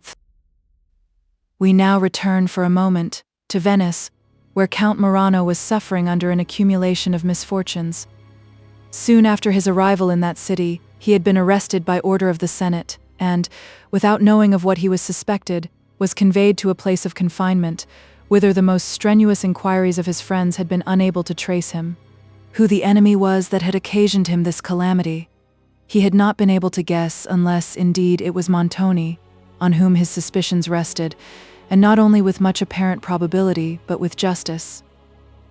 In the affair of the poisoned cup, Montoni had suspected Morano, but, being unable to obtain the degree of proof, which was necessary to convict him of a guilty intention, he had recourse to means of other revenge than he could hope to obtain by prosecution. He employed a person, in whom he believed he might confide, to drop a letter of accusation into the denunzie secrete, or lions' mouths, which are fixed in a gallery of the Doge's palace, as receptacles for anonymous information concerning persons who may be disaffected towards the state. As, on these occasions, the accuser is not confronted with the accused, a man may falsely impeach his enemy and accomplish an unjust revenge without fear of punishment or detection. That Montoni should have recourse to these diabolical means of ruining a person whom he suspected of having attempted his life is not in the least surprising. In the letter which he had employed as the instrument of his revenge, he accused Morano of designs against the state, which he attempted to prove with all the plausible simplicity of which he was master, and the Senate, with whom a suspicion was, at that time, almost equal to a proof, arrested the Count, in consequence of this accusation, and without even hinting to him his crime, threw him into one of those secret prisons which were the terror of the Venetians, and in which persons often languished and sometimes died without being discovered by their friends. Morano had incurred the personal resentment of many members of the state. His habits of life had rendered him obnoxious to some, and his ambition, and the bold rivalship which he discovered on several public occasions to others, and it was not to be expected that mercy would soften the rigor of a law which was to be dispensed from the hands of his enemies. Montoni, meantime, was beset by dangers of another kind. His castle was besieged by troops who seemed willing to dare everything and to suffer patiently any hardships in pursuit of victory. The strength of the fortress, however, withstood their attack, and this, with the vigorous defense of the garrison and the scarcity of provision on these wild mountains, soon compelled the assailants to raise the siege. When Udolpho was once more left to the quiet possession of Montoni, he dispatched Ugo into Tuscany for Emily, whom he had sent from considerations of her personal safety, to a place of greater security than a castle, which was at that time liable to be overrun by his enemies.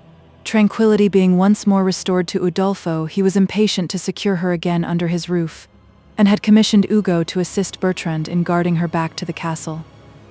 Thus compelled to return, Emily bade the kind Madalena farewell with regret, and, after about a fortnight's stay in Tuscany, where she had experienced an interval of quiet, which was absolutely necessary to sustain her long-harassed spirits, began once more to ascend the Apennines, from whose heights she gave a long and sorrowful look to the beautiful country that extended at their feet, and to the distant Mediterranean, whose waves she had so often wished would bear her back to France. The distress she felt, on her return towards the place of her former sufferings, was, however, softened by a conjecture that Valancourt was there, and she found some degree of comfort in the thought of being near him, notwithstanding the consideration that he was probably a prisoner. It was noon when she had left the cottage, and the evening was closed, long before she came within the neighborhood of Udolpho. There was a moon, but it shone only at intervals, for the night was cloudy, and lighted by the torch which Ugo carried, the travelers paced silently along, Emily musing on her situation, and Bertrand and Ugo anticipating the comforts of a flask of wine and a good fire. For they had perceived for some time the difference between the warm climate of the lowlands of Tuscany and the nipping air of these upper regions. Emily was at length roused from her reverie by the far-off sound of the castle clock, to which she listened not without some degree of awe, as it rolled away on the breeze. Another and another note succeeded, and died in sullen murmur among the mountains. To her mournful imagination it seemed a knell measuring out some fateful period for her. "Aye, there is the old clock," said Bertrand. "There he is still. The cannon have not silenced him." "No," answered Ugo. "He crowed as loud as the best of them in the midst of it all. There he was roaring out in the hottest fire I have seen this many a day. I said that some of them would have a hit at the old fellow, but he escaped, and the tower too." The road winding round the base of a mountain. They now came within view of the castle, which was shown in the perspective of the valley by a gleam of moonshine, and then vanished in shade, while even a transient view of it had awakened the poignancy of Emily's feelings. Its massy and gloomy walls gave her terrible ideas of imprisonment and suffering. Yet, as she advanced, some degree of hope mingled with her terror.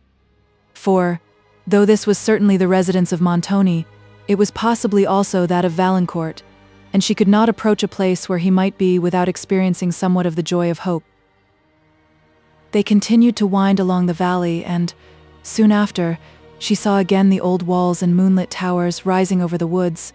The strong rays enabled her, also, to perceive the ravages which the siege had made, with the broken walls and shattered battlements, for they were now at the foot of the steep on which Udolpho stood.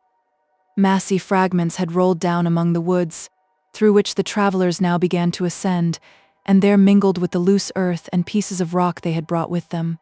The woods, too, had suffered much from the batteries above, for here the enemy had endeavored to screen themselves from the fire of the ramparts. Many noble trees were leveled with the ground, and others, to a wide extent, were entirely stripped of their upper branches. "We had better dismount," said Ugo, "and lead the mules up the hill, or we shall get into some of the holes which the balls have left. Here are plenty of them." "Give me the torch," continued Ugo, after they had dismounted, "and take care you don't stumble over anything that lies in your way, for the ground is not yet cleared of the enemy." "How?" exclaimed Emily. "Are any of the enemy here, then?" "Nay, I don't know for that now," he replied, "but when I came away I saw one or two of them lying under the trees." As they proceeded, the torch threw a gloomy light upon the ground, and far among the recesses of the woods, and Emily feared to look forward lest some object of horror should meet her eye. The path was often strewn with broken heads of arrows, and with shattered remains of armor, such as at that period was mingled with the lighter dress of the soldiers. "Bring the light hither," said Bertrand. "I have stumbled over something that rattles loud enough." Ugo holding up the torch, they perceived a steel breastplate on the ground, which Bertrand raised, and they saw that it was pierced through and that the lining was entirely covered with blood. But upon Emily's earnest entreaties that they would proceed, Bertrand, uttering some joke upon the unfortunate person to whom it had belonged, threw it hard upon the ground, and they passed on. At every step she took, Emily feared to see some vestige of death. Coming soon after to an opening in the woods, Bertrand stopped to survey the ground, which was encumbered with massy trunks and branches of the trees that had so lately adorned it, and seemed to have been a spot particularly fatal to the besiegers, for it was evident from the destruction of the trees that here the hottest fire of the garrison had been directed. As Ugo held again forth the torch, steel glittered between the fallen trees. The ground beneath was covered with broken arms, and with the torn vestments of soldiers, whose mangled forms Emily almost expected to see, and she again entreated her companions to proceed, who were, however, too intent in their examination to regard her. And she turned her eyes from this desolated scene to the castle above, where she observed lights gliding along the ramparts. Presently, the castle clock struck 12, and then a trumpet sounded, of which Emily inquired the occasion. "Oh, they are only changing watch," replied Ugo. "I do not remember this trumpet," said Emily. "It is a new custom." "It is only an old one revived, lady. We always use it in time of war. We have sounded it at midnight, ever since the place was besieged." "Hark," said Emily, as the trumpet sounded again, and in the next moment she heard a faint clash of arms, and then the watchword passed along the terrace above, and was answered from a distant part of the castle, after which all was again still. She complained of cold, and begged to go on. "Presently, lady," said Bertrand, turning over some broken arms with the pike he usually carried. "What have we here?" "Hark," cried Emily. "What noise was that?" "What noise was it?" said Ugo, starting up and listening. "Hush," repeated Emily. "It surely came from the ramparts above," and on looking up, they perceived a light moving along the walls, while in the next instant, the breeze swelling, the voice sounded louder than before. "Who goes yonder?" cried a sentinel of the castle. "Speak, or it will be worse for you." Bertrand uttered a shout of joy. "Ha! My brave comrade, is it you?" said he, and he blew a shrill whistle, which signal was answered by another from the soldier on watch, and the party then passing forward soon after emerged from the woods upon the broken road that led immediately to the castle gates, and Emily saw with renewed terror the whole of that stupendous structure. "Alas," said she to herself, I am going again into my prison. Here has been warm work, by St. Marco, cried Bertrand, waving a torch over the ground. The balls have torn up the earth here with a vengeance. Aye, replied Ugo. They were fired from that redoubt, yonder, and rare execution they did.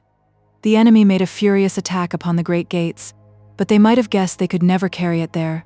For, besides the cannon from the walls, our archers on the 2 round towers showered down upon them at such a rate, that by Holy Peter, there was no standing it. I never saw a better sight in my life. I laughed till my sides ached, to see how the knaves scampered. Bertrand, my good fellow, thou shouldst have been among them. I warrant thou wouldst have won the race. Ha! You are at your old tricks again, said Bertrand in a surly tone. It is well for thee thou art so near the castle. Thou knowest I have killed my man before now. Ugo replied only by a laugh, and then gave some further account of the siege, to which as Emily listened, she was struck by the strong contrast of the present scene with that which had so lately been acted here. The mingled uproar of cannon, drums and trumpets, the groans of the conquered, and the shouts of the conquerors were now sunk into a silence so profound that it seemed as if death had triumphed alike over the vanquished and the victor. The shattered condition of one of the towers of the great gates by no means confirmed the valiant account just given by Ugo of the scampering party, who it was evident had not only made a stand, but had done much mischief before they took to flight, for this tower appeared, as far as Emily could judge by the dim moonlight that fell upon it, to be laid open, and the battlements were nearly demolished. While she gazed, a light glimmered through one of the lower loopholes and disappeared, but in the next moment she perceived through the broken wall a soldier with a lamp ascending the narrow staircase that wound within the tower, and remembering that it was the same she had passed up on the night when Barnardine had deluded her with a promise of seeing Madame Montoni, fancy gave her somewhat of the terror she had then suffered. She was now very near the gates, over which the soldier, having opened the door of the portal chamber, the lamp he carried gave her a dusky view of that terrible apartment, and she almost sunk under the recollected horrors of the moment when she had drawn aside the curtain and discovered the object it was meant to conceal. Perhaps, said she to herself, it is now used for a similar purpose. Perhaps that soldier goes, at this dead hour, to watch over the corpse of his friend. The little remains of her fortitude now gave way to the united force of remembered and anticipated horrors, for the melancholy fate of Madame Montoni appeared to foretell her own. She considered that, though the Languedoc estates, if she relinquished them, would satisfy Montoni's avarice, they might not appease his vengeance, which was seldom pacified but by a terrible sacrifice. And she even thought that, were she to resign them, the fear of justice might urge him either to detain her a prisoner or to take away her life. They were now arrived at the gates, where Bertrand, observing the light glimmer through a small casement of the portal chamber, called aloud, and the soldier, looking out, demanded who was there. Here, I have brought you a prisoner, said Ugo. Open the gate and let us in. Tell me first who it is that demands entrance, replied the soldier. What, my old comrade, cried Ugo. Don't you know me? Not know Ugo? I have brought home a prisoner here, bound hand and foot, a fellow who has been drinking Tuscany wine, while we here have been fighting. You will not rest till you meet with your match, said Bertrand sullenly. Ha! My comrade, is it you? Said the soldier. I'll be with you directly. Emily presently heard his steps descending the stairs within, and then the heavy chain fall, and the bolts undraw of a small postern door which he opened to admit the party. He held the lamp low to show the step of the gate, and she found herself once more beneath the gloomy arch, and heard the door close that seemed to shut her from the world forever. In the next moment she was in the first court of the castle, where she surveyed the spacious and solitary area with a kind of calm despair, while the dead hour of the night, the Gothic gloom of the surrounding buildings, and the hollow and imperfect echoes which they returned, as Ugo and the soldier conversed together, assisted to increase the melancholy forebodings of her heart. Passing on to the second court, a distant sound broke feebly on the silence, and gradually swelling louder, as they advanced, Emily distinguished voices of revelry and laughter, but they were to her far other than sounds of joy. Why, you have got some Tuscany wine among you, here, said Bertrand, if one may judge by the uproar that is going forward. Hugo has taken a larger share of that than of fighting, I'll be sworn. Who is carousing at this late hour?" "His Excellenza and the signors," replied the soldier. "It is a sign you are a stranger at the castle, or you would not need to ask the question. They are brave spirits that do without sleep. They generally pass the night in good cheer. Would that we who keep the watch had a little of it. It is cold work, pacing the ramparts so many hours of the night, if one has no good liquor to warm one's heart. Courage, my lad. Courage ought to warm your heart," said Hugo. "Courage," replied the soldier sharply, with a menacing air, which Hugo, perceiving, prevented his saying more, by returning to the subject of the carousel. "This is a new custom," said he. "When I left the castle, the signors used to sit up counseling." "Aye, and for that matter, carousing too," replied the soldier. "But since the siege, they have done nothing but make merry, and if I was they, I would settle accounts with myself, for all my hard fighting, the same way." They had now crossed the second court, and reached the hall door, when the soldier, bidding them good night, hastened back to his post, and while they waited for admittance, Emily considered how she might avoid seeing Montoni, and retire unnoticed to her former apartment, for she shrunk from the thought of encountering either him or any of his party at this hour. The uproar within the castle was now so loud that, though Hugo knocked repeatedly at the hall door, he was not heard by any of the servants, a circumstance which increased Emily's alarm, while it allowed her time to deliberate on the means of retiring unobserved, for though she might, perhaps, pass up the great staircase unseen, it was impossible she could find the way to her chamber. Without a light, the difficulty of procuring which, and the danger of wandering about the castle, without one, immediately struck her. Bertrand had only a torch, and she knew that the servants never brought a taper to the door, for the hall was sufficiently lighted by the large tripod lamp which hung in the vaulted roof, and while she should wait till Annette could bring a taper, Montoni or some of his companions might discover her. The door was now opened by Carlo, and Emily, having requested him to send Annette immediately with a light to the great gallery, where she determined to await her, passed on with hasty steps towards the staircase, while Bertrand and Hugo, with the torch, followed old Carlo to the servants' hall, impatient for supper and the warm blaze of a wood fire. Emily, lighted only by the feeble rays which the lamp above threw between the arches of this extensive hall, endeavored to find her way to the staircase, now hid in obscurity, while the shouts of merriment that burst from a remote apartment served, by heightening her terror, to increase her perplexity, and she expected every instant to see the door of that room open, and Montoni and his companions issue forth. Having at length reached the staircase and found her way to the top, she seated herself on the last stair to await the arrival of Annette, for the profound darkness of the gallery deterred her from proceeding farther, and while she listened for her footstep, she heard only distant sounds of revelry, which rose in sullen echoes from among the arcades below. Once she thought she heard a low sound from the dark gallery behind her, and turning her eyes, fancied she saw something luminous move in it, and since she could not, at this moment, subdue the weakness that caused her fears, she quitted her seat and crept softly down a few stairs lower. Annette not yet appearing, Emily now concluded that she was gone to bed, and that nobody chose to call her up, and the prospect that presented itself of passing the night in darkness, in this place or in some other equally forlorn, for she knew it would be impracticable to find her way through the intricacies of the galleries to her chamber, drew tears of mingled terror and despondency from her eyes. While thus she sat, she fancied she heard again an odd sound from the gallery, and she listened, scarcely daring to breathe, but the increasing voices below overcame every other sound. Soon after, she heard Montoni and his companions burst into the hall, who spoke, as if they were much intoxicated, and seemed to be advancing towards the staircase. She now remembered that they must come this way to their chambers, and, forgetting all the terrors of the gallery, hurried towards it with an intention of secreting herself in some of the passages that opened beyond, and of endeavoring, when the seniors were retired, to find her way to her own room, or to that of Annette, which was in a remote part of the castle.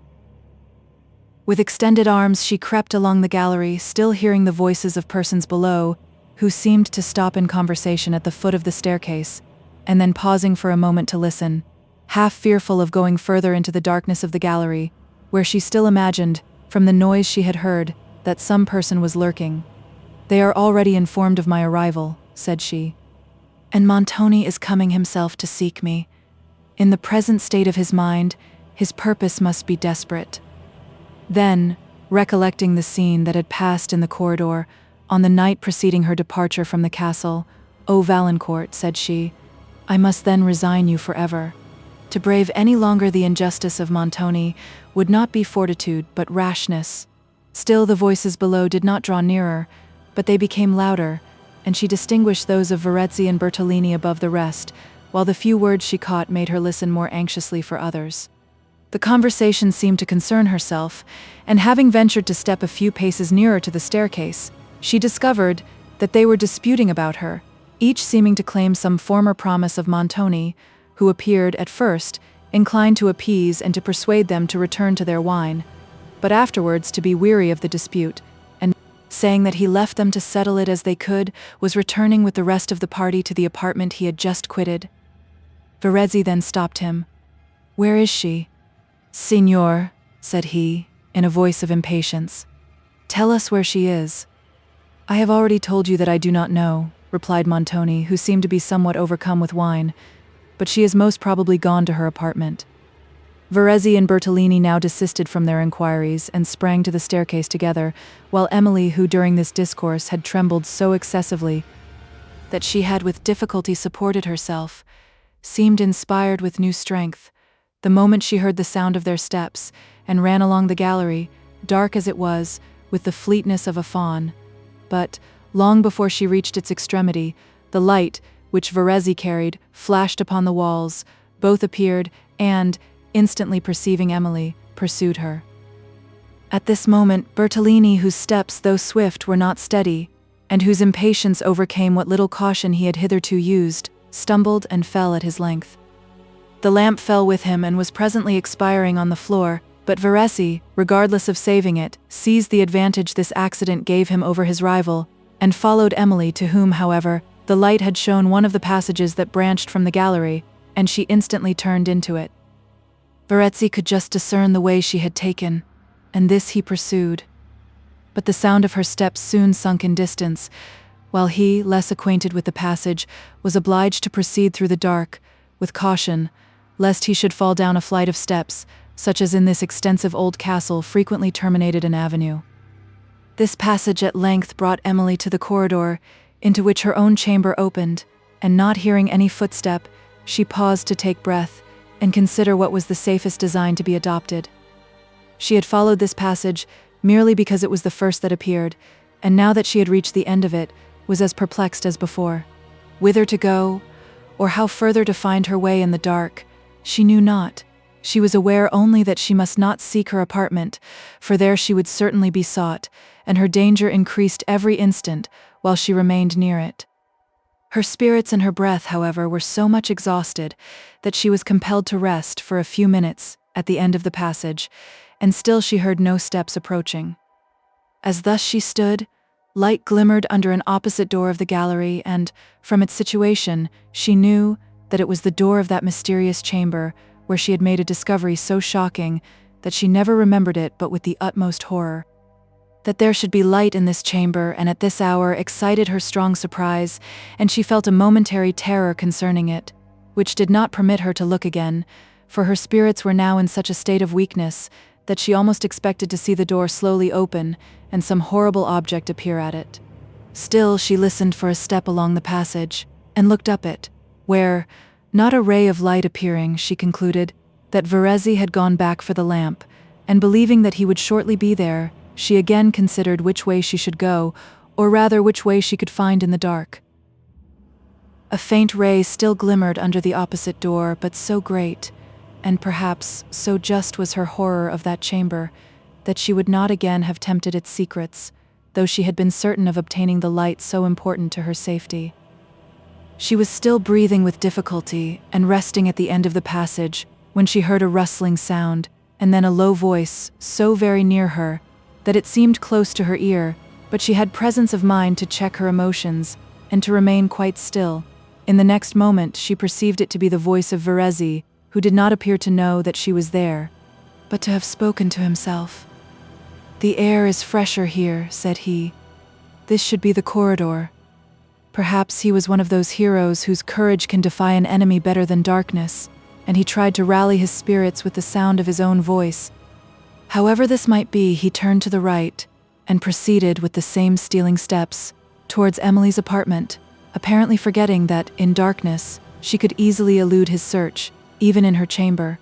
And, like an intoxicated person, he followed pertinaciously the one idea that had possessed his imagination.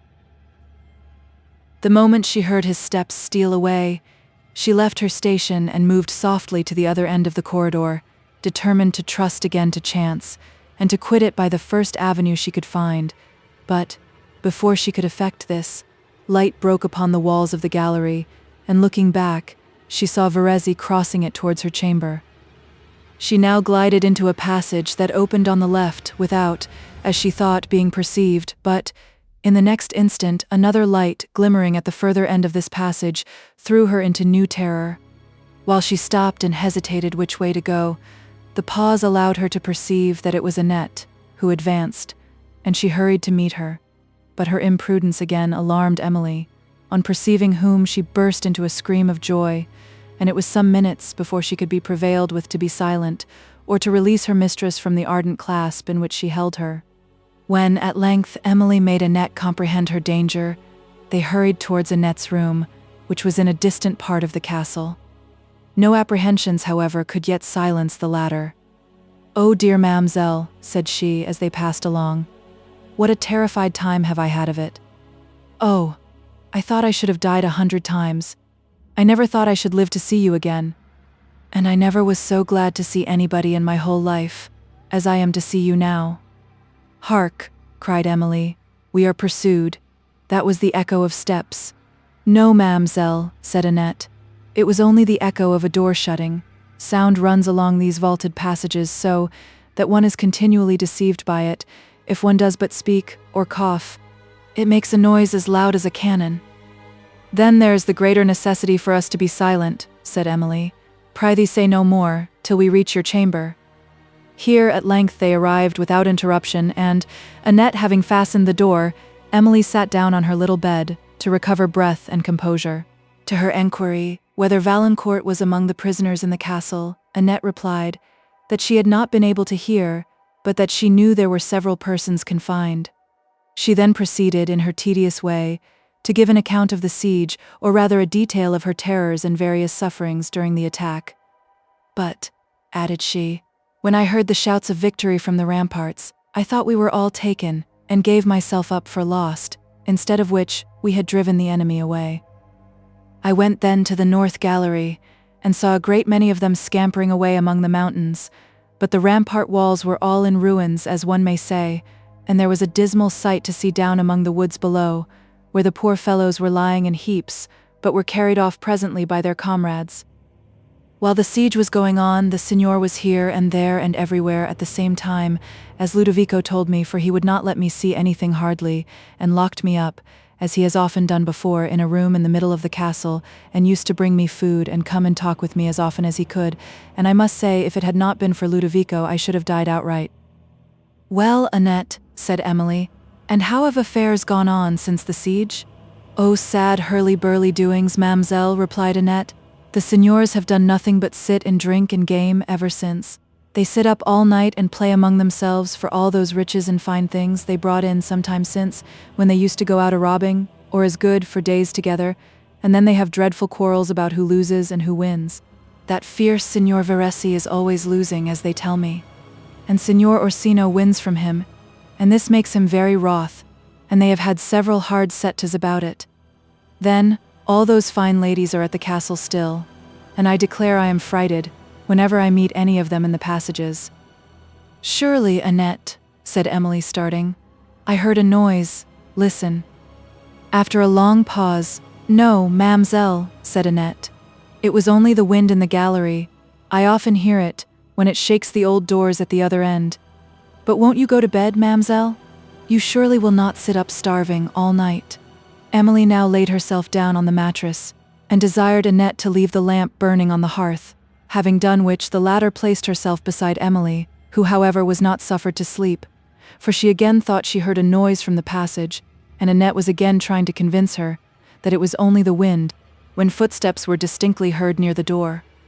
Annette was now starting from the bed, but Emily prevailed with her to remain there, and listened with her in a state of terrible expectation. The steps still loitered at the door, when presently an attempt was made on the lock, and, in the next instant, a voice called. "For heaven's sake, Annette, do not answer," said Emily softly. "Remain quite still, but I fear we must extinguish the lamp, or its glare will betray us." "Holy Virgin," exclaimed Annette, forgetting her discretion. "I would not be in darkness now for the whole world." While she spoke, the voice became louder than before, and repeated Annette's name. "Blessed Virgin," cried she suddenly. "It is only Ludovico." She rose to open the door, but Emily prevented her, till they should be more certain that it was he alone, with whom Annette at length talked for some time, and learned that he was come to inquire after herself, whom he had let out of her room to go to Emily, and that he was now returned to lock her in again. Emily, fearful of being overheard, if they conversed any longer through the door, consented that it should be opened, and a young man appeared, whose open countenance confirmed the favorable opinion of him, which his care of Annette had already prompted her to form. She entreated his protection, should Verezzi make this requisite, and Ludovico offered to pass the night in an old chamber adjoining that opened from the gallery and, on the first alarm, to come to their defense. Emily was much soothed by this proposal, and Ludovico, having lighted his lamp, went to his station, while she, once more, endeavored to repose on her mattress. But a variety of interests pressed upon her attention, and prevented sleep. She thought much on what Annette had told her of the dissolute manners of Montoni and his associates, and more of his present conduct towards herself, and of the danger from which she had just escaped. From the view of her present situation she shrunk, as from a new picture of terror. She saw herself in a castle, inhabited by vice and violence, seated beyond the reach of law or justice, and in the power of a man whose perseverance was equal to every occasion, and in whom passions, of which revenge was not the weakest, entirely supplied the place of principles. She was compelled once more to acknowledge that it would be folly and not fortitude any longer to dare his power, and resigning all hopes of future happiness with Valancourt, she determined that on the following morning she would compromise with Montoni and give up her estates, on condition that he would permit her immediate return to France. Such considerations kept her waking for many hours, but the night passed, without further alarm from Verezzi. On the next morning, Emily had a long conversation with Ludovico, in which she heard circumstances concerning the castle, and received hints of the designs of Montoni, that considerably increased her alarms. On expressing her surprise that Ludovico, who seemed to be so sensible of the evils of his situation, should continue in it, he informed her that it was not his intention to do so, and she then ventured to ask him if he would assist her to escape from the castle. Ludovico assured her of his readiness to attempt this, but strongly represented the difficulty of the enterprise, and the certain destruction which must ensue, should Montoni overtake them before they had passed the mountains. He, however, promised to be watchful of every circumstance that might contribute to the success of the attempt, and to think upon some plan of departure. Emily now confided to him the name of Valancourt, and begged he would inquire for such a person among the prisoners in the castle, for the faint hope which this conversation awakened made her now recede from her resolution of an immediate compromise with Montoni. She determined, if possible, to delay this, till she heard further from Ludovico, and, if his designs were found to be impracticable, to resign the estates at once. Her thoughts were on this subject, when Montoni, who was now recovered from the intoxication of the preceding night, sent for her, and she immediately obeyed the summons. He was alone. "I find," said he, "that you were not in your chamber last night. Where were you?" Emily related to him some circumstances of her alarm, and entreated his protection from a repetition of them. "You know the terms of my protection," said he. "If you really value this, you will secure it." His open declaration that he would only conditionally protect her, while she remained a prisoner in the castle, showed Emily the necessity of an immediate compliance with his terms, but she first demanded whether he would permit her immediately to depart, if she gave up her claim to the contested estates. In a very solemn manner he then assured her that he would, and immediately laid before her a paper, which was to transfer the right of those estates to himself. She was, for a considerable time, unable to sign it, and her heart was torn with contending interests, for she was about to resign the happiness of all her future years, the hope which had sustained her in so many hours of adversity.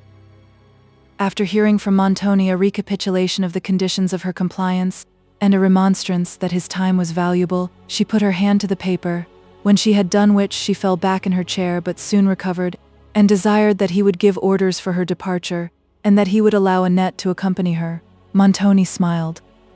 "It was necessary to deceive you," said he. "There was no other way of making you act reasonably. You shall go, but it must not be at present. I must first secure these estates by possession. When that is done, you may return to France if you will." The deliberate villainy with which he violated the solemn engagement he had just entered into shocked Emily as much as the certainty that she had made a fruitless sacrifice and must still remain his prisoner. She had no words to express what she felt, and knew that it would have been useless if she had. As she looked piteously at Montoni, he turned away, and at the same time desired she would withdraw to her apartment, but, unable to leave the room, she sat down in a chair near the door and sighed heavily. She had neither words nor tears. "Why will you indulge this childish grief?" said he. "Endeavor to strengthen your mind, to bear patiently what cannot now be avoided. You have no real evil to lament. Be patient and you will be sent back to France. At present retire to your apartment." "I dare not go, sir," said she, "where I shall be liable to the intrusion of Signor Verezzi." "Have I not promised to protect you?" said Montoni. "You have promised, sir," replied Emily after some hesitation. "And is not my promise sufficient?" added he sternly. "You will recollect your former promise, Signor," said Emily, trembling, "and may determine for me whether I ought to rely upon this." "Will you provoke me to declare to you that I will not protect you then?" said Montoni, in a tone of haughty displeasure. "If that will satisfy you, I will do it immediately. Withdraw to your chamber before I retract my promise. You have nothing to fear there." Emily left the room and moved slowly into the hall, where the fear of meeting Verezzi or Bertolini made her quicken her steps, though she could scarcely support herself, and soon after she reached once more her own apartment. Having looked fearfully round her, to examine if any person was there, and having searched every part of it, she fastened the door, and sat down by one of the casements. Here, while she looked out for some hope to support her fainting spirits, which had been so long harassed and oppressed that if she had not now struggled much against misfortune, they would have left her, perhaps forever, she endeavored to believe that Montoni did really intend to permit her return to France as soon as he had secured her property, and that he would, in the meantime, protect her from insult. But her chief hope rested with Ludovico, who, she doubted not, would be zealous in her cause, though he seemed almost to despair of success in it. One circumstance, however, she had to rejoice in. Her prudence, or rather her fears, had saved her from mentioning the name of Valancourt to Montoni, which she was several times on the point of doing before she signed the paper, and of stipulating for his release if he should be really a prisoner in the castle. Had she done this, Montoni's jealous fears would now probably have loaded Valancourt with new severities, and have suggested the advantage of holding him a captive for life. Thus passed the melancholy day, as she had before passed many in this same chamber. When night drew on, she would have withdrawn herself to Annette's bed, had not a particular interest inclined her to remain in this chamber, in spite of her fears, for when the castle should be still, and the customary hour arrived, she determined to watch for the music, which she had formerly heard. Though its sounds might not enable her positively to determine whether Valancourt was there, they would perhaps strengthen her opinion that he was, and impart the comfort so necessary to her present support. But on the other hand, if all should be silent, she hardly dared to suffer her thoughts to glance that way, but waited, with impatient expectation, the approaching hour. The night was stormy. The battlements of the castle appeared to rock in the wind, and, at intervals, long groans seemed to pass on the air, such as those which often deceive the melancholy mind in tempests and amidst scenes of desolation. Emily heard as formerly the sentinels pass along the terrace to their posts, and looking out from her casement observed that the watch was doubled, a precaution which appeared necessary enough when she threw her eyes on the walls and saw their shattered condition. The well-known sounds of the soldiers' march and of their distant voices which passed her in the wind and were lost again, recalled to her memory the melancholy sensation she had suffered when she formerly heard the same sounds, and occasioned almost involuntary comparisons between her present and her late situation. But this was no subject for congratulations, and she wisely checked the course of her thoughts, while, as the hour was not yet come in which she had been accustomed to hear the music, she closed the casement and endeavored to await it in patience. The door of the staircase she tried to secure, as usual, with some of the furniture of the room, but this expedient her fears now represented to her to be very inadequate to the power and perseverance of Veresi, and she often looked at a large and heavy chest that stood in the chamber, with wishes that she and Annette had strength enough to move it.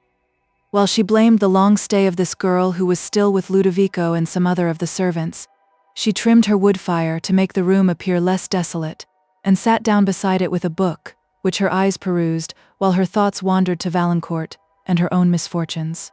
As she sat thus, she thought, in a pause of the wind, she distinguished music and went to the casement to listen, but the loud swell of the gust overcame every other sound. When the wind sunk again, she heard distinctly, in the deep pause that succeeded, the sweet strings of a lute, but again the rising tempest bore away the notes, and again was succeeded by a solemn pause.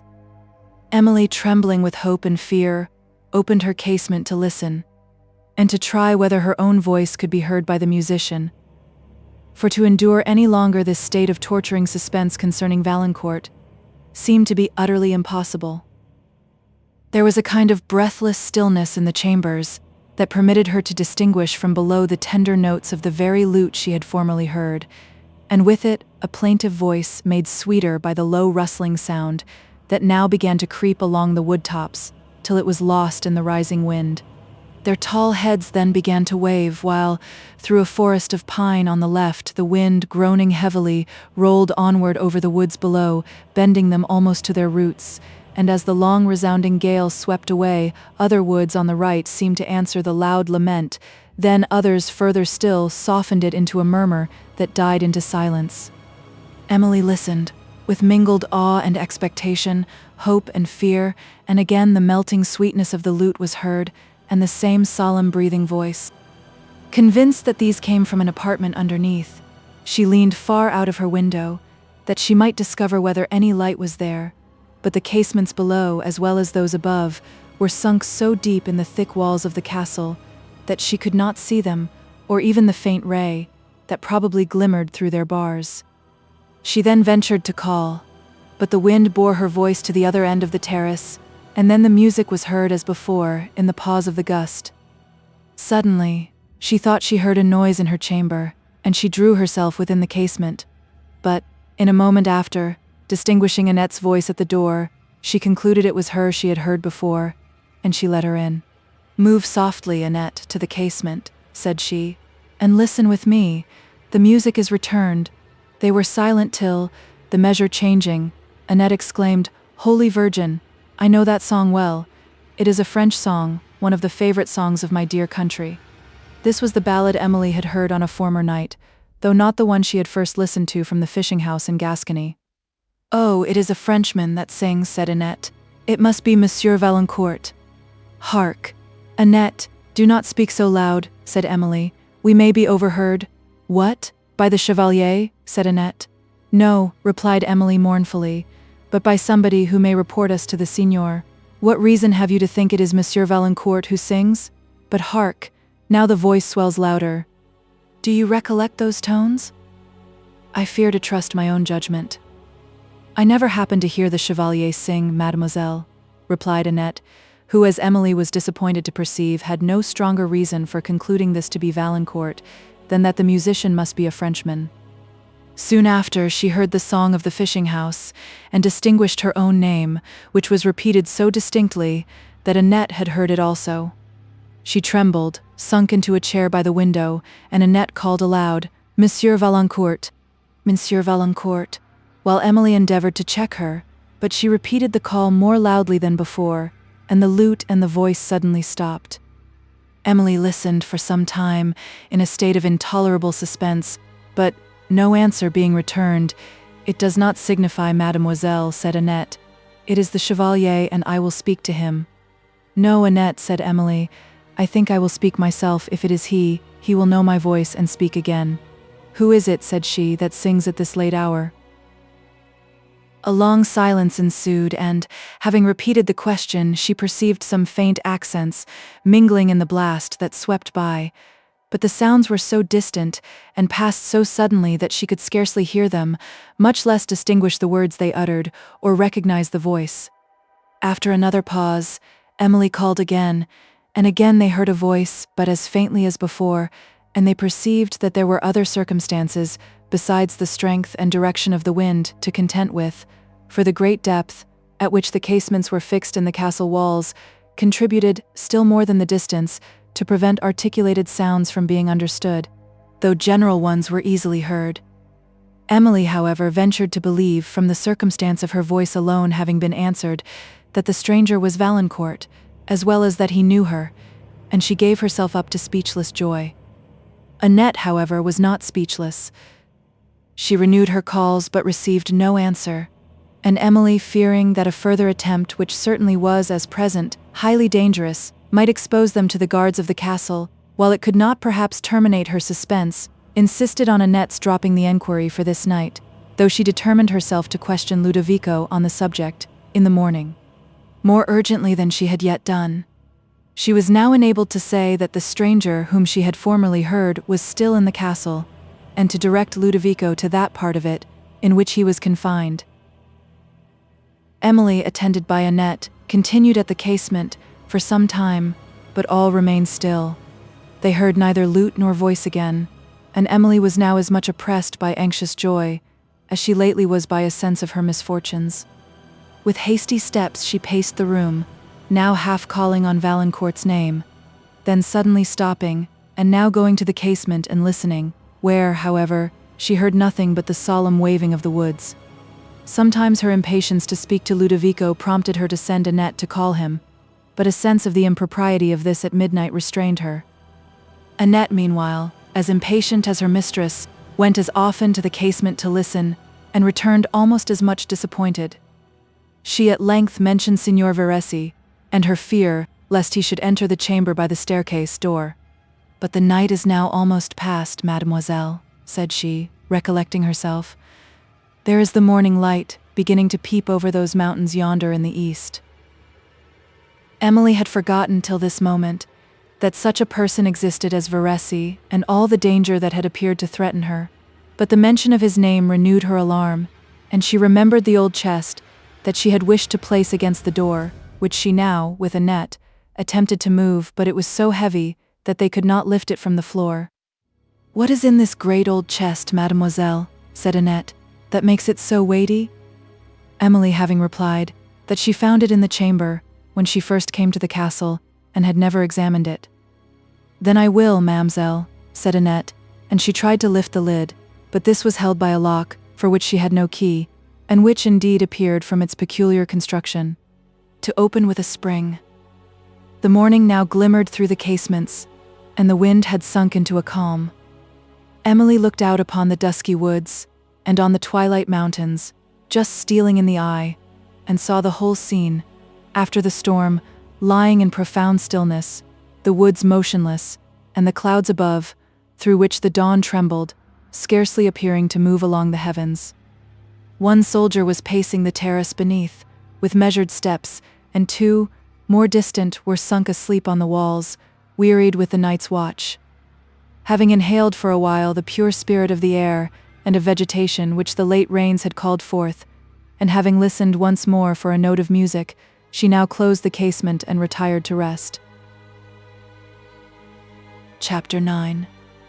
Thus on the chill Laponian's dreary land, for many a long month lost in snow profound, when Sol from Cancer sends the seasons bland, and in their northern cave the storms hath bound, from silent mountains straight with startling sound, torrents are hurled, green hills emerge, and lo, the trees with foliage, cliffs with flowers are crowned, pure rills through vales of verdure warbling go, and wonder, love, and joy the peasant's heart o'erflow. Beattie. Several of her succeeding days passed in suspense, for Ludovico could only learn from the soldiers that there was a prisoner in the apartment, described to him by Emily, and that he was a Frenchman, whom they had taken in one of their skirmishes, with a party of his countrymen. During this interval, Emily escaped the persecutions of Bertolini and Verezzi by confining herself to her apartment, except that sometimes in an evening she ventured to walk in the adjoining corridor. Montoni appeared to respect his last promise, though he had profaned his first, for to his protection only could she attribute her present repose, and in this she was now so secure that she did not wish to leave the castle till she could obtain some certainty concerning Valancourt, for which she waited, indeed without any sacrifice of her own comfort, since no circumstance had occurred to make her escape probable.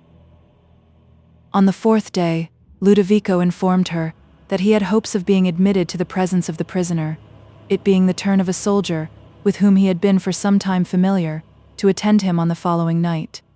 He was not deceived in his hope, for under pretense of carrying in a pitcher of water, he entered the prison, though his prudence having prevented him from telling the sentinel the real motive of his visit, he was obliged to make his conference with the prisoner a very short one.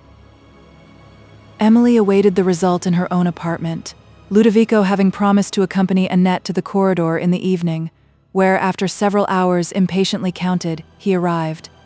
Emily, having then uttered the name of Valancourt, could articulate no more, but hesitated in trembling expectation. "The Chevalier would not entrust me with his name, Signora," replied Ludovico, "but when I just mentioned yours he seemed overwhelmed with joy, though he was not so much surprised as I expected." "Does he then remember me?" she exclaimed. "Oh, it is Monsieur Valancourt," said Annette, and looked impatiently at Ludovico, who understood her look, and replied to Emily, "Yes, lady, the Chevalier does indeed remember you, and, I am sure, has a very great regard for you, and I made bold to say you had for him." He then inquired how you came to know he was in the castle, and whether you ordered me to speak to him. "The first question I could not answer, but the second I did, and then he went off into his ecstasies again. I was afraid his joy would have betrayed him to the sentinel at the door." "But how does he look, Ludovico?" interrupted Emily. "Is he not melancholy and ill with this long confinement?" "Why, as to melancholy, I saw no symptom of that, lady, while I was with him, for he seemed in the finest spirits I ever saw anybody in all my life. His countenance was all joy, and, if one may judge from that, he was very well, but I did not ask him." "Did he send me no message?" said Emily. "Oh yes, Signora, and something besides," replied Ludovico, who searched his pockets. "Surely I have not lost it," added he. "The Chevalier said he would have written, madam, if he had had pen and ink, and was going to have sent a very long message, when the sentinel entered the room, but not before he had give me this." Ludovico then drew forth a miniature from his bosom, which Emily received with a trembling hand, and perceived to be a portrait of herself, the very picture, which her mother had lost so strangely in the fishing house at La Vallée. Tears of mingled joy and tenderness flowed to her eyes, while Ludovico proceeded, "Tell your lady," said the Chevalier as he gave me the picture, "that this has been my companion and only solace in all my misfortunes. Tell her that I have worn it next my heart, and that I sent it her as the pledge of an affection which can never die, that I would not part with it, but to her, for the wealth of worlds, and that I now part with it, only in the hope of soon receiving it from her hands. Tell her." Just then, Signora, the sentinel came in, and the Chevalier said no more, but he had before asked me to contrive an interview for him with you, and when I told him how little hope I had of prevailing with the guard to assist me, he said, that was not, perhaps, of so much consequence as I imagined, and bade me contrive to bring back your answer. And he would inform me of more than he chose to do then. So this, I think, lady, is the whole of what passed. "How, Ludovico, shall I reward you for your zeal?" said Emily. "But indeed, I do not now possess the means. When can you see the Chevalier again?" "That is uncertain, Signora," replied he. "It depends upon who stands guard next. There are not more than 1 or 2 among them, from whom I would dare to ask admittance to the prison chamber." "I need not bid you remember, Ludovico," resumed Emily, "how very much interested I am in your seeing the Chevalier soon, and when you do so, tell him that I have received the picture, and with the sentiments he wished. Tell him I have suffered much, and still suffer." She paused. "But shall I tell him you will see him, lady?" said Ludovico. "Most certainly I will," replied Emily. "But when, Signora, and where?" That must depend upon circumstances, returned Emily. The place and the hour must be regulated by his opportunities. As to the place, mademoiselle, said Annette, there is no other place in the castle besides this corridor where we can see him in safety, you know, and as for the hour, it must be when all the seniors are asleep, if that ever happens. You may mention these circumstances to the Chevalier, Ludovico, said she, checking the flippancy of Annette, and leave them to his judgment and opportunity. Tell him, my heart is unchanged, but above all, let him see you again as soon as possible, and, Ludovico, I think it is needless to tell you I shall very anxiously look for you. Having then wished her good night, Ludovico descended the staircase, and Emily retired to rest, but not to sleep, for joy now rendered her as wakeful as she had ever been from grief. Montoni and his castle had all vanished from her mind, like the frightful vision of a necromancer, and she wandered once more in fairy scenes of unfading happiness. As when beneath the beam of summer moons the distant woods among, or by some flood, all silvered with the gleam, the soft embodied phase through airy portals stream. A week elapsed before Ludovico again visited the prison, for the sentinels during that period were men in whom he could not confide, and he feared to awaken curiosity by asking to see their prisoner. In this interval he communicated to Emily terrific reports of what was passing in the castle, of riots, quarrels, and of carousals more alarming than either, while from some circumstances which he mentioned, she not only doubted whether Montoni meant ever to release her, but greatly feared that he had designs concerning her, such as she had formerly dreaded. Her name was frequently mentioned in the conversations which Bertolini and Verezzi held together, and, at those times, they were frequently in contention. Montoni had lost large sums to Verezzi, so that there was a dreadful possibility of his designing her to be a substitute for the debt, but, as she was ignorant, that he had formerly encouraged the hopes of Bertolini also, concerning herself, after the latter had done him some signal service, she knew not how to account for these contentions between Bertolini and Verezzi. The cause of them, however, appeared to be of little consequence, for she thought she saw destruction approaching in many forms, and her entreaties to Ludovico to contrive an escape and to see the prisoner again were more urgent than ever. At length he informed her that he had again visited the Chevalier, who had directed him to confide in the guard of the prison, from whom he had already received some instances of kindness, and who had promised to permit his going into the castle for half an hour, on the ensuing night, when Montoni and his companions should be engaged at their carousals. This was kind, to be sure, added Ludovico, but Sebastian knows he runs no risk in letting the Chevalier out, for if he can get beyond the bars and iron doors of the castle, he must be cunning indeed. But the Chevalier desired me, Signora, to go to you immediately and to beg you would allow him to visit you this night, if it was only for a moment, for that he could no longer live under the same roof without seeing you. The hour, he said, he could not mention, for it must depend on circumstances, just as you said, Signora, and the place he desired you would appoint, as knowing which was best for your own safety. Emily was now so much agitated by the near prospect of meeting Valancourt, that it was some time before she could give any answer to Ludovico, or consider of the place of meeting. When she did, she saw none that promised so much security as the corridor near her own apartment, which she was checked from leaving, by the apprehension of meeting any of Montoni's guests, on their way to their rooms, and she dismissed the scruples which delicacy opposed, now that a serious danger was to be avoided by encountering them. It was settled, therefore, that the Chevalier should meet her in the corridor, at that hour of the night which Ludovico, who was to be upon the watch, should judge safest, and Emily, as may be imagined, passed this interval in a tumult of hope and joy, anxiety and impatience. Never, since her residence in the castle, had she watched, with so much pleasure, the sun set behind the mountains, and twilight shade, and darkness veil the scene as on this evening. She counted the notes of the great clock, and listened to the steps of the sentinels as they changed the watch, only to rejoice that another hour was gone. "Oh, Valancourt," said she, "after all I have suffered, after our long, long separation, when I thought I should never, never see you more, we are still to meet again. Oh, I have endured grief, and anxiety, and terror, and let me then not sink beneath this joy." These were moments when it was impossible for her to feel emotions of regret or melancholy for any ordinary interests, even the reflection that she had resigned the estates, which would have been a provision for herself and Valancourt for life, threw only a light and transient shade upon her spirits. The idea of Valancourt, and that she should see him so soon, alone occupied her heart. At length the clock struck 12. She opened the door to listen, if any noise was in the castle, and heard only distant shouts of riot and laughter echoed feebly along the gallery. She guessed that the seigneur and his guests were at the banquet. "They are now engaged for the night," said she, "and Valancourt will soon be here." Having softly closed the door, she paced the room with impatient steps, and often went to the casement to listen for the lute, but all was silent, and her agitation every moment increasing. She was at length unable to support herself, and sat down by the window.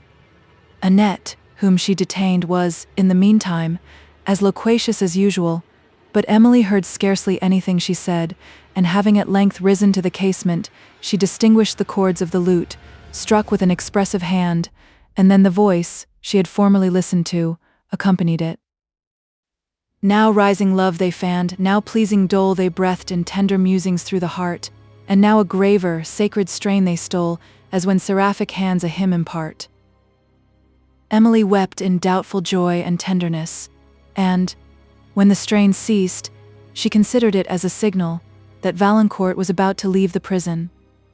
Soon after she heard steps in the corridor. They were the light, quick steps of hope. She could scarcely support herself as they approached, but opening the door of the apartment, she advanced to meet Valancourt, and in the next moment sunk in the arms of a stranger. His voice, his countenance instantly convinced her, and she fainted away.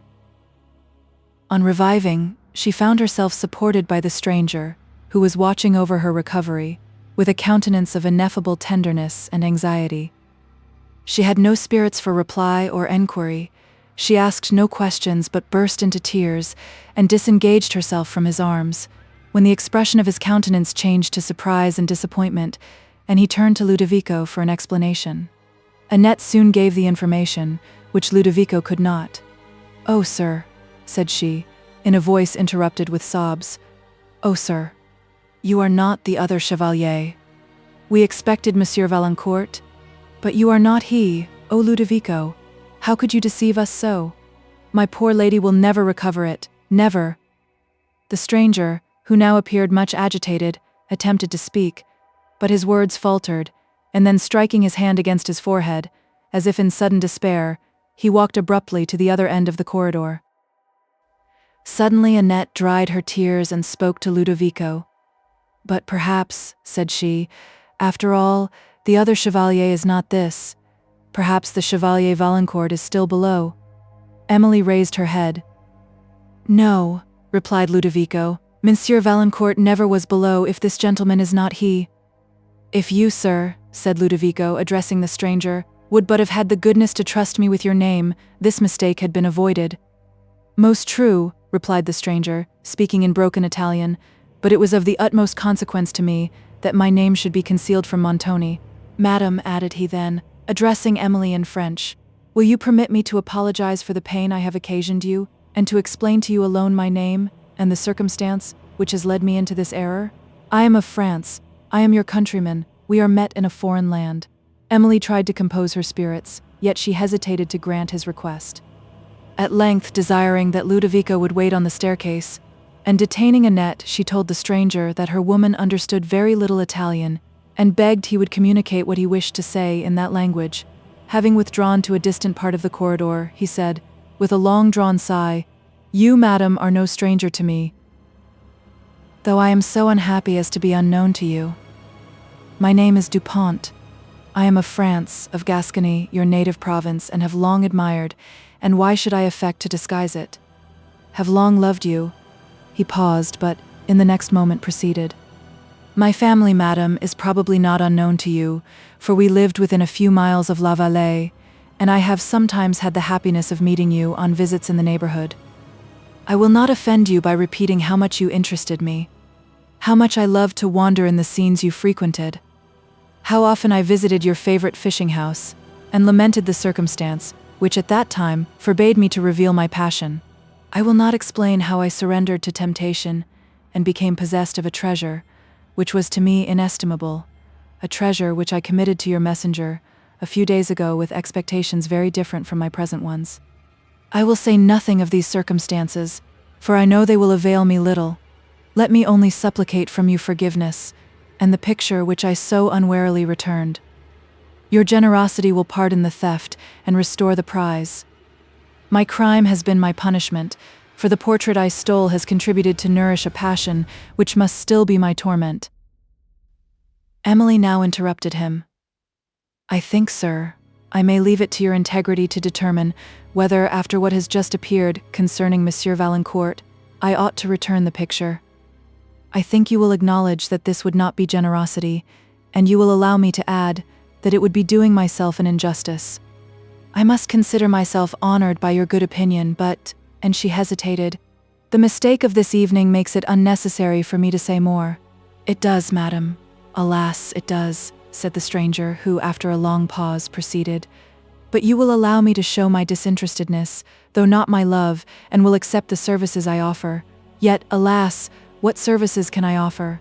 I am myself a prisoner, a sufferer, like you. But, dear as liberty is to me, I would not seek it through half the hazards I would encounter to deliver you from this recess of vice. Accept the offered services of a friend. Do not refuse me the reward of having, at least, attempted to deserve your thanks. You deserve them already, sir, said Emily. The wish deserves my warmest thanks, but you will excuse me for reminding you of the danger you incur by prolonging this interview. It will be a great consolation to me to remember, whether your friendly attempts to release me succeed or not, that I have a countryman who would so generously protect me. Monsieur Dupont took her hand, which she but feebly attempted to withdraw, and pressed it respectfully to his lips. Allow me to breathe another fervent sigh for your happiness, said he, and to applaud myself for an affection which I cannot conquer. As he said this, Emily heard a noise from her apartment, and turning round, saw the door from the staircase open, and a man rush into her chamber. I will teach you to conquer it, cried he, as he advanced into the corridor, and drew a stiletto, which he aimed at Dupont, who was unarmed, but who, stepping back, avoided the blow, and then sprung upon Verezzi, from whom he wrenched the stiletto. While they struggled in each other's grasp, Emily, followed by Annette, ran further into the corridor, calling on Ludovico, who was, however, gone from the staircase, and, as she advanced, terrified and uncertain what to do, a distant noise that seemed to arise from the hall reminded her of the danger she was incurring, and sending Annette forward in search of Ludovico, she returned to the spot where Dupont and Verezzi were still struggling for victory. It was her own cause which was to be decided with that of the former, whose conduct independently of this circumstance would, however, have interested her in his success.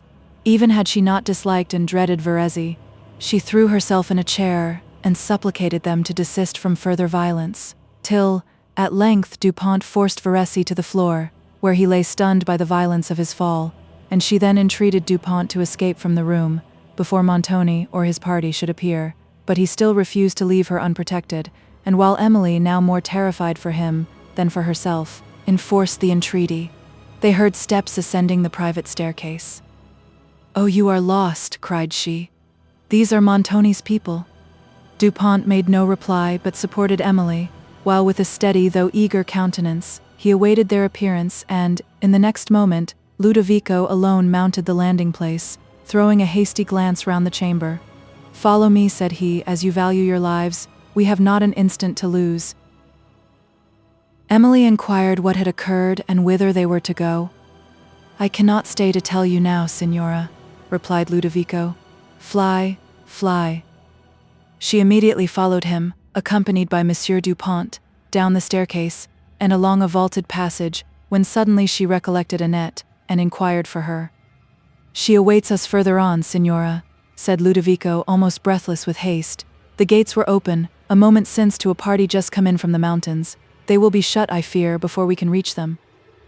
"Through this door, signora?" added Ludovico, holding down the lamp. "Take care. Here are 2 steps."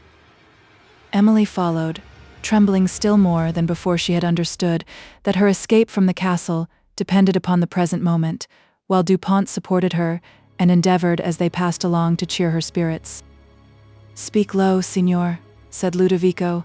"These passages send echoes all round the castle." "Take care of the light," cried Emily. "You go so fast that the air will extinguish it." Ludovico now opened another door, where they found Annette, and the party then descended a short flight of steps into a passage, which, Ludovico said, led round the inner court of the castle and opened into the outer one. As they advanced, confused and tumultuous sounds that seemed to come from the inner court alarmed Emily. "Nay, signora," said Ludovico, "our only hope is in that tumult. While the signor's people are busied about the men, who are just arrived, we may, perhaps, pass unnoticed through the gates. But hush," he added, as they approached the small door that opened into the outer court. "If you will remain here a moment, I will go to see whether the gates are open and anybody is in the way." "Pray extinguish the light, signor, if you hear me talking," continued Ludovico, delivering the lamp to Dupont, "and remain quite still." Saying this, he stepped out upon the court, and they closed the door, listening anxiously to his departing steps. No voice, however, was heard in the court which he was crossing, though a confusion of many voices yet issued from the inner one. "We shall soon be beyond the walls," said Dupont softly to Emily. "Support yourself a little longer, madam, and all will be well." But soon they heard Ludovico speaking loud, and the voice also of some other person, and Dupont immediately extinguished the lamp. "Ah, it is too late," exclaimed Emily. "What is to become of us?" They listened again and then perceived that Ludovico was talking with a sentinel, whose voices were heard also by Emily's favorite dog, that had followed her from the chamber, and now barked loudly. "This dog will betray us," said Dupont. "I will hold him." "I fear he has already betrayed us," replied Emily. Dupont, however, caught him up, and, again listening to what was going on without, they heard Ludovico say, "I'll watch the gates the while." "Stay a minute," replied the sentinel, "and you need not have the trouble, for the horses will be sent round to the outer stables, then the gates will be shut, and I can leave my post." "I don't mind the trouble, comrade," said Ludovico. "You will do such another good turn for me some time. Go, and fetch the wine. The rogues that are just come in will drink it all else." The soldier hesitated and then called aloud to the people in the second court, to know why they did not send out the horses, that the gates might be shut, but they were too much engaged to attend to him even if they had heard his voice. "Aye," said Ludovico. "They know better than that. They are sharing it all among them. If you wait till the horses come out, you must wait till the wine is drunk. I have had my share already, but since you do not care about yours, I see no reason why I should not have that too." Hold, not so fast," cried the sentinel. "Do watch then for a moment. I'll be with you presently." "Don't hurry yourself," said Ludovico coolly. "I have kept guard before now, but you may leave me your trombone, that if the castle should be attacked, you know, I may be able to defend the pass like a hero." Note, a kind of blunderbuss. "There, my good fellow," returned the soldier. "There, take it. It has seen service, though it could do little in defending the castle. I'll tell you a good story, though, about this same trombone." "You'll tell it better when you have had the wine," said Ludovico. "There, they are coming out from the court already." "I'll have the wine, though," said the sentinel, running off. "I won't keep you a minute." "Take your time, I am in no haste," replied Ludovico, who was already hurrying across the court when the soldier came back. "Whither so fast, friend? Whither so fast?" said the latter. "What? Is this the way you keep watch? I must stand to my post myself, I see." "Aye, well," replied Ludovico. "You have saved me the trouble of following you further. For I wanted to tell you, if you have a mind to drink the Tuscany wine, you must go to Sebastian. He is dealing it out, the other that Federico has is not worth having. But you are not likely to have any, I see, for they are all coming out." "By St. Peter?" "So they are," said the soldier, and again ran off, while Ludovico, once more at liberty, hastened to the door of the passage, where Emily was sinking under the anxiety this long discourse had occasioned. But, On his telling them the court was clear, they followed him to the gates, without waiting another instant, yet not before he had seized 2 horses that had strayed from the second court, and were picking a scanty meal among the grass, which grew between the pavement of the first. They passed, without interruption, the dreadful gates, and took the road that led down among the woods, Emily, Monsieur Dupont and Annette on foot, and Ludovico, who was mounted on one horse, leading the other. Having reached them, they stopped, while Emily and Annette were placed on horseback with their 2 protectors when, Ludovico leading the way, they set off as fast as the broken road, and the feeble light which a rising moon threw among the foliage would permit. Emily was so much astonished by this sudden departure that she scarcely dared to believe herself awake, and she yet much doubted whether this adventure would terminate in escape, a doubt which had too much probability to justify it, for, before they quitted the woods, they heard shouts in the wind, and on emerging from them, saw lights moving quickly near the castle above. Dupont whipped his horse and with some difficulty compelled him to go faster. "Ah, poor beast," said Ludovico. "He is weary enough. He has been out all day, but, Signor, we must fly for it, now, for yonder are lights coming this way." Having given his own horse a lash, they now both set off on a full gallop, and when they again looked back, the lights were so distant as scarcely to be discerned, and the voices were sunk into silence. The travelers then abated their pace, and, consulting whither they should direct their course, it was determined they should descend into Tuscany and endeavor to reach the Mediterranean, where they could readily embark for France. Thither Dupont meant to attend Emily, if he should learn that the regiment he had accompanied into Italy was returned to his native country. They were now in the road which Emily had traveled with Ugo and Bertrand, but Ludovico, who was the only one of the party, acquainted with the passes of these mountains, said that a little further on, a by-road branching from this, would lead them down into Tuscany with very little difficulty, and that at a few leagues' distance was a small town, where necessaries could be procured for their journey. "But I hope," added he, "we shall meet with no straggling parties of banditti. Some of them are abroad, I know. However, I have got a good trombone, which will be of some service if we should encounter any of those brave spirits." "You have no arms, Signor?" "Yes," replied Dupont. "I have the villain's stiletto who would have stabbed me, but let us rejoice in our escape from Udolpho, nor torment ourselves with looking out for dangers that may never arrive." The moon was now risen high over the woods, that hung upon the sides of the narrow glen, through which they wandered, and afforded them light sufficient to distinguish their way, and to avoid the loose and broken stones that frequently crossed it. They now traveled leisurely, and in profound silence, for they had scarcely yet recovered from the astonishment into which this sudden escape had thrown them. Emily's mind especially was sunk, after the various emotions it had suffered, into a kind of musing stillness, which the reposing beauty of the surrounding scene and the creeping murmur of the night breeze among the foliage above contributed to prolong. She thought of Valancourt and of France, with hope, and she would have thought of them with joy, had not the first events of this evening harassed her spirits too much to permit her now to feel so lively a sensation. Meanwhile, Emily was alone the object of Dupont's melancholy consideration. Yet, with the despondency he suffered, as he mused on his recent disappointment, was mingled a sweet pleasure, occasioned by her presence, though they did not now exchange a single word. Annette thought of this wonderful escape, of the bustle in which Montoni and his people must be, now that their flight was discovered, of her native country, whither she hoped she was returning, and of her marriage with Ludovico, to which there no longer appeared any impediment, for poverty she did not consider such.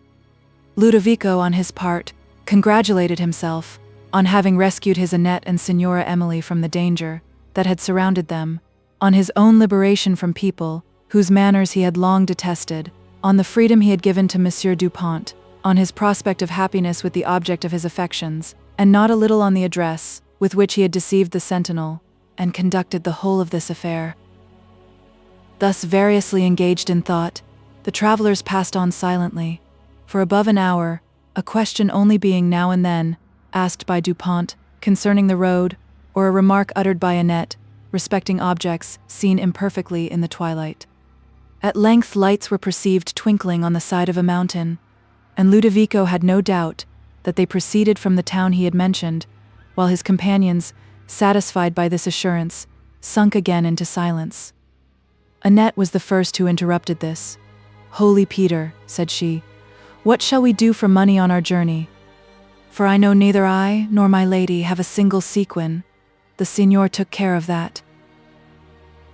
This remark produced a serious enquiry, which ended in as serious an embarrassment, for Dupont had been rifled of nearly all his money when he was taken prisoner. The remainder he had given to the sentinel, who had enabled him occasionally to leave his prison chamber, and Ludovico, who had for some time found a difficulty in procuring any part of the wages due to him, had now scarcely cash sufficient to procure necessary refreshment at the first town in which they should arrive. Their poverty was the more distressing, since it would detain them among the mountains, where, even in a town, they could scarcely consider themselves safe from Montoni. The travelers, however, had only to proceed and dare the future, and they continued their way through lonely wilds and dusky valleys, where the overhanging foliage now admitted and then excluded the moonlight, wilds so desolate that they appeared on the first glance as if no human being had ever trod them before. Even the road in which the party were did but slightly contradict this error, for the high grass and other luxuriant vegetation, with which it was overgrown, told how very seldom the foot of a traveler had passed it. At length from a distance was heard the faint tinkling of a sheep bell, and soon after, the bleat of flocks, and the party then knew that they were near some human habitation, for the light, which Ludovico had fancied to proceed from a town, had long been concealed by intervening mountains. Cheered by this hope, they quickened their pace along the narrow pass they were winding, and it opened upon one of those pastoral valleys of the Apennines, which might be painted for a scene of Arcadia, and whose beauty and simplicity are finely contrasted by the grandeur of the snow-topped mountains above. The morning light, now glimmering in the horizon, showed faintly, at a little distance upon the brow of a hill, which seemed to peep from under the opening eyelids of the morn, the town they were in search of, and which they soon after reached. It was not without some difficulty that they there found a house which could afford shelter for themselves and their horses, and Emily desired they might not rest longer than was necessary for refreshment. Her appearance excited some surprise, for she was without a hat, having had time only to throw on her veil before she left the castle, a circumstance that compelled her to regret again the want of money, without which it was impossible to procure this necessary article of dress.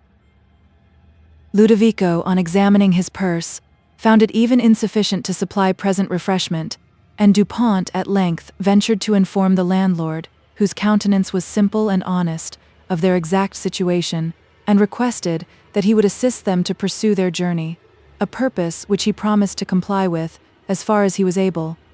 When he learned that they were prisoners escaping from Montoni, whom he had too much reason to hate, but, though he consented to lend them fresh horses to carry them to the next town, he was too poor himself to trust them with money, and they were again lamenting their poverty, when Ludovico, who had been with his tired horses to the hovel, which served for a stable, entered the room, half frantic with joy, in which his auditors soon participated. On removing the saddle from one of the horses, he had found beneath it a small bag, containing, no doubt, the booty of one of the condottieri, who had returned from a plundering excursion just before Ludovico left the castle, and whose horse, having strayed from the inner court, while his master was engaged in drinking, had brought away the treasure, which the ruffian had considered the reward of his exploit. On counting over this, Dupont found that it would be more than sufficient to carry them all to France, where he now determined to accompany Emily, whether he should obtain intelligence of his regiment or not, for though he had as much confidence in the integrity of Ludovico as his small knowledge of him allowed, he could not endure the thought of committing her to his care for the voyage. Nor, perhaps, had he resolution enough to deny himself the dangerous pleasure which he might derive from her presence. He now consulted them concerning the seaport to which they should direct their way, and Ludovico, better informed of the geography of the country, said that Leghorn was the nearest port of consequence, which Dupont knew also to be the most likely of any in Italy to assist their plan, since from thence vessels of all nations were continually departing. Thither, therefore, it was determined that they should proceed.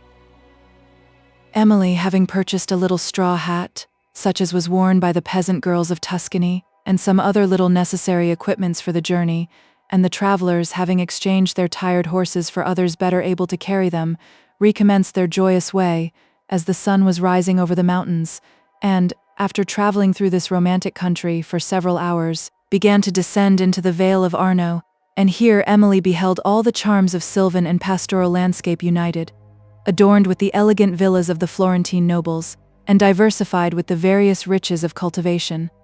How vivid the shrubs that embowered the slopes, with the woods that stretched amphitheatrically along the mountains, and, above all, how elegant the outline of these waving Apennines, now softening from the wildness which their interior regions exhibited. At a distance in the east, Emily discovered Florence, with its towers rising on the brilliant horizon, and its luxuriant plain, spreading to the feet of the Apennines, speckled with gardens and magnificent villas, or colored with groves of orange and lemon, with vines, corn, and plantations of olives and mulberry, while to the west, the vale opened to the waters of the Mediterranean, so distant that they were known only by a bluish line that appeared upon the horizon, and by the light marine vapor, which just stained the ether above. With a full heart, Emily hailed the waves that were to bear her back to her native country, the remembrance of which, however, brought with it a pang, for she had there no home to receive, no parents to welcome her, but was going, like a forlorn pilgrim, to weep over the sad spot where he who was her father lay interred. Nor were her spirits cheered when she considered how long it would probably be before she should see Valancourt, who might be stationed with his regiment in a distant part of France, and that, when they did meet, it would be only to lament the successful villainy of Montoni. Yet, still she would have felt inexpressible delight at the thought of being once more in the same country with Valancourt, had it even been certain that she could not see him. The intense heat, for it was now noon, obliged the travelers to look out for a shady recess, where they might rest for a few hours, and the neighboring thickets, abounding with wild grapes, raspberries, and figs, promised them grateful refreshment. Soon after, they turned from the road into a grove whose thick foliage entirely excluded the sunbeams, and where a spring, gushing from the rock, gave coolness to the air, and having alighted and turned the horses to graze, Annette and Ludovico ran to gather fruit from the surrounding thickets, of which they soon returned with an abundance. The travelers, seated under the shade of a pine and cypress grove and on turf, enriched with such a profusion of fragrant flowers, as Emily had scarcely ever seen, even among the Pyrenees, took their simple repast, and viewed with new delight, beneath the dark umbrage of gigantic pines, the glowing landscape stretching to the sea. Emily and Dupont gradually became thoughtful and silent, but Annette was all joy and loquacity, and Ludovico was gay, without forgetting the respectful distance which was due to his companions. The repast being over, Dupont recommended Emily to endeavor to sleep during these sultry hours, and, desiring the servants would do the same, said he would watch the while. But Ludovico wished to spare him this trouble, and Emily and Annette, wearied with traveling, tried to repose while he stood guard with his trombone. When Emily, refreshed by slumber, awoke, she found the sentinel asleep on his post and Dupont awake, but lost in melancholy thought. As the sun was yet too high to allow them to continue their journey, and as it was necessary that Ludovico, after the toils and trouble he had suffered, should finish his sleep, Emily took this opportunity of inquiring by what accident Dupont became Montoni's prisoner, and he, pleased with the interest this enquiry expressed, and with the excuse it gave him for talking to her of himself, immediately answered her curiosity. "I came into Italy, madam," said Dupont, "in the service of my country. In an adventure among the mountains our party, engaging with the bands of Montoni, was routed, and I, with a few of my comrades, was taken prisoner. When they told me whose captive I was, the name of Montoni struck me, for I remembered that Madame Chiron, your aunt, had married an Italian of that name, and that you had accompanied them into Italy. It was not, however, till some time after, that I became convinced this was the same Montoni, or learned that you, madam, was under the same roof with myself. I will not pain you by describing what were my emotions upon this discovery, which I owed to a sentinel, whom I had so far won to my interest, that he granted me many indulgences, one of which was very important to me, and somewhat dangerous to himself, but he persisted in refusing to convey any letter, or notice of my situation to you, for he justly dreaded a discovery and the consequent vengeance of Montoni. He, however, enabled me to see you more than once. You are surprised, madam, and I will explain myself. My health and spirits suffered extremely from want of air and exercise, and at length I gained so far upon the pity or the avarice of the man that he gave me the means of walking on the terrace. Emily now listened with very anxious attention to the narrative of Dupont, who proceeded. In granting this indulgence, he knew that he had nothing to apprehend from a chance of my escaping from a castle, which was vigilantly guarded, and the nearest terrace of which rose over a perpendicular rock. He showed me also, continued Dupont, a door concealed in the cedar wainscot of the apartment where I was confined, which he instructed me how to open, and which, leading into a passage, formed within the thickness of the wall that extended far along the castle, finally opened in an obscure corner of the eastern rampart. I have since been informed that there are many passages of the same kind concealed within the prodigious walls of that edifice, and which were undoubtedly contrived for the purpose of facilitating escapes in time of war. Through this avenue, at the dead of night, I often stole to the terrace, where I walked with the utmost caution, lest my steps should betray me to the sentinels on duty in distant parts. For this end of it, being guarded by high buildings, was not watched by soldiers. In one of these midnight wanderings I saw light in a casement that overlooked the rampart, and which I observed was immediately over my prison chamber. It occurred to me that you might be in that apartment, and, with the hope of seeing you, I placed myself opposite to the window. Emily, remembering the figure that had formerly appeared on the terrace, and which had occasioned her so much anxiety, exclaimed, "It was you then, Monsieur Dupont, who occasioned me much foolish terror." My spirits were, at that time, so much weakened by long suffering that they took alarm at every hint. Dupont, after lamenting that he had occasioned her any apprehension, added, "As I rested on the wall, opposite to your casement, the consideration of your melancholy situation and of my own called from me involuntary sounds of lamentation, which drew you, I fancy, to the casement. I saw there a person whom I believed to be you. Oh, I will say nothing of my emotion at that moment. I wished to speak, but prudence restrained me, till the distant footstep of a sentinel compelled me suddenly to quit my station. It was some time before I had another opportunity of walking, for I could only leave my prison, when it happened to be the turn of one man to guard me. Meanwhile I became convinced from some circumstances related by him that your apartment was over mine, and when again I ventured forth, I returned to your casement, where again I saw you, but without daring to speak. I waved my hand, and you suddenly disappeared. Then it was that I forgot my prudence and yielded to lamentation. Again you appeared, you spoke. I heard the well-known accent of your voice, and, at that moment, my discretion would have forsaken me again, had I not heard also the approaching steps of a soldier, when I instantly quitted the place, though not before the man had seen me. He followed down the terrace and gained so fast upon me that I was compelled to make use of a stratagem, ridiculous enough, to save myself. I had heard of the superstition of many of these men, and I uttered a strange noise, with a hope that my pursuer would mistake it for something supernatural and desist from pursuit. Luckily for myself I succeeded. The man, it seems, was subject to fits, and the terror he suffered threw him into one, by which accident I secured my retreat. A sense of the danger I had escaped, and the increased watchfulness which my appearance had occasioned among the sentinels, deterred me ever after from walking on the terrace.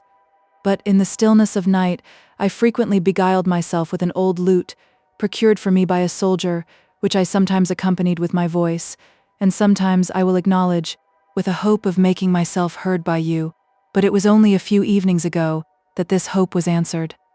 I then thought I heard a voice in the wind calling me, yet even then I feared to reply, lest the sentinel at the prison door should hear me. Was I right, madam, in this conjecture? Was it you who spoke?" "Yes," said Emily with an involuntary sigh. "You were right indeed." Dupont, observing the painful emotions which this question revived, now changed the subject. "In one of my excursions through the passage which I have mentioned, I overheard a singular conversation," said he. "In the passage," said Emily with surprise. "I heard it in the passage," said Dupont, "but it proceeded from an apartment adjoining the wall, within which the passage wound, and the shell of the wall was there so thin, and was also somewhat decayed, that I could distinctly hear every word spoken on the other side. It happened that Montoni and his companions were assembled in the room, and Montoni began to relate the extraordinary history of the lady, his predecessor in the castle. He did indeed mention some very surprising circumstances, and whether they were strictly true, his conscience must decide. I fear it will determine against him. But you, madam, have doubtless heard the report, which he designs should circulate, on the subject of that lady's mysterious fate. I have, sir, replied Emily, and I perceive that you doubt it. I doubted it before the period I am speaking of, rejoined Dupont, but some circumstances mentioned by Montoni greatly contributed to my suspicions. The account I then heard almost convinced me that he was a murderer. I trembled for you, the more so that I had heard the guests mention your name in a manner that threatened your repose, and knowing that the most impious men are often the most superstitious, I determined to try whether I could not awaken their consciences and awe them from the commission of the crime I dreaded. I listened closely to Montoni, and in the most striking passages of his story, I joined my voice and repeated his last words in a disguised and hollow tone. But were you not afraid of being discovered? Said Emily. I was not, replied Dupont, for I knew that if Montoni had been acquainted with the secret of this passage, he would not have confined me in the apartment to which it led. I knew also from better authority that he was ignorant of it. The party for some time appeared inattentive to my voice, but at length were so much alarmed that they quitted the apartment, and having heard Montoni order his servants to search it, I returned to my prison, which was very distant from this part of the passage. I remember perfectly to have heard of the conversation you mention, said Emily. It spread a general alarm among Montoni's people, and I will own I was weak enough to partake of it. Monsieur Dupont and Emily thus continued to converse of Montoni, and then of France, and of the plan of their voyage, when Emily told him that it was her intention to retire to a convent in Languedoc, where she had been formerly treated with much kindness, and from thence to write to her relation, Monsieur Quesnel, and inform him of her conduct. There, she designed to wait till La Vallée should again be her own, whither she hoped her income would sometime permit her to return, for Dupont now taught her to expect that the estate, of which Montoni had attempted to defraud her, was not irrecoverably lost, and he again congratulated her on her escape from Montoni, who, he had not a doubt, meant to have detained her for life. The possibility of recovering her aunt's estates for Valancourt and herself lighted up a joy in Emily's heart, such as she had not known for many months, but she endeavoured to conceal this from Monsieur Dupont, lest it should lead him to a painful remembrance of his rival. They continued to converse till the sun was declining in the west, when Dupont awoke Ludovico, and they set forward on their journey. Gradually descending the lower slopes of the valley, they reached the Arno, and wound along its pastoral margin for many miles, delighted with the scenery around them, and with the remembrances which its classic waves revived. At a distance they heard the gay song of the peasants among the vineyards, and observed the setting sun tint the waves with yellow luster, and twilight draw a dusky purple over the mountains, which at length deepened into night. Then the luciola, the firefly of Tuscany, was seen to flash its sudden sparks among the foliage, while the cicala with its shrill note became more clamorous than even during the noonday heat, loving best the hour when the English beetle, with less offensive sound, winds his small but sullen horn, as oft he rises midst the twilight path, against the pilgrim borne in heedless hum. Collins. The travellers crossed the Arno by moonlight, at a ferry, and learning that Pisa was distant only a few miles down the river, they wished to have proceeded thither in a boat, but, as none could be procured, they set out on their wearied horses for that city. As they approached it, the vale expanded into a plain, variegated with vineyards, corn, olives, and mulberry groves, but it was late before they reached its gates, where Emily was surprised to hear the busy sound of footsteps and the tones of musical instruments, as well as to see the lively groups that filled the streets, and she almost fancied herself again at Venice. But here was no moonlight sea, no gay gondolas dashing the waves, no Palladian palaces to throw enchantment over the fancy and lead it into the wilds of fairy story. The Arno rolled through the town, but no music trembled from balconies over its waters. It gave only the busy voices of sailors on board vessels just arrived from the Mediterranean, the melancholy heaving of the anchor, and the shrill boatswain's whistle, sounds which since that period have there sunk almost into silence. They then served to remind Dupont that it was probable he might hear of a vessel sailing soon to France from this port, and thus be spared the trouble of going to Leghorn. As soon as Emily had reached the inn, he went therefore to the quay to make his enquiries, but, after all the endeavors of himself and Ludovico, they could hear of no bark, destined immediately for France, and the travelers returned to their resting place. Here also Dupont endeavored to learn where his regiment then lay, but could acquire no information concerning it. The travelers retired early to rest after the fatigues of this day, and on the following rose early, and without pausing to view the celebrated antiquities of the place or the wonders of its hanging tower, pursued their journey in the cooler hours through a charming country, rich with wine and corn and oil. The Apennines, no longer awful or even grand, here softened into the beauty of sylvan and pastoral landscape, and Emily, as she descended them, looked down delighted on Leghorn and its spacious bay, filled with vessels, and crowned with these beautiful hills. She was no less surprised and amused on entering this town to find it crowded with persons in the dresses of all nations, a scene which reminded her of a Venetian masquerade, such as she had witnessed at the time of the carnival. But here was bustle without gaiety and noise instead of music, while elegance was to be looked for only in the waving outlines of the surrounding hills. Monsieur Dupont, immediately on their arrival, went down to the quay, where he heard of several French vessels, and of one that was to sail, in a few days, for Marseille, from whence another vessel could be procured without difficulty to take them across the Gulf of Lions towards Narbonne, on the coast not many leagues from which city he understood the convent was seated, to which Emily wished to retire.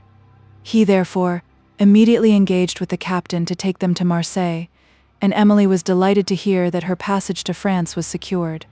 Her mind was now relieved from the terror of pursuit and the pleasing hope of soon seeing her native country, that country which held Valancourt, restored to her spirits a degree of cheerfulness, such as she had scarcely known since the death of her father.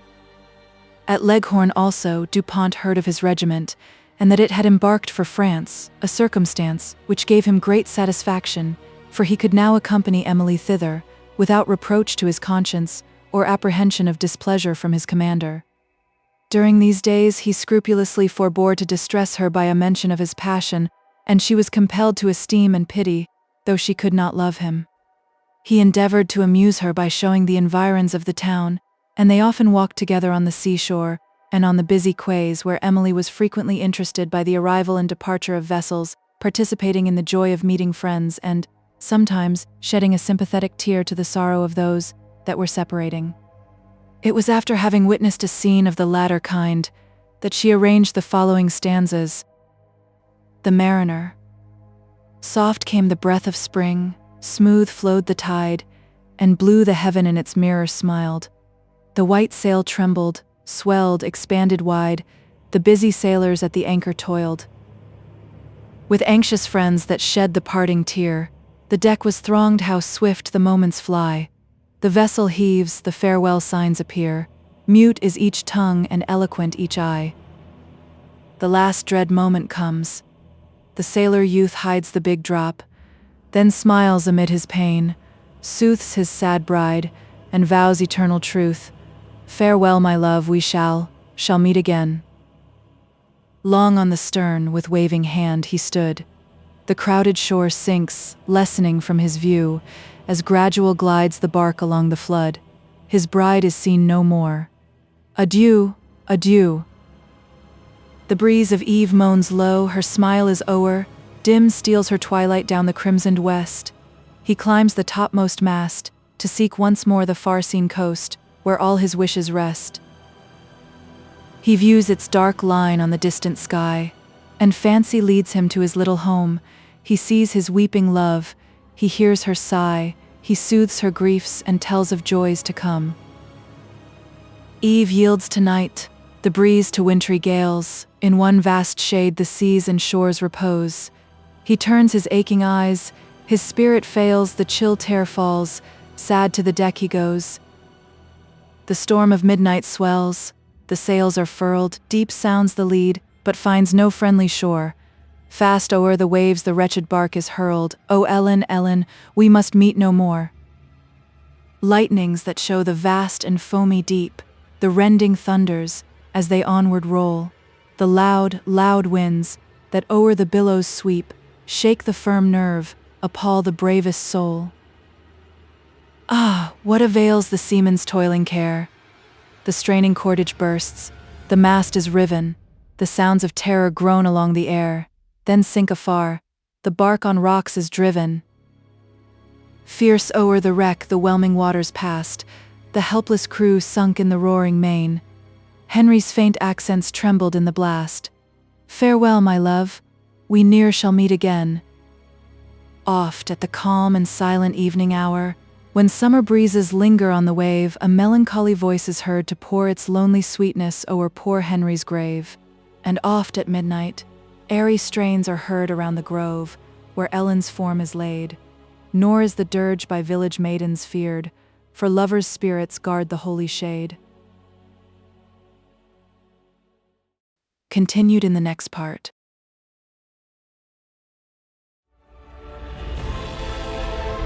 A whole galaxy to go.